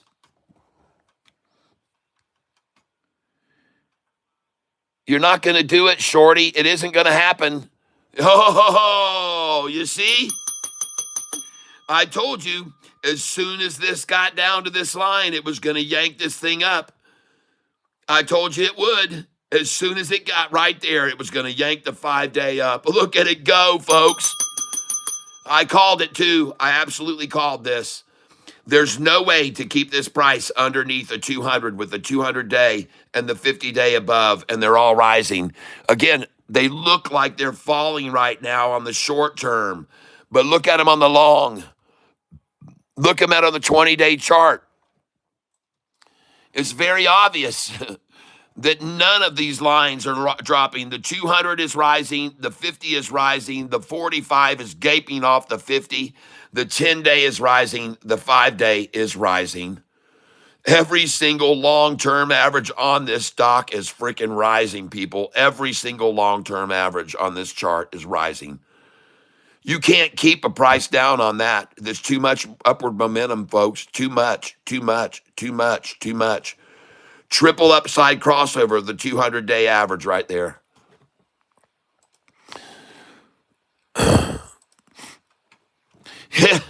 Oh my gosh, folks. This is a triple upside crossover about to happen of the friggin' 180-day chart. Wow, the 180-day chart. Look at it.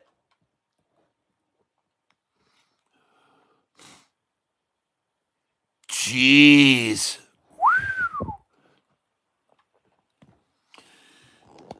You better look down here, man. There's been a hell of a lot of selling here trying to hold it back during this last 4-hour period. Over the last 4 hours, let's do something here, folks. Let's go up here and let's change this right here from 4 hours time frame, and let's make these candlesticks only 10 minutes or 5 minutes, and let's look at it now.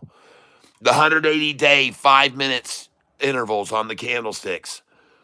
Let's look at it now. Oh, look at all the 5-minute interval candlesticks with more buyers than sellers. 5 minutes, 10 minutes, 15 minutes. Then the sellers outnumbered for 10 minutes in a row. Now more buyers than sellers again here, folks. Oh, yeah. And look at it right there. Look at that beautiful chart rising. Oh, it's a flat top green candlestick. Flat top green, no wick on it. Now a little bit of a wick. Oh my gosh, look at the 5-day rising, folks. Flat top wick on this. Watch it jump up here. Oh, all right. Yes. Oh my gosh, it's a flat top. No wick on the top of it. No wick on this at all on the top of it. It is an absolute flat top green. Wow. Look at it launch off of that friggin' 45-day line. And I told you it was going to happen. I told you as soon as this 50-day got to that line I told you it would happen. Oh my gosh. Look at the long term. Let's go back over here to the 20-day chart now. Not the 5. Let's look at the 20-day chart. Holy smokes.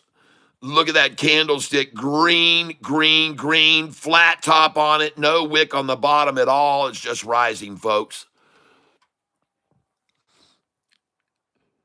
Awesome, awesome.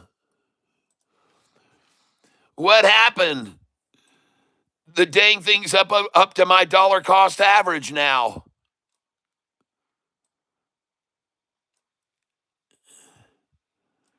What happened to all those shares at 236? Oh, I'm up 401. Look at it break loose, folks. Look at it break loose.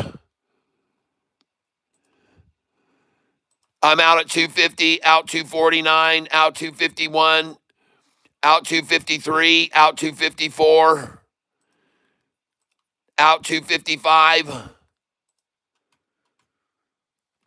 Oh my gosh, everyone. How do you like that? They've gone over my DCA. I told you there were no shares here available for sale. I told you they would not stay in this region for long. I warned everyone. I told everyone this would happen. Oh my gosh, look at that thing soar. SER. SER is the stock.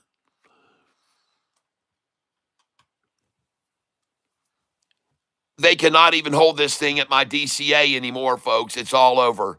And it doesn't surprise me because I told you they didn't have any shares here. They've never had that many shares to sell in this region. And I knew they'd run out fast. Oh, yeah, baby.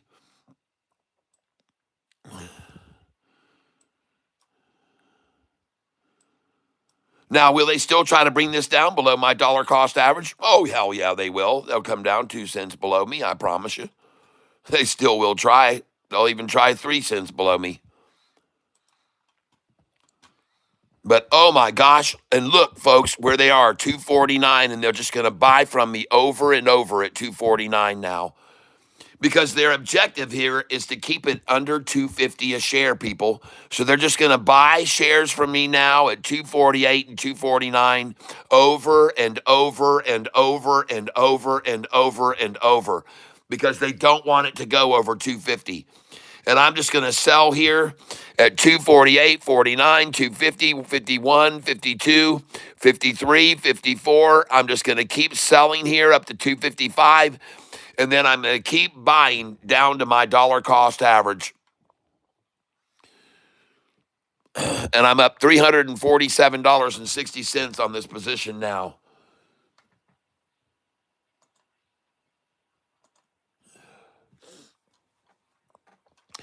And I just sold 248 and 249.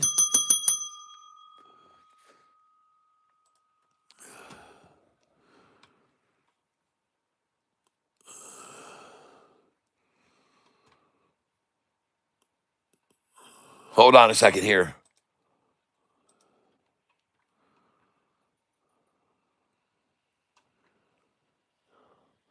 By the way, I'm now up on my position of ARTL, 98 shares. I'm up nicely on that, 4% right now, ARTL. And I'm going to sell it right now. It says 704 for the bid.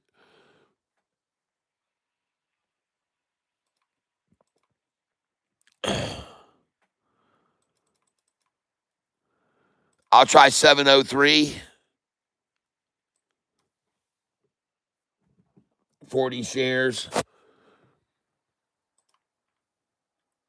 Place it.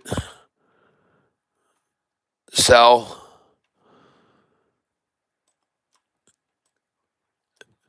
58 shares. Or let's do 26 shares. Limit.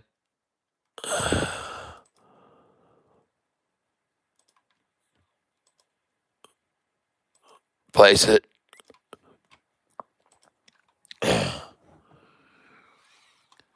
And I'm looking to sell 703, 702.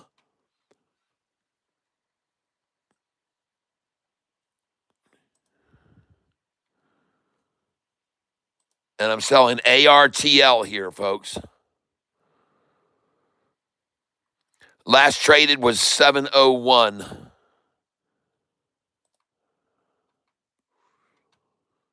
Sell.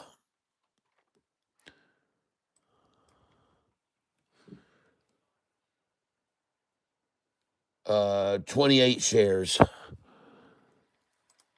Limit order. 7.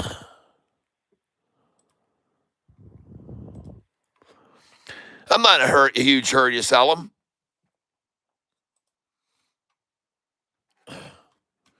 And I just sold 28 at $7. Thank you very much. I appreciate that. There was some good buying on that yesterday, ARTL.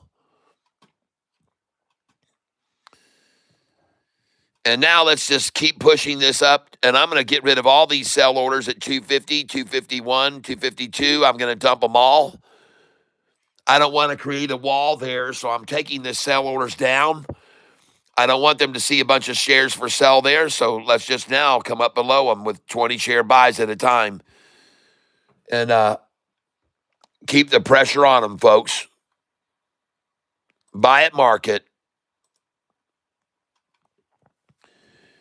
And I just bought at 247. And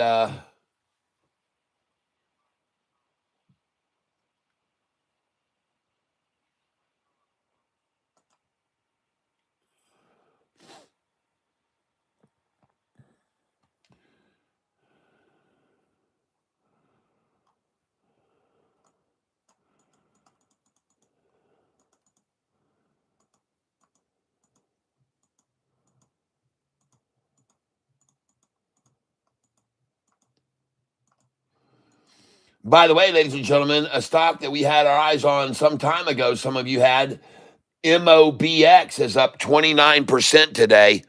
MOBX up 29% today.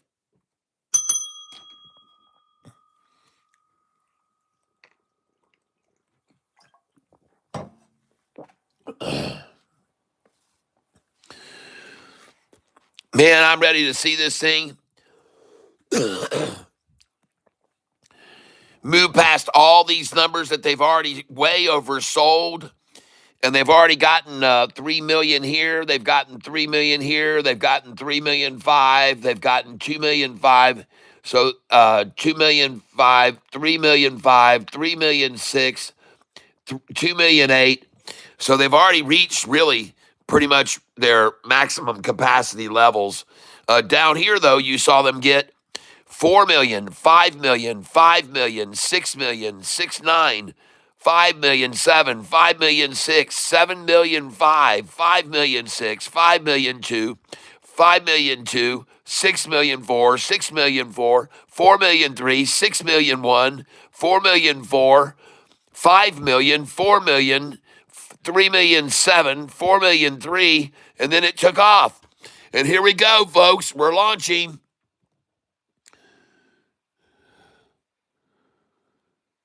60 at a time. Sell, folks.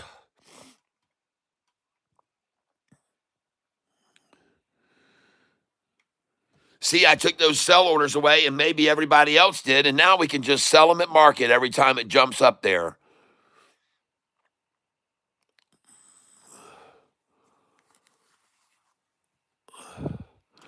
Man, look, I told you they were going to try to hold this thing under 248, 49. I told you they would. I told you they would. I told you they would. I told you they would.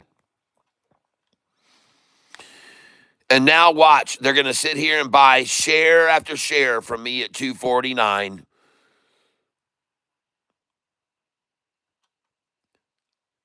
I'm selling 60 at a time at 249 to them. And they're going to buy them at 250 over and over, folks. They're just going to keep buying them here because they don't want it to go over this price. So they're just going to keep on buying, keep buying, keep buying, keep buying, keep buying. And they're going to buy from me over and over and over and over at 249 a share. In 250, folks. They're just going to repeatedly, over and over and over, buy from me at 249, as many shares as I want to give them. And right now, I'm going to sell them 60 at a time at that number because I know they're going to buy them from me. Because their objective is to hold this under 250 a share. I told you that early on today. I said they're going to close this stock at 249 a share today. I guarantee you they are. The options money makers, they are not going to let it. And so I've just sat here and I've sold every time 249, 249, 249, 249, 249. And I bought back at 237, 236, 230. That's why my dollar cost average is now 242 a share. They can't believe that. They can't believe they let me get it under 250. There's no way to make me lose money today. It's impossible. They were trying, but it's not going to happen now. It's not going to happen now. And I'm trying to buy here 246. I'm coming in at 247. I'm coming in at 248. No, yeah. What are you going to do about that, Shorty? You going to sell to me at 248 or are you going to buy from me at 250? What do you want? You can have your choice. You can sell to me at 248 or you can buy from me at 250. Take the happy road, whichever one you want. How do you like that, Shorts? Gonna sell to me at 248 again. Okay, I got it. I'll buy more. Oh, yeah, I'm ready. I'm ready for 247, 248. There it is. Got it again. 248. I'm going to come again here. Ready to buy. I'm ready at 249. I got my orders ready for sale there, 249.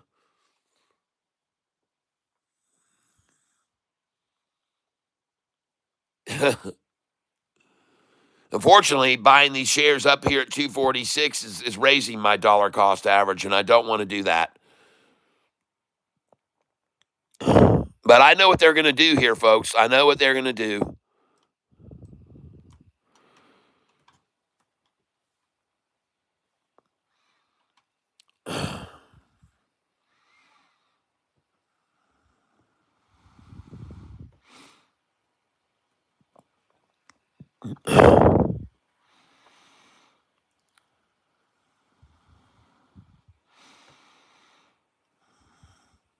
I can't believe, to be honest with you, that the price is not sitting 2 cents under my dollar cost average right now. I can't believe it. What in the hell are they doing sitting up here 3 cents over my dollar cost average buying shares? There we go. There's the 2 cents below. That's what we thought would be seeing. There we go. Just filled at 243, folks. There we are. Nice, nice, nice. Come on, get in here. 241 with me, 239. One last shot at Catfish Tyler's low right there. Good job. Nice job. Well done. Way, way, way good. Thank you for doing that. I appreciate it, market makers. You proved what I just said was going to happen. And now you can buy from me at 247, 248, 249. You're welcome to buy all you want there. There you go. Take it up the butt now, shorty. Take it up the butt. And I appreciate you one more time trying to buy at my dollar cost average there. That really makes me feel good, and a penny below me. By the way, come on up and take all the shares you want from me now at 247. I'm up $337 on this position, and there's nothing you can do about it. Shorts, nothing. There's no way I'm going to be red today. Nuh-uh. Not going to happen, folks. Today's green, green, green. We're going to be ringing the green bell. But look at these bastards trying to hold this thing freaking under 250. And sadly, they just got to keep buying shares from me at 247, 248, 249. Then I'm going to make more money every time. And I'm going to buy down here at 231, 232, 233, 243 if I can. I'm waiting on them, baby. I'm going to take these orders away. Cancel these. Cancel these. I'm taking them away. Taking those away. There's none there. There's none there anymore. There's no more buy orders there to come after. Screw it. Now you can run it up. There's no more buy orders there to come after. Now you can just run it up. There's no purpose to take it down. There we go. Nice. Let's sell them 60 shares here, folks.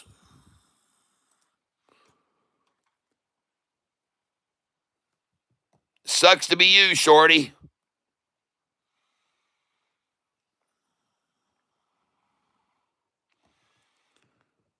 Sucks to be you.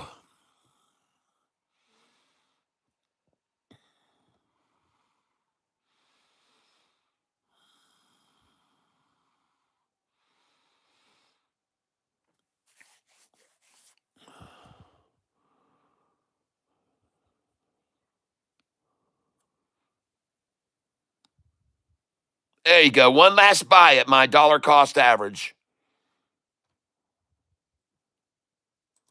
I'll come in there. And I'll come in right above me 1 penny. And I'll come below me 1 cent. I know you like that. And 2 cents.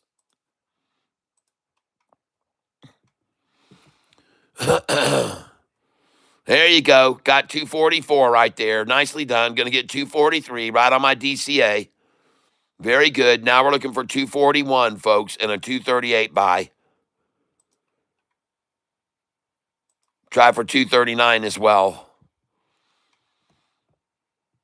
Oh, you know these bastards. They want to get this thing 2 cents below my DCA. They've never wanted any shares here before.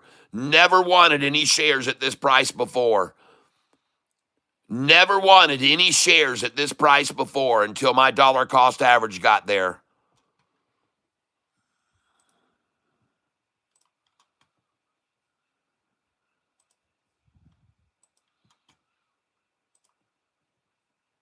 Don't you find that interesting? That they've wanted all these multi-millions, millions and millions of shares down here below me. Millions and millions of shares below me. 4.5 million, 5 million, 6 million, 7 million, all these millions. And now all of a sudden, when my dollar cost average is here, they want to keep filling 2 cents under my dollar cost average where they've never wanted to buy this stock today at all. They've never, ever, ever wanted this stock at this price. They've never wanted it here, folks. But now my dollar cost average is here, so hell yeah, let's just load in right here where we've never wanted any shares before all day long.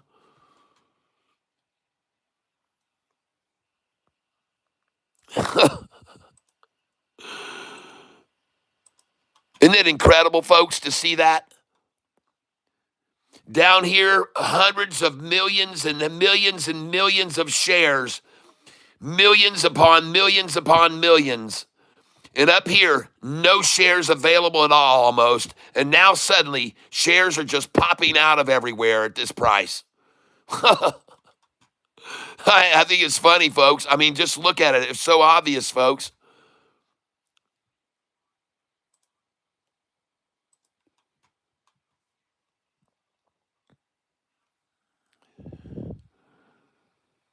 Incredible, folks. 3:24 p.m.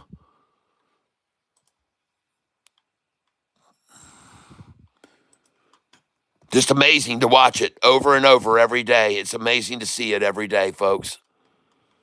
The efforts they make to accumulate shares around my dollar cost average, folks, it's freaking unbelievable. Jeez, oh, Pete's. They don't make it easy to make any money. They don't. They make it very, very difficult. And you guys, here we are. CODX, big jump today. Good. Stock Wizards Catalyst announced on CNBC that the war might be over soon. All right, good. Well, the war's not going to be over here. I'm battling out these MFers, trying to buy at 2 cents under my dollar cost average where they've never wanted any freaking shares before. They've never wanted any shares here, people. Never, ever, ever have they wanted shares at this price until my DCA got here. And yeah, you hear it in my voice.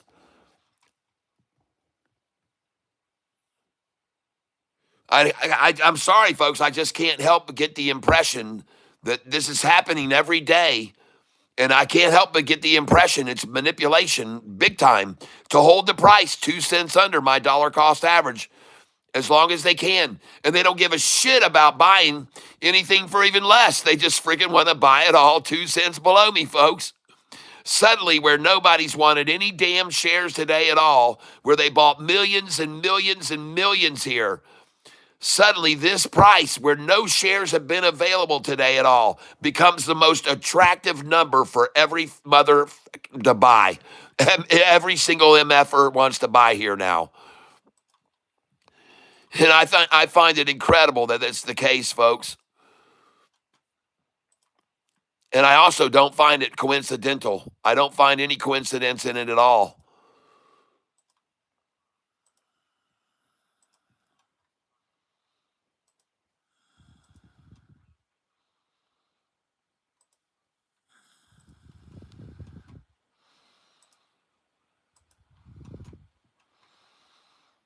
Oh, I'm just loading my boat right here, folks. I'm buying order after order here at 234. I'm going to frickin' fill this thing up here. I've now dropped my dollar cost average down to 242.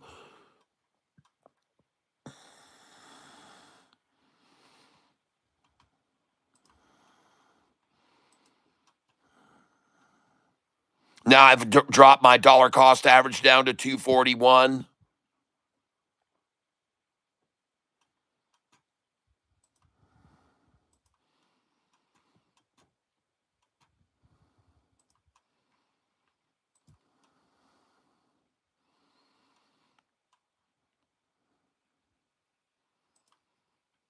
Never seen any damn shares available for sale here all damn day, and all of a sudden, 3 cents under me is where they all want to hoard their freaking shares now, coming into freaking 3:30 in the afternoon. See, that shit's over.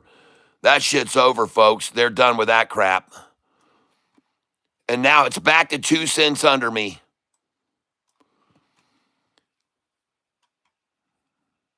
Do you guys know how many shares I just got through buying right there at 233 and 234 a share?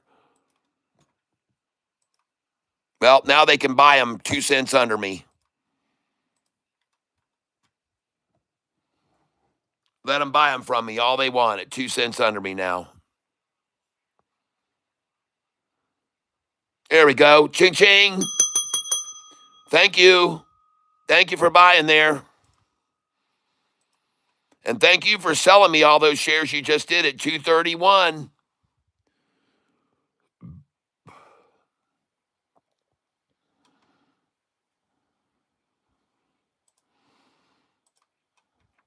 I'm up 172 on this position now. I'm up 184 now.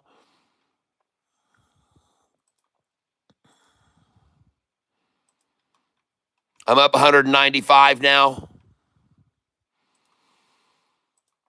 I'm going to sit here and sell order after order to them at 239, 2 cents below my dollar cost average, because that's what they're going to do. And I'm going to sit here and just keep freaking selling them, folks. And all of a sudden, this thing's going to freaking pop.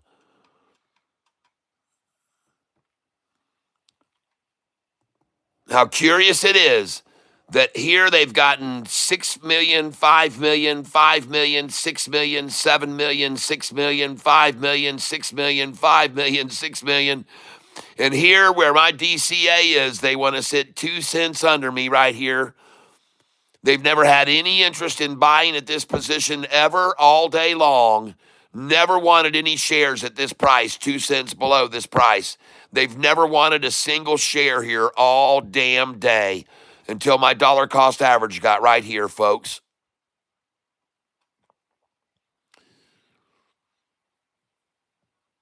Pretty amazing to see it every day, every freaking day, folks. It's amazing to watch it.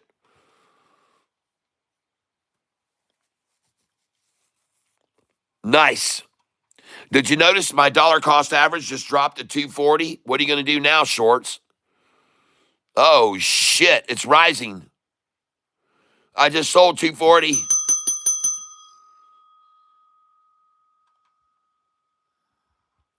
Uh-oh, shorts. I'm up $251 on this now. I just sold 241.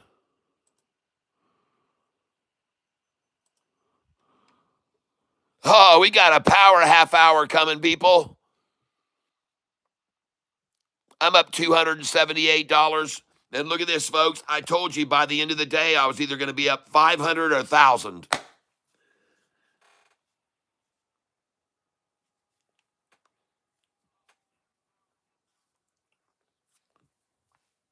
And the stock I'm on is SER, ladies and gentlemen, SER. And I guess they can't hold it under me any longer. And I'm telling you, folks, there's never been any shares through here. There's never been any. Never. There's never been any. The only reason there are now is because my DCA is there. But there's never been any real shares available any of this range. It should shoot right by that and past that too. It should go right over that, all of it.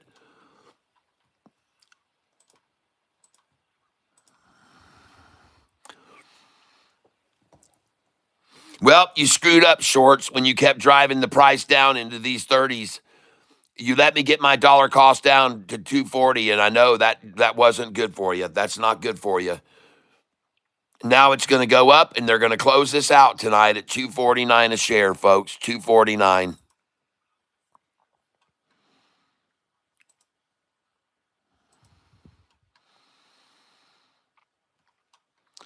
And every once in a while, I'm going to throw in a market share and sell it.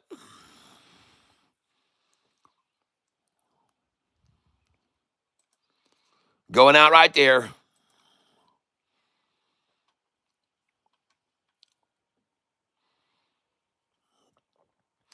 Just sold it at 242.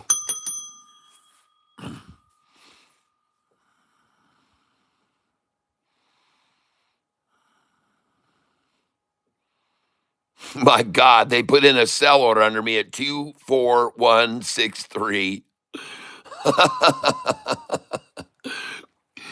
24163, folks. And they're look how dinky the shares are available here, folks. Look how few shares there's ever been here. Why is it now sitting there? It's never sat there before. This price has never sat here. Look at the chart, folks, on SER right now. Look at the 1 day chart. I mean, the long-term chart. This is a 20-day chart. There's the 1 day right there. Right on my DCA, they just tried to get all the shares they could below my dollar cost average for a solid freaking half hour, folks. And now she runs back over my DCA, and they're totally screwed now. Look at this beautiful chart on it. Wow. I wonder how high this is going to go in after hours. Look at this. Look at this formation. Spike down to the 50, spike down to the 50, spike. Herky jerky, herky jerky, herky jerky all over the 50s, blows up. Come down here, herky jerky on the 200. Going to blow up now. It's going to blow again, folks, just like here. It's going to blow again when the market closes. This thing's going to go off the charts, folks.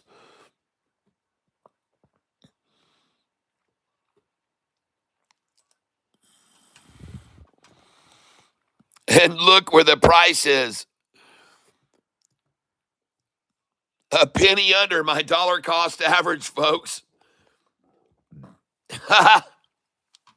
It's pretty amazing that no matter where I put my DCA, they all want to hold it there. It's amazing, isn't it? That no matter where my dollar cost average is, they want to hold it there. Now let's look at BIAF. Oh, yeah, a nice day of profit on BIAF, up $1,400, now up $1,500 on BIAF. And where are they holding the price? At my dollar cost average, people. 1 penny below my dollar cost average. I know that seems incredible, but they are sitting on my dollar cost average on BIAF. Isn't that incredible? On both my friggin' stocks, they're sitting the price on my DCA. I just sold BIAF at 262.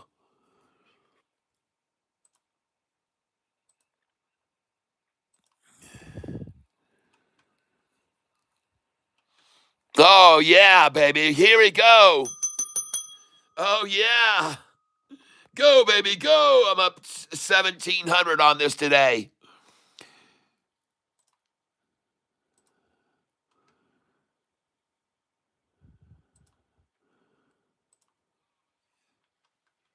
Nice.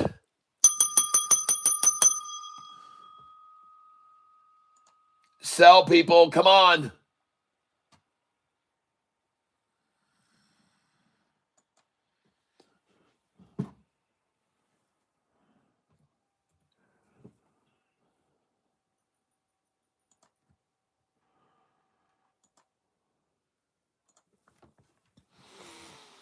All right. Go, baby. Go, go, go. 60 out, 60 out, 60 out.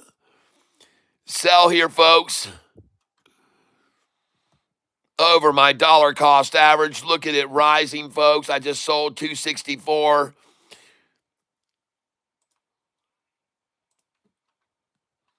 I'm up 1,796. Now, well, I'm up 1,897. I just sold 266, 266. Sell 272, 273. Nice. I got to go over here on my Charles Schwab. Give me a minute. I got to sell some more BIAF right here. Sell right here now. Very nice, everybody. Come on out here. I got 535 shares. I'm coming out at market. Review order in place. 40 shares now going out now at market. Sell another 40 shares. Market, review order, and place it. You got to get out at the 6.6, folks. Don't be a moron. Don't be a dumbass. Sell the 6.6, sell the 6.7, sell the 6.8, sell the 6.9, sell 70, sell 72, 74, 73. Come on up, 6.9. Put in your sell order. Good till cancel plus extended.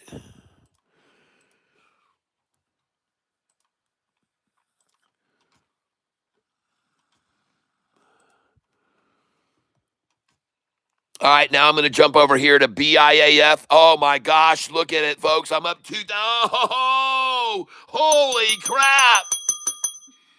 BIAF. Wow. Holy smokes, folks. BIAF.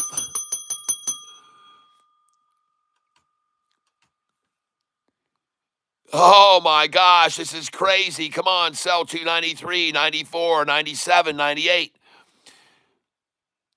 Oh my gosh, folks, sell 100 at market now.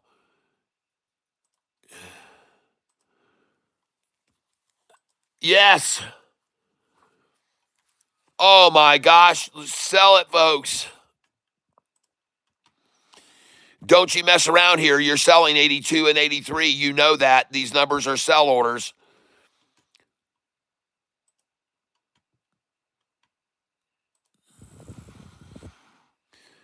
Dang.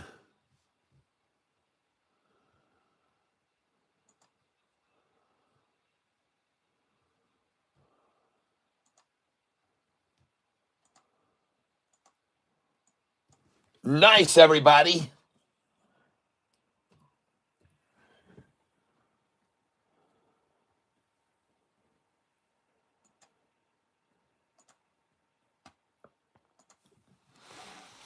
Oh my gosh, this is fabulous.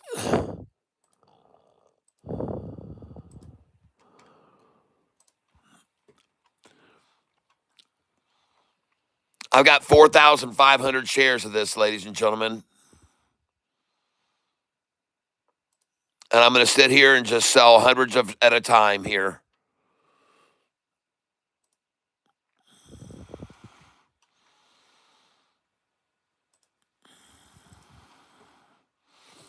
Don't miss out to sell here, folks, at 282, 283. Bring your buy orders in here now, 20 a share at 269, 270, 271, 272. Oh my gosh, come in here, 272, 273 is your buys now. 273 is a buy.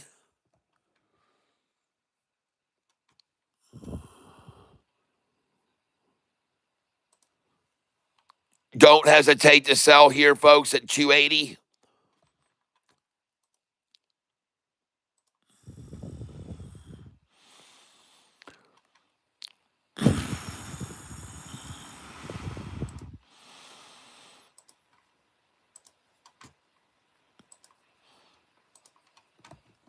I now have 4,150 shares of this stock.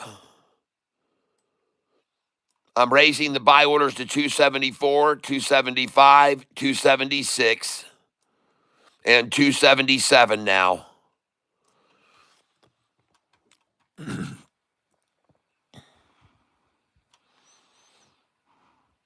Also try for 266. I'll try to buy 100 at 266. 20 at 272. I'll try 40 at 272. How's everybody doing? Had to congratulate BIAF Catfish. Yeah, baby.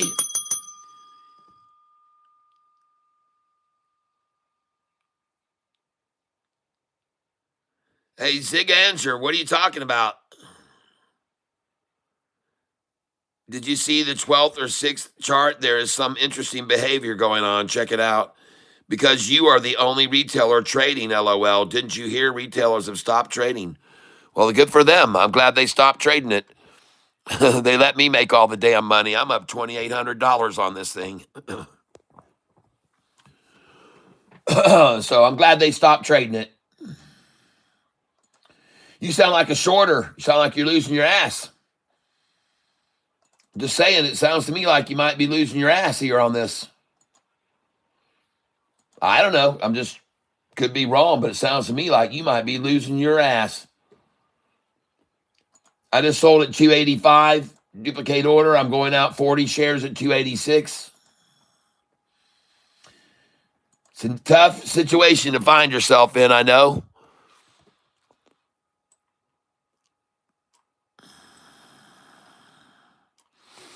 I'm going to get over here on my actual account here, and I'm going to sell here now as well.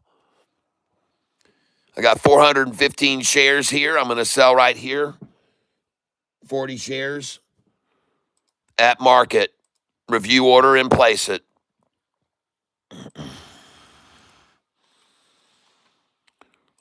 Order status. Just filled at 284.5. Duplicate that order. Coming now out. 40 at market. Review order. And place it. I'm not going to get greedy, folks. I don't need to be greedy.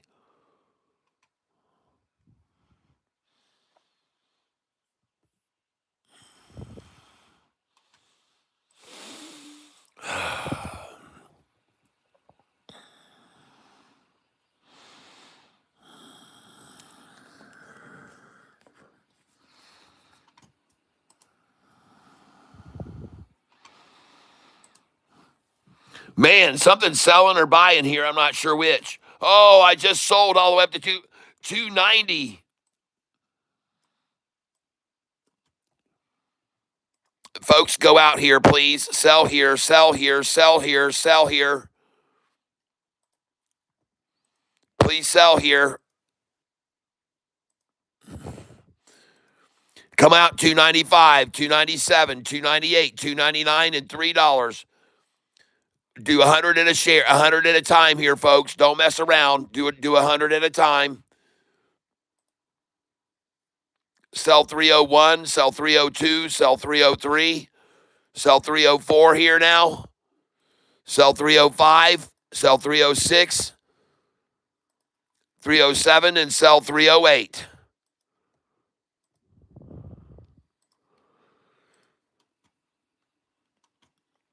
Just sold 248 on SER, 249, 249. SCR, I just sold 247, 48, 49.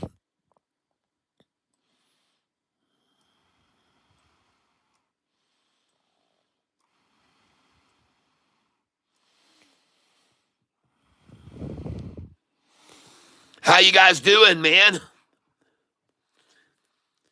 You have BRN? No, I do not have BRN. That's right, Crass V, 100% Catfish. Greed kills accounts. Consistency is key. That is correct.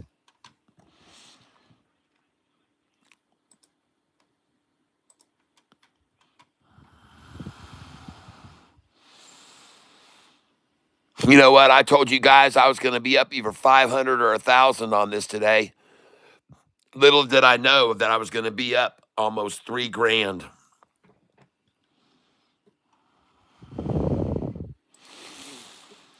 Going to come over here and sell more now. I've got 335 shares left.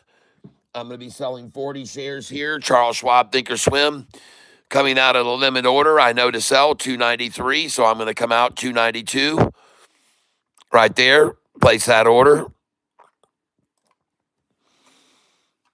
And I'm going to sell here 293. Another 40 shares. Limit order 294. I've already got 293 going out. 292, 293, 294. Put in good till cancel plus extended hours. Review order and place it. Sell right here. Put in another 40 shares. Limit order, 295, please. Good till cancel plus extended hours. Review order and place it.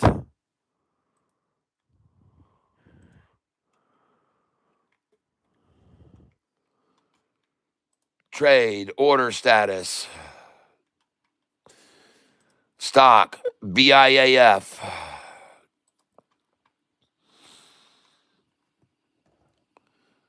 40, 60, 120, 170, 210, 250. I've got 295 left. And I'm selling here, folks, at market.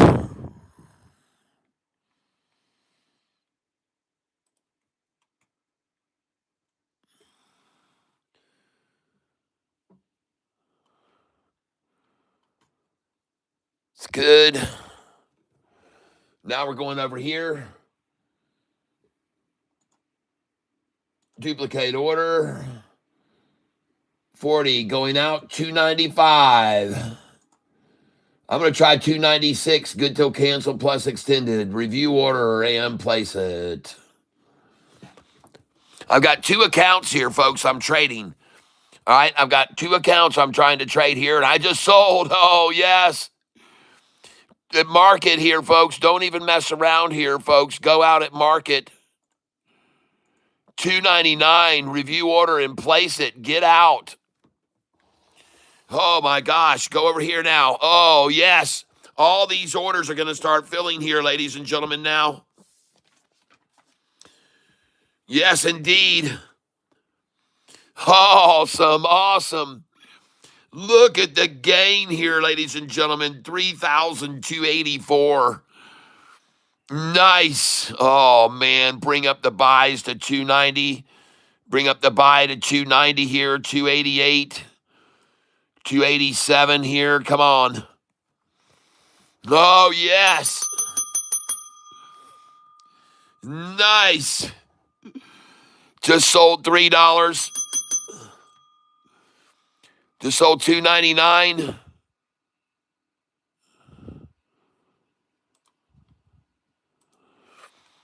You got to know to sell these numbers, folks. Please do not be greedy here. Sell these numbers right now at 298, 299. They're not going to want this to cross over 3. They're going to bring it back down to 288, 283, 282.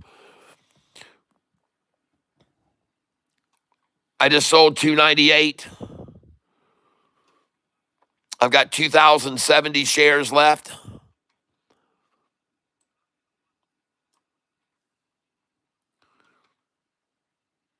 They're going to want to make this stay under $3, folks. I promise you. They're going to keep selling here. They're going to keep selling at 298.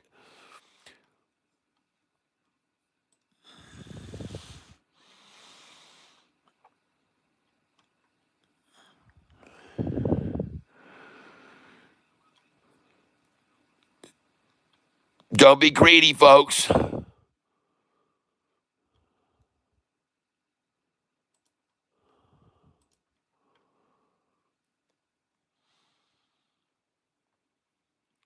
Take the money and run, baby.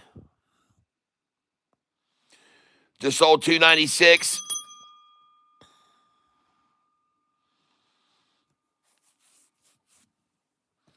And the stock I'm on, ladies and gentlemen, is BIAF. BIAF. Let's put some 20 share buy orders underneath here at 293, 294, 295. Yep. Bring up underneath here. My dollar cost average, ladies and gentlemen, is $2.44 a share.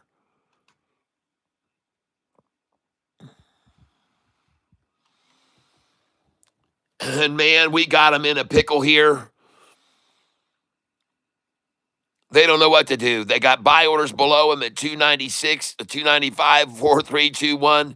They got sell orders from 297 up to 307 here, folks. They can choose whatever course they want here. BIAF.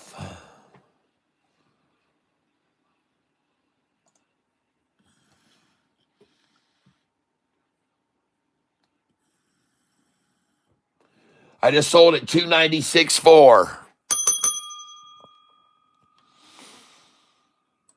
I'm selling these other accounts. I just sold 292. I'm going to sell out here again, duplicate order.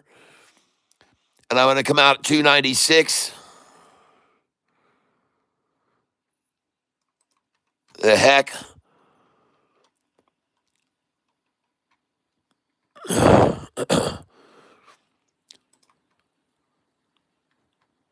All right, 297 then. Didn't want me to sell 296. I guess they want me to sell 297. There you go, sold 297. I've got orders to sell 306, 308, 308, 305, 303, 305. Let's come down here, change this. 304.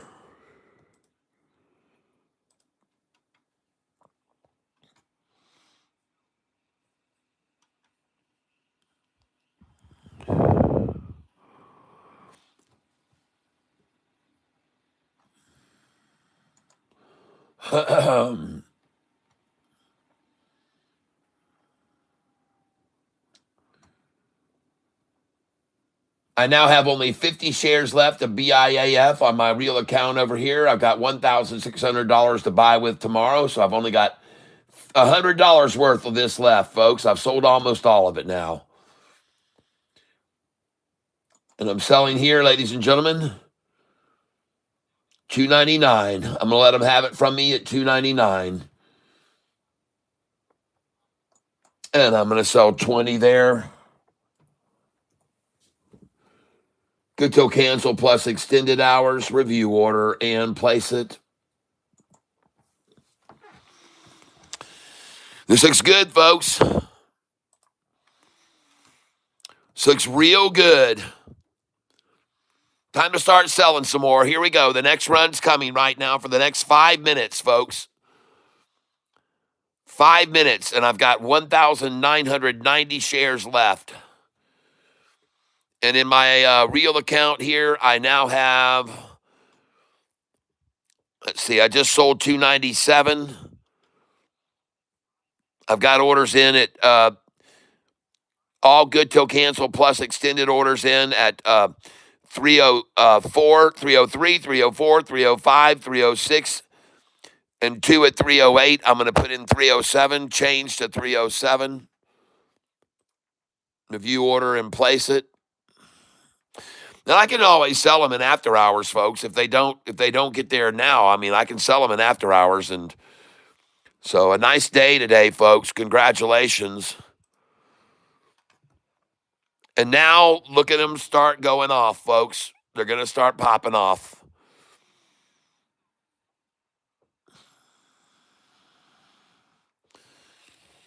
A concerted effort here to hold it at $2.97 a share, folks.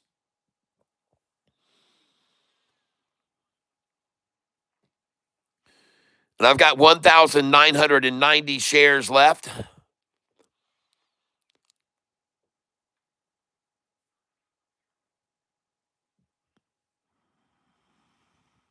Let's go, baby.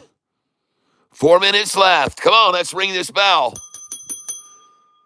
Let's ring the sell bell, ladies and gentlemen. I'm going to take away these buy orders down below here because I don't want to get caught buying at the same price as I'm selling, so I'm not going to do that. So I'm taking away all these orders now, taking them away, take them away, take them away.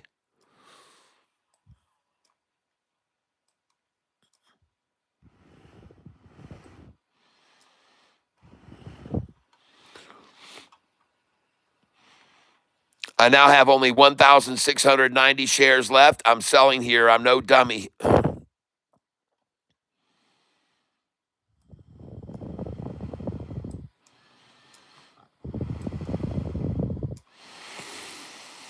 I know no matter what, they're going to try to bring this and keep it down under $3 at the close.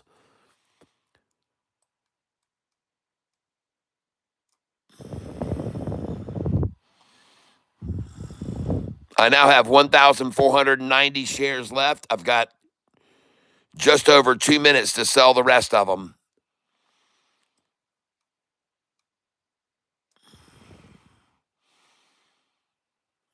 I now have 1,290 shares remaining.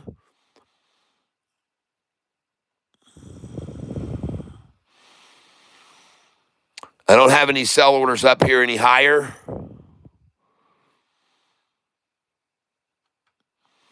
Just hoping I can get some shares sold at up to $3 here, right at the close, and I figured they'd do that and get it right to $2.99. I figure that the only option here is to hold it under $2.99 a share.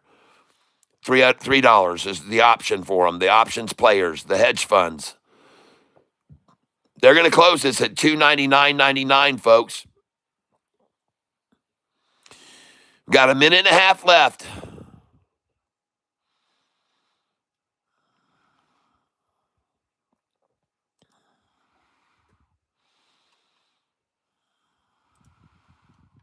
Oh yeah, just sold $297.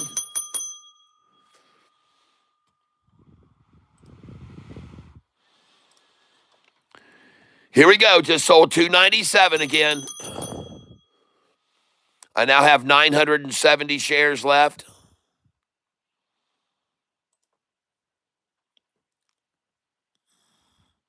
Just sold $297 again. I now have 870 shares remaining. Just sold $297 again. And as I said, I'm trying to sell $298, $299, and $3 right before the close. I've got 770 shares left.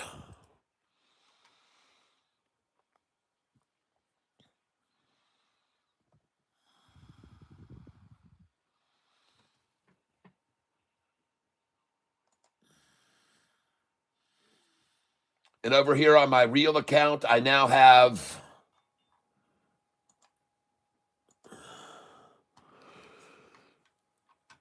I ended up with 700 shares left, folks.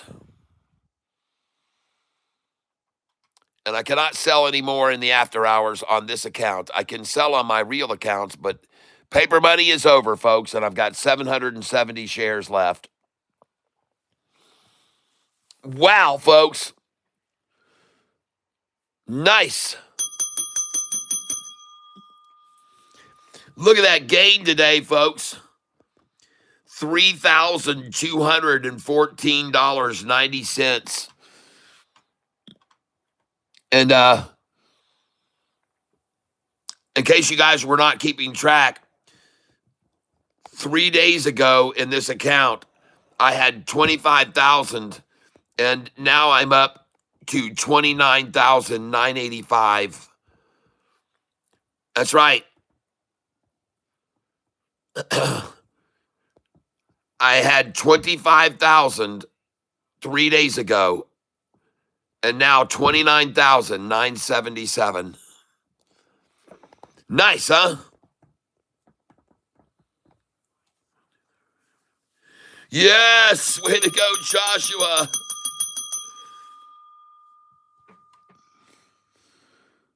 I do not have BRN. I'll go look at it now and see what it's doing. BRN. Well, actually, I do have. I bought 700 shares of BRN, and I made $4 on it. I'm up $4 on it because I bought it at $1.12, $1.13, $1.11, whatever.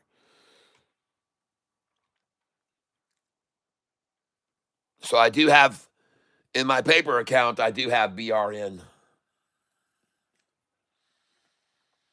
Well, BIAF, I now have only 50 shares left of BIAF.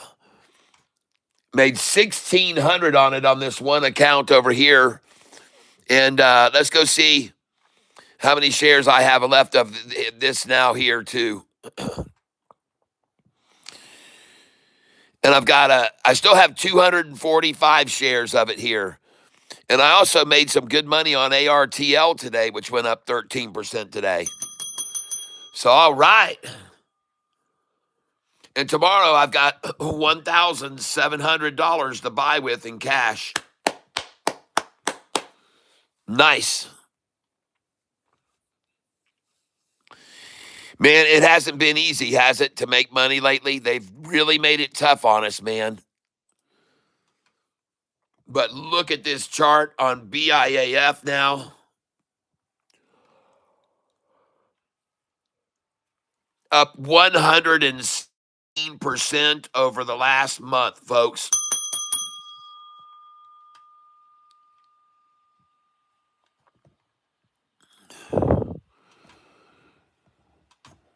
I just wonder how high it'll go.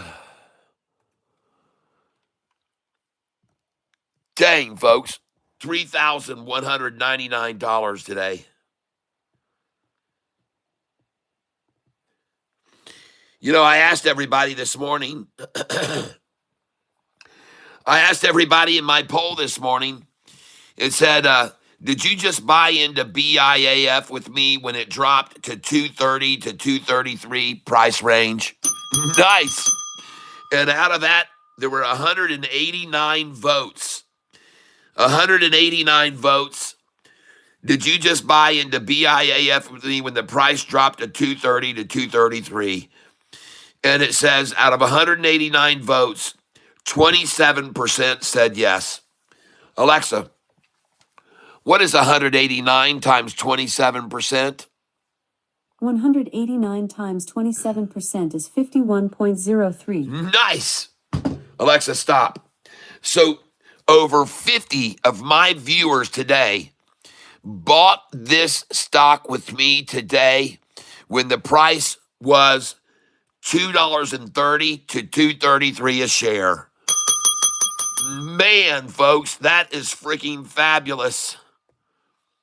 To all 50 of you, congratulations.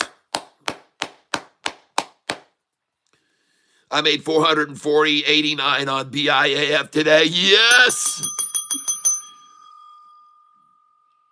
Make sure you put 130 of that into a high interest yield account so that you can get your taxes paid for and your CPA, okay? File quarterly your taxes. File your quarterly taxes. All right, please. Man, you know, the only thing I regret is that I didn't just sell all of those shares of BIAF. I have 770 left. But hell, now I'm up $3,276. I just won't be able to sell it until in the morning, I guess. And dang, this thing, the rate it's going, who knows where it'll be in the morning.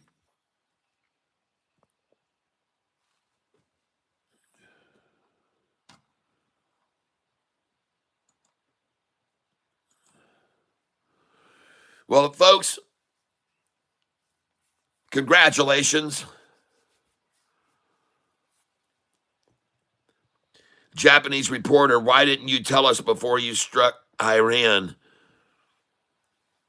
Trump, why didn't you tell me about Pearl Harbor? Yeah. I love it. Folks, this stock is BIAF is still launching. And I'm going to sell it now in after hours. My orders that I had were good till canceled. And I have a feeling they're getting filled right now at 306, 7, and 8. Let me see. I know I just sold 299.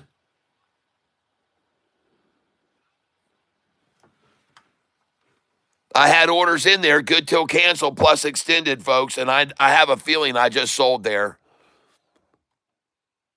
Let me look. Account positions, trade order status. Let's look here. Oh, yeah. Oh, yeah. Look at that, folks. Just sold 305, 307, 308, 306. I love it. Sold 303. Price is 319. Oh, 325 on the ask. Oh, my gosh, everybody. 330 is a sell. Okay, folks, you know 330 is a sell. Holy smokes. Look at that thing on fire, folks. And I've got 25 shares left of BIAF. Sell, Mortimer, sell here. Oh my gosh, congratulations, everybody. Congratulations. Oh my gosh, limit order 325. I'm going out 324. Review order. Oh, no, I got to edit this and go good till cancel plus extended hours. Oh my gosh, folks, 324. Get your ass out of here. Place it at 324 if you can sell there. Oh man, I can't believe I got out 308. Duplicate order. Oh, I got 324. Let's go for 330. Let's go for 330. Let's get out 330. Let's try for 328. 328. Why get greedy, folks? Why get greedy? Let's do 10 at 328. Review order and place it. Oh, edit. We got to do good till cancel plus extended. Yep, 328. Review order and place it. Congratulations, everyone. Congratulations.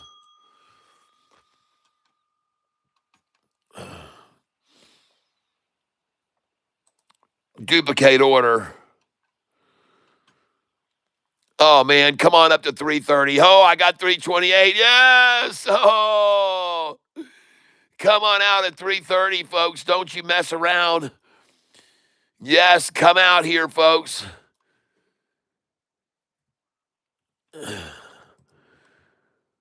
Oh, man. Oh, man. Oh, man.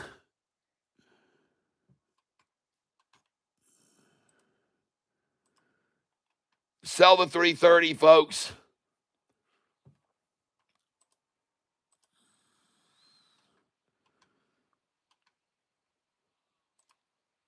Sell it here.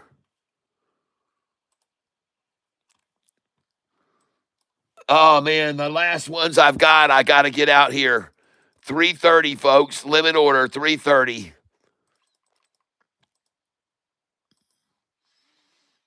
Good till cancel plus extended.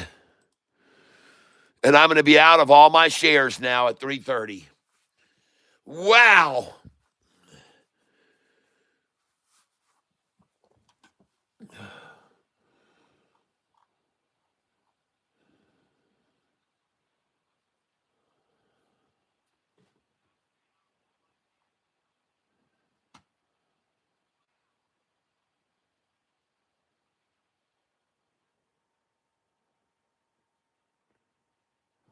And by the way, yesterday, I want you to see BIAF. Look at these buys coming in that I bought. Look at those buys where I bought it, folks. 240, 231.23, 231.23. I bought there. 231. How do you like that? And buying shares at 253, 256, 267. Buying 50 at a time there. Buying down here, 273, 272. All these shares of BIAF. Look at all those buys there. Just hundreds of shares I bought there. Hundreds of shares. Hundreds, because this is just one page. There's a lot more, folks. There's a lot of buys here on BIAF that I made in the 280s as well, down in the 280s. Buying the crap out of it. I bought a lot of shares, folks, there. BIAF, I bought a lot of them. Buying. 10. Hundreds and hundreds of shares. Buying as low as the prices I just showed you. Buying shares at 280s, 270s, 274, 267. Buying shares of BIAF here at 240, 231.23. buying more shares, 20 at a time. Market share buys at 259, 249, 244. Buying 40 shares at a time at 257, 256, 257, 256. Oh my gosh. That's lovely, folks.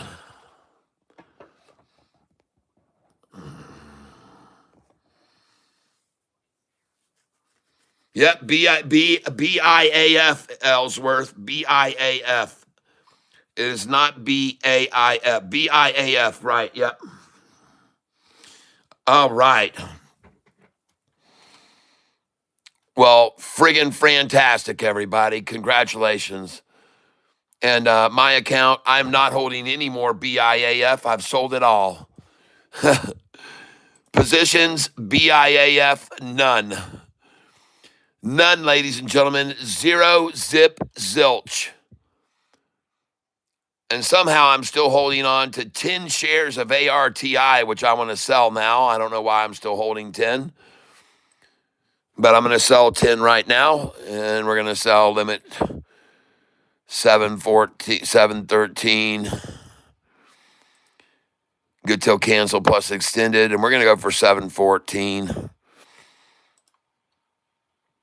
Place that order.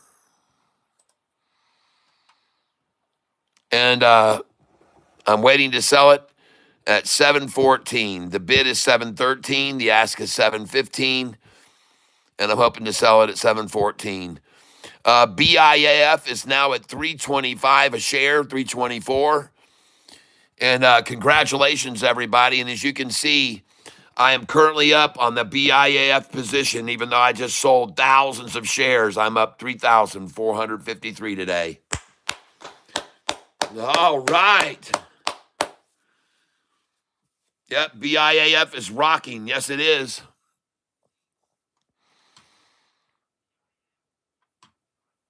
You know, I wish I could sell it in paper money. I wish that they would let me sell it right now, paper money. But I can put sell orders in here and they won't fill. They just won't. I don't know why they won't sell in paper in after hours, but they just won't sell, folks. I can put them in and they won't sell.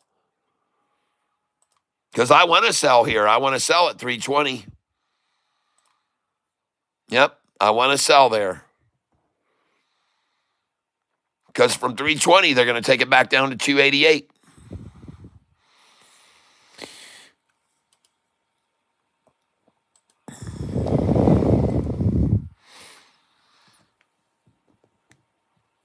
Do you guys know if there's a way to sell on paper money in after hours that I'm missing that I can't figure out? Yep, Chevy Blue, I see it. I know. Does anybody know how to sell on paper money in after hours?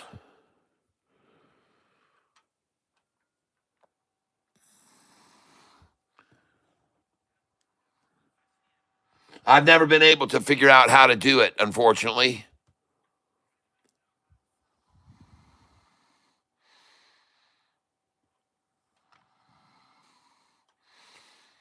If anybody knows how to sell on paper money in after hours, I'd like to know.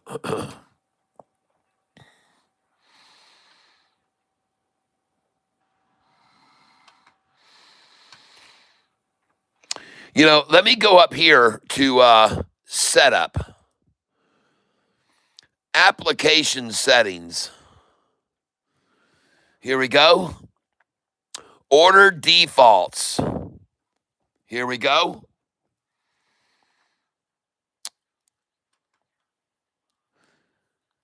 Stocks. Order defaults. Limit. Sell limit. Oh, let's take it off day and go to good till cancel plus extended. Default quantity orders, let's make it 50. And let's hit apply settings. Now we'll take off these sell orders. And now we'll try come out 50. And let me check this again and make sure we're right. Setup, application settings, order defaults, stocks, limit, 50, order quantity increments, 50. Let's change this to 50. Oh, it only says 100. Good till cancel plus extended. Apply settings. All right, let's try to sell 50 shares right here at 321 and 324. And they will not sell.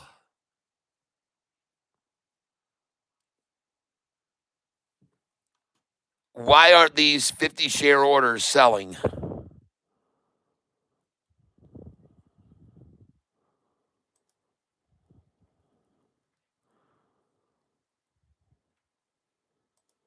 Nope. I don't know why. Let me try something else here. Let me try setup, application settings, order defaults, limit, maximum quantity of orders, unlimited. Quantity default is 50. Good here till cancel. Let's put extended PM. Extended PM. Apply settings. And let's try to sell now extended PM.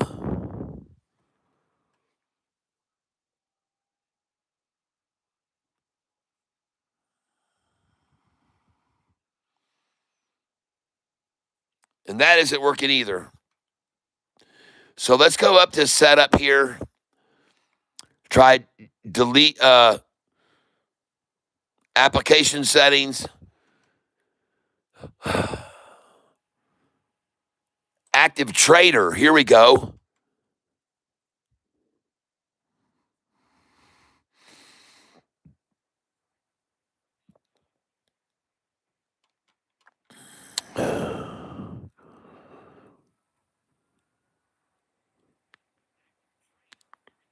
Order defaults.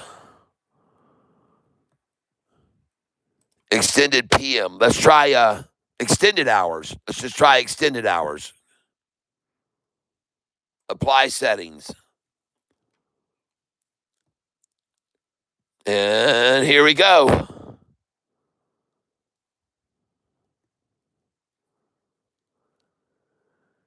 The bid is 316. The ask is 320. 316. So let's just put in an order to let them buy it at 316 and 315. And they will not sell, folks. Let's try 314.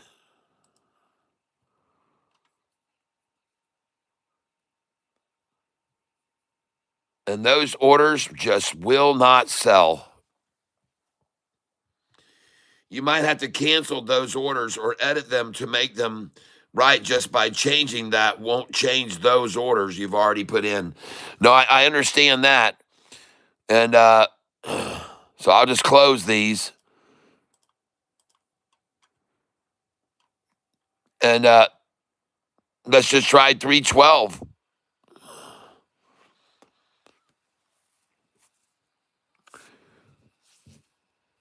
I don't know, folks. It just won't let me sell them. I don't know why it won't. Let's try 308. No.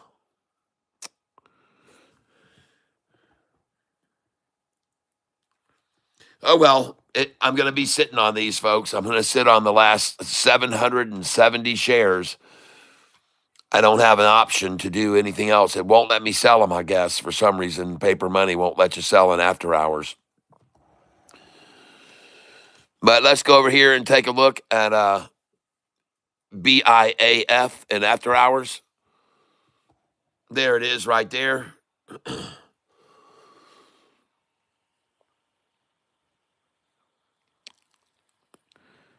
And boy, howdy, you know me. I sold right there, 336. You got to sell 336, 37, 38. You got to sell 330, all those.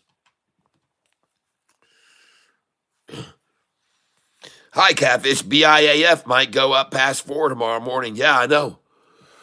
I know, Wendy. I know that's possible. So, but unfortunately, I would like to have sold all of it and had only like 100 or 200 shares left. I'm still sitting on 700, and that's on my paper money because they don't let you sell in after hours. Unfortunately, I could have just sold if they let me. I would have just sold it at 327, 328, 329, and 330.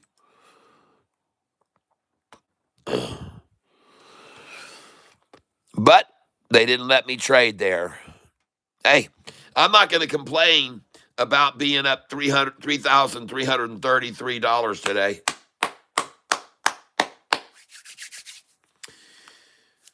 Up 3,345 now.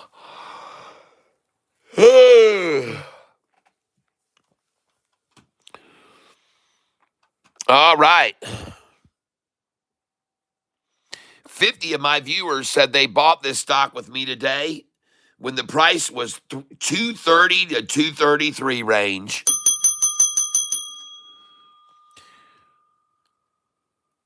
So BIAF is going to go on our top winners again. Here we get to add it again, folks, on 319.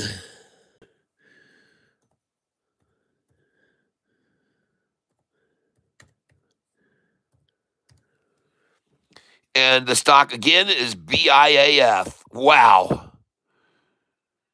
Man, we've made some money on this thing. Have we made some freaking money on this? Why won't it let me copy that? The hell's the problem? No copying there, I guess. No copying. Oh, geez. Oh, please, get me down here where I am. And just to take a look at this, stock BIAF.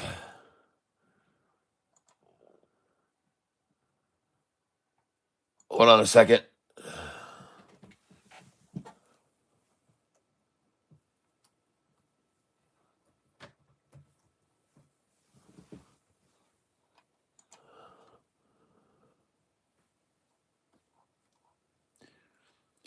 BIAF stock, here's what I'm looking at right now.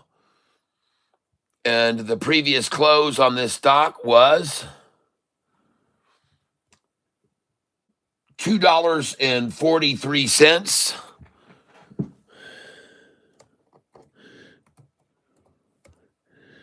And I know we bought it for less than that yesterday. I know we did.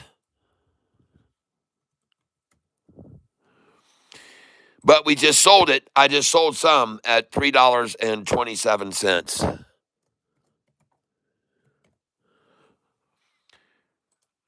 And let's go figure out. And I know we bought it below 243 yesterday. I know for a fact we did. But I'm just going to put in 243. And let me see here. 2.43 times 40% plus 340. 2.43 times 37% plus 332. So 36%, folks.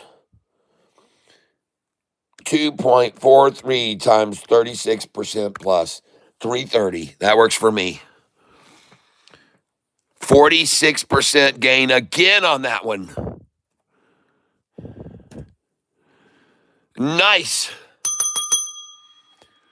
And ladies and gentlemen, these are the stocks that we've been trading here lately since February the 26th. These are the percentage gains that we have made on these stocks that we have been day trading. This is the previous day's close. This is the price it ran to. Previous day's close, the price it ran to. Previous day's close, the price it ran to. Previous day's close, the price it ran to. And look at these freaking profits, everyone. Sweet. That's why my account's gone from 25,000 up to 29,000.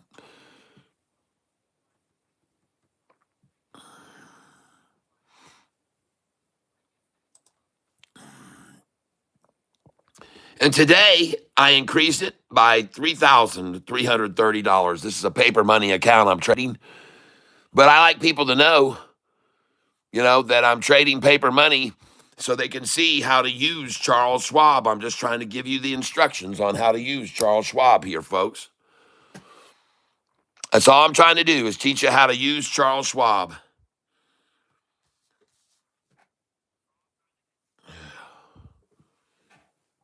All right, CNDT. Thank you for calling that out.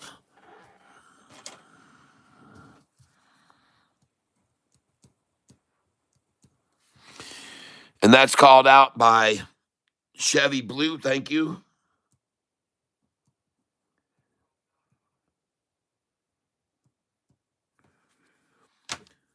CNDT. Chevy Blue. LNKS. Yes, that was called out very early this morning. I looked at it.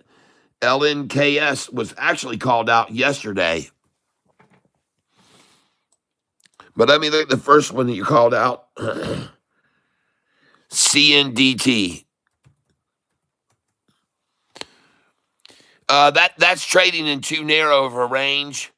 116 to 124. That's just way too narrow of a range to really make any real money on. I see it taking off now in after hours, though. It's closed at the bid is 124, the ask 135. So, and it closed at 121. So I see it rising here. It looks pretty good. Let's go look at the chart on it. CNDT.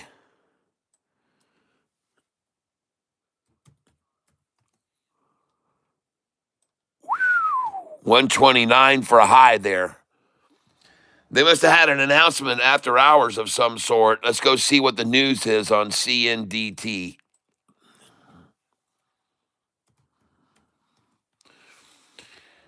Here we go. CNDT.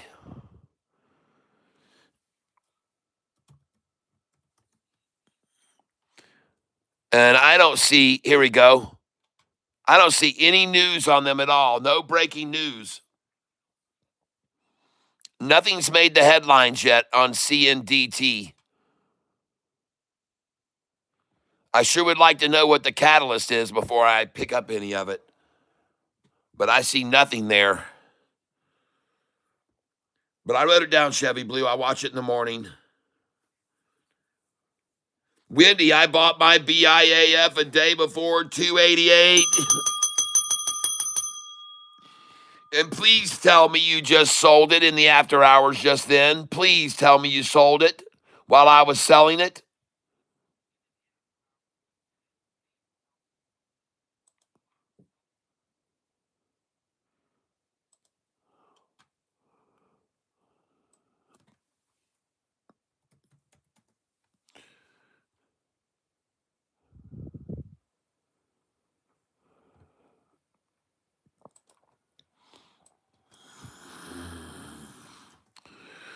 Wendy, let me ask you.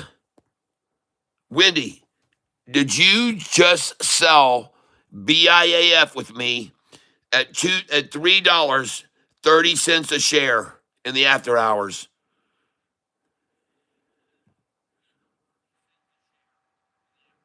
Okay. Well, hell, you can't complain about that. You cannot complain about selling and making a ton of money. I sold 1,000 share, and you bought it for 288, and you sold it for how much? What was the price you sold it at?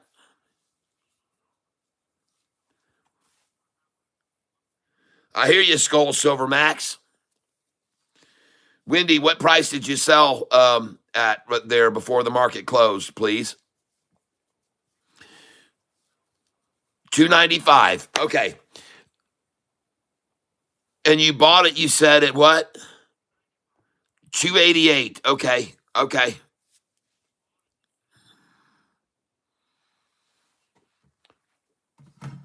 Well, you made some money, didn't you?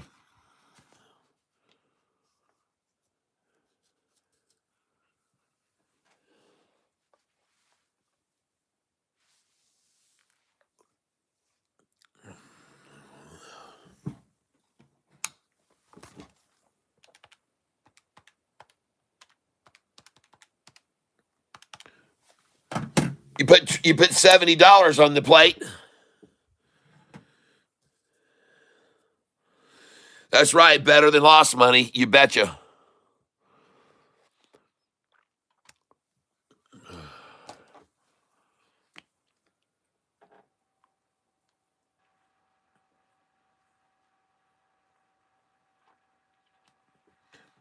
Wendy, you did good. You're learning. By the way, Wendy, just so you're aware of this, you better look up here.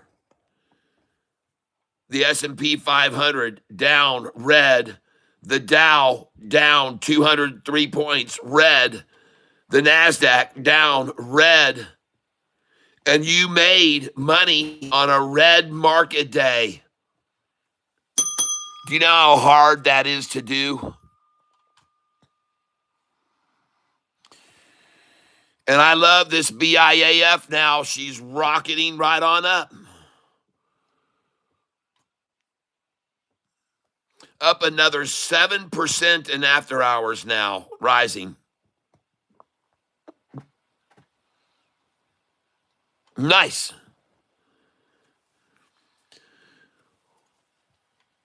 What in the world is the news?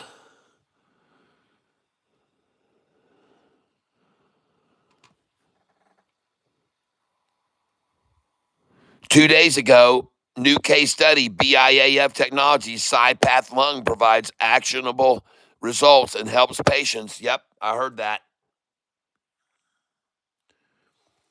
Well, look, ladies and gentlemen, tomorrow, I guess I'm going to be up very early again, and at 7 a.m. I'll start selling this, and maybe it'll open up over freaking $4. Who knows? Somebody said it could go to $4 tomorrow. I guess we'll see. But let's take a look at BIAF now.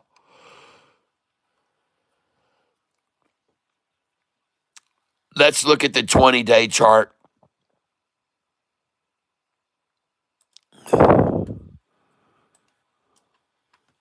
Wow. Look at that 20-day chart, folks.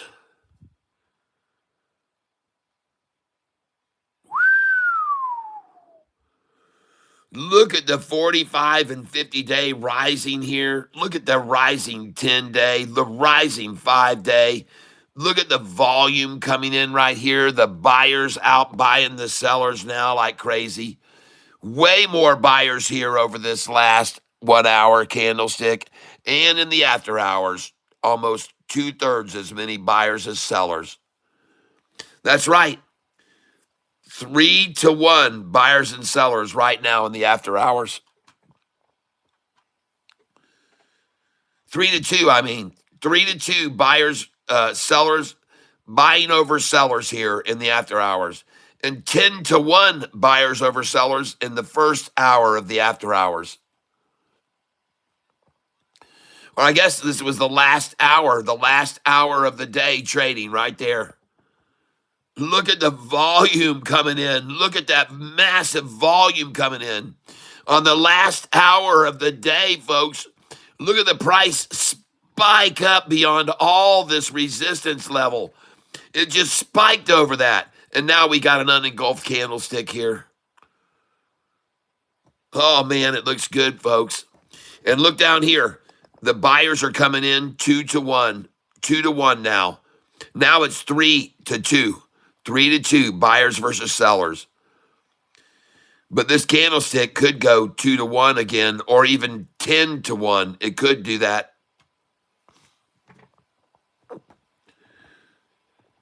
It looks good, folks. BIAF. Look at the last hour of the day. Look at that spike in volume, and everything was buying it. No one was selling it at all. Everything was buying it in that last hour of the market open today. After they held it so long, 2 cents under my dollar cost average on such minuscule volume. And then it launched. Well, everybody, congratulations on a great day. All right, Marty, LNKS, great day trade. Got it.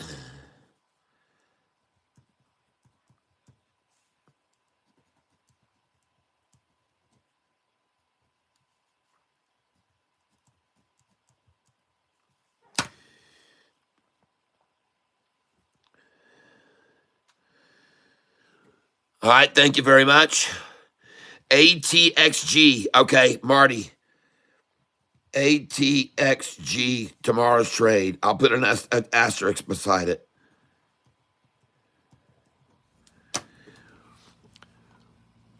Let's go look at it. ATXG.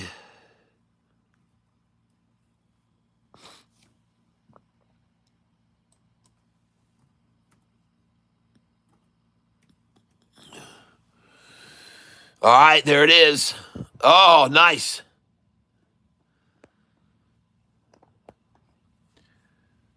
All right, got it. ATXG. Thank you very much. 31 cents a share. Bid 31.50, ask 32.50. Okay.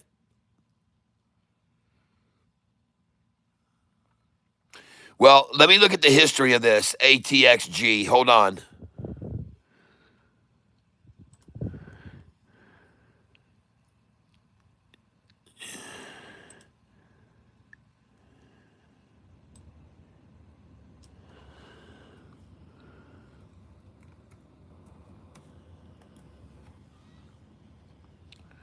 All right.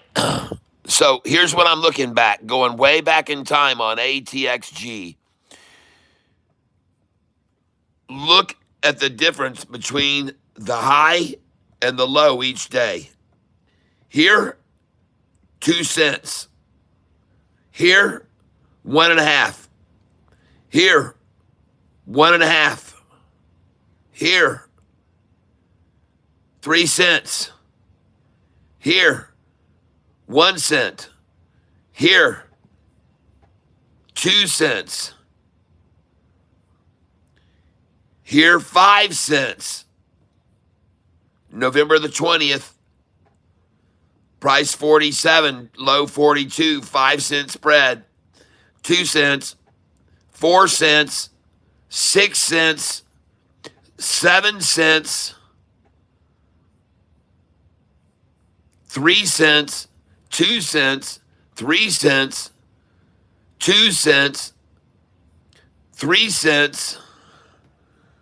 We're in December now. 2 cents. 5 cents. 5 cents. 2 cents. 2 cents. We're at December 15th. 4 cents. 3 cents. 4 cents. 3 cents. 3 cents. 3 cents. We're December 24th. Let's go into January. Oh, 13 cents. 5 cents. 8 cents. 7 cents. Coming the end of January, early February, 2 cents, 4 cents. Whoa! February the 6th, 18 cents. What was the volume that day? Oh, yeah, look at the high volume, 13 million. So the most this is going to trade, folks, between the high and the low is going to be here 18 cents on a busy day. Here the next day, 14 cents, see? Here, wow, 30 cents on 15 million shares. So 28 cents here, 30 cents here.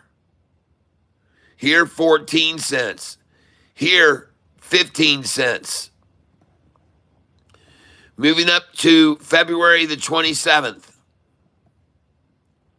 3 cents. 2 cents. 2 cents. 2 cents. Less than 2 cents. 4 cents. 3 cents. 1.5 cents. Now we coming into March. High to low, 3 cents. 1 cent, 2 cents, 2 cents, 1.5, 1.5, 1.5, 1.5. Wow, another jump. 15 million shares traded. 25 to 46. And here, look at the difference. The low. What did they do, folks? The price was 41.60 and the market opened and they took it down to 22 cents.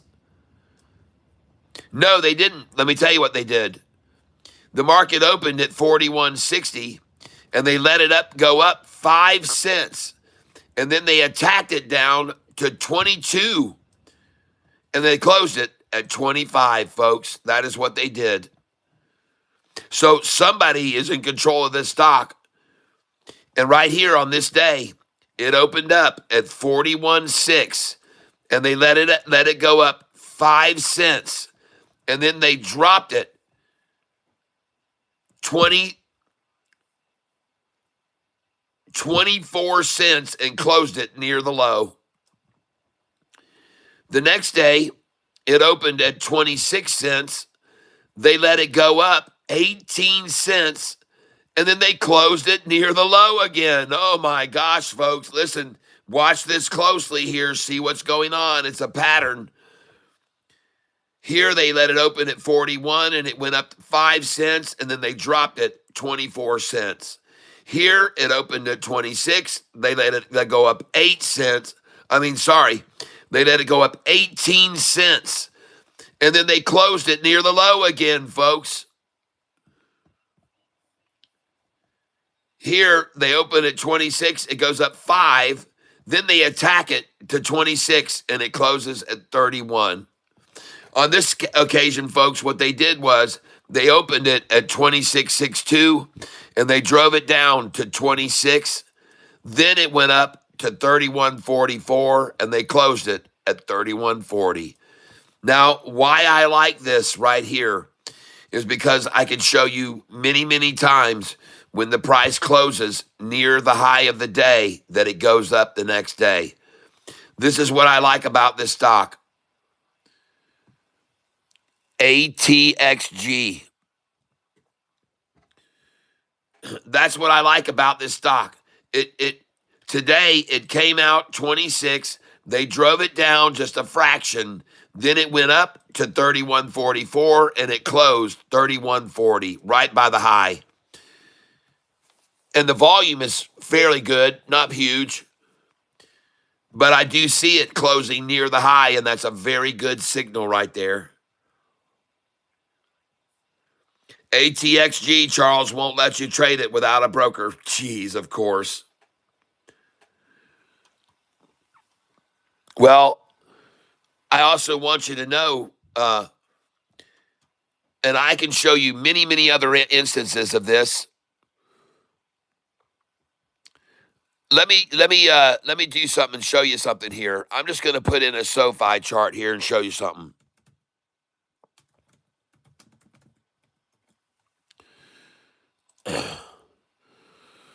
Now let's go to the historical data.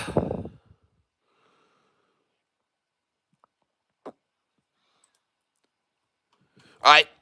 Now, look right here, folks. I want you to see something here. I'm just going to use this to give you an illustration of how good it is to close near the high so you understand, okay? So here's what I want you to see. That when you close near the high, it's a good thing, okay? If you close near the low, it's not a good thing. Right here, on this day, July 23rd, take a note. It opened at 21.21. They drove it down to 20.86. Then it closed. It went the high of 21.65, and it closed very close to the high. See that? Just 9 cents off the high. 21.65, and it closed 9 cents off the high. Look at the next price. From 21.56, the next day's high was 22.01. Now, again, on this day, the price, and I'm going to show you other instances here so you can see why it's good for a stock to close near the high of the day. All right. I'm going to show you other instances so you can understand why it's good to close at or near the high, closer to the high than the low. And I want you to see this one here. See this price here? The low, after it opened at 21.22, it went down to 20.77. Then it went to the high. The high was 21.22, and it closed at 21.02, 18 cents away from the high, and over 30 cents away from the low, but closer to the high. When it closed closer to the high, look at the price the next day, 25.11. Folks, I can show you this over and over and over again so you'll understand it. There are going to be instances over and over. Here's another one. The price opened at 21.47. It dropped to 21.02. Then it went up to 21.56 and closed 10 cents off the high, 21.46. Look at the price the next day, 22.43.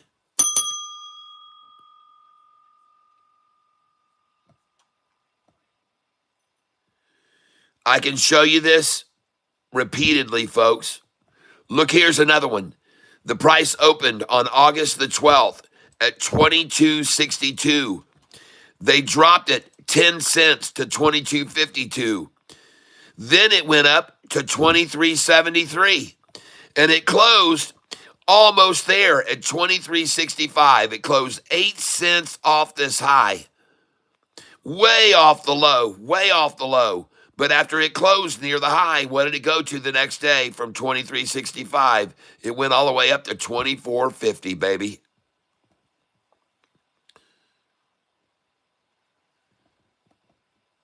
And the opposite of this is just equally as true. If you close near the low, folks, be watching out for the next day to drop again if it closes near the low. You might want to look right here. You see this price? It came out of the gate here. The high was 24.23. It closed on the high, 24.23, folks. And then it went up to 24.91.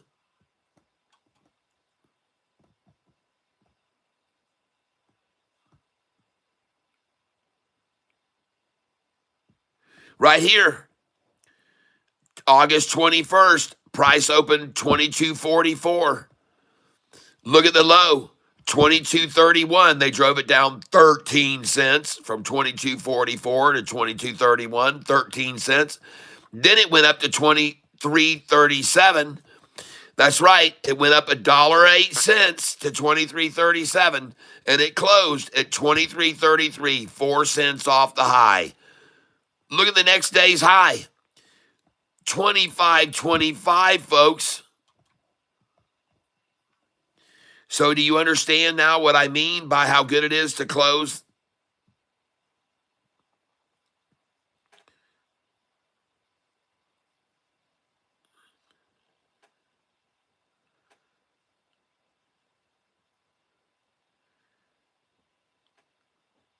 Yeah, I never hold these day trade stocks overnight.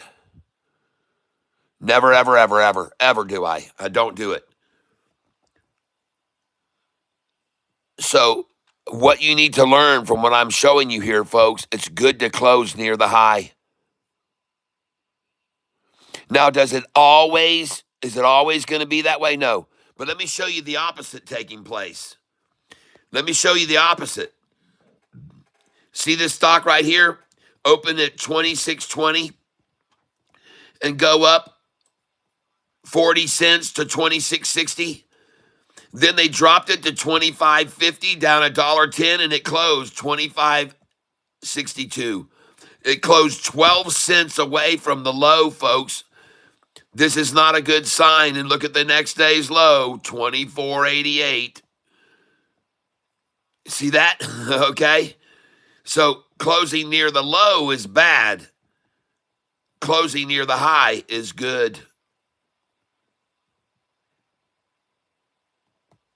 Here you can see the high was 26.38 and it closed near the high at 26.15.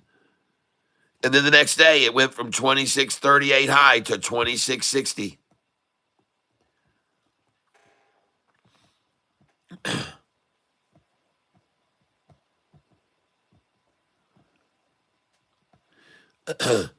Look here.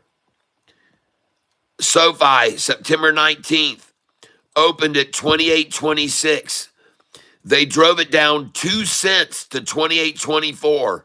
Then it went up to 29.63 and it closed just 12 cents away from the high.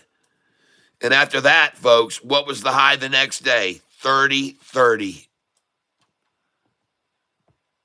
You got it? Man, I mean, I could show you this so many times. And then you'd all be happy when you saw the stock close near the high of the day, wouldn't you?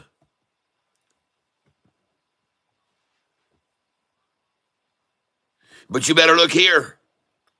October 16th, look at that open, 28.07. Look at them drive it down to 26.25, folks. Well, let me tell you what they did first. They faked you out. They ran it up from 28.07 to 28.44. They took it up 33 cents. Then they drove it down to 26.25 and closed it very close to the low. And when they did that, the next day, I bet the price dropped. 26.25 was the low. Here, 26.01. The high here, 28.44, and the high the next day, only 26.92. Folks, it's because they closed it very close to the low. That's why it dropped $2 from the high.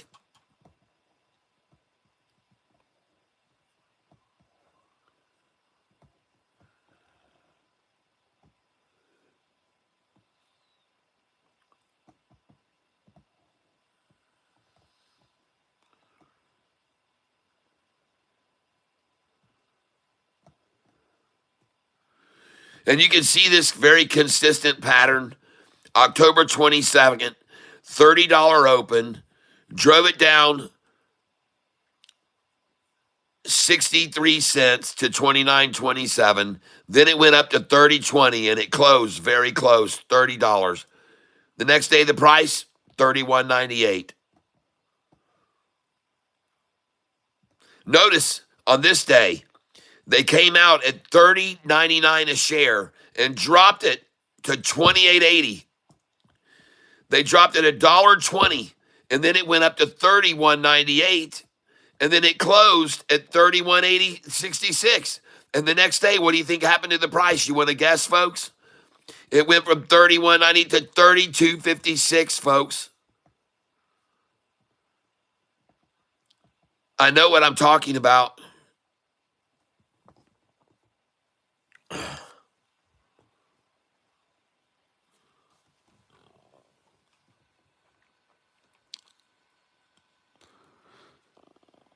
So that's the one good thing about the stock that you just called out that I just looked at.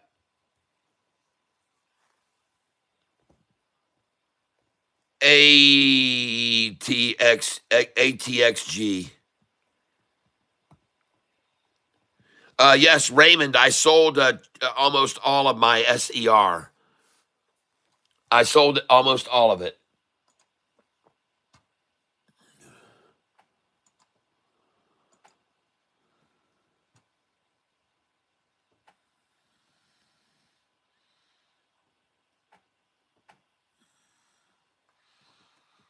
I also sold almost all of my BIAF. I've only got 30 shares of it on one account. And on my BIAF account positions, I've only got, well, I have no left. I have none left. Sold it all, folks. And the cash I've got to spend tomorrow is going to be $2,584 to invest tomorrow.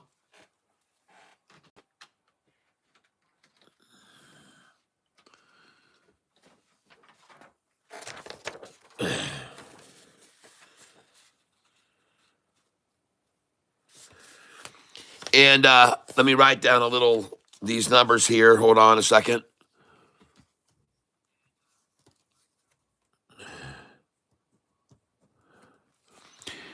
And she is holding no stocks, and she's got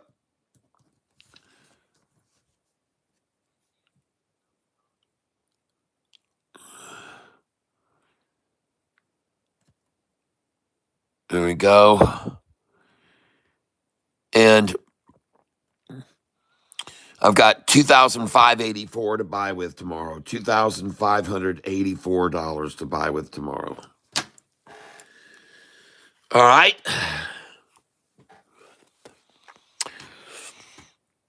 And now on this account here, give me a second here. I've only got 30 shares of BIAF left.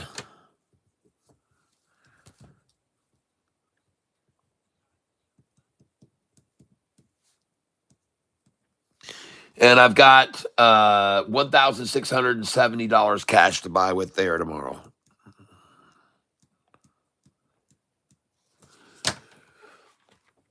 And so I want to congratulate everybody today on trading BIAF with me all day long. And in case you're not aware, tomorrow someone has called this stock out that we're going to trade ATXG. ATXG. We're going to be watching this one. We're going to be watching another one called out by Marty. And that one is called LNKS.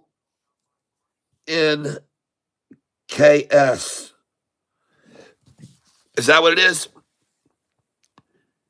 Yes, LNKS. This stock here, folks, tomorrow, LNKS. There it is in the after hours right now, LNKS.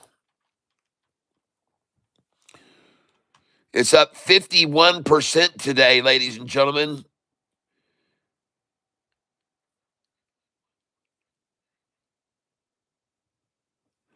LNKS. Up 51%. On the right beside that. Price in after hours, 8611. After hours, 0.8611. All right, thank you. Yep. Made money on a red day. It's only hard to do if you're swimming in the wrong pond. Yeah, Ellis.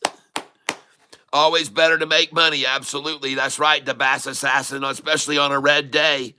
A win is a win, better than any loss. That's right, Alexander Cohen. Wendy, I want to make like you, but I can't see the chart with you. Due to my vision, it's getting worse. My doctor cannot help. Oh. Hi, Catfish. Would you continue trading SCR in the after hours between 240 and 249?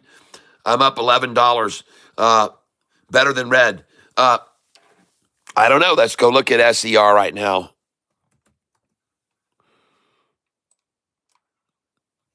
Yeah. That thing's making a nice move. A flat top green disc here. It's got a little wick on the top of it now. We need to see it disappear, that wick disappear.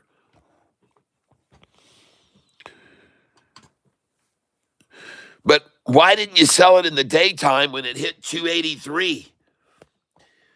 Hey, man, I got a question for you. You've been watching this channel for a while. Look at my buy-sell sheet. What does it say down here to sell? 282, 83.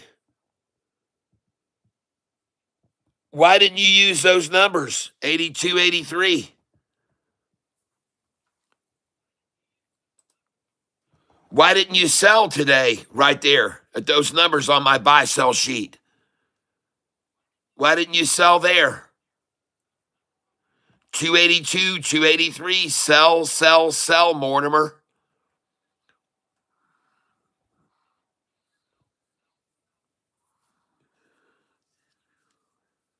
World Free Speech, CGC, okay?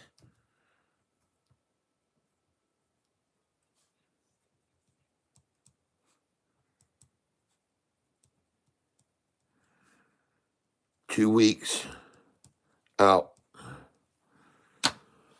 All right. Pat says, Charles, no go on LNKS. Well, that was called out by Marty. He said it might go up. It was up 51% today in the after hours, 8611.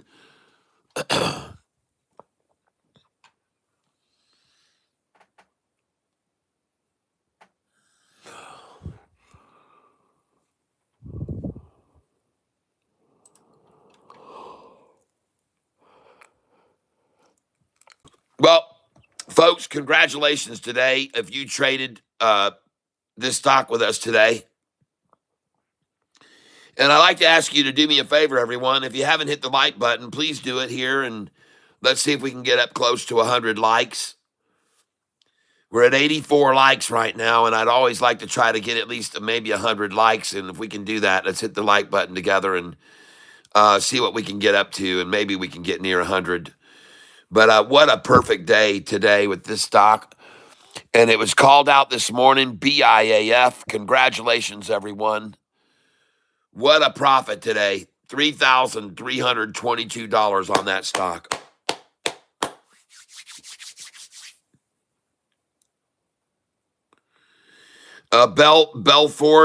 Belford Dawn says, made money on JetBlue. Yeah, Marty, I see it. ATXG closed on the day's high. Yep, I saw that. And that's always a very good thing, ATXG. Anytime a stock closed near the day high or on the high is very positive for a good move up the next day. I just showed everybody that. So I've got it, Marty. I've got it. I'm looking at it, Marty. I've got my eyes on it, no doubt about it. I'll be watching it tomorrow very closely. And thank you all for being here with me today. I appreciate it. Thank you all for your participation with me today here in the tank. Very grateful. I'm glad that we could make some money on a very red day in the market. It's not easy to do on a day when everything's red, and crashing. To make money's tough, especially to make over $3,000, folks.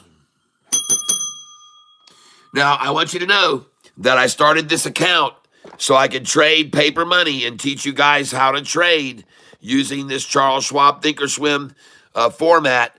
And you can use it with real money too. I'm just using paper money because this limits my liability risk when I'm showing you how to trade with paper money. All right, folks, I'm just showing you with paper money. You can all understand it's paper money, and you can all learn with paper money until you get good at what you're doing. You know what I mean? And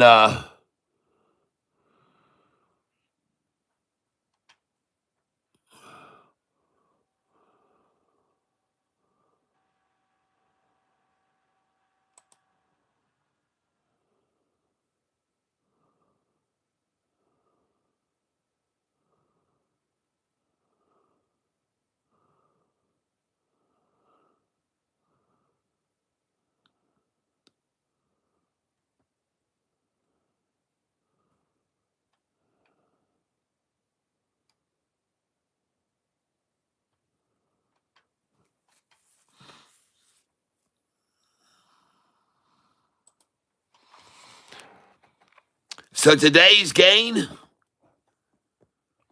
$3,855. Profit today,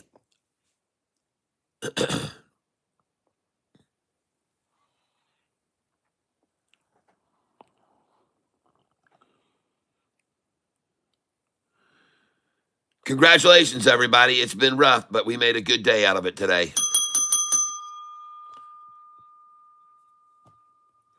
So I'm going to get out of here now. You guys, I hope you have a great night. I work I've been working yesterday. I was 13 hours. The day before that, 13 hours.